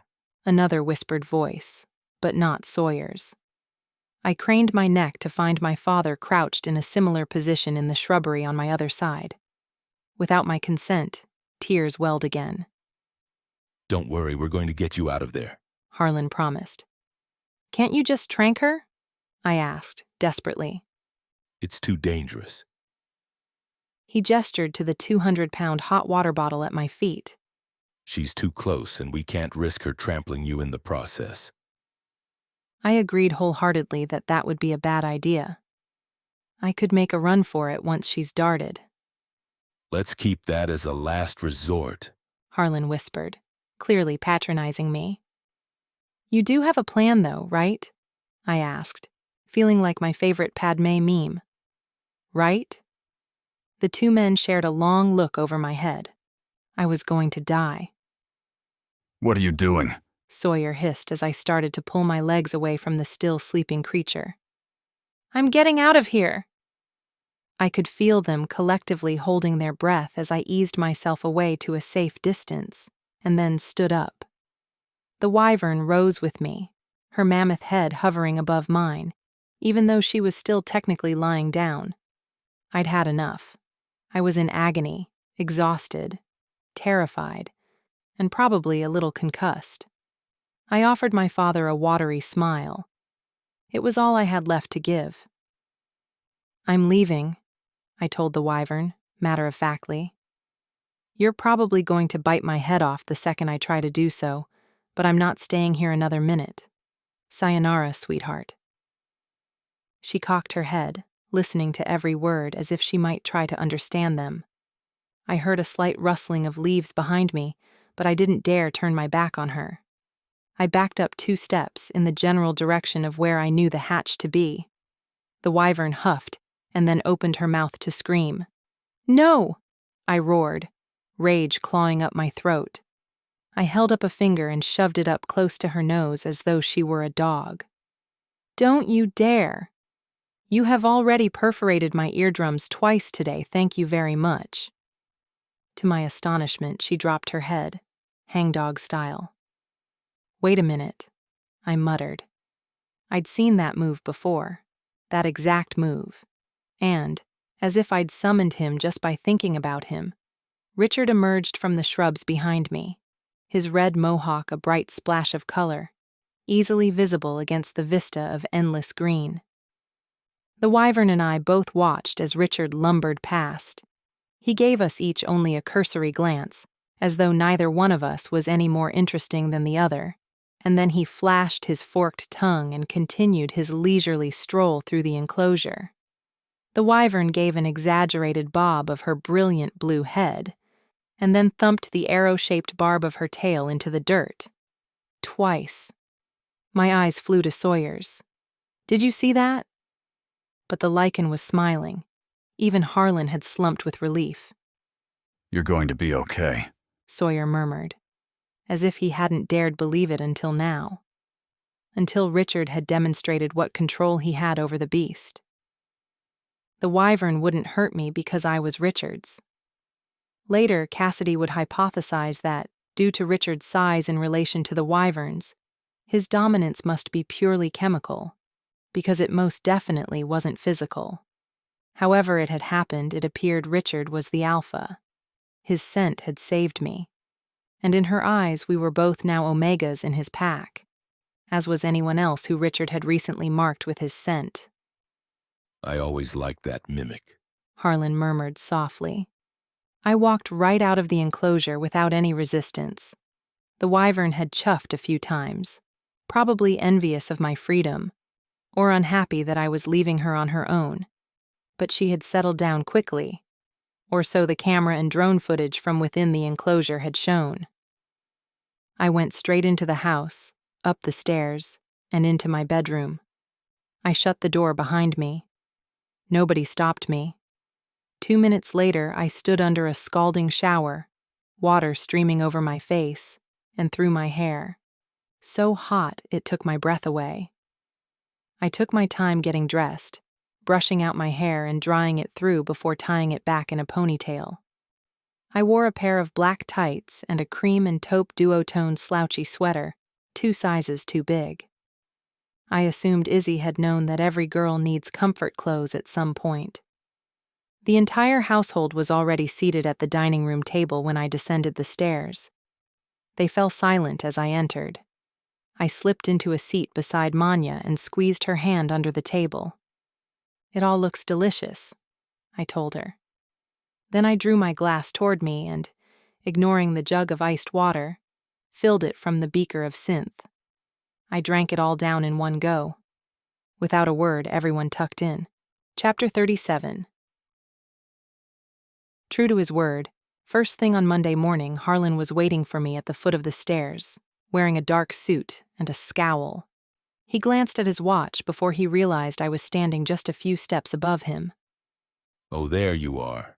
Listen, Grayer, are you sure you want to do this?" He asked. If he noticed the daggers at my hips, he didn't mention them, though I suspected the slight bulge beneath my coat hadn't escaped his notice. Absolutely, I'm sure. We needed to find out as much about Silas as we possibly could, and the sooner, the better. I downed the last of the bottle of blood I'd opened after breakfast and wiped my mouth with the back of my hand. Harlan took the bottle from me and set it on the mantel as we headed for the door, where it would be easily spotted by a member of his staff. Thanks. I was slowly getting used to the taste, but it still took a while to get the synth down. Years of bias was bitter to the taste. "We don't know what we might be walking into." It was one last-ditch effort to get me to change my mind. Silas is Maven's greatest ally. Without him, Maven will be vulnerable. "I'm sure I don't need to remind you that it was Silas who gave you this information in the first place," he reminded me. It was a caution. The information could be bad. It could be a dead end or a trap. I know, but I don't think we have any other choice. We're all out of leads, and so long as Silas is out there, we're all in danger. He's from the Dark Realm. Harlan pointed out. What more do we need to know? Sooner or later, we're going to have to face him, and I'd rather be prepared when that happens. We need to find out as much about him as we possibly can. Okay then, let's go. He gestured at the car where Jackson lounged patiently against the driver door. But just so you know, I'm not happy about it. I can live with that. Just get in. He rolled his eyes as Jackson opened the back door. Thank you, Harlan said, and climbed into the cool interior of the car. Why don't you ever drive anywhere? I asked, genuinely curious. Jackson choked back a laugh. It's a long story, said Harlan. The city of Tacoma, 32 miles west of Seattle, is home to Washington State's largest port. It's also where they filmed 10 Things I Hate About You, Logan's favorite and my least favorite movie of all time, respectively. Though our opinions were polar opposites, our reasoning was not. In both cases, the reason was Julia Stiles. Logan adored her. I did not. How long will it take us to get there? I asked as we pulled out of the drive. Harlan had given Jackson the Lovac's last known address, and Jackson had dutifully punched it into the GPS. My father chuckled. You sound like every kid who's ever taken a trip in a car. A little over an hour, Jackson replied dutifully, consulting the GPS before merging onto the street. but I'm sure we can shave some time off of that estimate. How did you sleep? Harlan asked once we hit the highway. Not very well. Well, you were held hostage by a wyvern for 5 hours yesterday. That's bound to affect your sleeping pattern. I shook my head. That wasn't it. I had Izzy in my room until midnight, lamenting the fact that Aaron's gone back to the Big Apple. I'd learned that Marshall ferried the twins out of the house just after lunch, which was around the time Harlan had come looking for me in the wyvern enclosure, and the Jareth private jet had flown the trio back to New York. They'd missed the entire wyvern fiasco. Jess had reportedly been devastated. It was nice to know that my well-being meant so much to her. I'd chosen not to ask if she was devastated it had happened, or devastated that she'd missed it. They'll be back for Christmas, Harlan pointed out. Izzy knows that. Yes, but a month is a long time when you're pining over your unrequited love. That brought a smile to his lips. I'm not so sure it is unrequited, but regardless, Izzy will have a very long life to acclimatize her emotions. Did you really hit her with a car?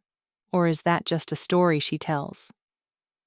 Izzy had mentioned how she had become a vampire, that she'd been fatally injured, and Harlan had turned her to save her, but she hadn't gone into detail. I really did. I meant it when I suggested you should consider yourself lucky. That was the last time I drove a car, now that I think about it. I did warn you not to. Jackson said from the front seat. You were celebrating Angelina's divorce, remember? And you'd convinced her to share a bala pipe with you. You really should have known better than to get behind the wheel. Yes, I'm well aware, Harlan said. You don't have to keep reminding me. Angelina? I did the math and slumped back into my seat with relief. She'd been divorced a lot longer than that. Not that one, Harlan assured me. I haven't seen her since Curtis Clayton's pool party in Reno. He narrowed his eyes. Though she'd most certainly have handled the bala better. Curtis Clayton, the comedian, the one with the Vegas residency? Oh, yes, Harlan mused. I forget he's on the Strip now. He used to be a lot less in demand. He gazed out of the window, a small smile ghosting his face. Now what was I saying again? You were telling me what happened with the other Angelina. Right. We'd shared the bala pipe, but she didn't handle it as well as expected. She passed out, Jackson volunteered helpfully. She said she'd smoked it before, Harlan grumbled. Anyway, I couldn't very well just leave her passed out on the sofa, obviously. So I did the honorable thing and drove her back to her chateau. And that's when you hit Izzy? Am I telling this story, or are you? I shut my mouth. Angelina lived in an apartment block built on a bit of an incline, and she was flopping around like a sack of potatoes. I had to get out of the car to carry her inside. He paused long enough that I felt safe to ask a question. Okay, so how does Izzy fit into all of this? First of all, I wanted on record that Izzy was in the middle of the damned road. She was crossing the road. Jackson corrected. In a legally designated crosswalk. You drove into her at a crosswalk? I gasped. Not exactly. Harlan looked uncomfortable. In the rearview mirror, I saw Jackson's lips twitch. What? I asked, laughing. He forgot to put the brake on when he parked. Jackson supplied helpfully. Wait, hold up. I gaped at my father. Are you telling me that you weren't actually in the car when it hit Izzy? When it killed her? No, Grayer, I wasn't actually in the car when it hit her. And to be fair, Leandra booked the wrong damn car in the first place. Who goes to Cancun and hires a Volkswagen? His outrage was palpable. My cheeks pinched with the effort to stifle my levity. So, you're saying it was the car's fault? I'm saying it would never have happened in an automatic. In the end, Jackson shaved 6 minutes off our anticipated arrival time. He didn't outwardly acknowledge the small victory, but I did see him give a little fist pump when he consulted the navigation system. New record? I asked. It was an educated guess. He grinned at me in the rearview mirror. The Lovak's house was a modest single story in the middle of a quiet street with a faded blue roof and peeling white paint. It was run down, but clean. A home of the proud but poor. As we approached the area, all the mirth of earlier faded away, and a solemn mood descended over the car. Jackson circled the block twice, just to be sure we weren't being followed, and then he pulled up to the curb in front of the house. An ancient Labrador retriever raised its head off the porch and then went straight back to sleep. You think this is it? I asked Harlan. He opened his door. There's only one way to find out. We were halfway to the house when the screen door slammed open, and a striking blonde girl, no older than 15, stormed out of the house. She wore a pair of shorts that were far too tight and far too short for a girl of her age, or any age for that matter, and no bra. Without a coat, she'd freeze when the sun went down. She stomped to the edge of the porch in a pair of faded black espadrilles, the backs of which had been chewed off. I hate you! She suddenly yelled back over her shoulder. You're ruining my life! Kayla, honey, if I had a nickel for every time I heard that, I'd be living in a much nicer house, and I'd have replaced those shoes you're wearing before they got to be 2 sizes too small. The voice was gritty but feminine, a southern twang at its most charming. It would help if your piece of crap dog hadn't got hold of them. Don't blame Duke, sweetheart. He ain't the one leaving his things lying about. Ugh, the girl named Kayla exclaimed. Who even talks like that anymore? God, Sandra, you're practically prehistoric. Kayla struck me as a bit of a brat. I'd snuck close enough to reach out and touch her, so I tapped her on the shoulder. Excuse me, I said politely. She screamed as though the hounds of hell had finally caught up with her and vaulted right over the porch railing to land bodily on the grass below. What the hell, lady? She yelled, her pride more bruised than her ego. Through the screen door, I caught a glimpse of mischievous eyes in a wrinkled face. As she pushed open the door, Sandra Lovak quickly composed her face into one of feigned concern. Oh dear, are you all right, Kayla, honey? She winked at me as she breezed by, and I got the distinct impression that she'd seen me coming all along and opted not to warn the girl. I couldn't say I blamed her. I do hope you haven't got any grass stains on your lovely white pants. You know the last ones didn't come out. Remind me again where you got them? Kayla screamed through her teeth. I cannot wait until I turn 18. You will never see me again, Sandra. You hear me? Never. She vaulted to her feet and raced across the lawn. We watched her until she had disappeared all the way down the street. But you can bet I'll see her at supper times, Sandra murmured, turning to face us. I've never seen a girl who could eat like that one. She looked tired but resigned as she extended her hand toward me. Sandra Lovac. Grayer, I said, trying not to wince at the strength in her grip. And this is my father, Harlan. No last names noted, she said wryly, shaking his hand too. Well, I've got about 1 million chores to get to before supper, so what is it I can do for you folks? Hey, Sandra. A youthful voice called from above. We looked up to find an impish face peering down at us from a second-floor window.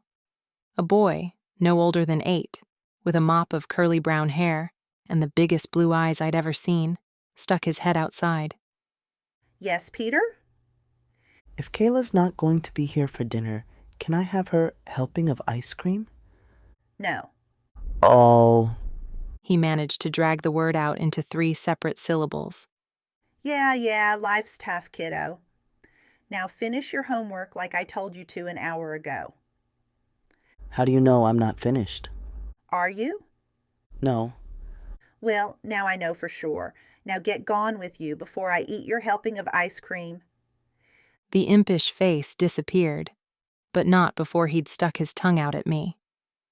Your children are delightful, I told Sandra. Well, ain't you the worst liar I've ever met? Sandra said. She pulled open the screen door and gestured for us to enter. You better come on in. I've got a bunch of pies inside that aren't going to fill themselves. We followed her into a kitchen so dated it wouldn't have looked out of place in an 80s infomercial.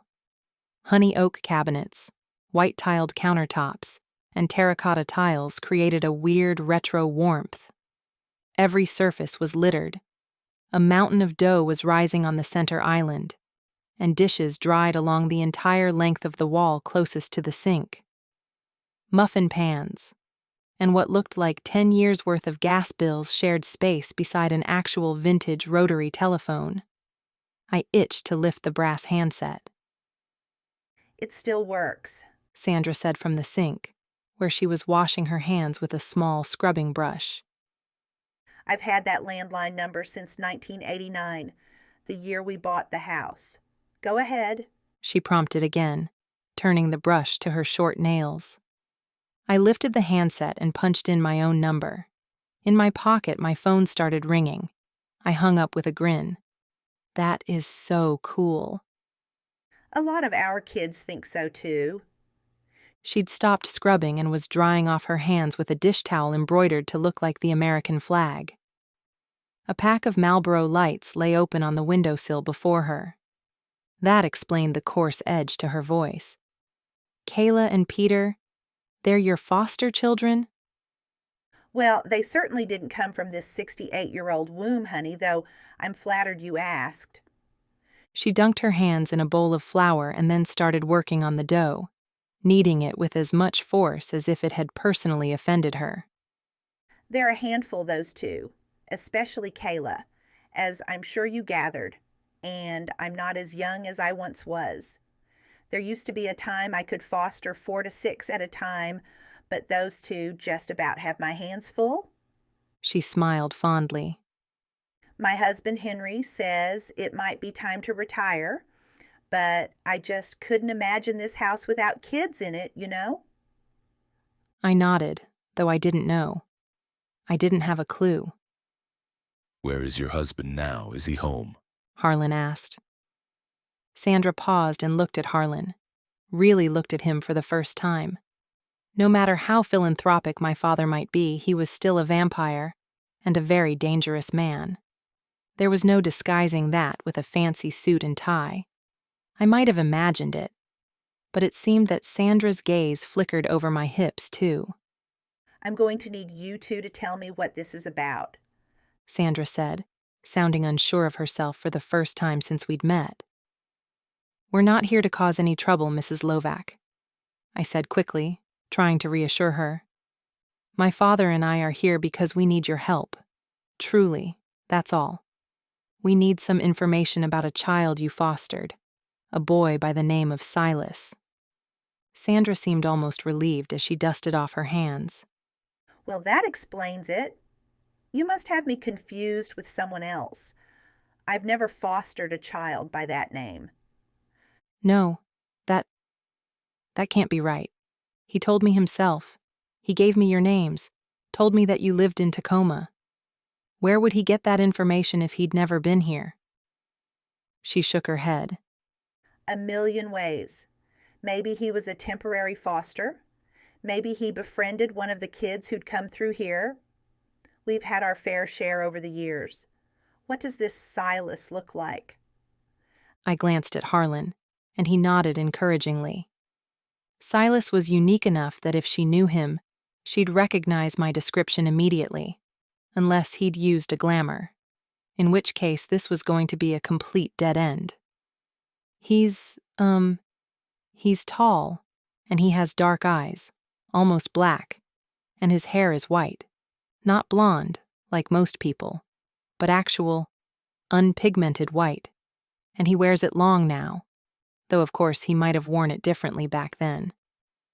But I didn't need to say anything more, because I could tell that she knew exactly who I was referring to.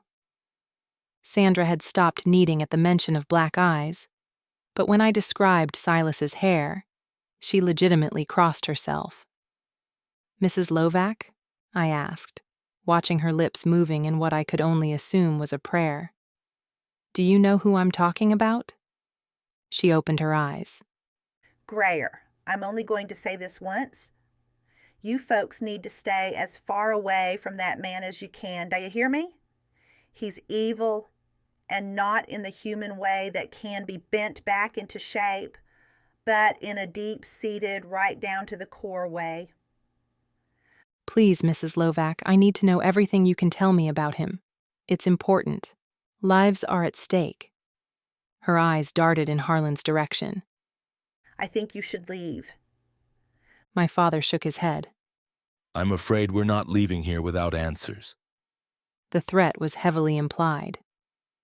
"I beg to differ," said a voice like true gravel, and I gasped as the dull metal barrel of an ancient shotgun pointed at my father's temple. "Henry Lovac, I presume?" Harlan asked, remarkably calm under pressure. "Finally had enough of Temptation Island and decided to come downstairs, did you?" If Henry was surprised that Harlan knew what he'd been watching, he didn't show it. "You heard my wife. You folks need to leave." "Please."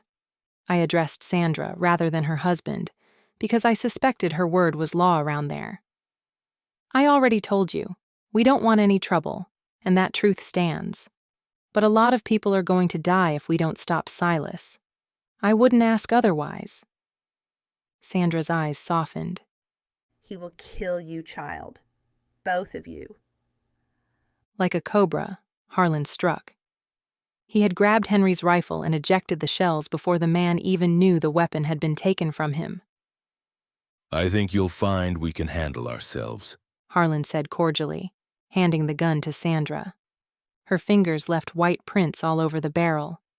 This time there was no mistaking it. She definitely glanced at my daggers. Then I suppose I stand corrected, she said. Henry, why don't you wipe that stunned look from your face and put on a pot of tea? A few minutes later, we sat in a cramped living room, on a sofa that had springs poking through the fabric. An ancient tabby cat slept soundly draped over the left armrest. The carpet was threadbare beneath our feet, and a pot of tea rested, untouched, on the table. "Mrs. Lovac?" I prompted, after a silence that seemed to stretch on indefinitely. Sandra seemed to have to drum up the courage to begin.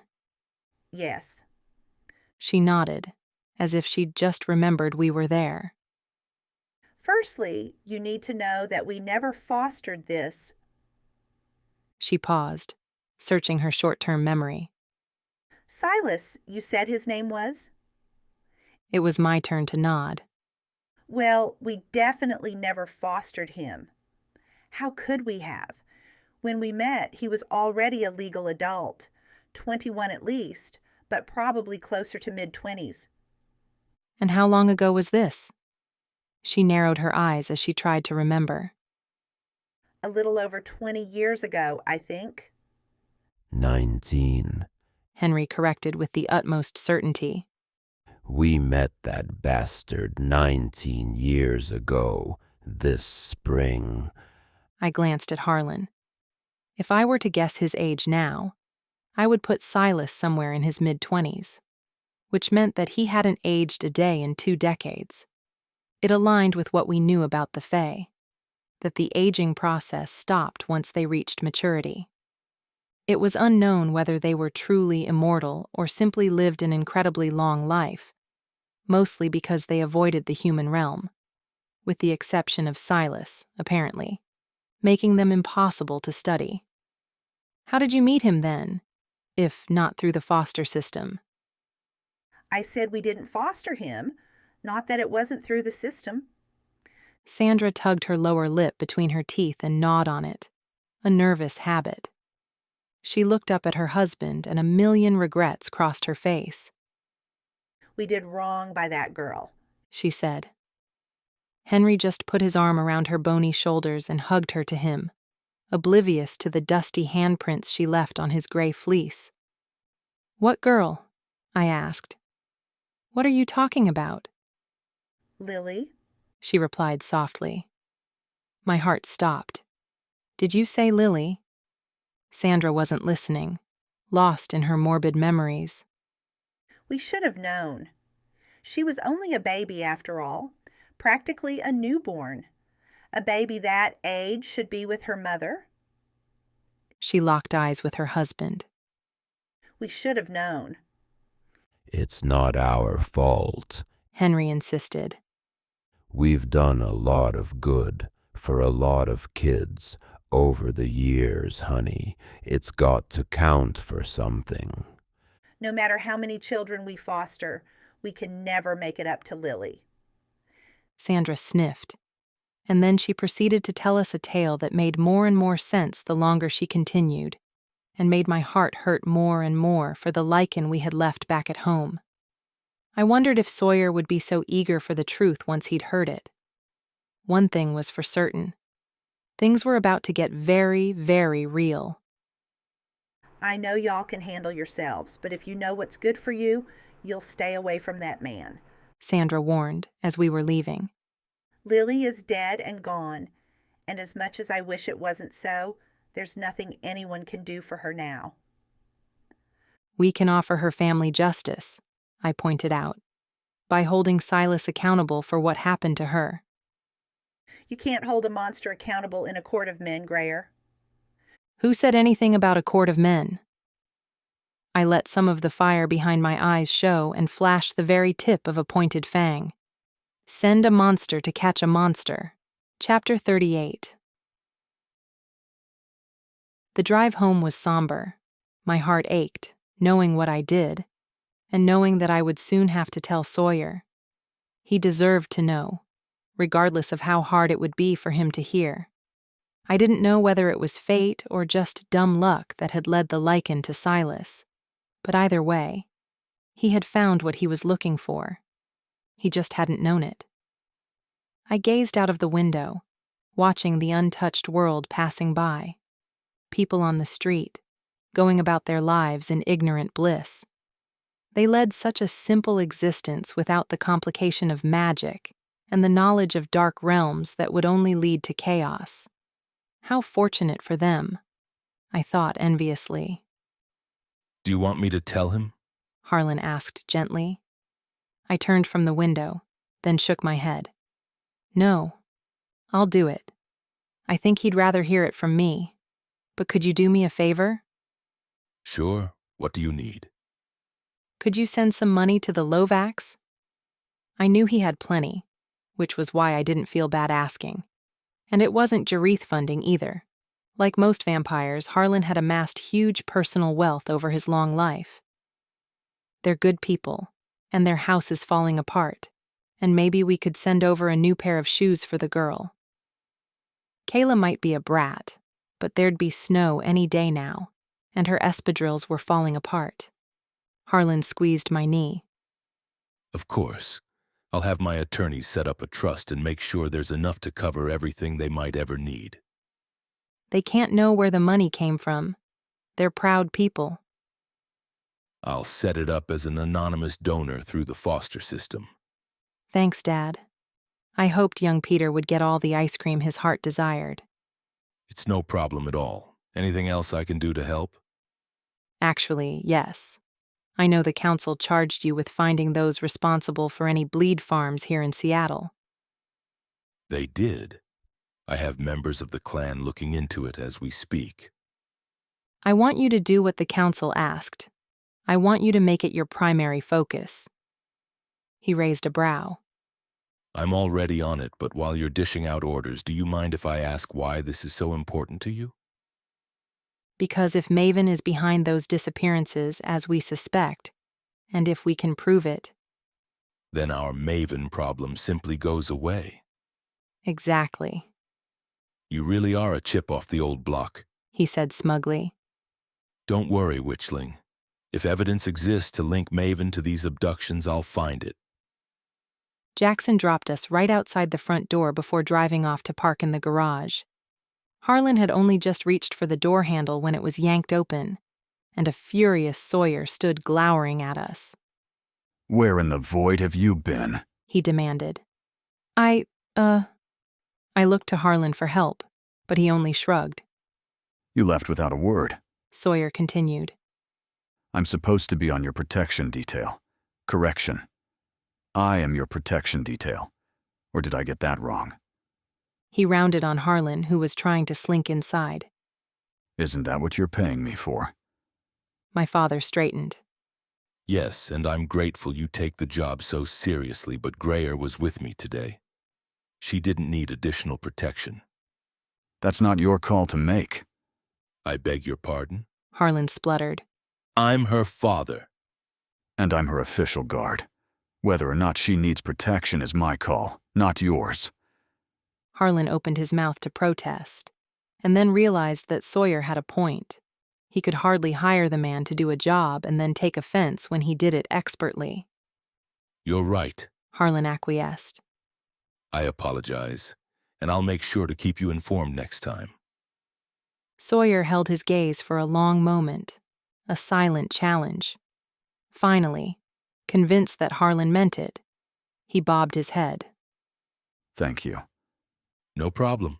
Harlan disappeared inside with a small smile at having dodged that bullet so easily, which left me alone with Sawyer. Where were you? He asked. His eyes still shimmered with concern. My shoulders slumped. We should talk privately. Sawyer sensed the change in my tone and stepped aside so that I could enter the house.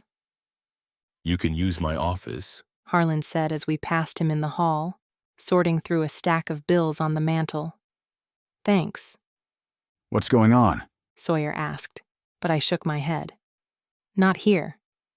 I led him straight to Harlan's office and shut the door behind us. Greyer, what's going on? You're scaring me. You asked me where we went this morning. I started slowly. We had Jackson drive us to Tacoma. Tacoma? He frowned. What's in Tacoma? It's where we believed we'd find Silas's foster parents. And I take it from your tone that you didn't. Not exactly, but we did learn something important. I took a deep breath. Silas didn't have any foster parents, and Maven definitely didn't know him as an infant. He arrived in this realm as a full-grown male fae. And how exactly do you know that? Because I discovered what Silas was doing here in the first place. Another breath. He was delivering a changeling baby and stealing a human one, a baby girl named Lily. All the blood drained from Sawyer's face, but I needed to finish before I couldn't.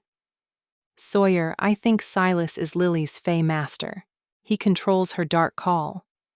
I had to swallow the lump in my throat before I could speak the rest. And he's the one who took your real sister.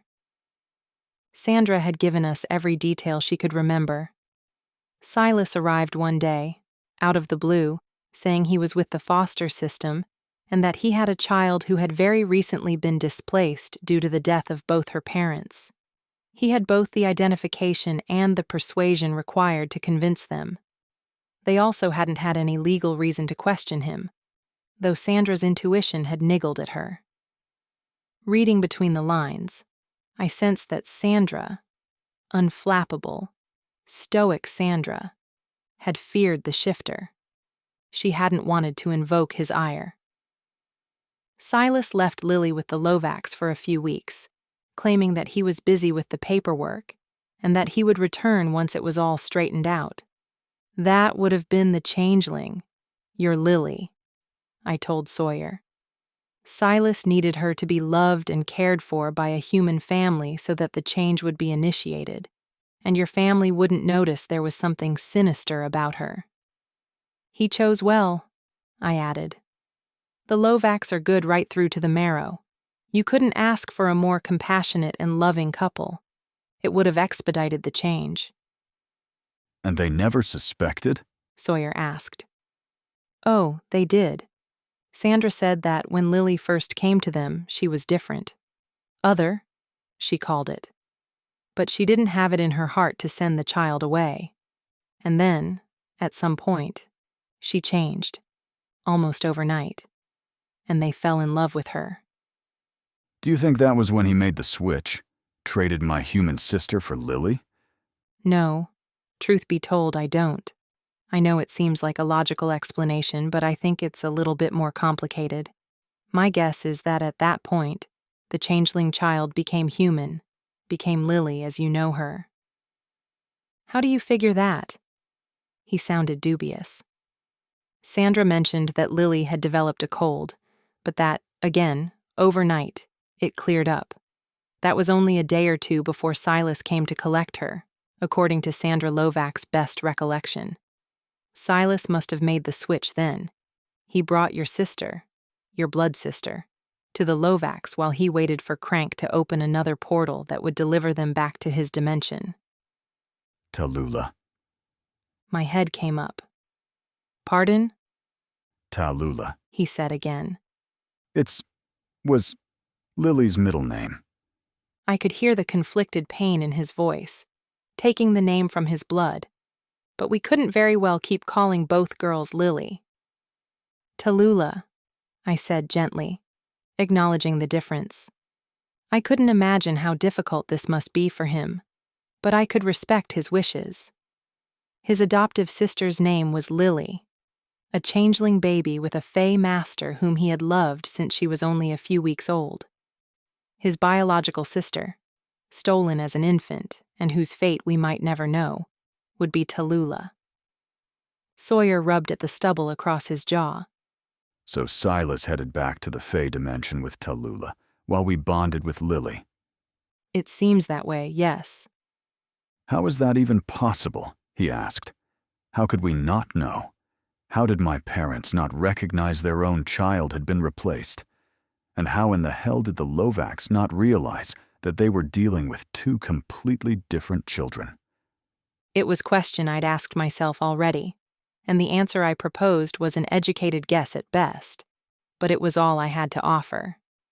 I think partly because of the fey magic that governs the changeling children, and partly because at some point, Lily and your sister had grown so alike it was impossible for even your mother to tell them apart. He smiled at that, at the thought that both of his sisters might be just as warm and beautiful as the changeling child he so adored. I didn't have the heart to remind him that Tallulah, if she was still alive, had spent 21 years in the Fey realm. She could very well have been twisted into something dark and unrecognizable by now. If Silas was any indication, the creatures that dwelled in the dark realm were as dark as their world was alleged to be. I'm sorry, I said instead. I know it's a lot to take in. I couldn't imagine how hard it must have been for him to hear, especially to discover that he had spent weeks closeted in the same house as the Fae who had destroyed his family. To my surprise, however, Sawyer took the news far better than I'd expected. Don't you see? He said, once he'd recovered from the shock. This is a good thing. We know the Fae who took my sister, which means we can find out what happened to her. I seriously doubt Silas is going to volunteer that information. I was concerned about his optimism, and what would happen if he never learned the truth. Let me worry about that, Sawyer said, ending the conversation. In the meantime, I'm going to go help Crank. Action over inactivity. The perfect distraction. The dwarf had been researching everything he could about the Fae realm, and the creatures that might dwell there. With access to Harlan's library, he'd barely scratched the surface. But as the piles of books around the living room table grew, he slowly became more certain of the facts he had learned. That's a good idea, I told Sawyer. And it reminds me, I need to pay a visit to my grandmother's house. What for? Sawyer asked. If my father is right, she still has the Book of Nox. I want my damned grimoire back. Chapter 39. Roan answered the door on the second ring. Grayer, he exclaimed. What are you doing? I pushed past him, without waiting for him to finish, and headed straight for Alditha's office. Roan raised his arm. I wouldn't do that if I were you, Sawyer growled, seizing Roan's wrist in a vice grip. Roan hadn't even seen him step inside, nor my father, who was right behind him. Were you going to throw a spell at me? I asked, in feigned alarm. Then, dropping the charade, you really are getting far too predictable. How did you get past the wards? He complained, practically jogging to keep up, despite having longer legs. There were wards? Harlan asked, genuinely curious. Not anymore. I winked and waggled my fingers at him. And you haven't even broken a sweat, Sawyer noted with pride. This is one seriously proud mentor moment. I aim to please, I told him. No one noticed the dancing iridescent light contained within the ring on my finger. Seriously, though, I said, rounding on my brother. The wards are weaker than I've ever known them to be. Alditha might not be here to strengthen them, but you still have allies in her coven, and there are a few witches on the council who are not as fickle as the others. Get them to reinforce the boundary spells, or the next time you answer the door it might be someone you really don't want getting in. Don't tell me what to do in my own house. This is Alditha's house, Rowan. You have about as much claim to it as I do. Now put away your foolish pride for once. There are people out there who would kill you for sport. You have no idea what could be coming for you. Reinforce the wards. We'd reached Alditha's office door, and I raised my hand to open it. You can't go in there.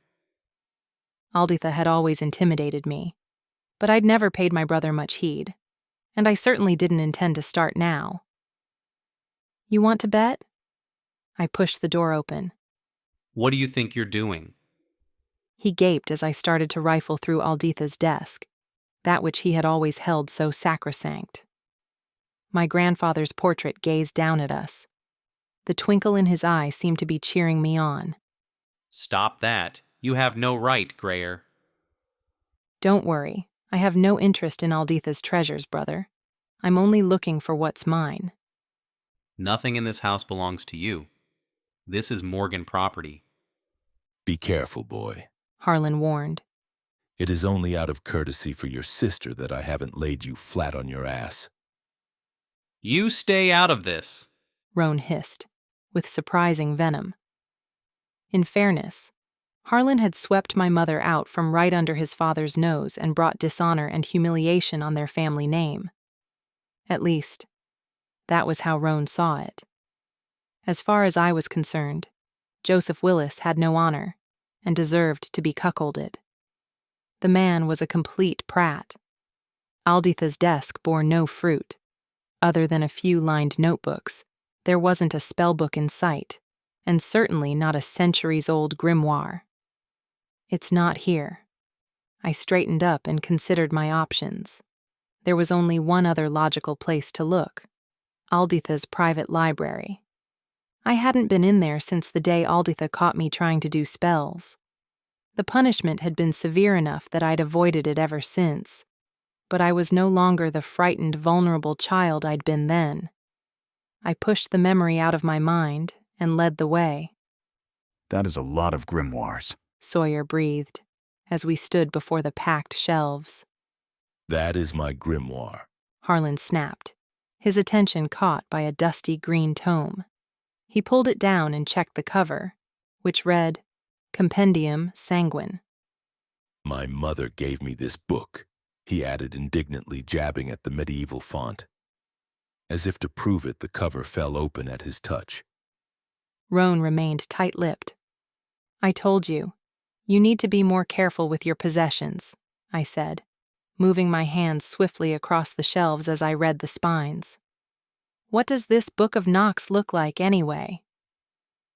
But I didn't need him to answer because at the mention of the grimoire, my brother gave an obvious and very audible gasp of recognition. I spun on my heel. You know where it is. Roan shook his head, the lie written all over his face. I gritted my teeth against the stream of curses threatening to erupt. Why couldn't anything ever be easy with him? It belongs to me, Roan. It's called the Book of Nox. Nox, not Morgan. Alditha stole it, but it's mine, and I want it back. I have no idea what you're talking about. Maybe you should tell that to your face, Sawyer commented dryly. Damn it, Roan. For once in your life, could you not treat me like I'm your mortal enemy? For once, just this one void-damned time. Could you be my brother? I know Alditha drove a wedge between us, but if there's one thing I've learned in the past few weeks, it's the importance of family.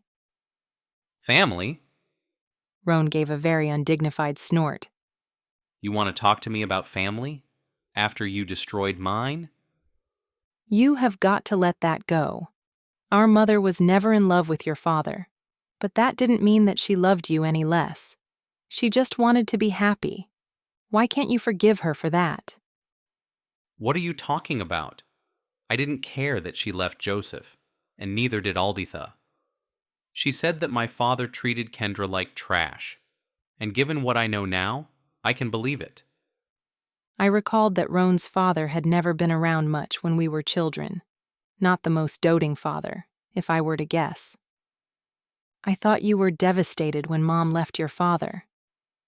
On the contrary, I was glad she'd left him. What makes you think I have any allegiance to Joseph? I don't even use the Willis name. I hadn't known that, but to be fair, I'd never had to address him by his full name, and I'd never paid much heed to his signature. Still, it didn't explain the deep-seated animosity. Then why do you hate me so much? If not for my father, what else could you possibly have to be so angry about? Grayer, Harlan's voice was low and ever so slightly panicked. I think you should let it go. Leave the past in the past where it belongs. But it was too little, too late. My brother had scented blood. Why? Roan roared in disbelief. Are you seriously asking me why? Oh, I don't know, Grayer. Maybe because you killed her. I recoiled, my head jerking back in shock. I hadn't expected that, not from him at least. It was true that he'd never liked me, but I'd never suspected he would harbor the same resentment toward me that Alditha had, that he would adopt her prejudices as his own. It seemed so unfair, to blame a baby for its mother's death. That wasn't my fault, I stammered. Women die in childbirth all the time. But even as I said it, I could hear the juvenile lilt at the end of my sentence, the stubborn child denying accountability. To my surprise, Roan began to laugh. Is that what you think happened? He wheezed. Oh, you poor, delusional baby. Daddy must have spent a fortune protecting your precious feelings.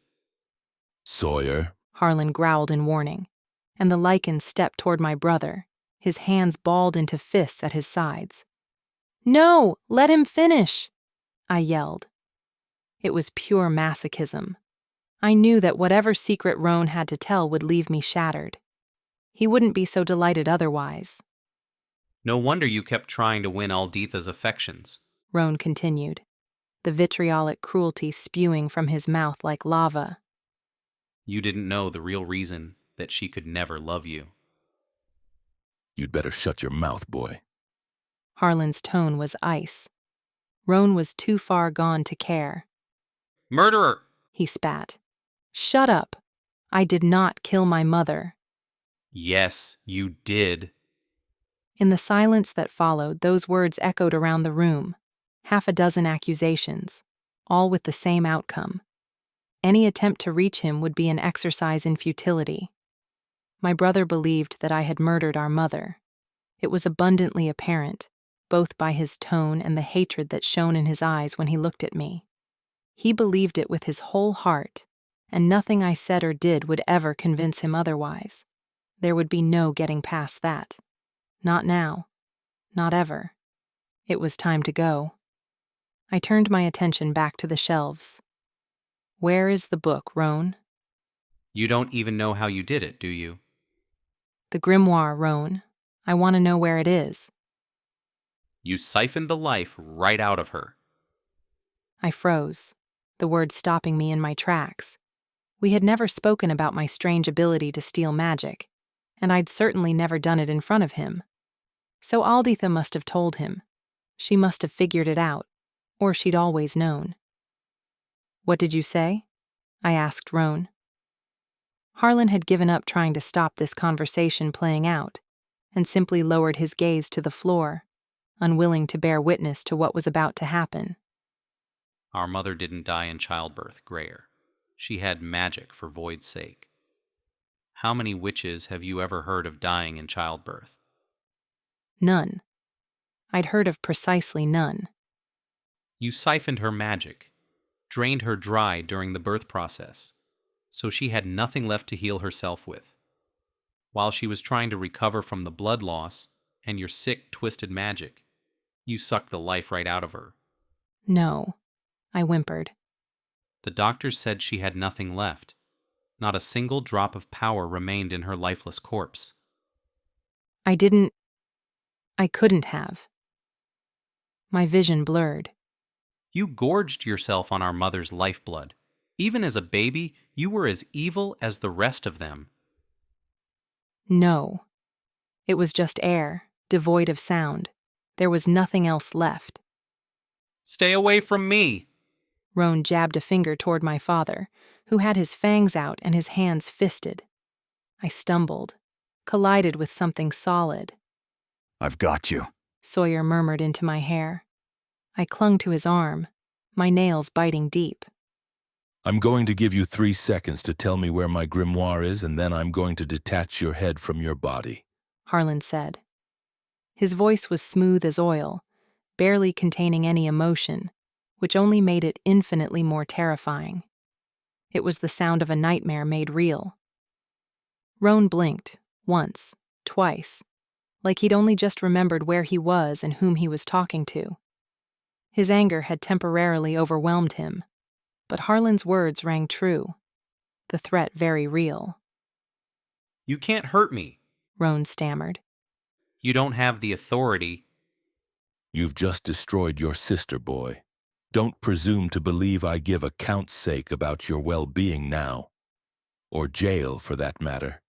Not that they'd ever find your body. My brother whimpered. The book.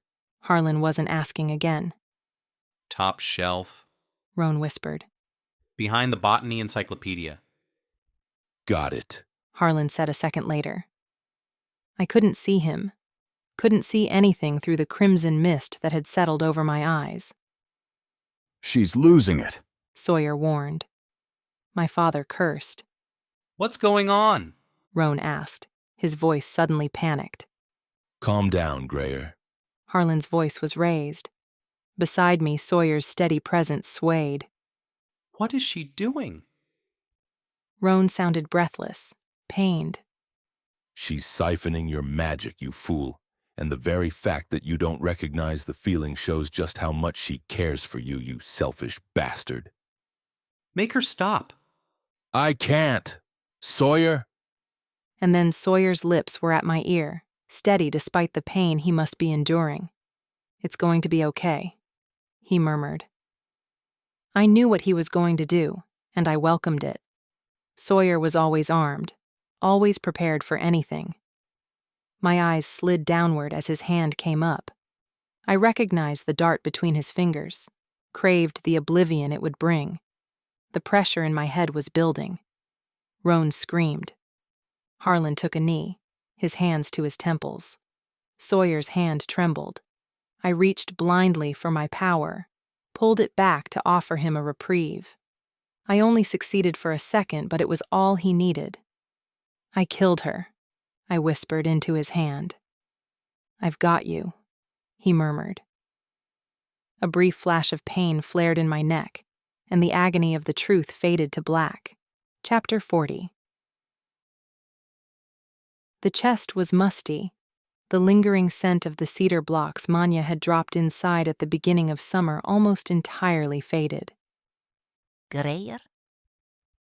As though just thinking of her had drawn her to me, Manya's voice sounded outside the chest. The start of a smile dimpled my cheeks, and I readied myself for the fright I'd been planning to give her. I'd throw open the chest and roar like a werewolf. Manya said I sounded just like one, and she would scream and flap her arms in the way that she always did. Then she'd take me to the kitchen for warm milk and a ginger cookie. I scooted forward and rested my hands on the underside of the chest lid. Any second now. A staccato of heeled footsteps. I froze. Manya, there you are. Where has that child got to? It was my grandmother's voice. Instinctively, I curled up into a ball in the dark space. A sharp edge dug into my hip, one of the framed photos Manya had given me over the years. I'd known without her having to tell me that I should keep them hidden.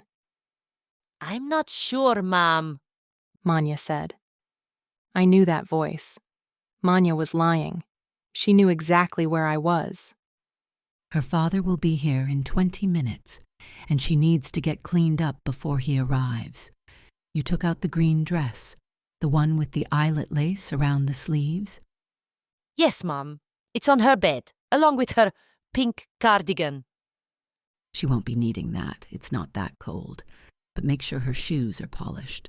Harlan does so love to find fault. Grandma! Roan's stampeding feet preceded his bellow, but only just. He sounded even more nasal than usual. Rowan, darling, you're home. How was Skoo? She cut off abruptly. Rowan, what on earth is the matter?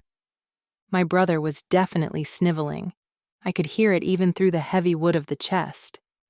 I wondered if Grandma was going to phone the school again. She did that a lot. There were a lot of nasty children at Rowan's school. Not that I'd ever met any of them. I wasn't allowed. Now, that's quite enough of that, Alditha said briskly. Come here and tell me what's going on. A familiar squeak, and I knew my grandmother had taken a seat at the edge of my bed, only a few feet from where I cowered in the darkened interior of the chest. There you go. Manya, pass me a tissue from the dresser. Thank you. Now what's this all about, Roan? Through dramatic sniffs and sobs, my brother explained that Laura Frank had told the whole school that Roan's sister had killed his mother. In Roan's words, the girl had cornered him during history, while the teacher was out of the classroom, and had announced it to the entire class. I waited for my grandmother to get on the phone. Instead, she said, Deanna Frank's always been a vicious bitch. It seems her daughter is a chip off the old block. I shoved my fist into my mouth to stifle my gasp of horror. Even Roan had stopped sniveling. For a second, I couldn't imagine who she could possibly be talking to. But then I remembered Manya. Ma'am! She stammered. Don't you think you should? What's the point? Alditha snapped back. The whole school knows about it, and it's not like we can keep it a secret anymore. It's bound to get out eventually. She sounded resigned. Grayer killed Mama? Roan squeaked. Ma'am, please, I must insist. Insist all you want, Manya, but it won't change anything. We've protected them for as long as we could. Grayer wouldn't do that. Roan mewled. Hush, Rowan. No, tell me the truth. That is the truth. Miss Morgan. Manya yelped, but I had had enough. I burst from the chest, my heart hammering against my ribs, my eyes wide with denial. I didn't do it. For her part, Alditha looked truly horrified to find me in their midst. She clapped a hand over her mouth as though she might take back every word she had spoken. I didn't, I roared, throwing all the righteous indignation my 7-year-old self could muster into the words. I didn't hurt Mama, I didn't. Calm down, Grayer, Manya pleaded. Alditha covered her ears with her hands. No! My brother was on his knees. Take it back. You lie. Grayer. Manya's voice sounded older than I'd ever heard it. Malishka, stop, please. I didn't do it. I know you didn't. Roan was curled on the floor, his body racked with silent sobs. Stop crying. My own cheeks were wet. I wiped at them furiously. Grandma is a liar, and Laura Frank too. Malishka. Manya took my hand. She had crept to my side. When I looked at her, her eyes glistened with unshed tears. Blood trickled from her ears. Manya. Make her stop, my grandmother screamed. Forgive me, Manya muttered, smiling through her tears. She reached for her apron pocket. I didn't do it. I know, sweet girl. She raised her wand. I didn't kill Mama. Ostanovit vremya. After that, everything fell silent. Manya moved to my grandmother's side, helped her to her feet. I watched them as though through curved glass, their bodies blurred, their movements slow. Roan had fallen silent. A butterfly hovered at the open window, its wings beating, going nowhere. Manya? I heard the word echo back to me, thick and drawn out. Alditha brushed off her pants and took a few deep breaths. I couldn't take even one. It seemed that my lungs could draw oxygen indefinitely and never need to exhale again. Through the curved glass, Manya reached for Alditha again. I'll do it, my grandmother snapped, waving her off. Let it go. Manya murmured something, and with a rush the air left my body. The butterfly soared through the open window. Roan whimpered and rocked back and forth on the floor. Alditha met my gaze. I'm sorry, Grayer. What are you... She started speaking, uttering words that I couldn't understand, though I knew they were for a spell. Sic fluentum aquam potio mutare. What are you doing? I backed away, only to be brought up short by the chest. Sic cursus temporis debeo vertere. I shook my head. No. I glanced to the door, wondered if I could make it. As if she anticipated my thoughts, Manya moved to block it. Manya, please, help me. Her face didn't so much as flinch at my plea. Sic fluentum aquam poteo mutar. Alditha began again. Rowan! Desperate, I screamed for my brother, but Rowan remained cowering on the floor, his face hidden. Sic cursus temporis debeo vertere. Manya, please, I sobbed. Everything's going to be okay, Grayer. She never called me that. With a final flourish, Alditha finished the spell.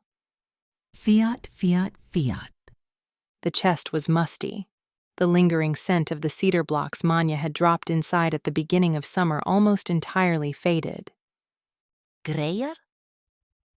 As though just thinking of her had drawn her to me, Manya's voice sounded outside the chest.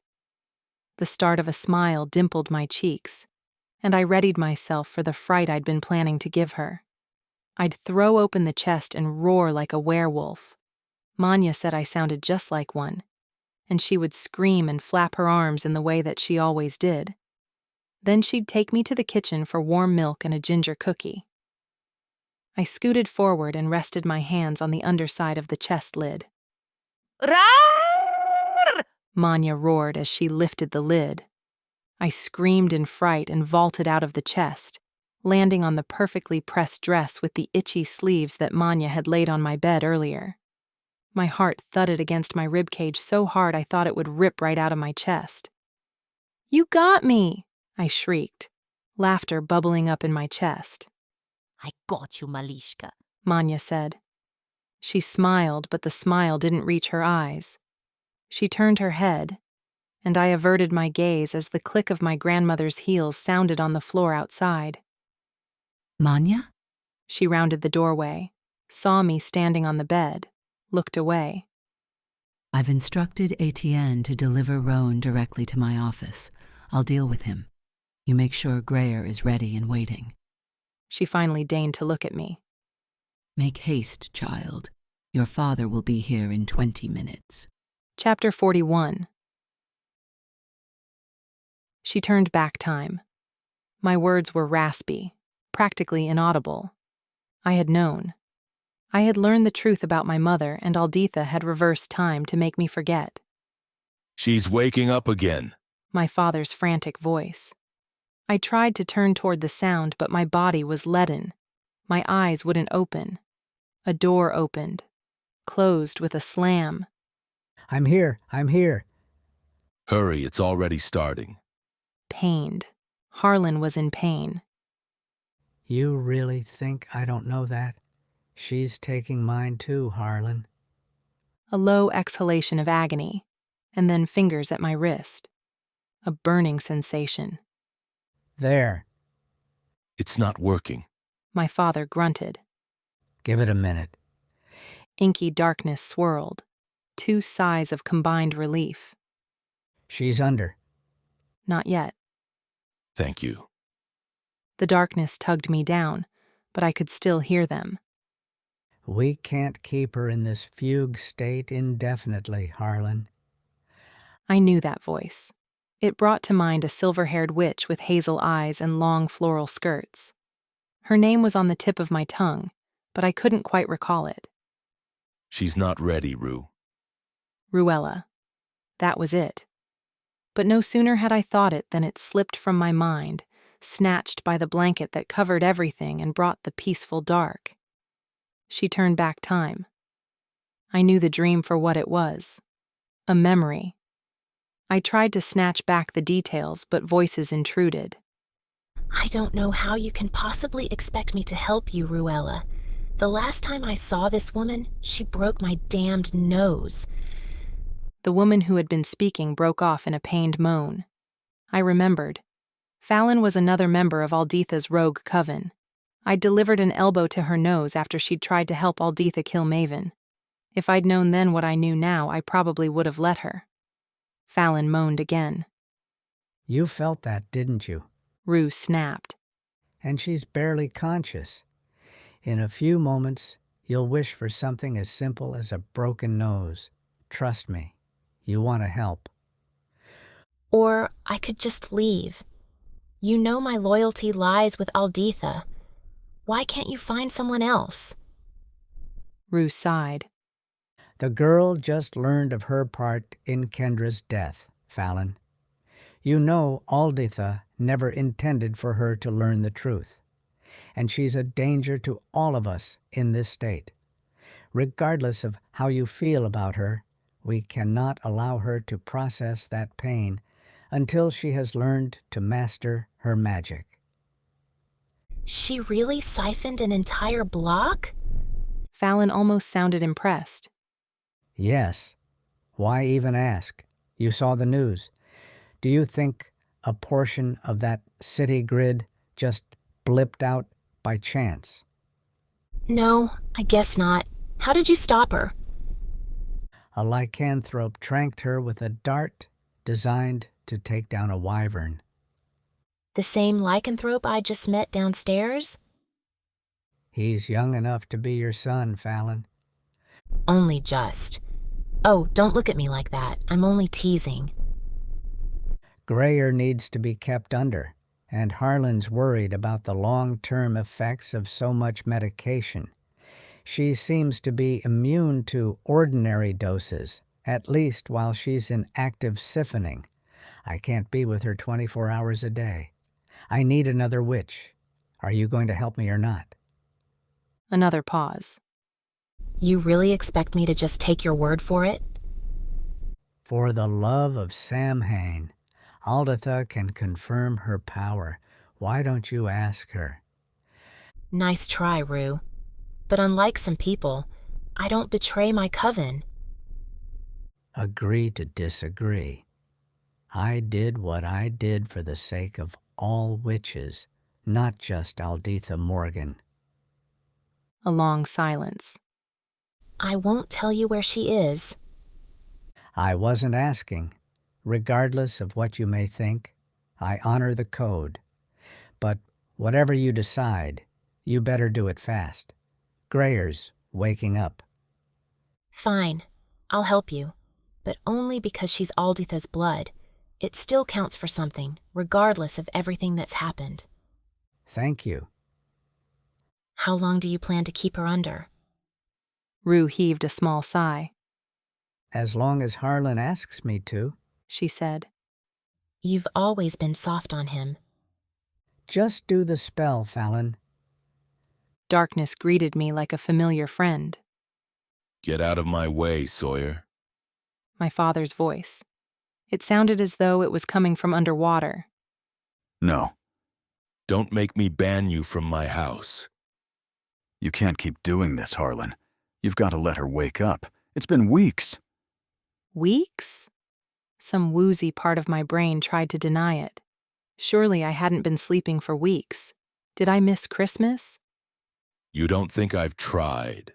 Harlan was dangerously close to losing it, and I wondered if Sawyer realized. Every time we start to bring her around, she starts drawing power, and we're powerless to stop her. How many times are we going to have to hit her over the head before you get that through your thick skull? That only happened once. Yes, and only because you insisted on distracting the witch that was keeping her under. This can't carry on indefinitely, Sawyer said, but even I could tell that the fight had gone out of him. Well, if you have any ideas how to snap her out of it, I'm all ears.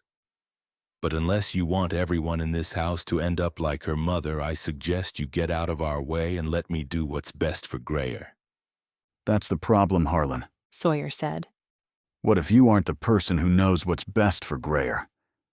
I heard the steady thud of his boots against the carpet as he left. I wished he had stayed. What do we do, Mike? Harlan asked. He sounded about 100 human years old. I have no idea. I recognized the kind and gentle Dr. Jensen's voice. There's not exactly any precedent. Give me your best guess, then. I couldn't begin to, Harlan. It's like she's stuck in siphon mode, a vicious cycle that she doesn't seem to be able to escape. Do you think the induced coma is making it worse? I honestly couldn't say, but I do feel it's safer to keep her stable than to keep letting her spiral. You made the right call, Harlan. It doesn't feel like it. You couldn't let her hurt anyone else. She'd never live with it. I know. Doesn't make me feel any better about it, though, so what do we do? We keep searching for answers. Finally admitted that he has feelings for me. Can you believe it? He also said he's not going to act on them, but that's tomorrow's problem, right? Izzy had been droning on forever. For the first time in ages, I wished I could go back to sleep. I'd been trying to fight it, but every time I thought I was getting somewhere, the witches would strengthen their spell, and I'd be gone again. I'd started to worry that one day I might never find my way back. I recognized Harlan's approach by the sound of his footfalls. I'd gotten pretty good at it. It seemed there was an interim period between my waking and the moment I started to actively siphon everyone.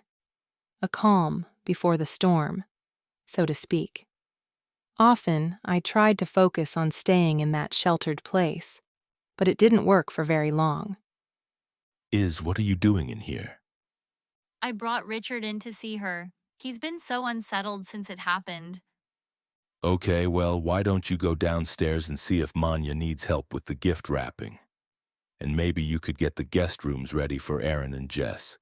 They'll be here by lunch tomorrow. I hadn't missed Christmas. Okay. I heard the sounds of Izzy's departure, but she paused at the door. Are you coming, Richard? He gave a low, keening whine in response. Suit yourself, said Izzy. Once she was gone, the bed dipped under his weight.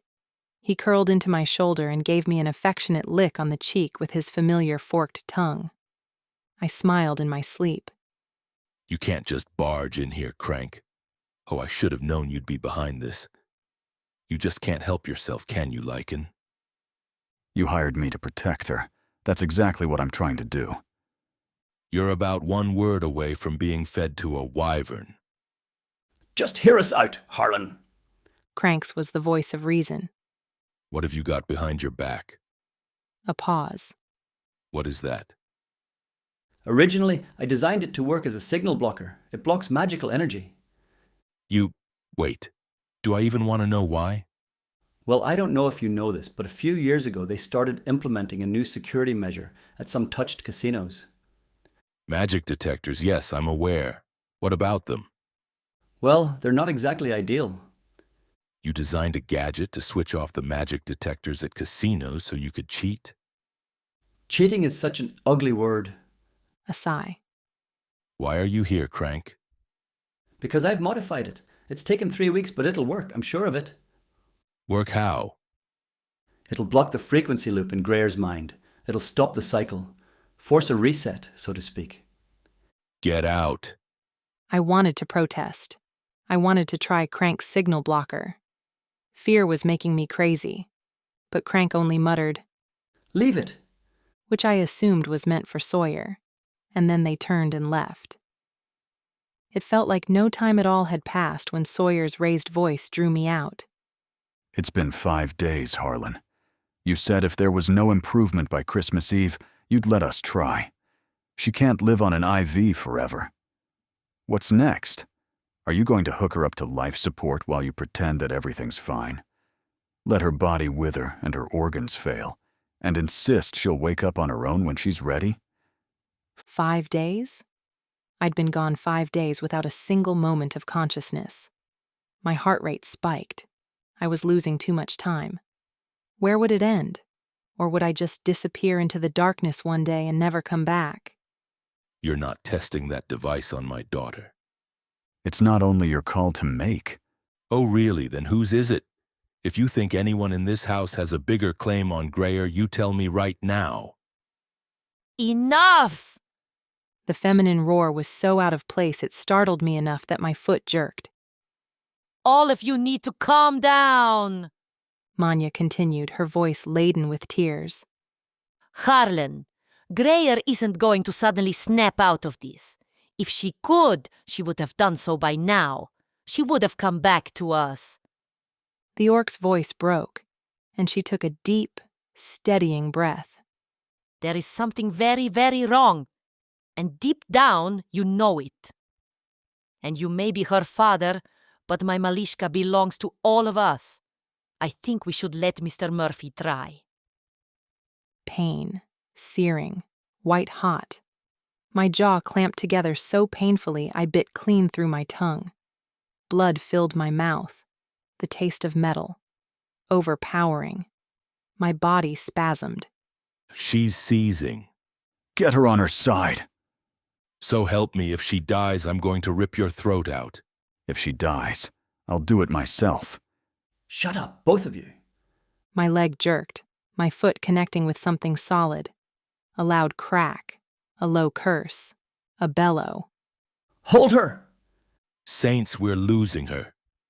Crank, do something! Blessed blackness. Chapter 42. My mouth felt as though I'd slept with an entire blanket in it. I tried to swallow, failed abysmally, and instead opened my eyes.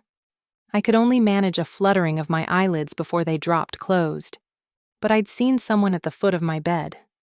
Is she? She's not dead. She's coming to. How do you know that? I can tell. Hey, do you feel anything? No. You? I don't feel anything. I think it stopped. Sawyer? Shut up. She can hear us. Chapter 43. It was Christmas Eve, and boy, did they have a story to tell. Well, Izzy had a story to tell. Everyone else seemed unwilling to talk about it. Izzy, on the other hand, had a whole month's worth of stories, ranging from my coma to the way Erin's hand had brushed against her leg at the dining table. And the way she told it, Erin's hand was definitely the hotter topic. I mean, you just kind of laid there. She said when I asked her about the ordeal. Other than the few times you came around and tried to siphon us to death, it was kind of boring. And then she went back to waxing lyrical about how Aaron didn't bite his fingernails, which was uber attractive, didn't I think? We sat outside on the patio, enjoying the late afternoon air. Crank, after a few ales, was a little bit more forthcoming. For weeks I'd been stuck in what he referred to as a siphon loop. My magic had glitched, probably as a result of the intense emotional trauma I had suffered and the loss of control that had resulted. Sawyer had knocked me out with the sedative to try and snap me out of it, but it hadn't worked. By the time he'd emptied the entire syringe, which had only kept me out a few hours, they'd realized they had a serious problem on their hands and called in the witches. The siphon loop had taken control of my magic and left me powerless to regain it. They had to keep me in an induced coma for almost a month, because every time they tried to bring me out of it, I'd immediately start siphoning all the power I could from those within a half-mile radius. Which, Crank explained, meant my power was growing. At least the first time ye started involuntarily siphoning people, the time the Jaguar shifter stopped ye, it was contained to the people within the house. Crank explained. This time, every touched individual within 1,000 feet of this house went down. I've never felt anything like it, Harlan admitted. I'd been stunned to learn the extent of the damage, but there was something else I hadn't told them yet. Actually, that wasn't the first time, I said. Harlan's head came up. It wasn't? No, I had a dream while I was under, only it wasn't a dream. I looked to Izzy. Could you get Manya for me? There's something I need to ask her. What are you not telling me, witchling? It's happened before, when I was younger. The first time I heard about the truth of my mother's death. At least, I think it did. I need Manya to confirm it. It happened! Manya stepped around the doorway. Izzy walked in behind her. She was just outside, she said with a shrug. Manya wrung her hands. I knew you'd remembered. You spoke in your sleep and I just knew you'd remembered. I'm so sorry, Malishka. I would have said something sooner, but I didn't want to bring you any more pain. I noticed she didn't apologize for the actual act, only for not telling me herself. It's okay. I understand why you did what you did, now and then, I added meaningfully. She had helped Alditha not to harm me, but to protect me from the truth. Everything she had ever done had been to protect me. She smiled a watery, grateful smile. Thank you, Malishka. Would you two like to fill the rest of the class in on exactly what is going on? Harlan said. I learned about my mother's death when I was younger. Once at least, but possibly more times than that. I looked at Manya, and she nodded, red-faced. Definitely more times than that. Anyway, there was one time in particular that my emotions got the better of me. I lost control. I started siphoning Alditha, and my brother Rowan, and Manya. That last confession was the hardest. Manya stopped me, and then Alditha turned back time so that no one ever knew it happened. Except Manya, Harlan pointed out with a frown. Logically, it didn't make sense. Only the witch who cast the spell should remember it. I lent Alditha my magic to reinforce the spell, Manya explained. She was weakened after the siphoning, and she needed the assistance. I was happy to oblige if it meant that Greyer would forget. She raised her chin. I won't apologize to you or anyone else. I did what I thought was right, and I'd do it again. That girl had enough on her plate without having to deal with something she had absolutely no control over. So long as Greyer's forgiven me, I'm content with my part in it. Agreed, Harlan said, surprising her. Thank you, Manya. I know you've only ever had Greyer's best interests at heart. I only wish I had known what was going on. I might have been of more use to you. Manya sniffed, appeased. Okay, so we've established that you've been siphoning power for a long time, Crank said. But void power is, by its very nature, limited, so none of this explains how your ability is getting stronger. It's the blood. It was the first time Sawyer had spoken. He'd been watching me, his eyes hooded and unreadable. As if I were a puzzle he was trying to figure out. She's been drinking blood. Yes, since before the lab explosion, but more especially in the days before the coma. Should I stop? No. Sawyer was adamant. I suspect abstaining for so long is at the root of the problem. You're just going to have to learn to control it. Without killing you all in the process. Preferably. I thought I heard a smile in his tone, but his face remained somber. I wondered if my actions had spooked him. I changed the subject.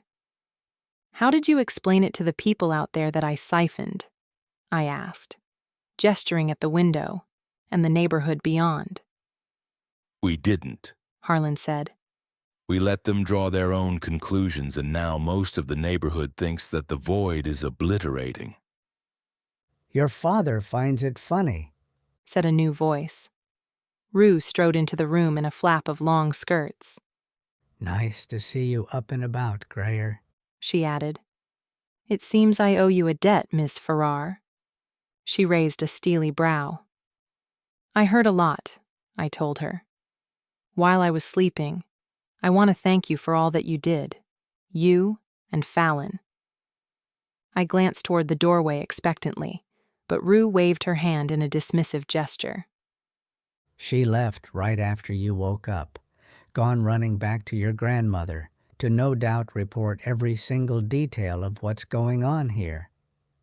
Fallon knows where Alditha is? Yes. And before you ask, no, I don't. Alditha no longer trusts me. Ergo, I'm no longer in her coven.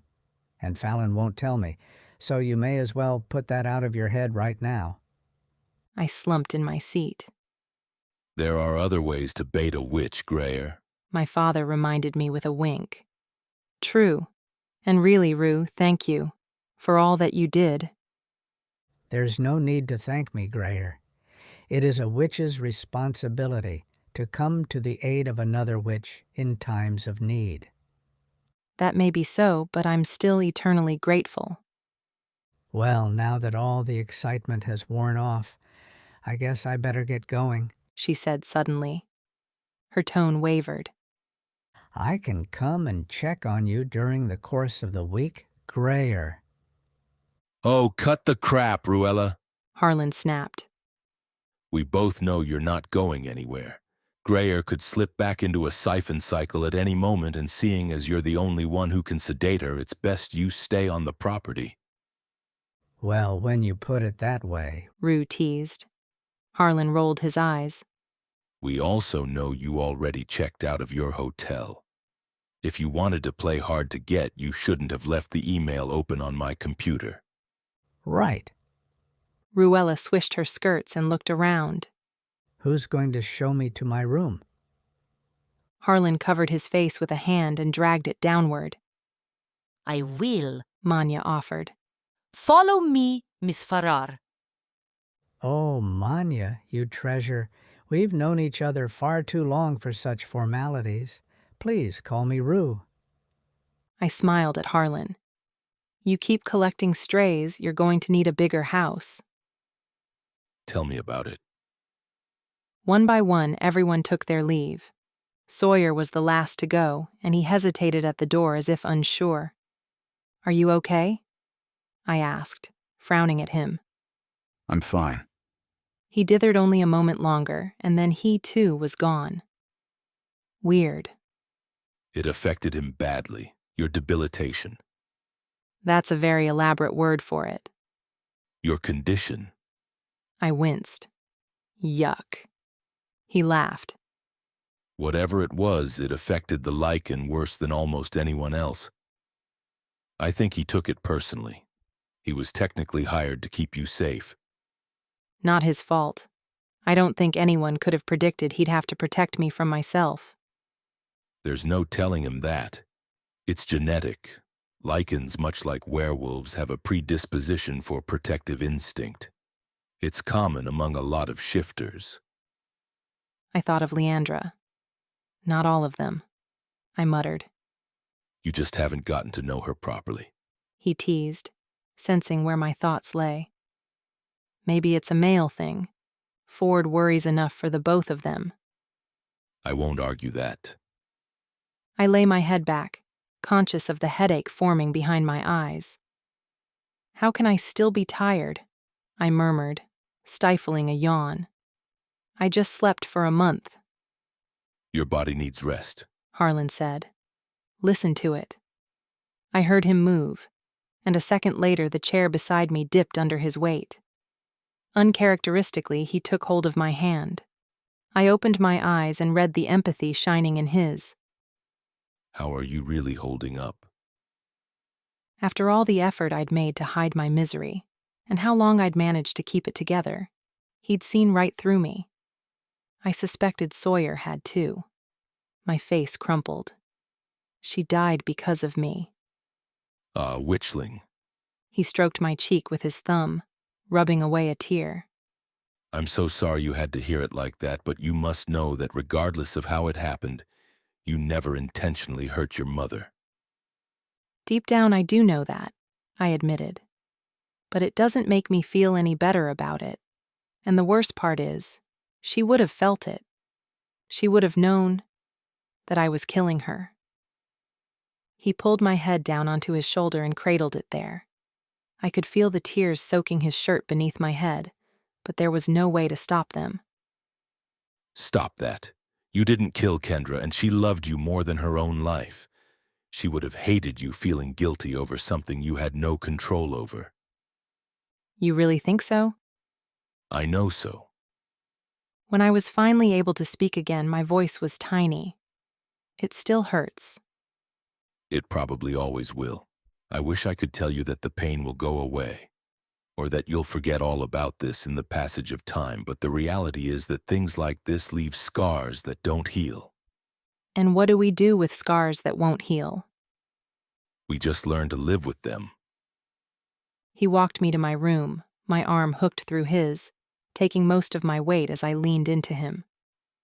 As we started on the stairs, I could have sworn I saw a shadow move across us from the top. A shadow that watched over us, shaped like a lichen. Chapter 44.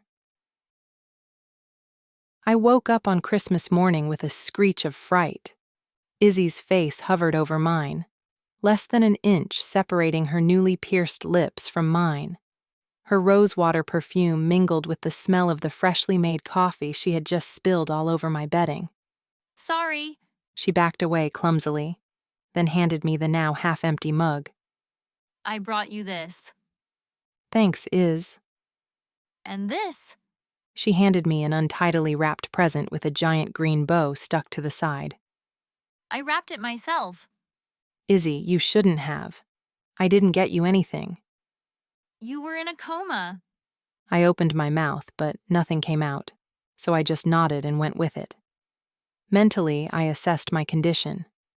I felt surprisingly all right for someone who'd spent the past few weeks in a coma. Harlan had insisted I drink a full liter of blood before bed, like it was water, and we were aiming for a pre-selected hydration goal. The blood definitely helped, though it had me up and down to the bathroom a few times. Izzy was bouncing, more so than usual. Guess what? What? Jess and Aaron are here. They arrived late last night after you'd gone to bed. Why did you go to bed so early, by the way? She didn't wait for my reply. Anyway, Jess is on her way up, but I wanted you to open your present before she got here. I set aside the coffee and turned my attention to her gift. That's a JoJo bow, so it's not just for decoration. Izzy said. You can wear it? She prompted when I looked at her blankly. Oh, how lovely, I lied. The bow was hideous as it was huge. Vivid green with diagonal stripes. And were those candy canes? No one should ever wear such a thing on their person, not for any reason whatsoever. Izzy nodded encouragingly. Saints. I couldn't be responsible for wiping that Christmas joy off her face. Obligingly, I clipped the bow to the back of my head. My hair was a mess, so maybe that would hide it. Thanks, Iz. Now open the gift. I did as I was told. Inside was a bright yellow Pikachu onesie, complete with black-tipped ears. I've got one just like it. Izzy exclaimed before I could thank her. It's perfect for winter. You won't even feel the cold. I hugged the thick fabric to my chest. I love it. Seriously. Thank you. And bless Izzy. She blushed. The door opened and Jess sauntered inside without waiting for an invitation. Oh, you got one too, she said, eyeing the gigantic bow sticking out of the back of my head. From one side of her honey blonde ponytail matching red one protruded. With her back to Izzy, Jess rolled her eyes so far back in her head I could see only whites. I'd take red over green any day, I wanted to say. Then she got closer, and I noticed that hers was covered in sequins. I choked back a laugh. Yep, I tried to muster as much enthusiasm as I could. Isn't it cool? And look, I held out the Pikachu onesie. Never in my life did I think I'd be so grateful for a Pikachu onesie, purely by virtue of the fact that it wasn't a JoJo Siwa bow. Nice, Jess said. This is for you too. She handed me a small silver box covered in paper decorated with naked Santas. Not entirely naked, I realized on closer inspection. Santa was wearing boots. It's from me and Aaron. You really shouldn't have. I didn't get you guys anything. Harlan gave us each a $2,000 Macy's gift card from both of you. I choked on air. That was just under half of what I made in a month working for Nate, before he fired me. I got 5,000. Izzy grinned. Wait until Uncle Marshall gets here. He always doubles Harlan's gifts, and we're his favorite. You want to bet? They locked eyes in a silent wager, and then fist bumped to seal the deal before Jess returned her attention to the naked Santa box. I think you'll like it, but be careful, it's fragile. I opened the paper gingerly. Inside was a wooden box, ornately decorated with tribal designs. Is this hand-carved? I asked. The box was a piece of art in itself. Yes, Aaron did it. They're Polynesian tribal designs. Apparently they all have deep symbolic meaning, but I Googled, and I'm pretty sure this one means turtle. She pointed at two wavy-looking lines. We both worked on what's inside, though. I lifted the lid to find a clear crystal, long and hexagonally shaped, nestled in a bed of bubble wrap. On closer inspection, I noticed the crystal was secured by silver wire onto a small chain. What's in it? Izzy asked, lowering her head to look at the crystal. As I held it aloft, it caught the light and I saw what she meant. Something shimmered within it. Something that seemed to expand and contract, with no definite shape. Invisibilis factus, Jess said, matter-of-factly. It's an invisibility spell. We charmed the crystal. How long did it take you? Izzy asked. About 5 hours. Well, that's with both of us working together, so technically 10 in total. I was speechless. No one had ever given me something so personal. The fact that the twins had put so much time and effort into something for me was truly humbling, and I felt the familiar pinprick of tears behind my eyes. We figured it might come in handy, Jess explained gently, catching sight of my face. You know, for the next time someone tries to kill you. I laugh-sobbed.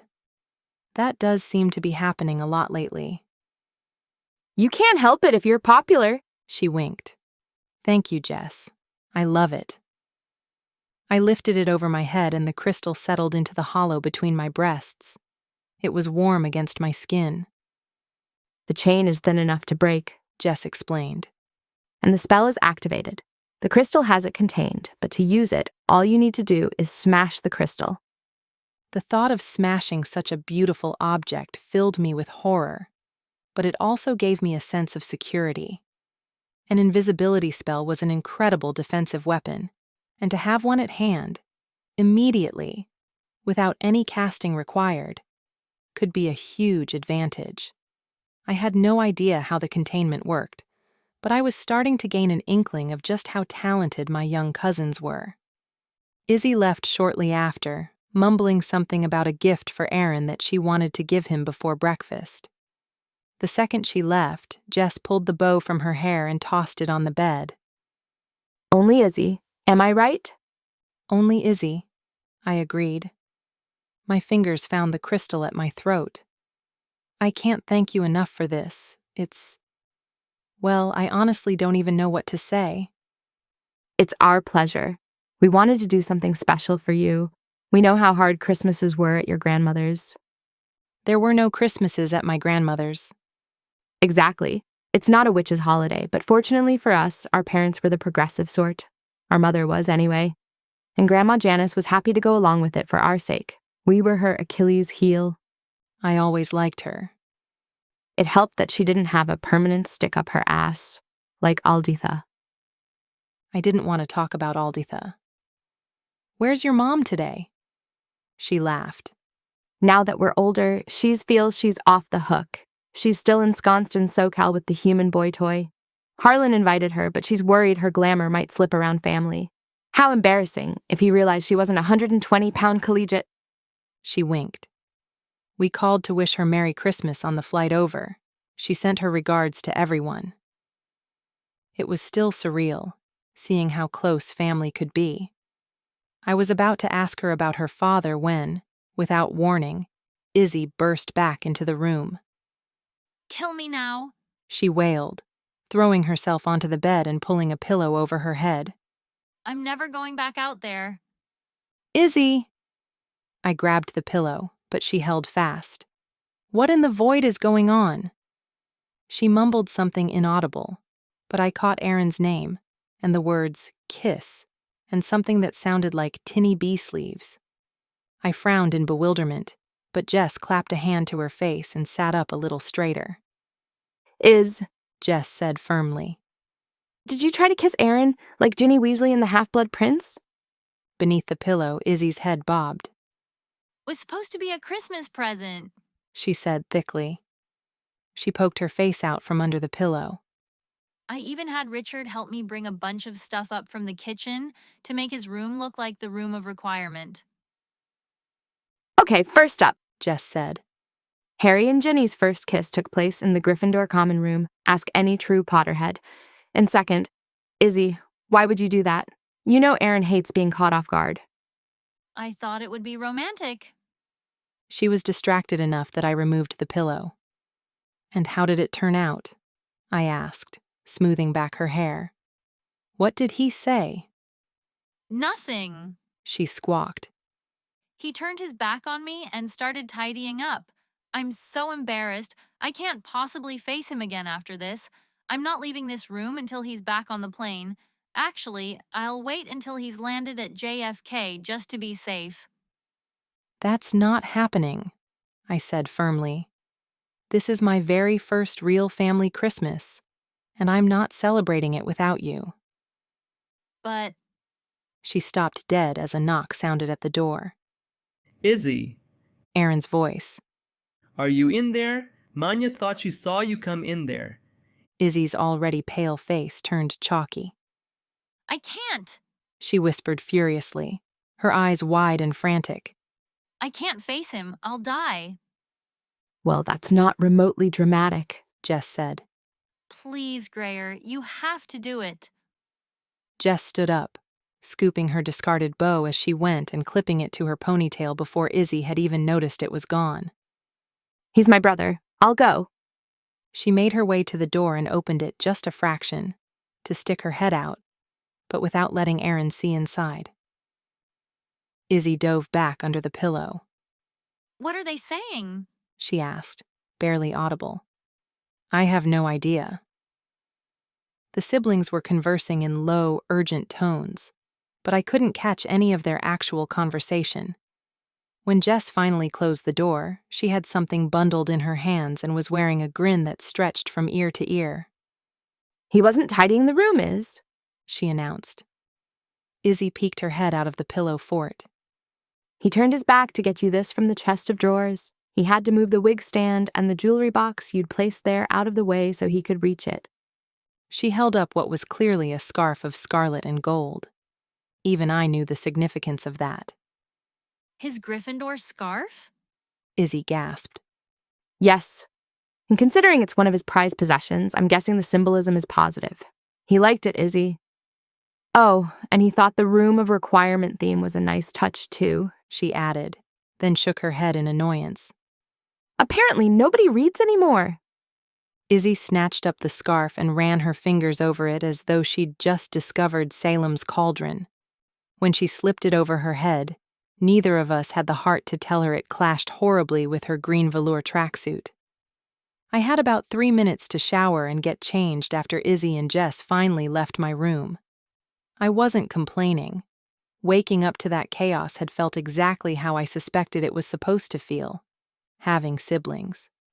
The only gift Roan had ever given me was a sewing kit, a miniature version of the one he'd given Manya that same year, which was a perfect indicator of my status in the Morgan household. Downstairs, I found I was the last to arrive for breakfast. Manya had gone to town. The table was overflowing with waffles piled high with fresh berries, syrup and cream, and mountains of bacon and eggs done every way imaginable. There's yogurt and cereal over by the coffee, she told me as I took my usual seat. Now, how would you like your toast? I'll get it, Manya. You sit down and eat. You deserve it after putting out such a spread, and I'll get you a cup of tea. I know how you like it. She smiled gratefully and wilted into a chair opposite mine. She must have been up since long before dawn. I delivered the tea and headed back for toast. Harlan found me buttering 2 slices of brown bread. He had a steaming cup of black coffee in his hand. Merry Christmas. He gave me a one-armed hug. You too. I have something for you, but I'll wait until the chaos subsides to give it to you. Besides, I'd hate to take the spotlight off Marshall. My uncle was holding court at the head of the table, handing out envelopes to everyone who passed. Cash or checks? Harlan muttered. So tacky. I grinned and gave his arm a squeeze.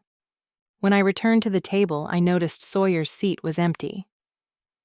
He's on the phone, Manya told me, accepting the plate I offered her. I think he was calling his sister to wish her Merry Christmas. I wasn't looking for him, I protested. Manya only smiled and gave me a look that said she knew better. He sits next to me, Manya, that's all. She took a bite of toast and pretended she hadn't heard me. It was a long day. I thought I'd never eat again after such an enormous breakfast, but when Manya's Christmas lunch made its appearance, I happily tucked in along with everyone else. It was my first Christmas without Roan and Alditha, and the happiest one I'd ever experienced. I was surrounded by friends and family and felt accepted despite everything that had happened over the past few weeks. I'd tried so hard for years to be perfect for Alditha and received nothing but judgment and shame. Yet I'd almost killed these people, and here they were, showering me with love and gifts. The contrast was remarkable, eye-opening. Later, I couldn't decide if the best part was receiving the Book of Knox as a gift from my father, or catching Izzy and Aaron under the mistletoe, locked in an embrace that was far too X-rated for Hogwarts. Chapter 45. December 26th dawned, and I woke with just enough of a hangover to remind me that the day before had been memorable. Richard was in my bed, curled up against my back the way he used to in our old apartment. "Thanks for the refresh," I told him, leaning back to scratch his red mohawk. "If it makes you feel any better, I don't think you smell at all." He crooned softly and burrowed deeper under the covers, satisfied that he'd marked me enough to keep me safe. No light filtered between the gap in the drapes. I checked my phone. It was a little before 6. Most of the household would still be sleeping, barring Manya, who rose with the birds to start preparing breakfast, and Harlan, who I was starting to suspect never slept. I had at least another hour or two before anyone would expect me to surface. I got out of bed anyway. After being no use to anyone for so long, I felt the desperate urge to contribute, to help wherever I could. I'd offered to assist Sawyer with the wyvern today, and Richard's scent was our only defensive weapon against her. Sawyer had started spending time with Richard too, and we discovered that it didn't matter whether male or female, so long as someone was covered in Richard's scent, the wyvern wouldn't harm them. For Richard's part, he visited the enclosure at least once a day, though he barely showed the wyvern the slightest bit of attention. "Maybe our scents are too weak for her to distinguish between us," I said as we strode down to the warehouse. Thanks, Greer. Always so full of compliments. You know what I mean. Compared to her, we're not even a blip on the scale. Tell that to the 3-foot-tall mimic who rules her roost and craps in her pen at least once a day. We'll have to start calling him Richard the Lionheart. Wyvern Heart would probably be more appropriate. He cast me a sideways glance. How are you up and about so quickly anyway? I thought you'd take weeks to physically recover. And that's not even including your penchant for sleeping in. The healing power of the vampire, I teased. Definitely one of my favorite perks of blood ingestion. Harlan set up a drip last night, so I'm packed full of vitamin hemoglobin this morning. I pulled a bicep to prove my point. Sawyer laughed. We need to get you back in the gym stat. Spaghetti arms. What?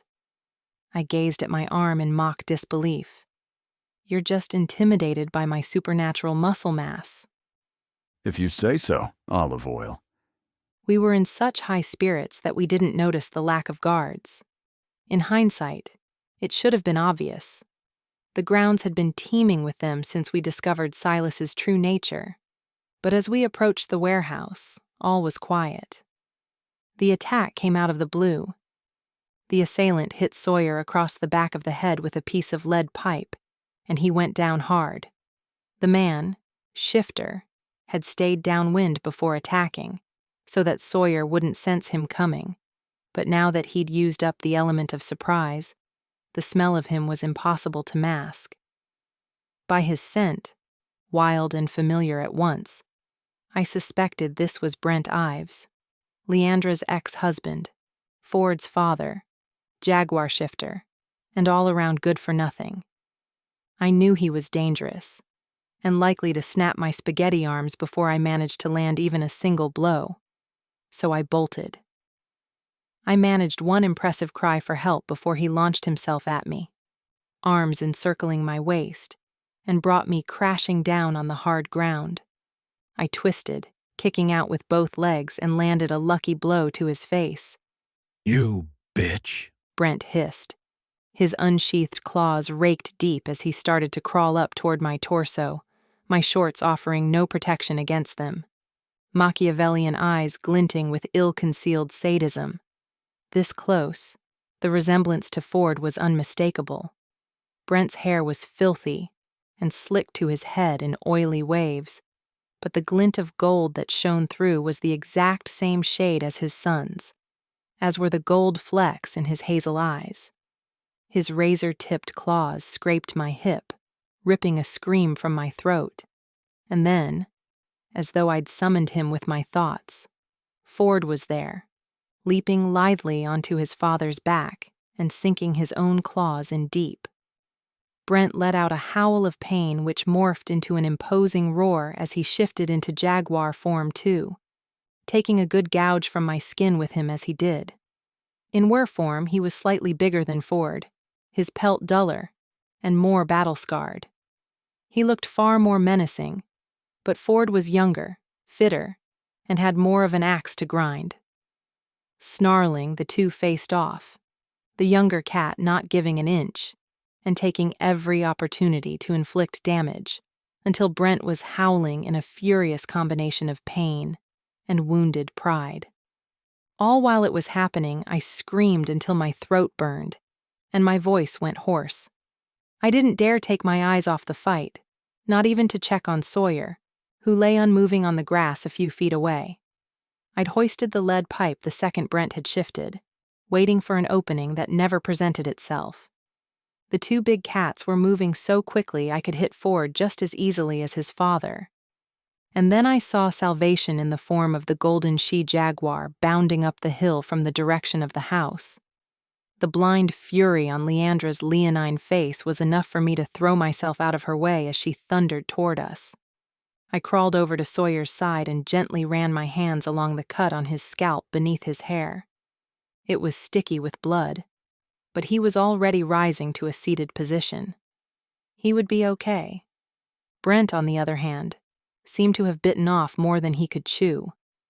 The three jaguars formed an aggressive triangle, with Leandra and Ford working together to incapacitate Brent. He knew it was over. He'd lost the element of surprise, and the jaguars were fighting to the death. With one final chunking roar, Brent launched out of the standoff and raced for the back fence. Leandra and Ford sprinted after him.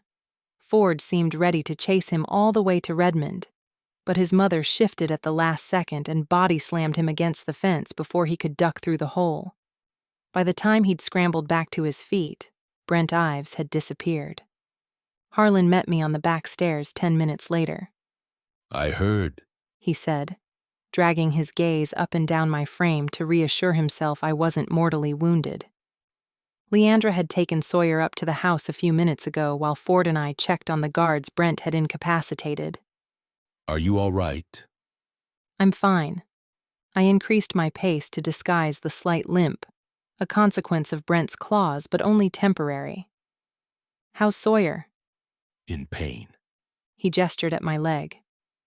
Hiding it better than you are. Is he going to be okay? Yes, he's being patched up by Manya with a healthy dose of her healing herbs as we speak. Tell me everything you know about Brent Ives. He eyed the blood dribbling from various puncture wounds down my legs. I can tell you while you get cleaned up. Come on. I followed him to the kitchen, where he pulled a red tin from a high cabinet. He rummaged around for a minute, and then withdrew a tube of neosporin, a mountain of gauze, and a roll of bandages. Just to prevent infection, he said. Brent is a filthy bastard. You never know what's under those nails. Yuck. He grinned and set to work. Brent Ives? I reminded after a time, when it seemed like he might have forgotten. There's not that much to tell, Harlan said, slathering an obscene amount of ointment on a square of gauze and pressing it against one of the worst cuts on my bare thigh. He made his money in illegal cage fighting in the untouched realm before he was recruited to work as private security for the Klein clan. Wait, the Klein clan? Why have I never heard of them? It's a minor clan that operates out of Baltimore. Harlan clarified. Hardly anyone's heard of them. Unfortunately, Brent never learned to control his temper out of the cage, and within a few months, Baxter Willis let him go. That was almost 10 years ago. Around the same time, Brent struck his wife for the first time. He blamed the stress of unemployment. It was the perfect mitigation. Leandra forgave him, and he vowed he'd never do it again. When he did, less than a month later, she took their young son and started a new life. They ended up here. The rest is history. The story seemed oversimplified, but I was pretty sure that Harlan felt disloyal for talking about Leandra at all.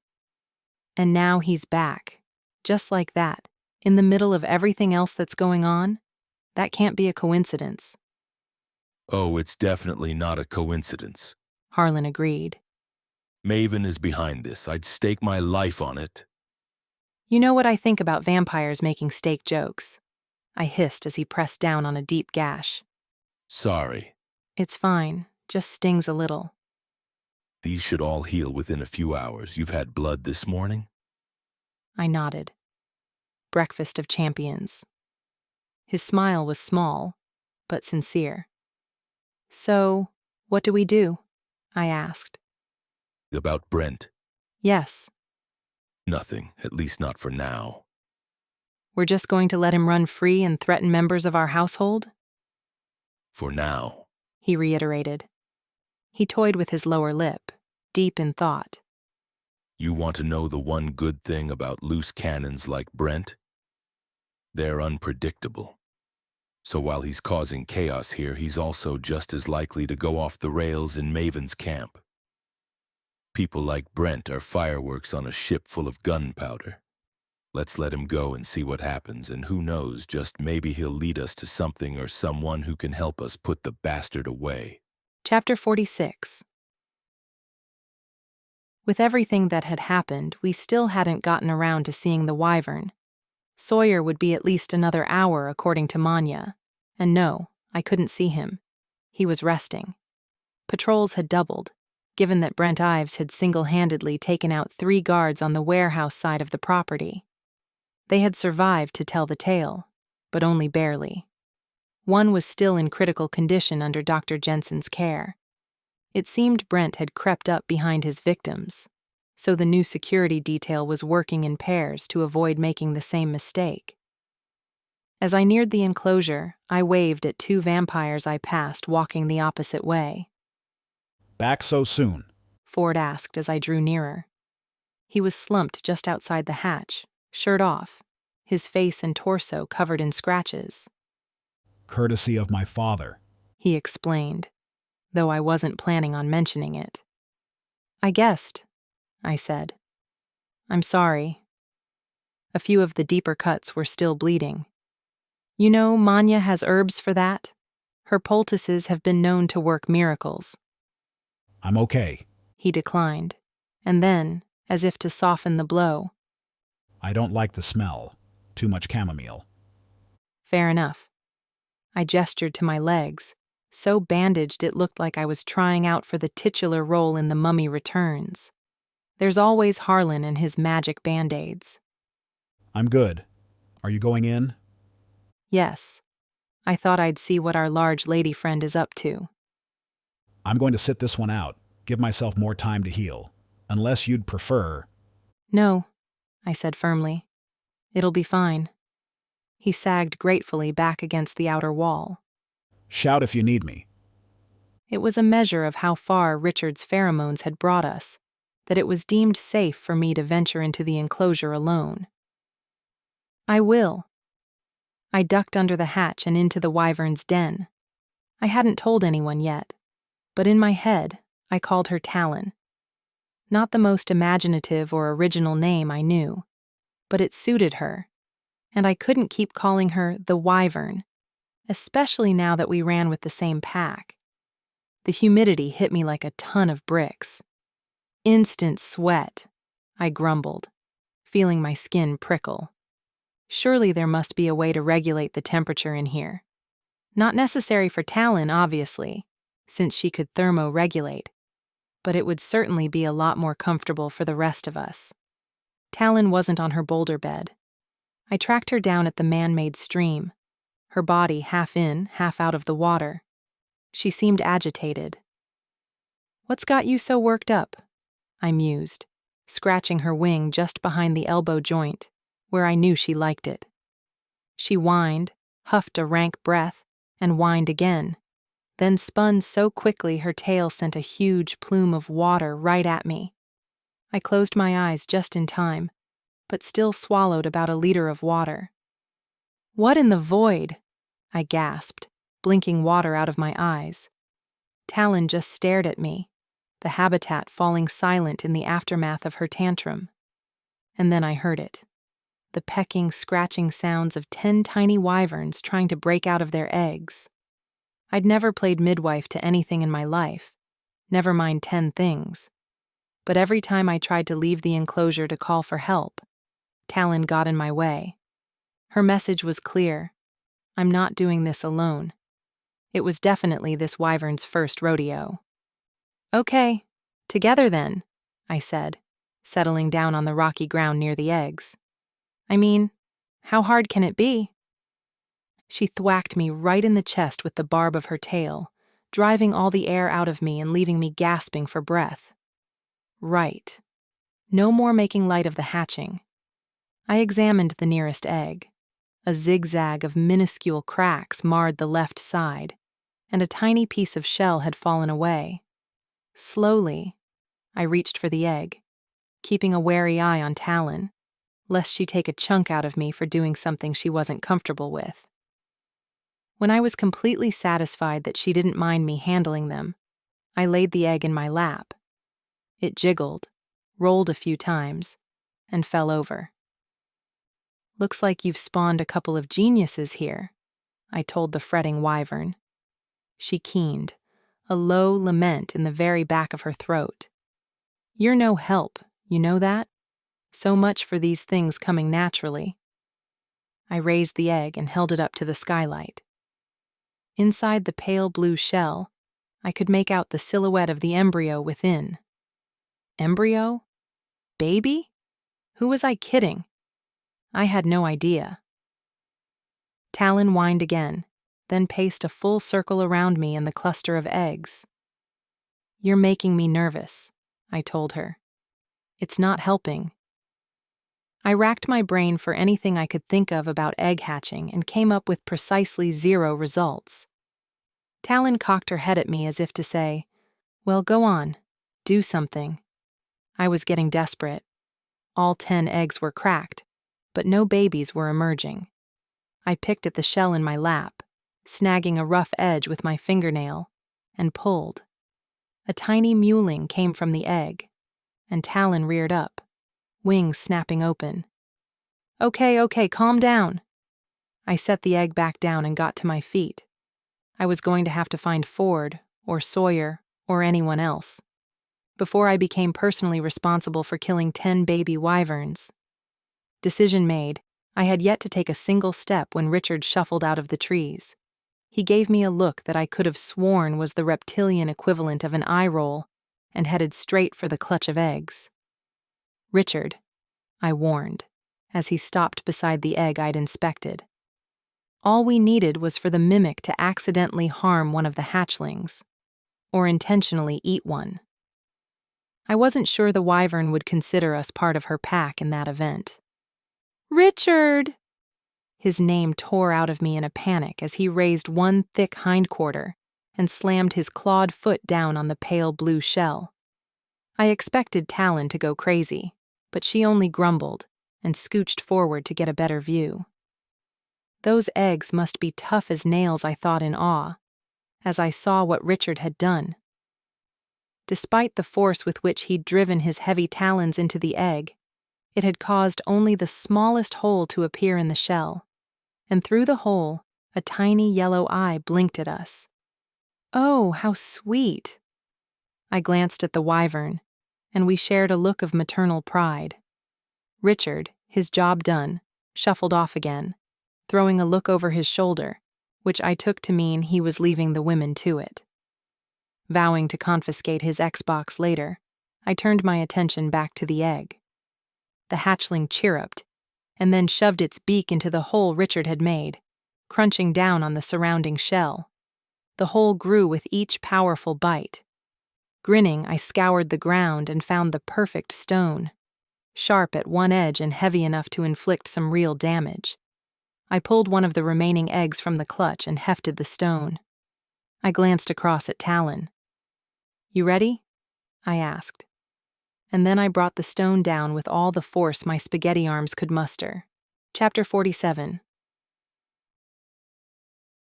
Harlan found me half an hour later, surrounded by 9 healthy hatchlings. We had done all we could for the last egg, but too much time had passed. Talon had mourned the baby, and then eaten it. I'd thrown up on the discarded pile of shell remnants, and she'd eaten that too. Despite the momentous occasion and the bouncing babies, which couldn't fail to bring a smile to anyone's lips, Harlan's face was pinched with worry. "What is it?" I pushed 2 squabbling hatchlings off my lap and stood. "What's happened?" "There's been an attack," Harlan said. "What?" I'd only been gone about an hour or so. "Where?" "At a club in the subrealm. Club Dread. Have you heard of it?" I nodded. Maven and I went there a few times. It's a trance club.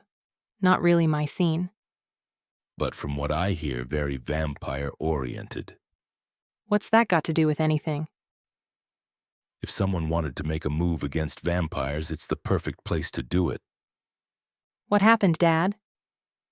He pinched the bridge of his nose. He looked exhausted.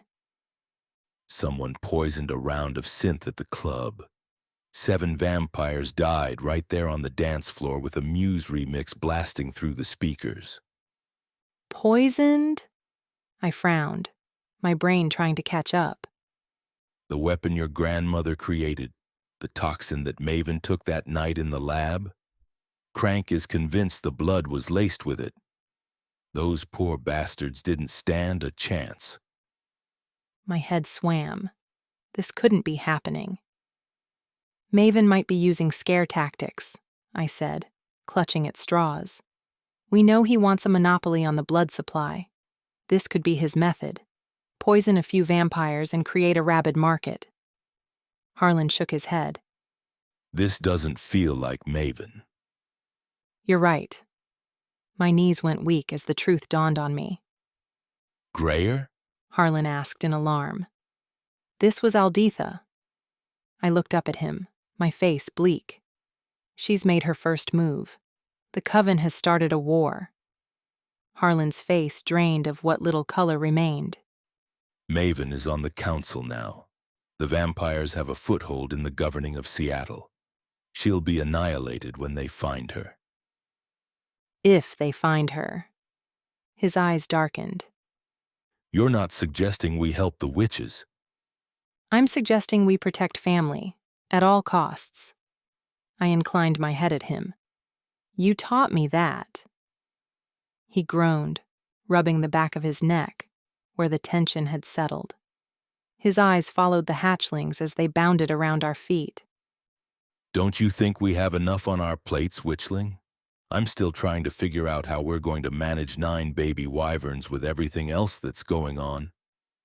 You have far too much on your plates, a clear, confident voice called. I gasped. I'd know that voice anywhere. But fortunately, you have me to help you with that last part, Logan announced, marching into the clearing. Her gaze swept over the pile of pale blue eggshells, the 9 raucous hatchlings who were now ripping into what looked like the remains of a recently slaughtered squirrel, and finally over the female wyvern, who stared right back, with unblinking eyes. Aren't you a beauty? Logan murmured. Then as Talon lunged for her, she held up a hand and clicked her tongue. I think you'll find I'm Richard approved, darling. The wyvern sniffed her palm and calmly went back to watching her progeny. Logan? I squawked, finally finding my voice. What are you? How? I mean... I trailed off, the words eluding me. Logan held up a slim, leather-bound book. Seriously, she snapped, but her eyes were dancing.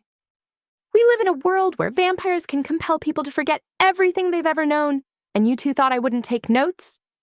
I slammed into her then, crushing her to my chest. Over her shoulder, Cassidy was watching us, a shy smile on her face. Judging by the fact that the wyvern hadn't attacked her, I took it that she had paid Richard a visit beforehand, too. Saints, I missed you, I mumbled. Sorry it took me so long. The downside of leaving yourself secret messages? Her voice was muffled against my ear. When you lose your memory, you also forget where you put them. Fortunately, I found a bunch of video recordings on my favorite hard drive. Encrypted, of course. I'd expect nothing less. I released her eventually, so Harlan could greet her. He seemed uncharacteristically shy, but he couldn't hide his genuine smile of delight. It's good to have you back, Logan, he mumbled. Logan cast him a knowing look. Wyverns aren't all I wrote about in this book, she said. Despite myself, I started to laugh, and then found I couldn't stop. For everything that was going on, the day suddenly seemed a little brighter, our mission a little less impossible. 7 vampires were dead, and the council, with Maven at its head, would seek justice. So would the rival clans. This act could pit vampires against witches and start a civil war in Seattle. But that was tomorrow's problem. Right now, I had my best friend back, and I was surrounded by a family I chose, a family that had chosen me. When Sawyer and Crank found us a few minutes later, the hatchlings climbed up the dwarf's barreled chest and started pecking at his beard. It occurred to me that a few months ago I'd set out on an impossible mission with a crew of people who didn't give a damn about me. That mission had failed miserably. I was about to do the same thing again, only this time, with a team that I trusted with my life, and it made all the difference in the world.